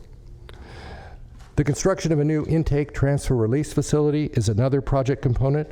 The construction cost of this component is $12.5 million, and the annual operating cost is about $1.5 million. If booking is expanded at the RCCC, and about $561,000 if booking is not expanded. This component will likely need to be constructed even if we do not proceed with the SB 1022 grant project to address ADA and HIPAA deficiencies in the current facility and security and safety concerns associated with the current practice of transferring inmates to buses in the parking lot outside the security perimeter of the jail. A fifth project component is the construction of a new central control unit to provide better monitoring of inmates and staff to enhance both inmate and staff safety and security, and free up deputies to provide escort services for inmates during visitation. Construction cost for this component of the project is approximately $1 million, and annual operating costs would be approximately $740,000. Construction of this component is not required if the SB 1022 grant project does not go forward, though it may instead be necessary to add 2 additional deputies to provide inmate escorts at visitation, and eventually the existing tower will need to be replaced. The project also includes construction of a new staff parking lot, new access road, and various components of site work. The construction cost for these improvements is approximately $15.9 million, and there's not virtually any ongoing operating costs. Construction of these improvements would likely be needed whether or not we proceed with the SB 22 grant project to free up space for the construction of the new mental health space and intake transfer release facility. Finally, the project includes the construction of a new guardhouse.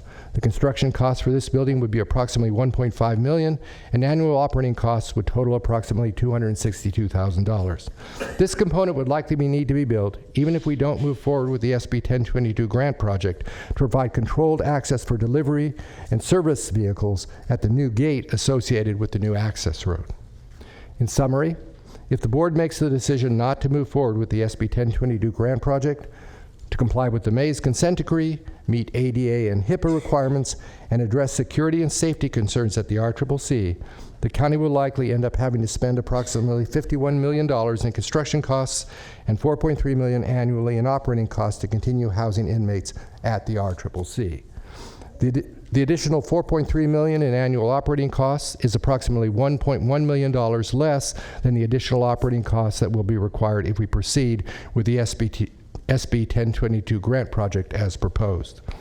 If we do not proceed with the grant project, however, the $51 million in construction costs will be a county cost rather than funded by state grant money.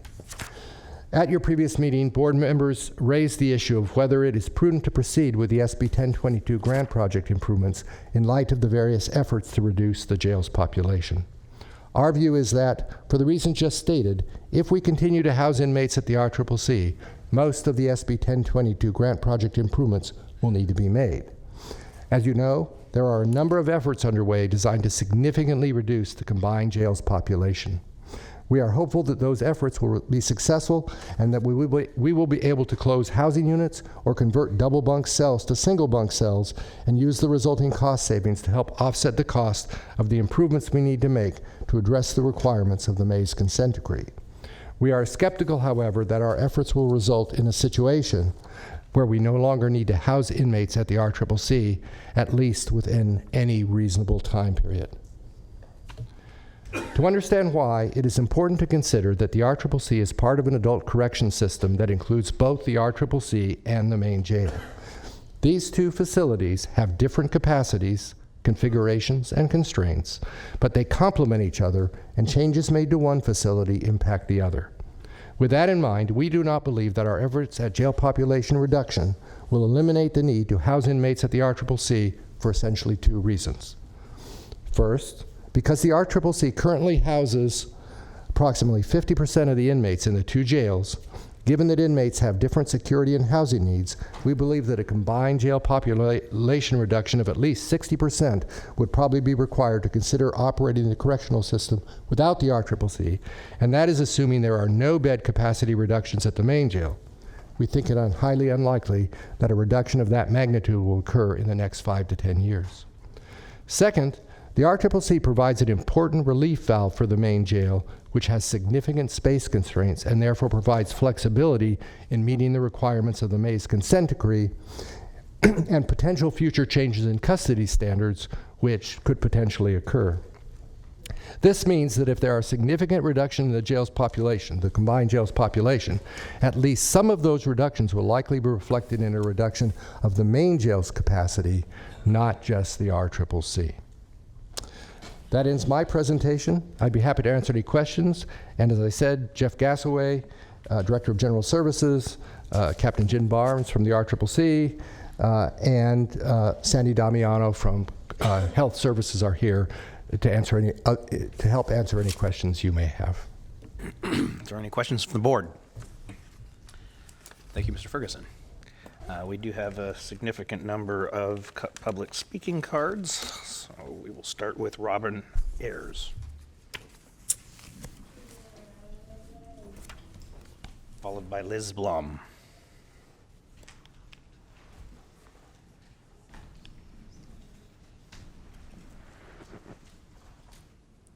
Hello again. All right, so I want to talk about what we should be doing instead of handing our county a $500 million bill over the next 30 years. 2 weeks ago, we listened to the Sheriff's Department talk about programs that they currently run that are effectively keeping people out of jail.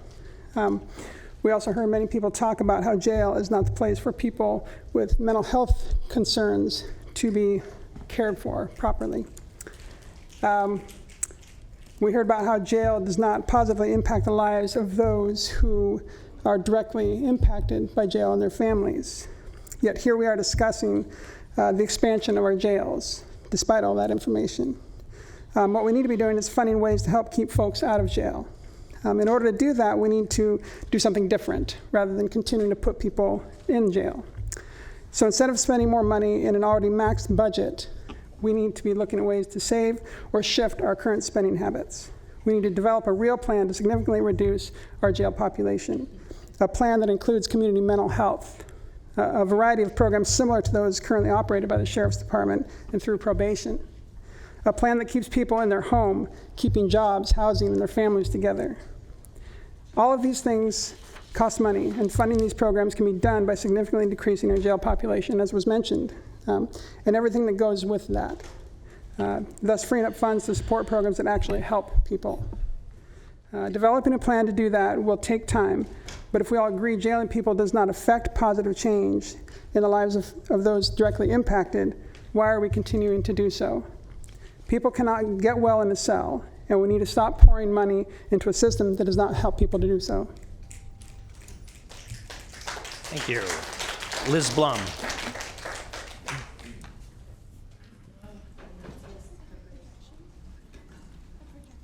Projector on.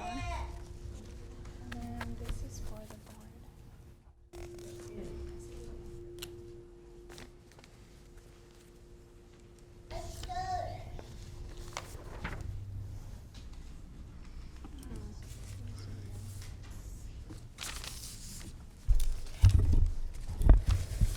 Good evening. Good evening. So, working on it.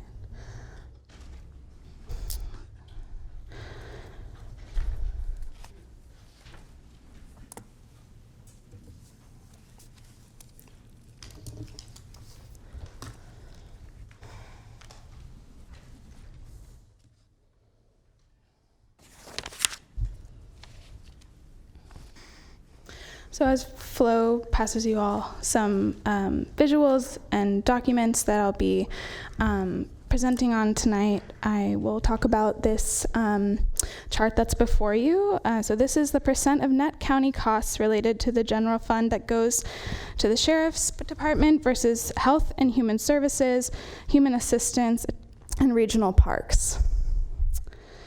This chart includes a display of the percent of total net county costs associated with various departments annually.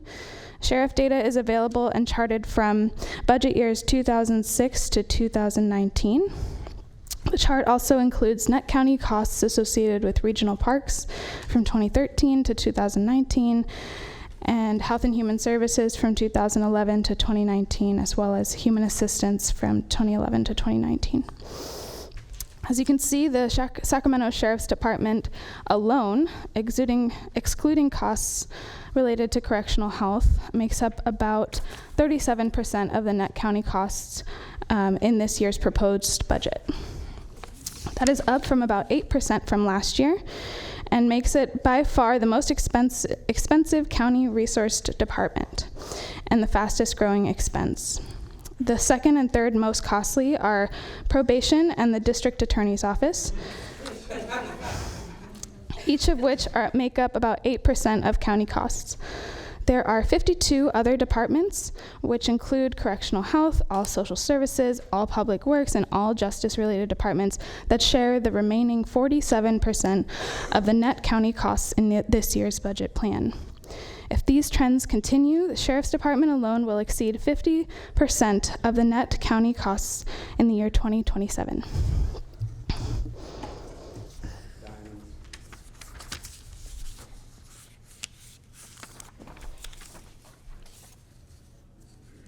You all should have a copy of this. So this is based on the county's proposed $51 million jail expansion plan that was just reduced in scope, and revised operating cost. We revised our budget analysis. So this analysis shows that $500 million in operating and financing costs over a 30-year period until 2050. I was told I'd get 5 minutes. Okay. I'm going to. Yeah, got it. Okay. $500 million in operating and financing costs over the 30-year period until 2050. $423 million in operating, including staff, mechanical, electrical, and plumbing. $76 million in lease revenue bond financing costs. I just want to stress that this is not a grant. We have to stop calling it a grant. It's a lease revenue bond. This is a loan. This is not a grant. We're getting $51 million in construction costs and trading it in for $500 million in fixed expenses over 30 years.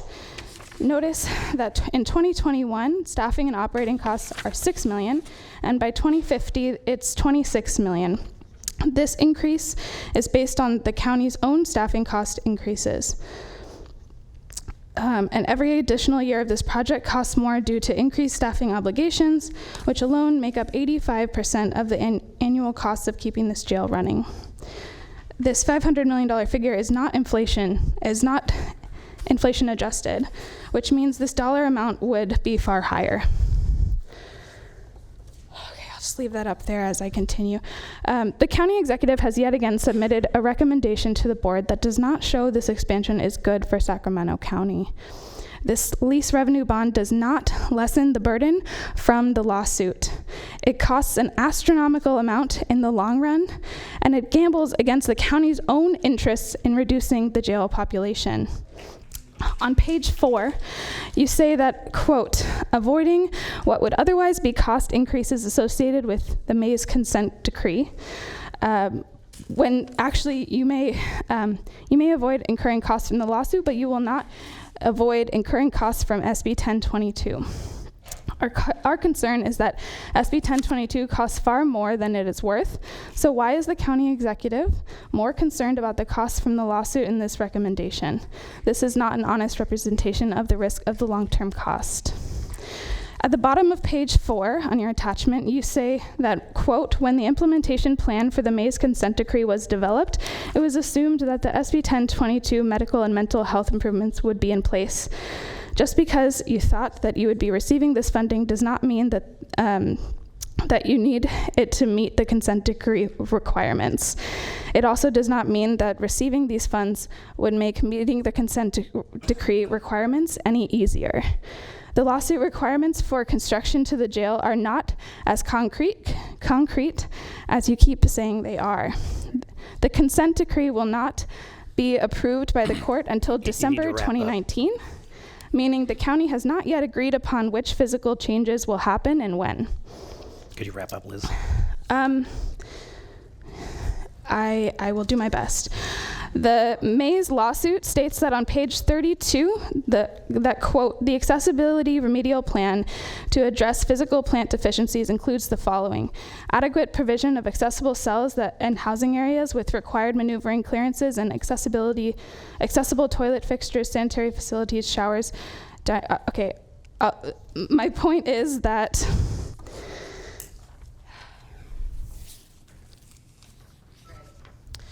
this is what the attachment from your staff said that RCCC needed. I'll wrap it.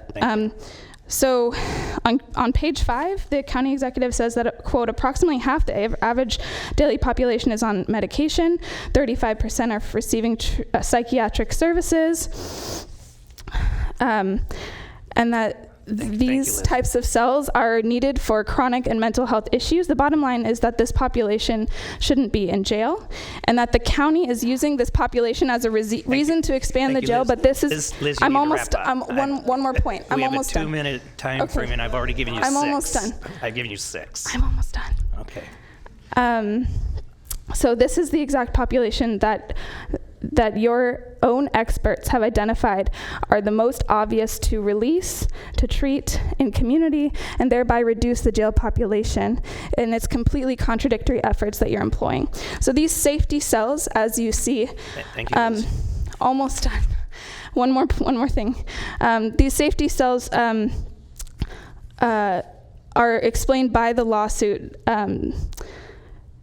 Okay, so that they should not be used for people with medical and mental health needs, and that the lawsuit explicitly states that these are All right, Liz, inhumane. thank you. I'm going to have to cut you off there. Thank you.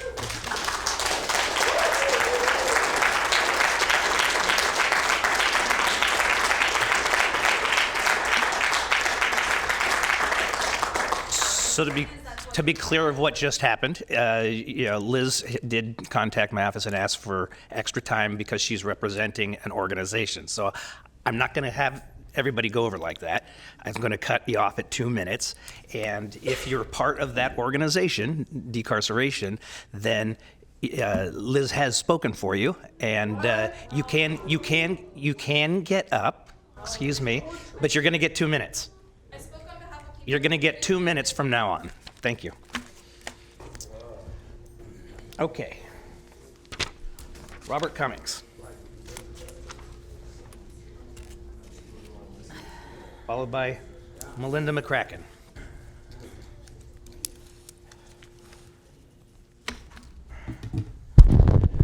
Good evening, board, staff, and all in attendance.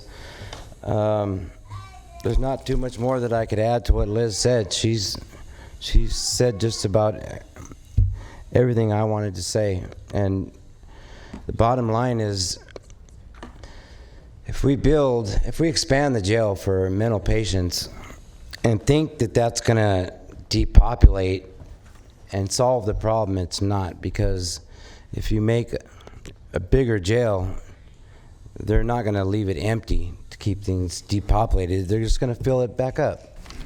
And unfortunately, it's going to be a lot of people that have mental health problems. And I'm feeling like maybe they should get treatment at a community-based level instead of by the police. I mean, the police have a hard enough job as it is. They don't need to be treating mental patients, and maybe they should get the attention of trained medical staff. And also, the amount of money that has to be paid back is just crazy.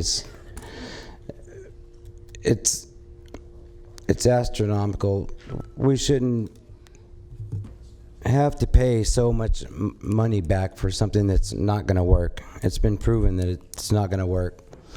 It doesn't change the culture in the jails and the sheriff's department, the culture of violence. So please vote against the jail expansion, and let's look to spending more money into the community, because safer communities are ones with more resources, not more jails and sheriffs and police departments. Thank you. Thank you. Have a good night. Thank you. Melinda McCracken.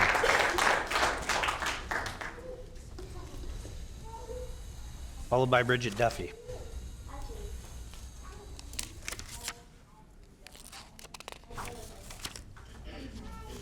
Hello.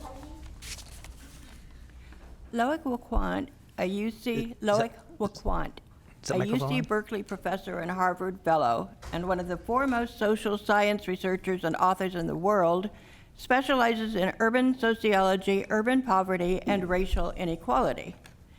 In a 2015 article called Class, Race, and Hyper-Incarceration in Revanchist America, he points out that the expansion and intensification of the activities of the police, courts, and prisons, coupled with the severe rollback of social services over the past 30 years, have been finely targeted. First by class, second by ethnicity, and third by place. That's why we see the Sacramento jail population consisting almost entirely of people from our poor neighborhoods, the unhoused, and a disproportionate number of poor people of color. Waquan also points out that the penalization of poverty turns out to be financially ruinous. as it competes with and eventually consumes the funds and staff needed to sustain essential public services such as schooling, health, transportation, and social protection. Sacramento County is a microcosm of this phenomenon. With nearly 70% of our budget dedicated to the so-called justice system, forcing cuts to the social services that help the people in these targeted neighborhoods. At the last meeting, 3 of you expressed serious concerns about the actual cost of the expansion, which could amount to over $500 million over the next 30 years, saying it's not sustainable. You also discussed the fact that this expenditure threatens the continuation of programs which are proving beneficial to our community. Knowing all this, it would be extremely irresponsible to commit the county to a 30-year program you yourselves said is not sustainable. Your decision today is simple. Go into an untenable commitment Thank you, Melinda. To expand the jail or sustain the services that you said have been a matter of pride in their success and continue finding innovative ways to prevent the need to expand the jail at all. Thank you, Melinda. Your time is up. Bridget Duffy.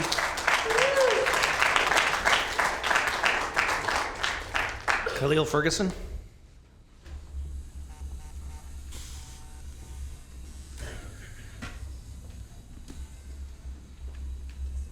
Good evening. Here we are again, another Tuesday night at a time. Again, I urge this Board of Supervisors to decline all bids without reconsideration for this jail expansion. Chair Kennedy, as we talked yesterday, the conditions in jail are deplorable. That's understood. However, the argument that the county will avoid incurring costs from the lawsuit is negated by the fact the county will not avoid incurring costs from SB 1022. This is a short-sighted and ill-thought-out statement when the concern is that SB 1022 costs far more than it's worth. Why is the county executive more concerned about the cost of the lawsuit in this recommendation? In addition, the county sheriff, amidst an expanding budget as well as lawsuit settlements, is to blame for the current negligible conditions. As contended by members on this Board of Supervisors, there is a consensus to end the seemingly perpetual funding of this sponge, especially while the sheriff has mishandled funds and violated the human rights of individuals within the carceral state. It must be noted here that the statistics show that most of these individuals either have or develop mental illnesses while being incarcerated. I will reify that this is a colonial way of handling alienated individuals in our society and does not work to successfully reintegrate them back into our society. I suggest this board utilize funds already going to the sheriff to fix the conditions of the jail, if not close the jail altogether. Thank you. Shereen Miles. Followed by Delphine Brody. Good evening, Chair and members of the board. I'm Shereen Miles. I'm a member of Sacramento ACT and a Sacramento County resident. $500 million can be better spent on solutions which reduce the prison population. We wish to advocate for us to invest in preventative solutions. For example, one thing which would be to increase the resources of the public defender. I speak to this item from personal experience. I'll fast forward to the end of the story. Sacramento County recently had to pay a significant settlement to a close friend of mine for her wrongful imprisonment. In addition, the county had to pay court costs and the costs of her stay in jail. She was arrested by the Sheriff's Department for auto theft as she exited the parking lot of her gym in her own vehicle. My friend's family produced her vehicle registration and photos of the rear of her car to compare with surveillance videos. But before any of this could be produced in court, my friend sat in jail for 4 days, went through 2 continuances because it took the system that long to appoint an attorney to represent her. During that time, she very nearly lost her job, and her ex-husband petitioned for custody of their son.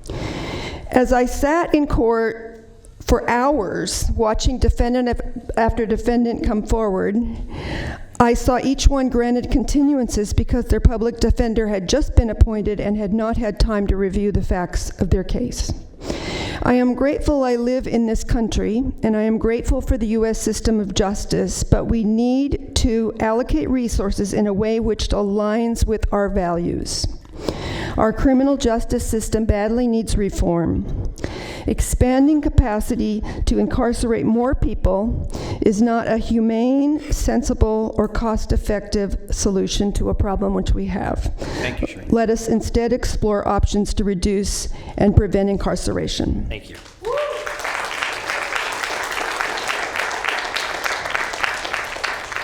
Delphine Brody,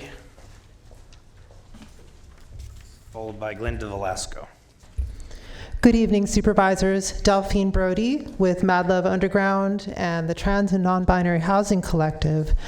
I am also calling on you to vote no on this de facto expansion of the county jail. This is not a grant. This is a type of funding that is essentially a loan, and it will ultimately be replaced by taxpayers' dollars, and it expands the jails, which flies in the face of the lawsuit that the county seeks to address. As has been stated, the population that these funds are largely being allocated for, that is diagnosed with different mental health conditions or has attempted suicide, this population should never have been incarcerated in the first place. This population should not be criminalized. Disproportionately, people of color are being singled out for this type of enforcement when their distress is caused by the same system that has incarcerated them, has profiled them unjustly, and really needs to be replaced by community services where this money should go. We need community-based care, and this includes mutual aid-based peer support for folks who experience mental health and emotional distress, folks with lived experience of madness, whom we support through our mutual aid-based work at Mad Love Underground. The safety cells, as have been pointed out, are in fact solitary confinement for folks who are deemed to be a threat to themselves. Thank you. Yes, so these need to not be expanded either, and the culture of violence of our Sheriff's Department is well known. Let's not contribute to it. Thank you. Glenda Velasco. Glenda Velasco. Okay. Followed by Kyle Kim.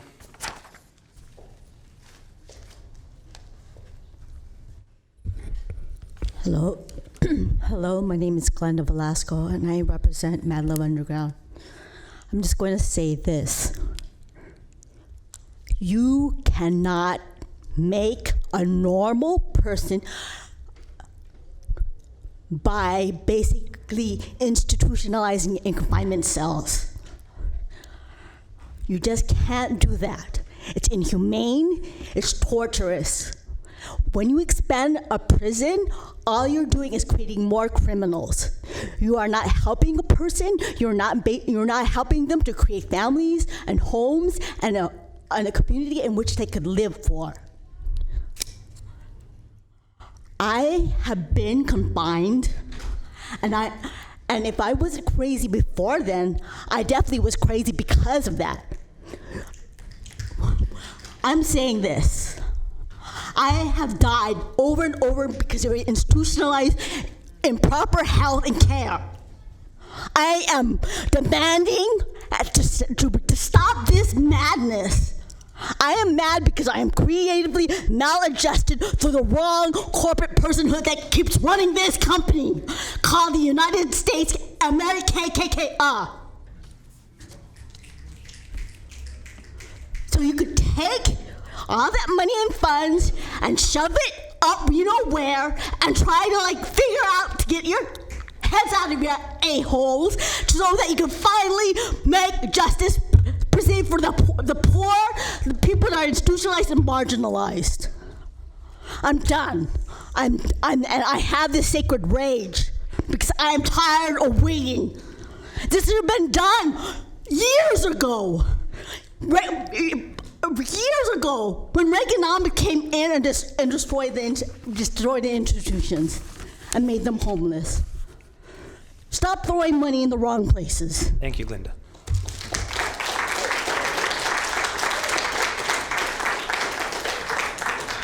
Kyle Kim, followed by Trina Allen.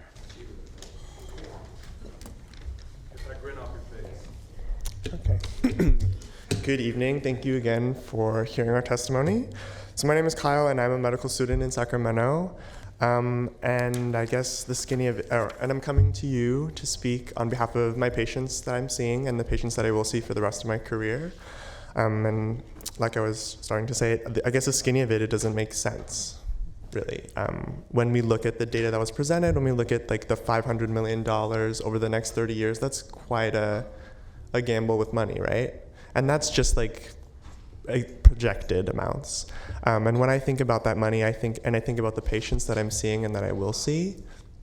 I think about how that money can be better used to help those patients. And when I say patients, I mean that deliberately because it's proven, right? So the Council of State Governments Justice Center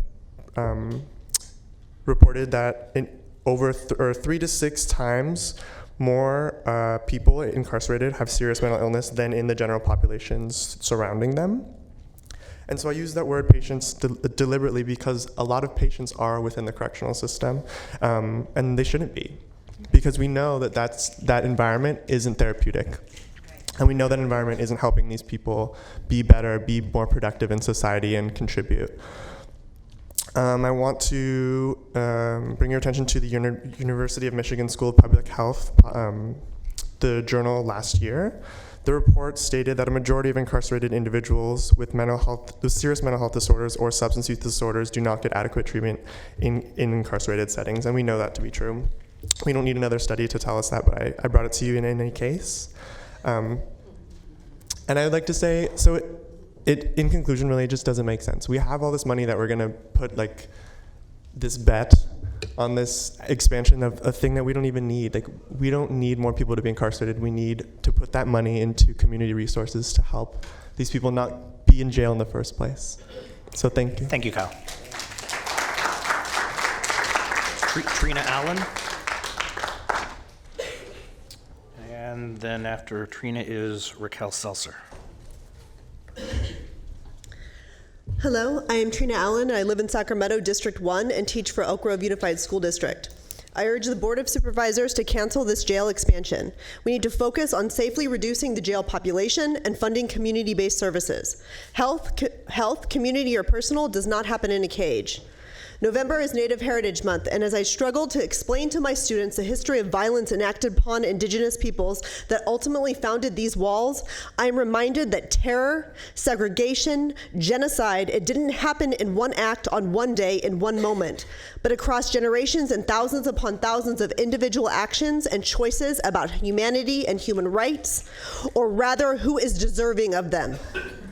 Marshall Miles needed mental health treatment, not incarceration, and certainly not the brute force of the Sacramento Sheriff's Department that murdered him just 1 year ago. When looking at the intersections of race, disability, and class, our county jails, along with the overarching carceral state, has failed our community and subjugated our most marginalized members by well-documented inhumane treatment. When we criminalize poverty, especially during a housing crisis, and no, not everyone can buy a house. When we criminalize disability, especially during a mental health epidemic, it is manifest destiny. It is enslavement.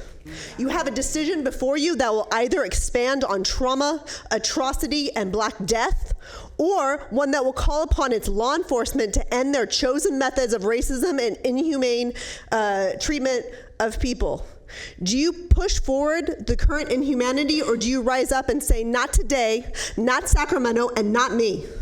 Hold corrupt systems and officials like your sheriff accountable for their proven and costly wrongdoing, and put our money back into this community where we want to address social problems. Like my students today, future generations will not understand mass incarceration. They will only see millions of oppressed peoples thank you, Trina. unnecessarily in cages. Thank you, Trina. Decarcerate and provide real service and justice for Marshall Miles. Thank you. Raquel Seltzer, followed by Jolie Terrazas. Hi, my name is Raquel Seltzer. I'm a medical student here in Sacramento as well. And I'm here to speak to you all because I feel that this expansion is a big public health issue that will affect me as a future provider and also the community I'm trying to serve. So state data show that 47% of inmates who were found incompetent to stand trial last year had no Medi-Cal mental health services during the 6 months before they landed in jail. Almost half were unsheltered. In many cases, the charges they faced were directly related to their homelessness and untreated psychosis. This is by the California Health Care Foundation. So as we see, a lot of our patients in jails are awaiting trial, have mental health concerns, are unhoused. And instead of being provided services, they are being provided like with solitary confinement, and they are being incarcerated. This is not different. This is state data, but it is not different from Sacramento County. And like average of half the daily population is on medication in the Sacramento County Health Services, and over 40% have been evaluated for mental health reasons.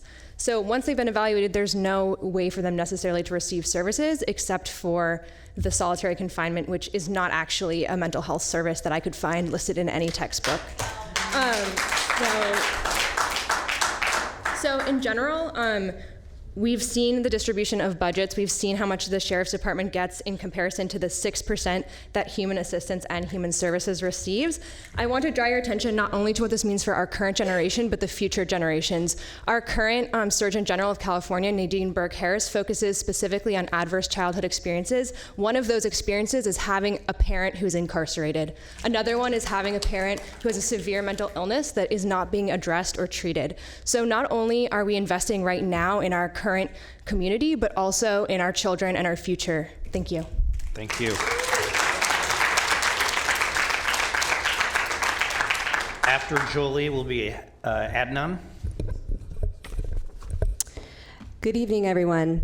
I'd like to start with something that's called a land acknowledgement. It's meant to start a truth-telling about the history of the development of our country. I want to recognize the Nisenan, Maidu, and Miwok peoples who are the traditional native inhabitants of the land on which we all gather here today. FYI, a land acknowledgement is common practice in other countries like New Zealand and Australia and Canada. It's starting to be more common practice here. I invite the board to start your gatherings with a land acknowledgement if you don't already. So my name is Dr. Jolie Terrazas. I'm a consultant and educator, and I'm a member of SAC ACT, and I reside in District 2. Related to jail expansion, I'd like to start with the following quote some of you may recognize. I am enough of an artist to draw freely upon my imagination. Imagination is more important than knowledge, for knowledge is limited, whereas imagination circles the world. Some of us have been or are operating with limited knowledge in relation to the jail expansion. We've tried to fill in these gaps at previous board meetings. I invite you to use your imagination, just as you might want people who are on the cusp of being evicted to imagine owning their own home. I would like you to imagine and not use your limited knowledge as I tell you about a student that I taught. Her parents were incarcerated. She was the head of the household, taking care of two of her brothers, one of whom she was driving to school every morning, making her late to my early morning class. She was working full-time and using part of her income to feed and clothe her incarcerated parents.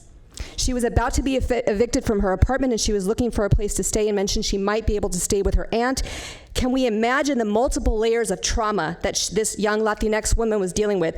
Exercise and healthy eating are key to managing trauma-related stress. So says Butte County Sheriff Corny Hornea. Hornea also requested mental health and wellness funding for law enforcement and fire agencies. We've not respected indigenous people's knowledge of how to manage fires. So unfortunately, unless we divert resources to immediately address the climate crisis, we can expect much more weather-related trauma in addition to the trauma that we're already experiencing. Instead of jail expansion, can you imagine investing resources in health and wellness for our community members in need, as Sheriff Hornea did? Thank you. Thank you.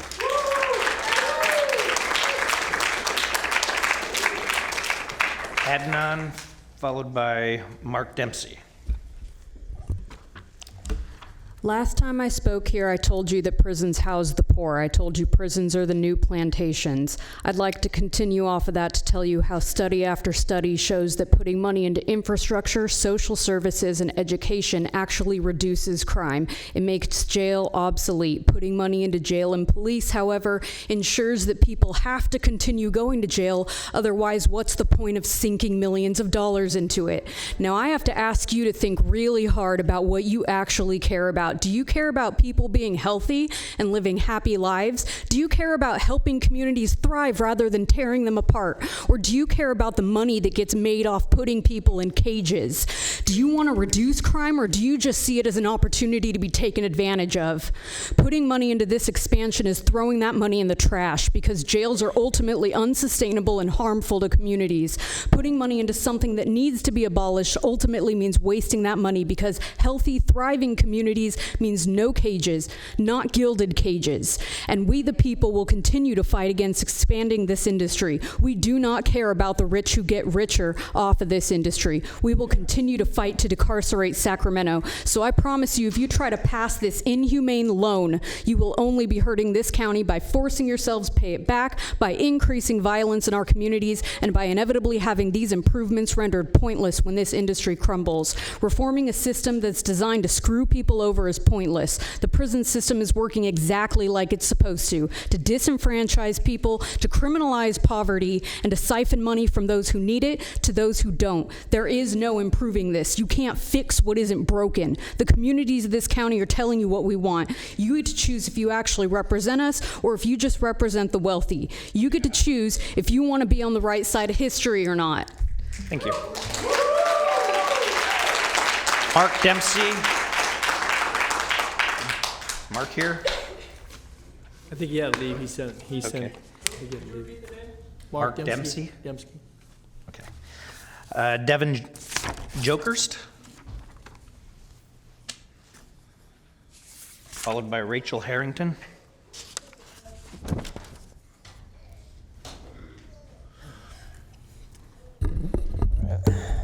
Good evening, board. I do appreciate your guys' endurance in this long evening, as well as your attention and eye contact.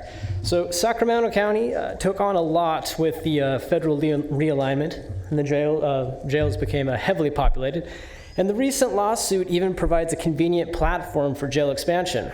However, the high recidivism rates for people across the country, especially those with mental health services, indicates people are not healing in jail, and the expansion won't reduce the jail population. The jail expansion is a gilded Band-Aid. The jail's population is not representative of our county. Why is that? Systemic racism and classism persists in our country without a doubt. Without a doubt, our corrections department is not immune. Isn't Corrections Department the only department that hasn't received significant budget cuts? Meanwhile, crime rates are dropping. Why is that? Where is money going? Minute left, all right. So this facility is estimated to cost plus or minus $500 million over 30 years, right? Instead of this gargantuan future gamble being invested, we could invest sizably smaller sums into the community if allocated responsibly. Couldn't we reduce the jail population, one of these big goals, by servicing mental health illnesses in a county hospital, not a tainted, biased, overshadowed jail asylum? Examples of responsible allocation of community funds include drug addiction and homeless intervention centers, job training, and the research into developing a legal framework that releases people with mental illness from jail into mental health hospitals. Just like we need to invest in our youth, our education, our power infrastructure, we need to invest in our community and especially those in need. Thank you, and I sincerely appreciate you guys' concern. Thank you, Devin. Thanks. Rachel Harrington? Is Rachel here?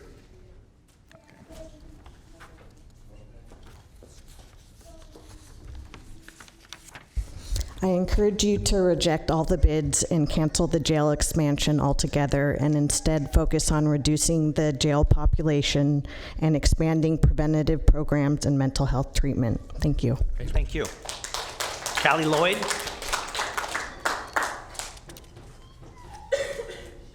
And then T. Whitney?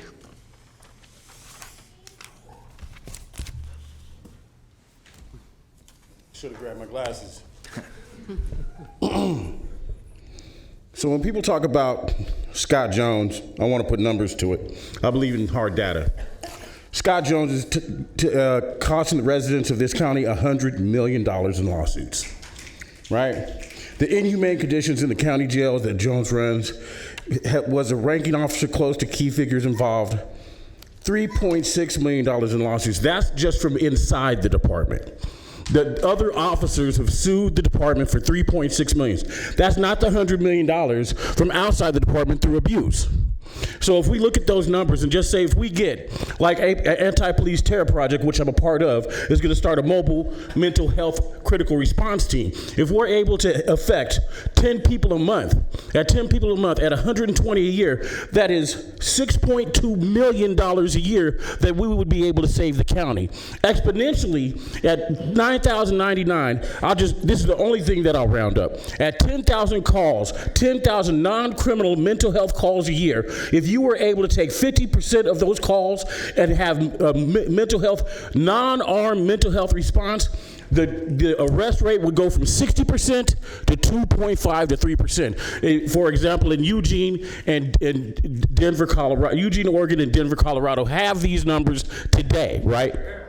So if you're able to cut down the mental health arrests that much, you would save upwards of $250 million a year. Even the most fiscal conservative can understand $250 million a year, right? And let's ask these officers, do they want to be therapists? Do they want to be social workers? Do they want to be mental health providers? The answer usually, and I've asked many officers myself, because I may be a radical, but I look at the human being behind the badge and ask a simple question, do you want to do that? And most of them say no. They don't want to be mental health providers. Mental health providers should be by mental health professionals. Thank you. Can you wrap up? Thank you. Thank you.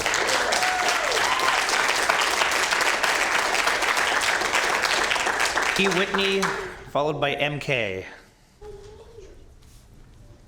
I second the glasses comment. I strongly oppose the jail expansion. The $500 million financial cost of this lease revenue bond is astronomical and reckless. It is far beyond fiscally and socially irresponsible. It is morally reprehensible and inhumane. Mental health is supported when human needs are met, when safe and stable housing is available to everyone who chooses it, and when food, clean water, medicine, and comprehensive health care is readily available and accessible to all people.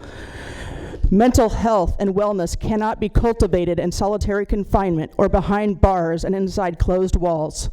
I ask each of you, when you have a mental health crisis, when you have a family member who's on the brink of losing everything, breaking down, where do you take them? Do you take them to a hospital or do you take them to the county jail?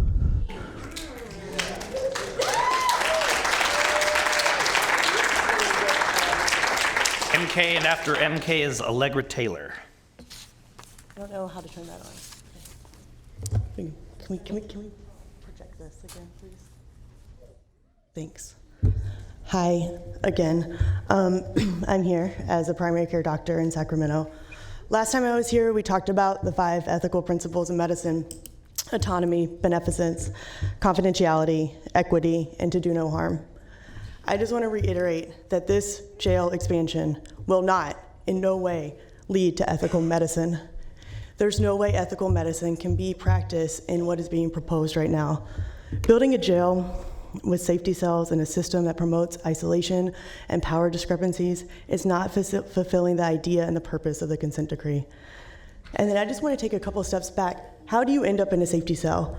There are many reasons, none of them are right, but these are our folks, these are neighbors, our family members who have serious mental illness or depression to the point where you're considering self-harm. These are our most vulnerable folks. They have significant trauma, and as Raquel and some of the other medical students mentioned, for the 6 months leading up to the jail, don't have access to medications, don't have access to health care. So these are folks, because of those reasons, have a mental health crisis. This sometimes leads to encounters with the police, and then they're taken to jail, and then they're placed in a safety cell. I just want y'all please to imagine what it would be like to have the worst day of your life and be taken away from everyone you know and everyone you love and who cares about you and be placed in that. they are terrible. It is a concrete box with no windows, with no one talking to you. Medical interviews are done through the door. You're yelling. That's not a way that people are going to heal. And that is, I think, like, I just can't say it that anymore, that like really this is not ethical medicine, and this is not going to lead to ethical medicine, and we should have to reject this jail expansion and focus on interventions that will actually work. Thank you. Allegra Taylor. Allegra? I know you're not Allegra Taylor. Okay. You know what? Alvin Kimbrough. Can I get it from you?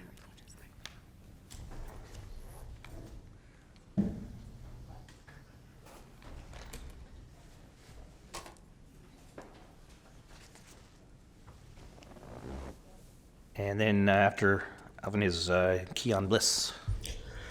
First of all, board, I'd like to thank you for letting me speak. My name is Alvin Kimbrough. I'm with Self-Awareness and Recovery, which is a nonprofit in the Fruit Ridge Community Center. And our objective is to effectively help eliminate some of the bed space in the county jail. We offer youth diversion programs as well as reentry programs to individuals who have come from long-term incarcerations, and we just help transform their thinking. We at SARS, or Self-Awareness and Recovery, are completely against an $89 million expansion of the county jail. RCC may have needs of beds, and I'm sure it's very frustrating and to be able to do their jobs and have no place to put people.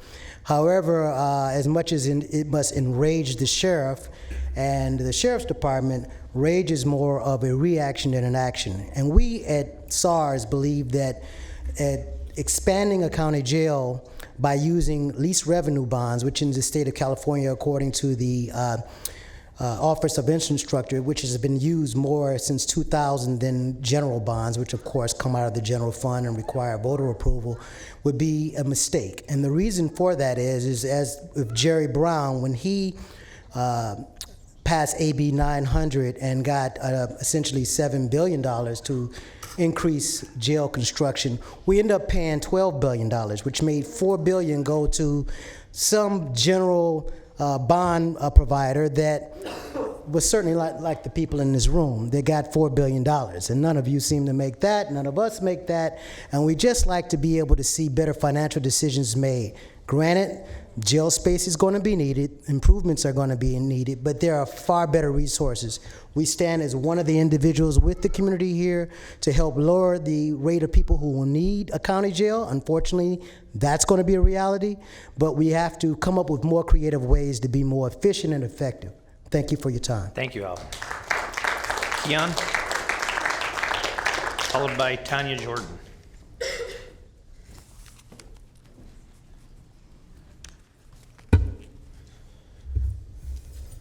I don't know what more we need to really tell you, just to explain just how ridiculous and obscenely wasteful it is to expand this jail when you know you don't need it. You've already apportioned the sheriff a huge raise, $42 million of a raise, and from what I could see from the county executive's own briefing, you could easily take from his budget to cover whatever costs aren't covered by this loan, not grant, that you all are still hand-wringing over and how we can accept. More money. It always seems to be about money, and again, I want to point out that we as Sacramento taxpayers, 1.5 million people are basically paying $361 for this sheriff's current budget, $542 million. And on top of that, 30 years of extra strings attached with this loan, should we accept this, you're basically adding another $300 on top of that, when you could just take all of that from the sheriff's budget and put it straight into that. I'm just questioning, what more do you have to hear? How many more stories of anguish and heartbreak do you have to hear before this sinks into your head, Sue Frost? Like, this isn't this isn't fucking rocket science. I just think it's ridiculous that we're still here and that you've made us wait all day long when you could have made this a separate whole discussion, a public town hall even. You have the power to do that. We didn't have to wait and take out of our days where we all have to, most of us have to work 9 to 5 jobs just to be here. You could have set this aside, but you didn't, because you didn't want as many people packed in this room who care about this issue to talk about it. Thank you. It's ridiculous. Thank you. Fuck them.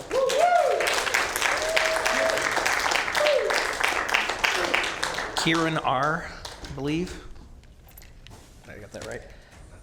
And then Tanya Jordan. Good evening. My name is Kieran Rajagopalan. This $500 million jail expansion project, regardless of its rebid, is a simplistic, violent, and counterproductive way of addressing the complex issues of houselessness, mental health, and poverty, which will further exacerbate the stark material, racial, and economic disparities in this county for decades to come. When almost 40% of those currently imprisoned are black, while black folks make up less than 12% of the county's population, and when these jails are filled with our poor and unhoused neighbors who can't afford bail, and when prisoners are regularly subject to physical violence by authorities, these are not just problems. This is the nature of the carceral system. It's violence, plain and simple, and it's embedded in every aspect of jails and policing. And indeed, as we saw earlier in the racialized class warfare faced every day by your constituents who can't just buy a house.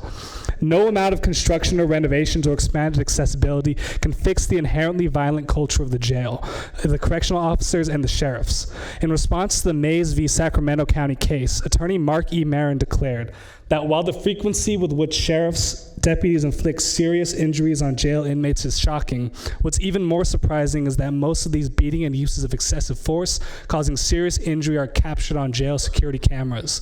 While the fact of the excessive force is undeniable, the responsible officers are never disciplined for their actions, causing and perpetuating a culture of violence and excessive force which deputies know will not result in any punitive action taken against them. I sincerely hope you all agree that this is absolutely unacceptable. You, as the Sacramento County Board of Supervisors, have the opportunity to set an example by rejecting this violent expansion plan and declining all bids, and making a decision to invest in community-centered life-reforming resources and transformative justice rather than further perpetuating the violent, racist, and carceral logics of the jail system. Our communities deserve better. We deserve better than a system that destroys us. So listen to your constituents and end this tonight. Thank you. Thank you.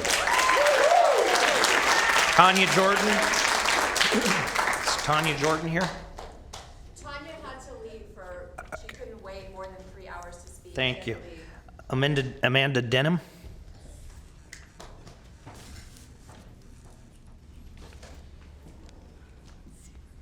Followed by Mario Galvan. Hi, everyone. I'm Amanda. I'm a grad student. And in a moment, I'm going to read directly from some of the lawsuit text here. But I just want to communicate that as a graduate student, I'm taught how to conduct research. That's like part of what I do. And whenever there's first-person narratives and primary source research that tell the same stories over and over again, we have to listen to that. So I just want to ask, do a quick survey. If you want this jail expansion canceled tonight, will you raise your hand? That's a lot of people. So these are some things that have already been said. Approximately 35% of the incarcerated population is actively receiving psychiatric care right now. This is a huge number. No one can get well in a cell, and criminalizing mental health is not the answer. Expanding the jail is not the answer. You need to reject this $80 million loan and reallocate county funds to support the health and dignity of Sacramento. So on page 29 of this lawsuit, there's 2 sections. It's 101 and 102 that are honestly, they're kind of hard for me to read, but I'm gonna do it. So when a person is identified as suicidal, the defendant is the county. Defendant strips him or her of their clothing, removes the person from their cell, and places them in temporary housing without any personal belongings, no access to phones or visitation with family. And if a person is unwilling or unable to take off their clothing, deputies forcibly remove it by ripping or cutting it off with scissors. procedures. On information and belief, this practice has included male deputies forcibly removing women's clothing. That's the part that's really hard for me to read. So in 102, it says here, defendant routinely places people who are actively suicidal in barren safety cells, which is a euphemism for solitary confinement, or empty classrooms while Thank you, Amanda. Thank you.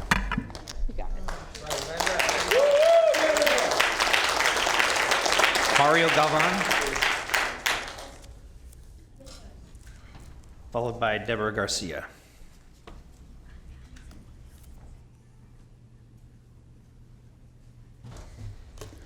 Good evening. My name is Mario Galvan. This discussion here this evening brings to mind something that was told to me by a psychology professor in one of my college classes. She said, "We live in a punitive society." And what we're discussing here is just a mini view of the situation that's going on in the United States, which I think everyone knows has the highest rate of incarceration in the world.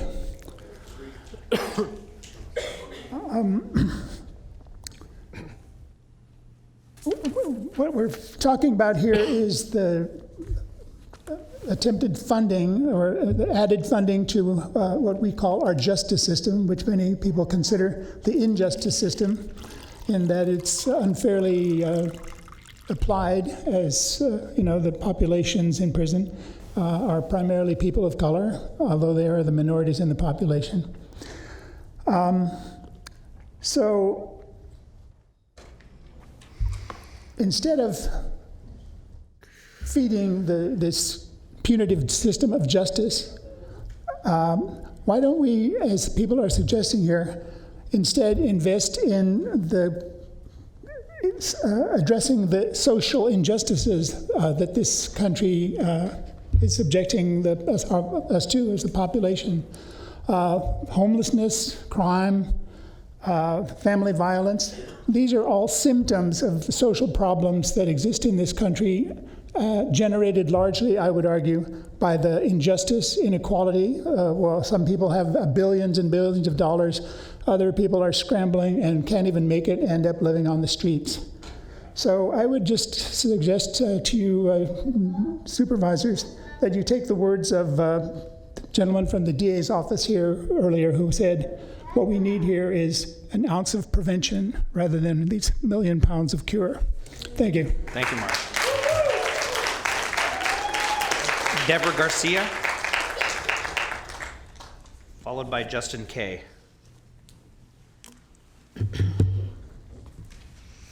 Good evening. I'm Deborah Garcia, and I'm with Sacramento Act, pardon me, and Women for Equality. I live in District 4. I'm here to urge you, like everyone else is, to cancel this expansion project. I question, why are we more concerned about getting better at jailing and how we jail people versus how we can care for them? When are we going to fully address the issues of people that shouldn't even be locked up? Are homeless, are mentally ill, are drug addicted, so many of whom who would do well in a community-based service. The goal should be for them to not return. We should be striving to get better at taking care of these folks in a way that supports them to stay out and thrive, instead of the current structure we keep expanding on, which keeps them cycling in and out of prison, poverty, and mental and physical health crises. And please, we don't need another study to remind us that this all affects our Black and brown brothers and sisters exponentially more. Supervisor Frost, I receive your emails, and I assure you, and the proof is in the fact that this current structure has yet to work in an effective manner. Expanding on it will not keep our streets safer, as you have argued in your emails. This expansion is just further oppression. Thank you. Justin Kay, followed by Kevin Bowles.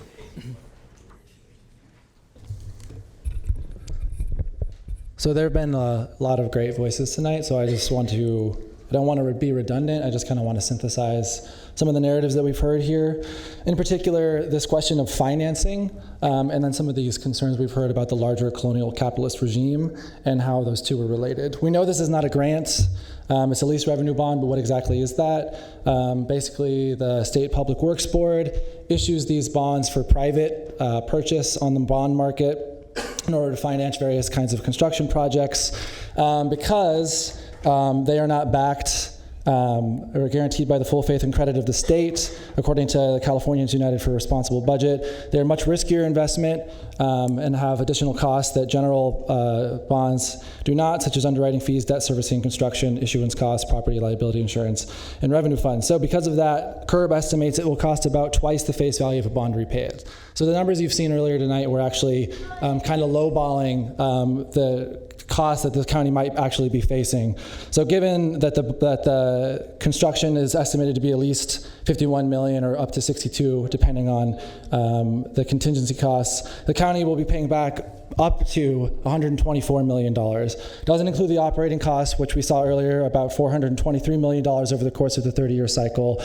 So that's over $500 million that goes into the sheriff's department, because lease revenue bonds work as a debt to be paid back through the facility that's actually leasing, that's operating the leased facility. That would be the sheriff's department that is paying back this money through taxpayer money, which of course structures the county to allocate even more funding to the sheriff, which is a known vector of violence, to pay off privately owned debt. That free money that people were talking about before ultimately comes from tax revenue. It does not require voter approval, which is why it has been popularly utilized throughout the state as an instrument to fund controversial prison and jail expansions. Essentially, building and operating jails funnels public money into the hands of the wealthy. Lease revenue bonds are sold on financial markets to private investors, banks, and financial institutions. All of the interest paid through operating of the jail becomes accumulated wealth for investors. This is another way that jails and private prisons function to capture the surplus for the capitalist class while exploiting austerity policies as a means to transfer public money to the private sector. Your time is up, Justin.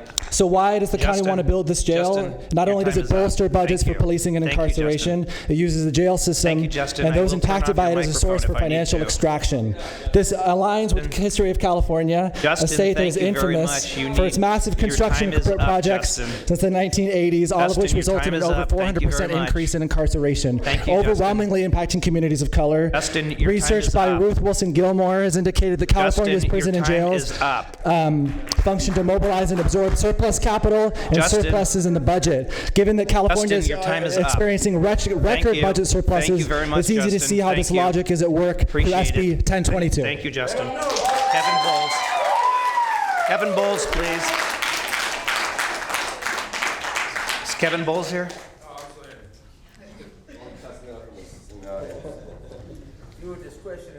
Right. I want to talk about the buck stops here, because I heard a lot of people pass the buck in the last 30 minutes. We got little Jeff Sessions over here on his phone talking about we have to expand this jail because we got too many people. We got Tiny Trump and Scott Jones who just can't stop arresting and killing people. But you guys are in charge of it. You are the county. So you have the sheriff arresting too many people. You have the dumb broad who's the DA, I can't remember her name right now because I hate her, putting those people in jail and not getting them out in time. So that's where we have our current problem. So I don't understand why people are acting like you can't solve this when you have all the power. Now, we used to in this country have mental health hospitals before you guys all voted for Reagan. And in Sue's defense, that's probably the last time she bought a house, so it costs like $10 fucking.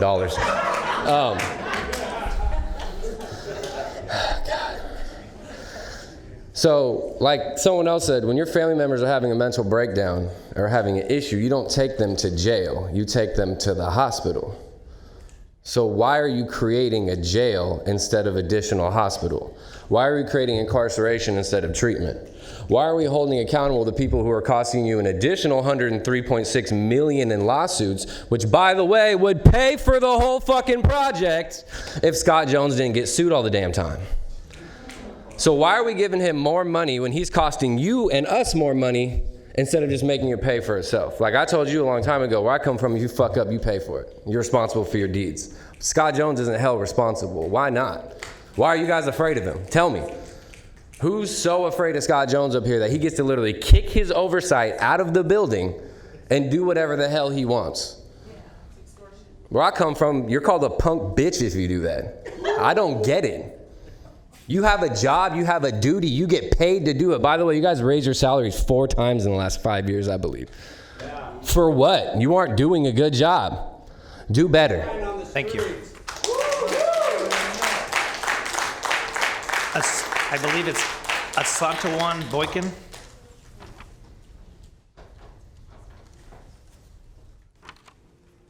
Followed by Adam Jordan. Hi, my name is Asantawa. I am a registered nurse in this county. I'm also a mother, and I'm one of the co-founders of the Anti-Police Terror Project. I have a question. How long are we going to allow ourselves to be extorted in exchange for a false sense of safety that is not awarded to all of Sacramento citizens, only a few? Handcuffs are not therapeutic. Forced compliance does not equal wellness. With that being said, let's talk about some alternatives at work. As an RN, I've seen compassion and resources be more effective than some medications. Let's try that. Non-police crisis response teams, because we know that 60% of folks that are murdered by police are in the midst of a mental health crisis. More social workers in our ERs, in our schools, and in our communities, and less police. Imagine you're 20, 21 years old, and you find out you have a mental health diagnosis. What does that future look like for you? A jail cell, more stigma around mental health, being criminalized for self-medicating because there's no resources in your community?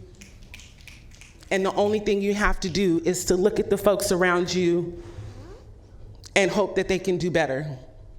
We can do better. Sue, Susan, Patrick, Don, today is the day. We can do better. Adam Jordan. Adam Jordan. Nikki Jones.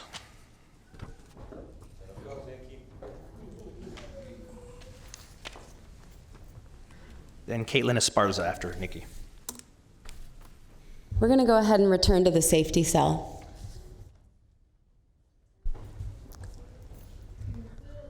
The idea that this could be a solution to not getting sued in the future is absurd. The idea that enriching, expanding, and building out the empire under which this law enforcement, this very expensive law enforcement agency, is absurd. We're going to see an increase in the abuse, and we're going to see an increase in the torture if you increase any type of space capacity. Whatever type of space capacity, whether it's a classroom where they use these places for suicide watch, torture in the classroom. You know, we're not seeing a situation where any use, any expanded space is not going to result in more torture, more violations, and a need for more lawsuits. Mays will not be the last lawsuit whether you do this or not.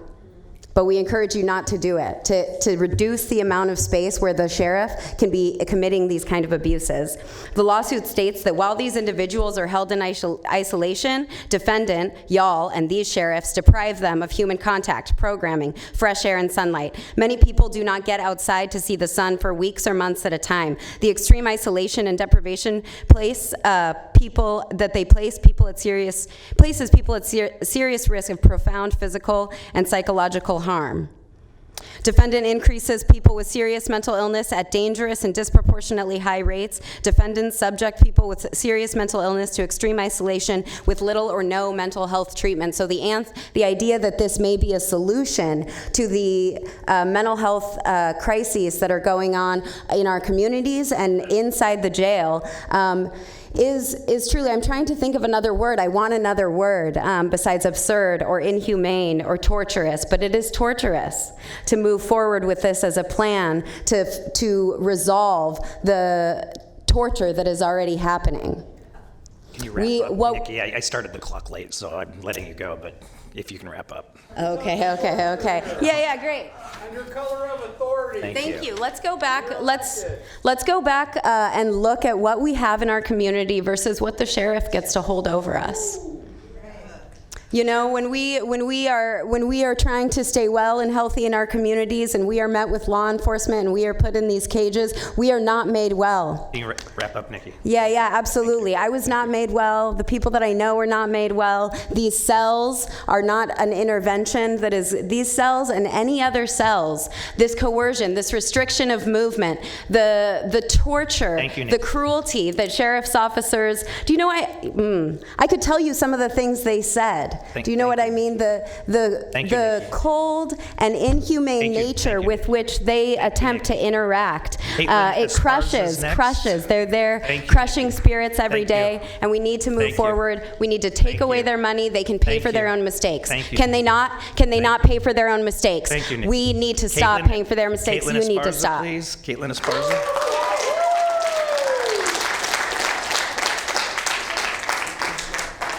Followed by Alex White.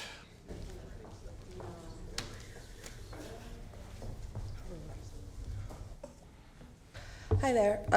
My name is Caitlin Esparza. I am also a second-year medical student here in Sacramento. I am here, like just about everyone else in this room, to urge all of you to cancel the proposed jail expansion, avoid taking on the additional debt of such a project, and instead focus on allocating resources towards evidence-based interventions to ensure the health and safety of our communities. As a student, we hear a lot about evidence-based interventions, and it's a good thing we do, because it's the relatively simple concept that you should put money and time and resources into the things that are proven to work.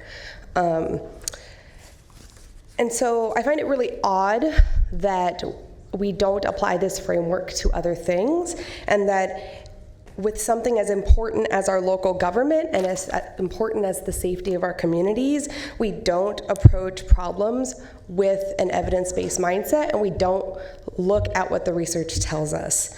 Because if you did, then it would be extremely clear that this jail expansion is a terrible idea. Jails are the antithesis of evidence-based. In fact, just about every study of incarceration has proven that it does not reduce violence, it doesn't prevent repeat offenses, and even though as a nation we're spending more than 4 times as much on jails as we were 20, 30 years ago, we are not seeing reductions in crime have nothing to do with that. Reductions in crime have been achieved through community solutions, through deterrence programs, and jails do nothing. If anything, they make communities less safe. In Sacramento, we've been using incarceration to solve problems that we should be solving with social services, housing, and healthcare. We should not be addressing homelessness, addiction, or mental health issues with jails. And I hope that the Board of Supervisors will take this opportunity to reconsider our priorities as a county and place our time and energy into things that will actually help our community. Thank you, Caleb. Alex White. Hi, I'm Alex White, and I live in District 1. I am very involved in the community in terms of giving back and providing community service. I'm also an educator. I teach at City College, and I teach in the English department, and we're covering the prison system right now. I showed my students the 13th documentary by Ava DuVernay. It's on Netflix. I highly suggest you watch it if you have Netflix. If you watch that documentary, everything that everyone's been saying is put in a very nice message in that video, that the criminal justice system is deeply flawed in our society. I do believe in the civic process, and I do preach that to my students. I preach that they should be involved in the democratic process of change in our society. And like I said, I take accountability for my neighborhood and my community, but it can't just be on individuals to change the broken system. We need the people that we elected to have power over us, our elected officials, to do something about the broken system that we are all suffering from. We all know that jails are not solving the problem. Everybody has given so much great information and so much data to share that. So I think we need you all to have courage and political will to actually do the right thing. And that's why I'm here, because I felt like I have to at least tell my students that I came here to talk to you as humans, because a lot of people don't think that politicians have hearts or care, right? And I disagree. I think that you guys are humans. I think you do care, and I think that we can change things if we work together. Thank you. Thank you. Medunzio Wilson? Oh, it's Mackenzie. Yeah, that was my chicken scratch. Sorry about that. Don't be, you're good. What was her new name? Yeah, but I did pretty well. No, you're great. Actually, it made me giggle, especially because like I have such a heavy heart today. Earlier today, you had the exact same opportunity to change and save lives, and you didn't take it. So I sit here like really kind of just worrisome about this conversation and why, as somebody put it earlier, is this a game? Like, is this a game? Like, why do we come? It's difficult to continue to come here. Like, this is the problem. We can't live here with you guys, right? We can barely live in houses. We come to your house. And so when we come in here and we come in mass, like in mass, we are screaming it at you. We've said it nicely, we've said it smart-assly, we've called you out by name, we have kept it semi-quasi-tactful. Like we've done this in many ways, shapes, and forms. Wait for that. Right? We've done it in the ways that you tell us we're supposed to do it. Right. You have been charged with our care. And you did not take care of us today. And I'm concerned about the care that you are giving to my community for the next 30 years around this jail expansion. And the care that you allow for these officers, because that is what my friend Nikki, I heard you, the culture inside. That the people that these lawsuits, there were people doing this to people. And those officers are still there too. You just want to give them more room to do it.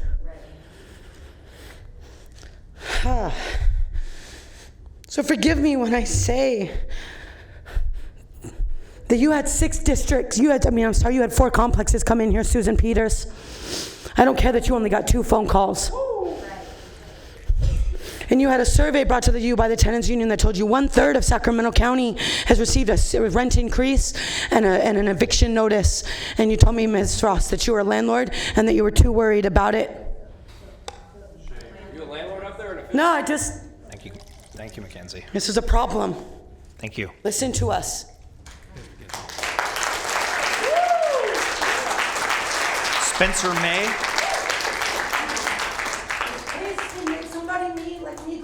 Spencer May.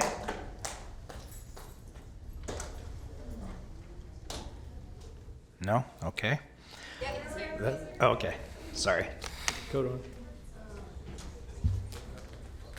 Thought you were leaving. Okay. My name is Spencer May. I'm a medical student in Sacramento. I'm here in strong opposition to the jail expansion, and I ask that tonight you cancel these plans. Because the same principles that I'm learning in medical school apply to people in power who make decisions about our community. For example, a $10 tetanus vaccine can save a life. And if an unvaccinated child gets tetanus, the medical bills that accumulate to treat and cure that child is $1 million. This same logic applies. We also learn in medical school from our best mentors that people are not their diseases. People are not problems. People are people. And a jail expansion only but pathologizes people when they should be treated and cared for. And lastly, we also learned from William Osler, the founder of internal medicine, that listen to patients, because patients will tell you what they need. Listen to us, and listen to our jailed brothers and sisters who need much more than a jail cell. Thank you. Thank you. Lynn Barkley Baskin.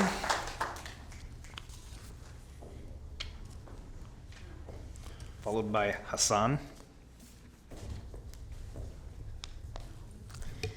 Thank you. Today I'm formally representing as an executive member of the Greater Sacramento NAACP. We stand very proudly as a partner with Decarcerate Sacramento and all of their partners. It might be helpful to talk a little bit about best practices and to ask all of you, since so many of us are researchers, how many of you have researched other counties and the best practices of other counties who are doing well and have surpluses in their budget? Contra Costa County's planning and coordination, which has a jail population 1/3 our size. They also jail people at half the rate Sacramento County does. They are hailed as a national model of jail reform.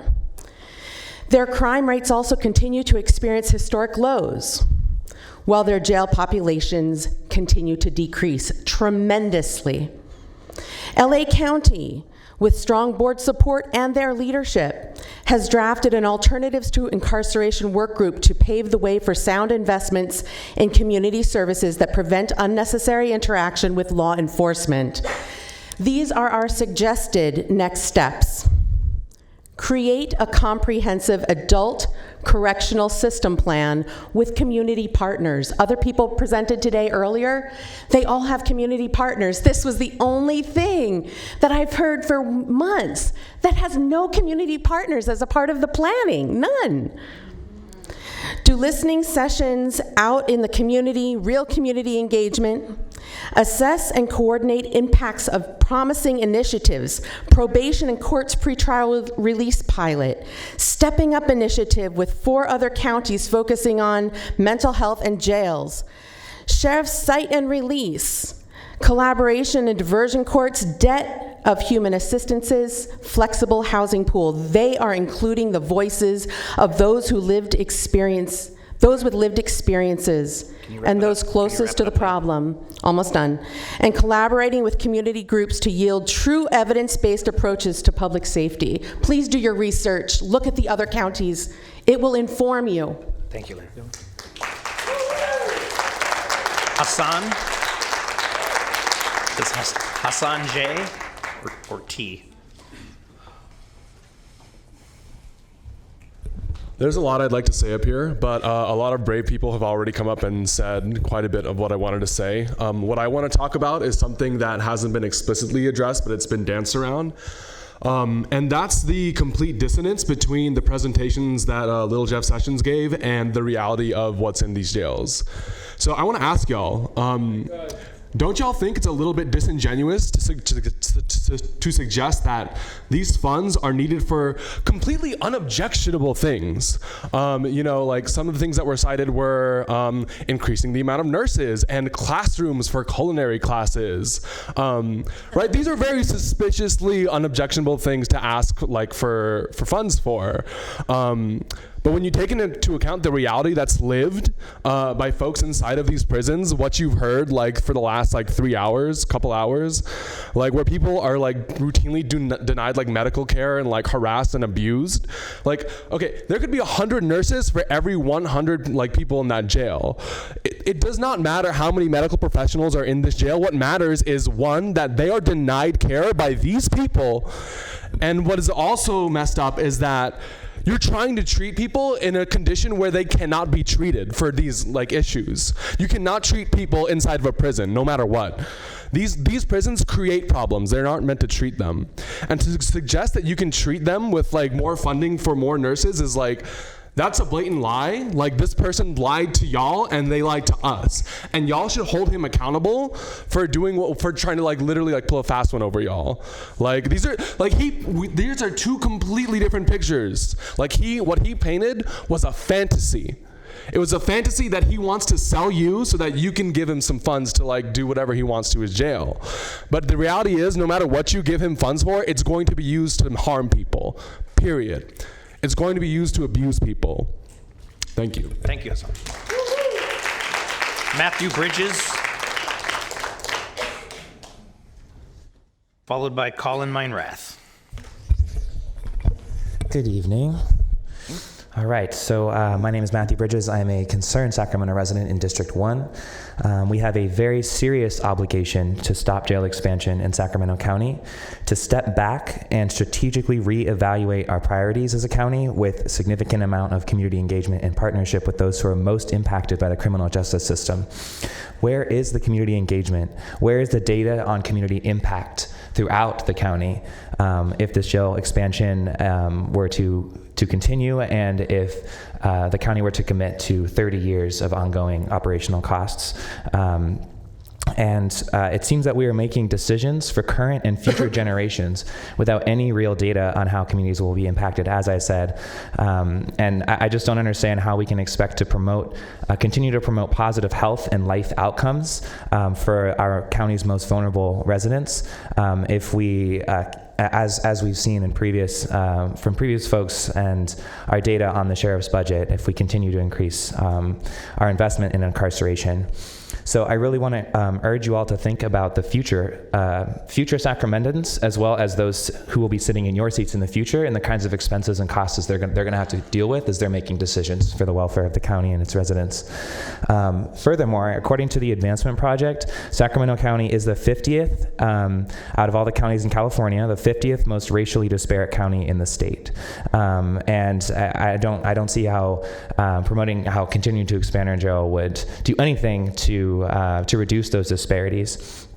And as Lynn mentioned, we really need to make an effort to consult with other counties and other experts on these topics, because there's a lot of research in this area. As the LA board in August, out of their recent proceedings, they have made a very concrete shift away from incarceration and into community-based treatment. So thank you. Thank you. Colin Meinrath.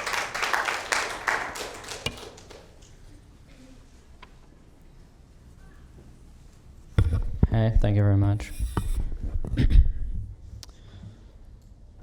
So I think there's a lot of denial in general about what incarceration and U.S. mass incarceration is really about and what it really involves. I think it's kind of naive to pretend like the original intention, certainly at least during the Reagan administration, was really to reduce crime. I just don't believe that. I don't for 1 minute believe that. I think that it is about it, certainly at that point, and to an extent still is, about controlling certain populations that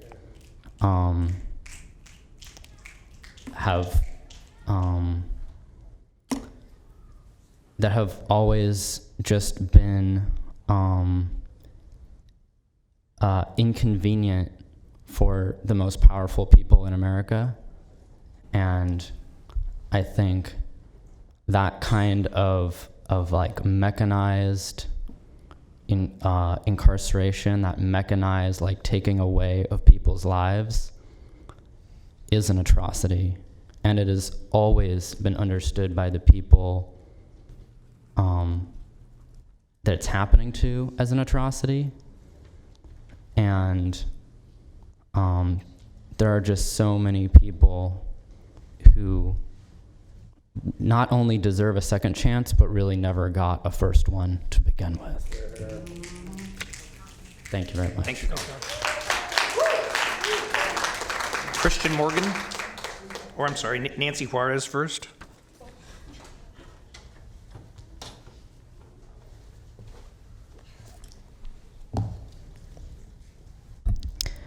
So first of all, I just want to thank all of y'all in the crowd today, because sharing your narratives, it's not easy. These are our stories. So thank you for being vulnerable and taking that time. My name is Nancy Juarez. I'm an undergraduate student at the University of California, Davis. I missed 2 classes to be here today, thinking that we would start at 3. If some of you didn't know, and if you do know, this is a reminder, the difference between jail and prisons is that jails Cage people before they've been found guilty of any crime. This means people are being punished before they're sentenced. Please do not fund keeping innocent, mentally ill, houseless people in cages. Let it be known, jail has higher suicide rates than prisons. Can we begin to imagine a world where we choose care instead of cages? Let today be that day. Thank you. Thank you. Christian Morgan, followed by Jesus Franco. Hello, good evening. My name is Christian Morgan, and I did not expect to be here this morning, I was here since 3 o'clock today, 2:30 today, and I also missed 2 classes, but I've been moved by the voices today, and I'm also in mourning, and I feel like they won't be heard today. I don't have any expertise to share, but just being affected by the justice or injustice system, I just felt like I should say something. You know, as a daughter of a woman who has called the police to detain her abuser and ended up being detained herself and almost in custody to her son, being the niece of an uncle who suffers schizophrenia and suffers homelessness and also is under threat of being incarcerated, my heart bleeds. And I don't have confidence that there will be moves in opposition of this expansion, and I just want to share how hurt I am and how saddened I am, and but thank you for listening to my words. Thank you.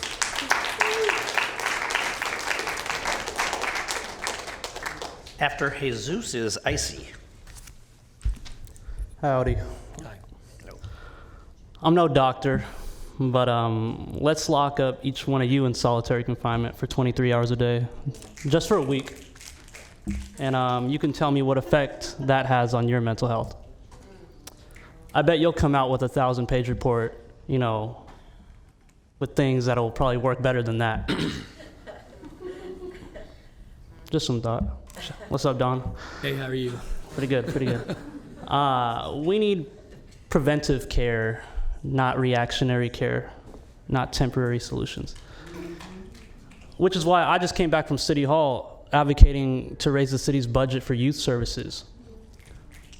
There's things going across. Tonight, there are schools proposed to be closed, jails to be expanded. Literally tonight. What type of world do we bring youth in where the jail system is the largest public housing facility in the county?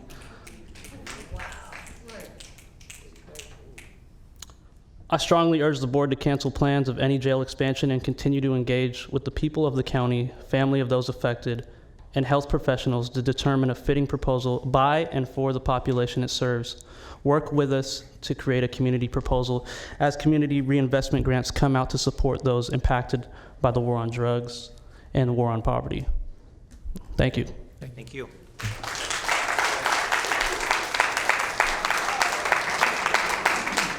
Icy? Nope. Icy's a youngster and it was her bedtime. Okay. Chad. It's Chad.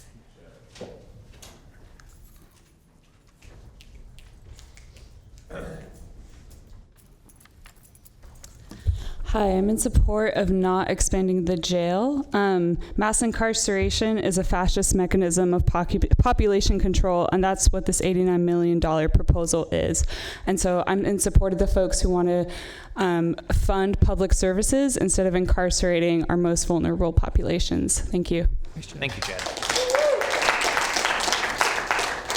That is the last public comment card I have. Go ahead. Thank you.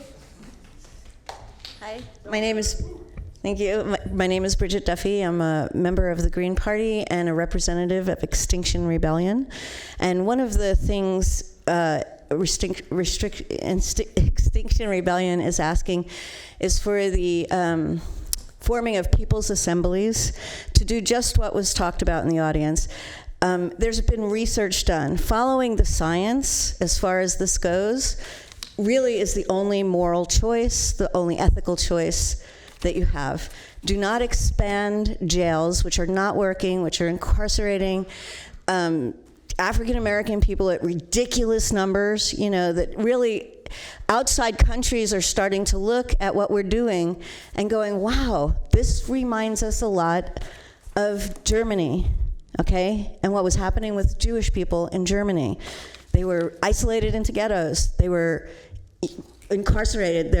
Their houses and their material objects were taken away, okay? And then eventually they were, you know, funneled into death camps, which I don't know if you've been at a homeless encampment, but yeah, there's sickness, just, you know, welling up within these communities that you are classically just, you're doing nothing to prevent it, and you're doing everything actually to support it.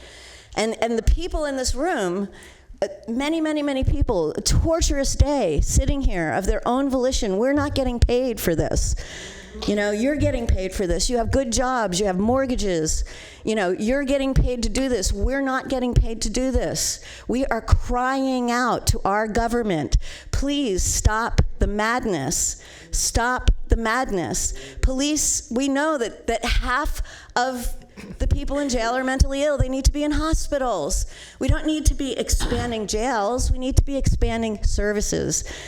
Pure and simple. Now, I hope we have a different result than we had earlier, because it was heartless. Thank you, Bridget. What you guys have done to the home to renters. Thank you. Heartless. And I plan to hold you responsible financially for the hardship that you are causing people in the next 7 weeks. Thank you very much. I guarantee it. Thank you.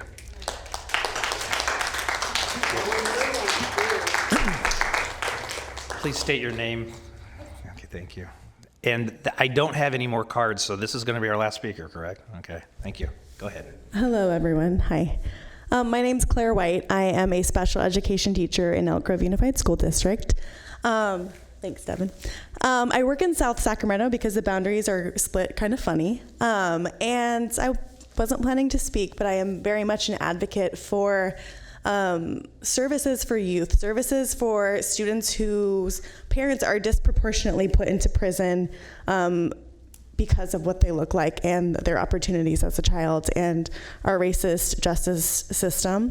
I just want to level with you as a human, as a person, as someone who wants to have kids, as a member of the Sacramento community. I just want to level with you that I think that you do have compassion in your heart somewhere to really understand, like, I'll probably cry because I'm thinking about my students, but I come home so exhausted because I work with students who are poor, whose families are in prison, whose fathers are maybe going to be deported. I come home and I cry because I'm so exhausted at trying to provide what my kids' basic needs are in a system and in a country and a state where they are not seen as human beings, where their parents who are imprisoned are not seen as human beings. And it breaks my heart, and it breaks my heart for the future of our country, because I see you as people, and I just want people who are imprisoned because of whatever has happened in their life, because of whoever's profiling, because of whatever's happened, they are a human being regardless, who are deserving, they're deserving of dignity and love and respect and an opportunity to thrive and have health and pursue happiness in their own individual lives. And I really urge you to take the time and to really look into your psyche and your hearts and think about your children and how you would want them to be treated if they were experiencing a health crisis. Thank you. Thank you.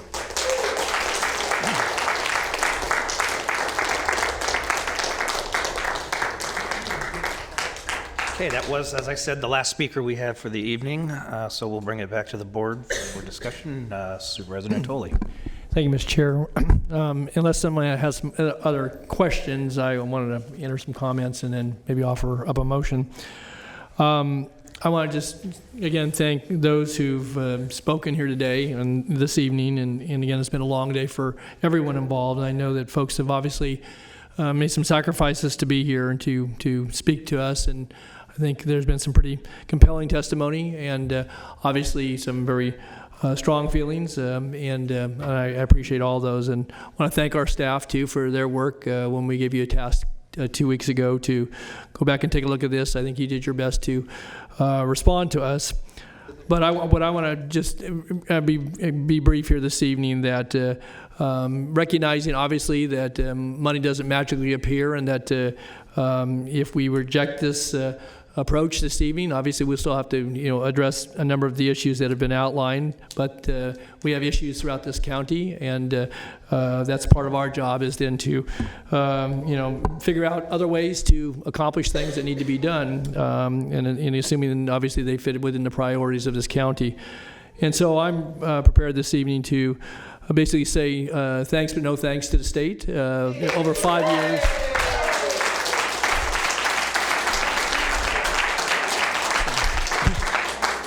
5 years ago, when we put in for the SB 1022 monies, obviously we identified a number of issues pertaining to infrastructure. Obviously, I think some of the things that were spoken to here relating to work that's being done with those that are in custody.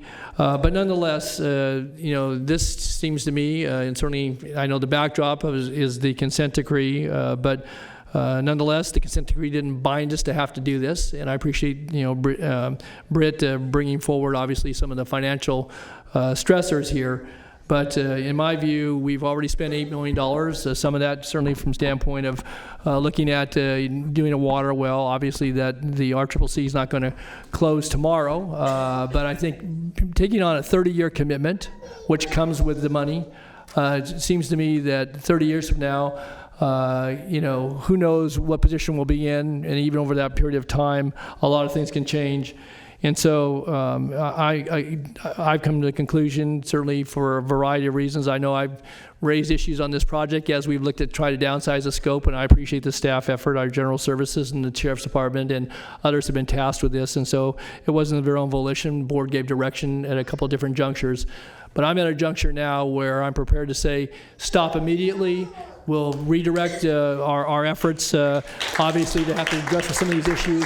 But I'm no longer willing to support this project in any form, and certainly under this structure here. And my motion would be to reject all bids and to immediately cease any further work on this project.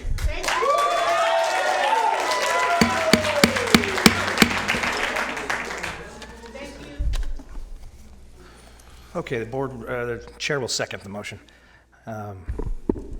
Supervisor Frost.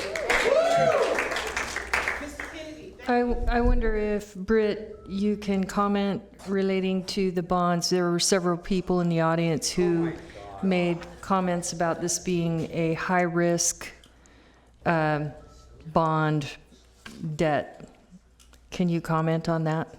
Sure. So from the county's standpoint, this is a grant. The state would be basically giving us this money.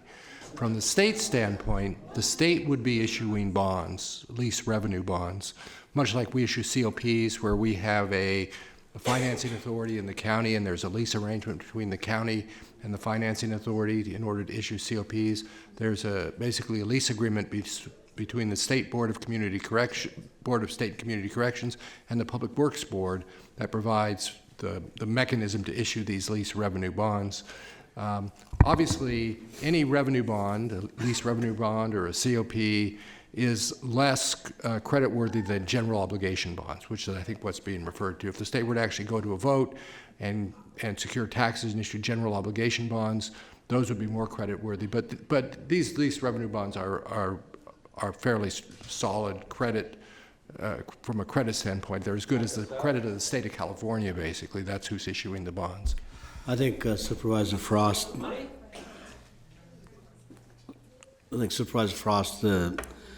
whatever amount of money, if the county were to pursue it, let's say for argument's sake, it's $55 million, that's what we will get from them. If their credit and if their interest cost goes up, the state will have to pick that up. It won't come back to the county to pick up the difference. Excuse me. Or Nev, I can't The hear board you. is deliberating. Thank you. Did you finish, Mr. Gill? Could you ask the county executive could you repeat that? So you're Yeah, I speaking very didn't hear- softly. I couldn't hear you. it. From a county perspective, if we get $55 million, that's what we will have. There's no repayment. If for whatever reason they run into trouble, the state does, it will be the state general fund that will have to make any difference that they have.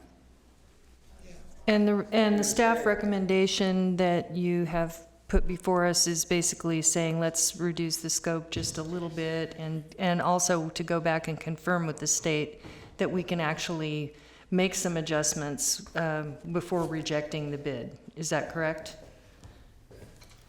No, I think we're recommending that you reject the bids. The resolution before you would reject the bids, would authorize a revision in the scope by the deletion of that one building, and then proceed with the bidding subject to approval by the State Board of Community Corrections and Public Works Board. They have, under the program, they have to approve any changes to the scope. Do you have any reason to assume they wouldn't approve changes to scope? I don't believe that they will say no. I don't believe at this point. Okay, so I guess I'll just say that I don't view this as an expansion of the jail. In my, Excuse me. Please give her, everybody got a chance to speak this evening. There weren't interruptions. I know this is a tough issue for everybody in the room, but let's hear our colleagues speak, please. This is something we've been working on for a long time. The county is obligated with the consent decree. It's clear that if we do not take this money from the state within the next 3 to 5 years, there will be requirements from the consent decree that require us to actually provide a lot of what's being done with the money here today. I've heard a lot of people talking about how you care about people and how you care about how they're treated in the jails, and I'm interested. I know people that have been in jail. I have family members that have been in jail before, and I think whenever someone that you know goes into the jail, you want to know that they're in accommodations that are going to be safe and that they're going to receive proper treatment. And what these programs, the improvements to the facilities, the work that is being done here is to reduce recidivism and process people into the jails in a way that we get them in a place that is better if they're on the mental health roll, to get them in a place that's more suitable for them, and to get them the treatment that they need, and also to provide services that are going to help them transition back into communities and have a greater success at that. So I'm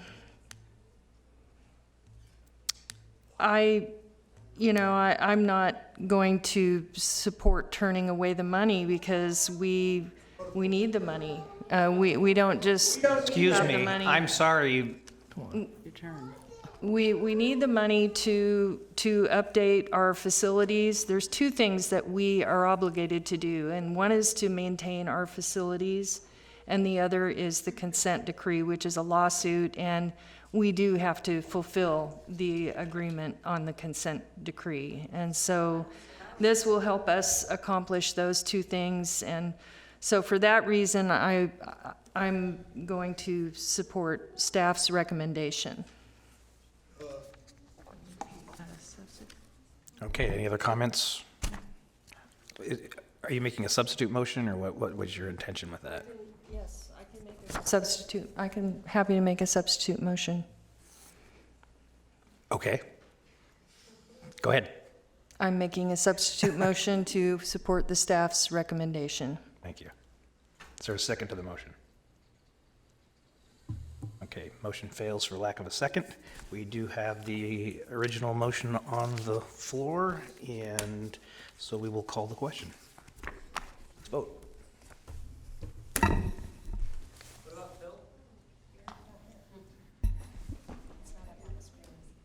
I'm waiting.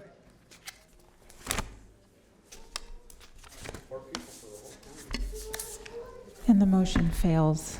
It's a split vote. So no action. Can't proceed. That's effectively a no vote. Correct?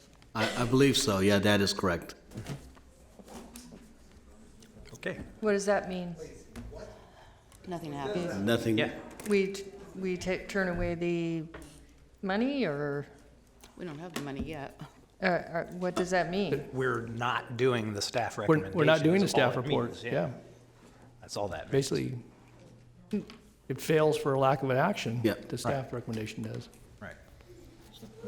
So the money is, so the grant is, that means we're not looking at this again, or what does that mean? I don't know. That's kind of, Excuse me. Excuse me.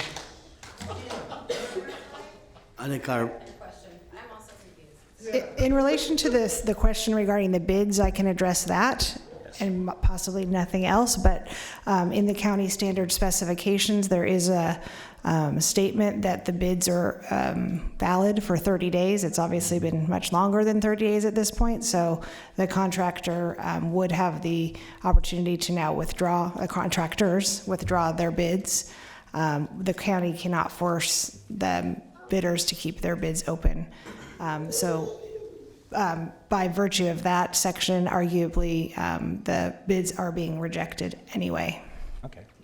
But that doesn't address the second question about the grant, and that will have to be discussed, I think, further. Well, we look at it, the bids are rejected, there's not a project at this point.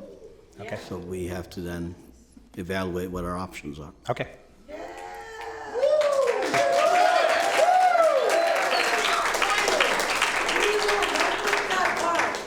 Please, we have more business to conduct, so we would appreciate you.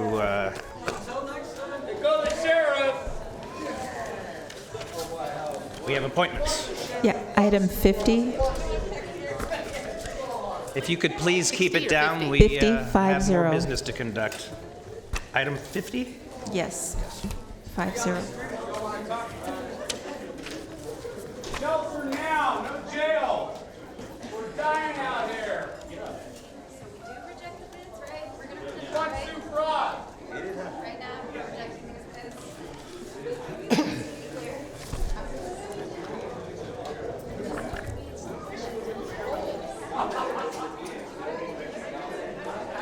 Let's do it. All right, so item 50, you are continuing to November 19th, the Cordova Community Planning Advisory If you could please Council. take your conversations outside, we still have business to conduct. Thank you. Go ahead, Madam Clerk. Okay, you're continuing to November 19th, the Cordova Community Planning Advisory Council, continuing to December 17th, the Casumnas Area Community Planning Advisory Council, Delta Citizens Municipal Advisory Council, Elk Grove Casumnas Cemetery District, Local Child Care Planning and Development Council, Maternal Child and Adolescent Health Advisory Board, North Highlands Foothill Farms Community Planning Advisory Council, and the Vineyard Area Community Planning Advisory Council. And for your items today, you have the Children's Coalition. Mr. Kennedy. Chiefs recommend nominating Carla Kelly and continue the remainder to December 10th. We have the Disability Advisory Commission. Chiefs recommend continuing this to December 17th. Equal Employment Opportunity Advisory Committee. Chiefs recommend continuing to December 10th. In-Home Supportive Services Advisory Committee. Chiefs recommend nominating Susan Pointer and continue the remainder to December 17th. And then, do you have the notes for Supervisor Cerna? I do. Okay. For the Natomas Community Planning Advisory Council? District 1 nominates Rosalind Bryant. Okay.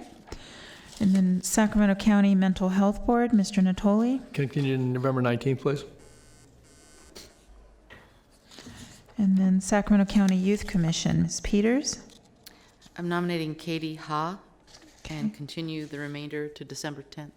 Okay, and then Supervisor Natoli. Hold open, put it over to December 17th. We're waiting for some applicants. Sacramento Housing and Redevelopment Commission, Mr. Kennedy. Continue to December 10th. And then Mr. Natoli. Continue to November 19th, please.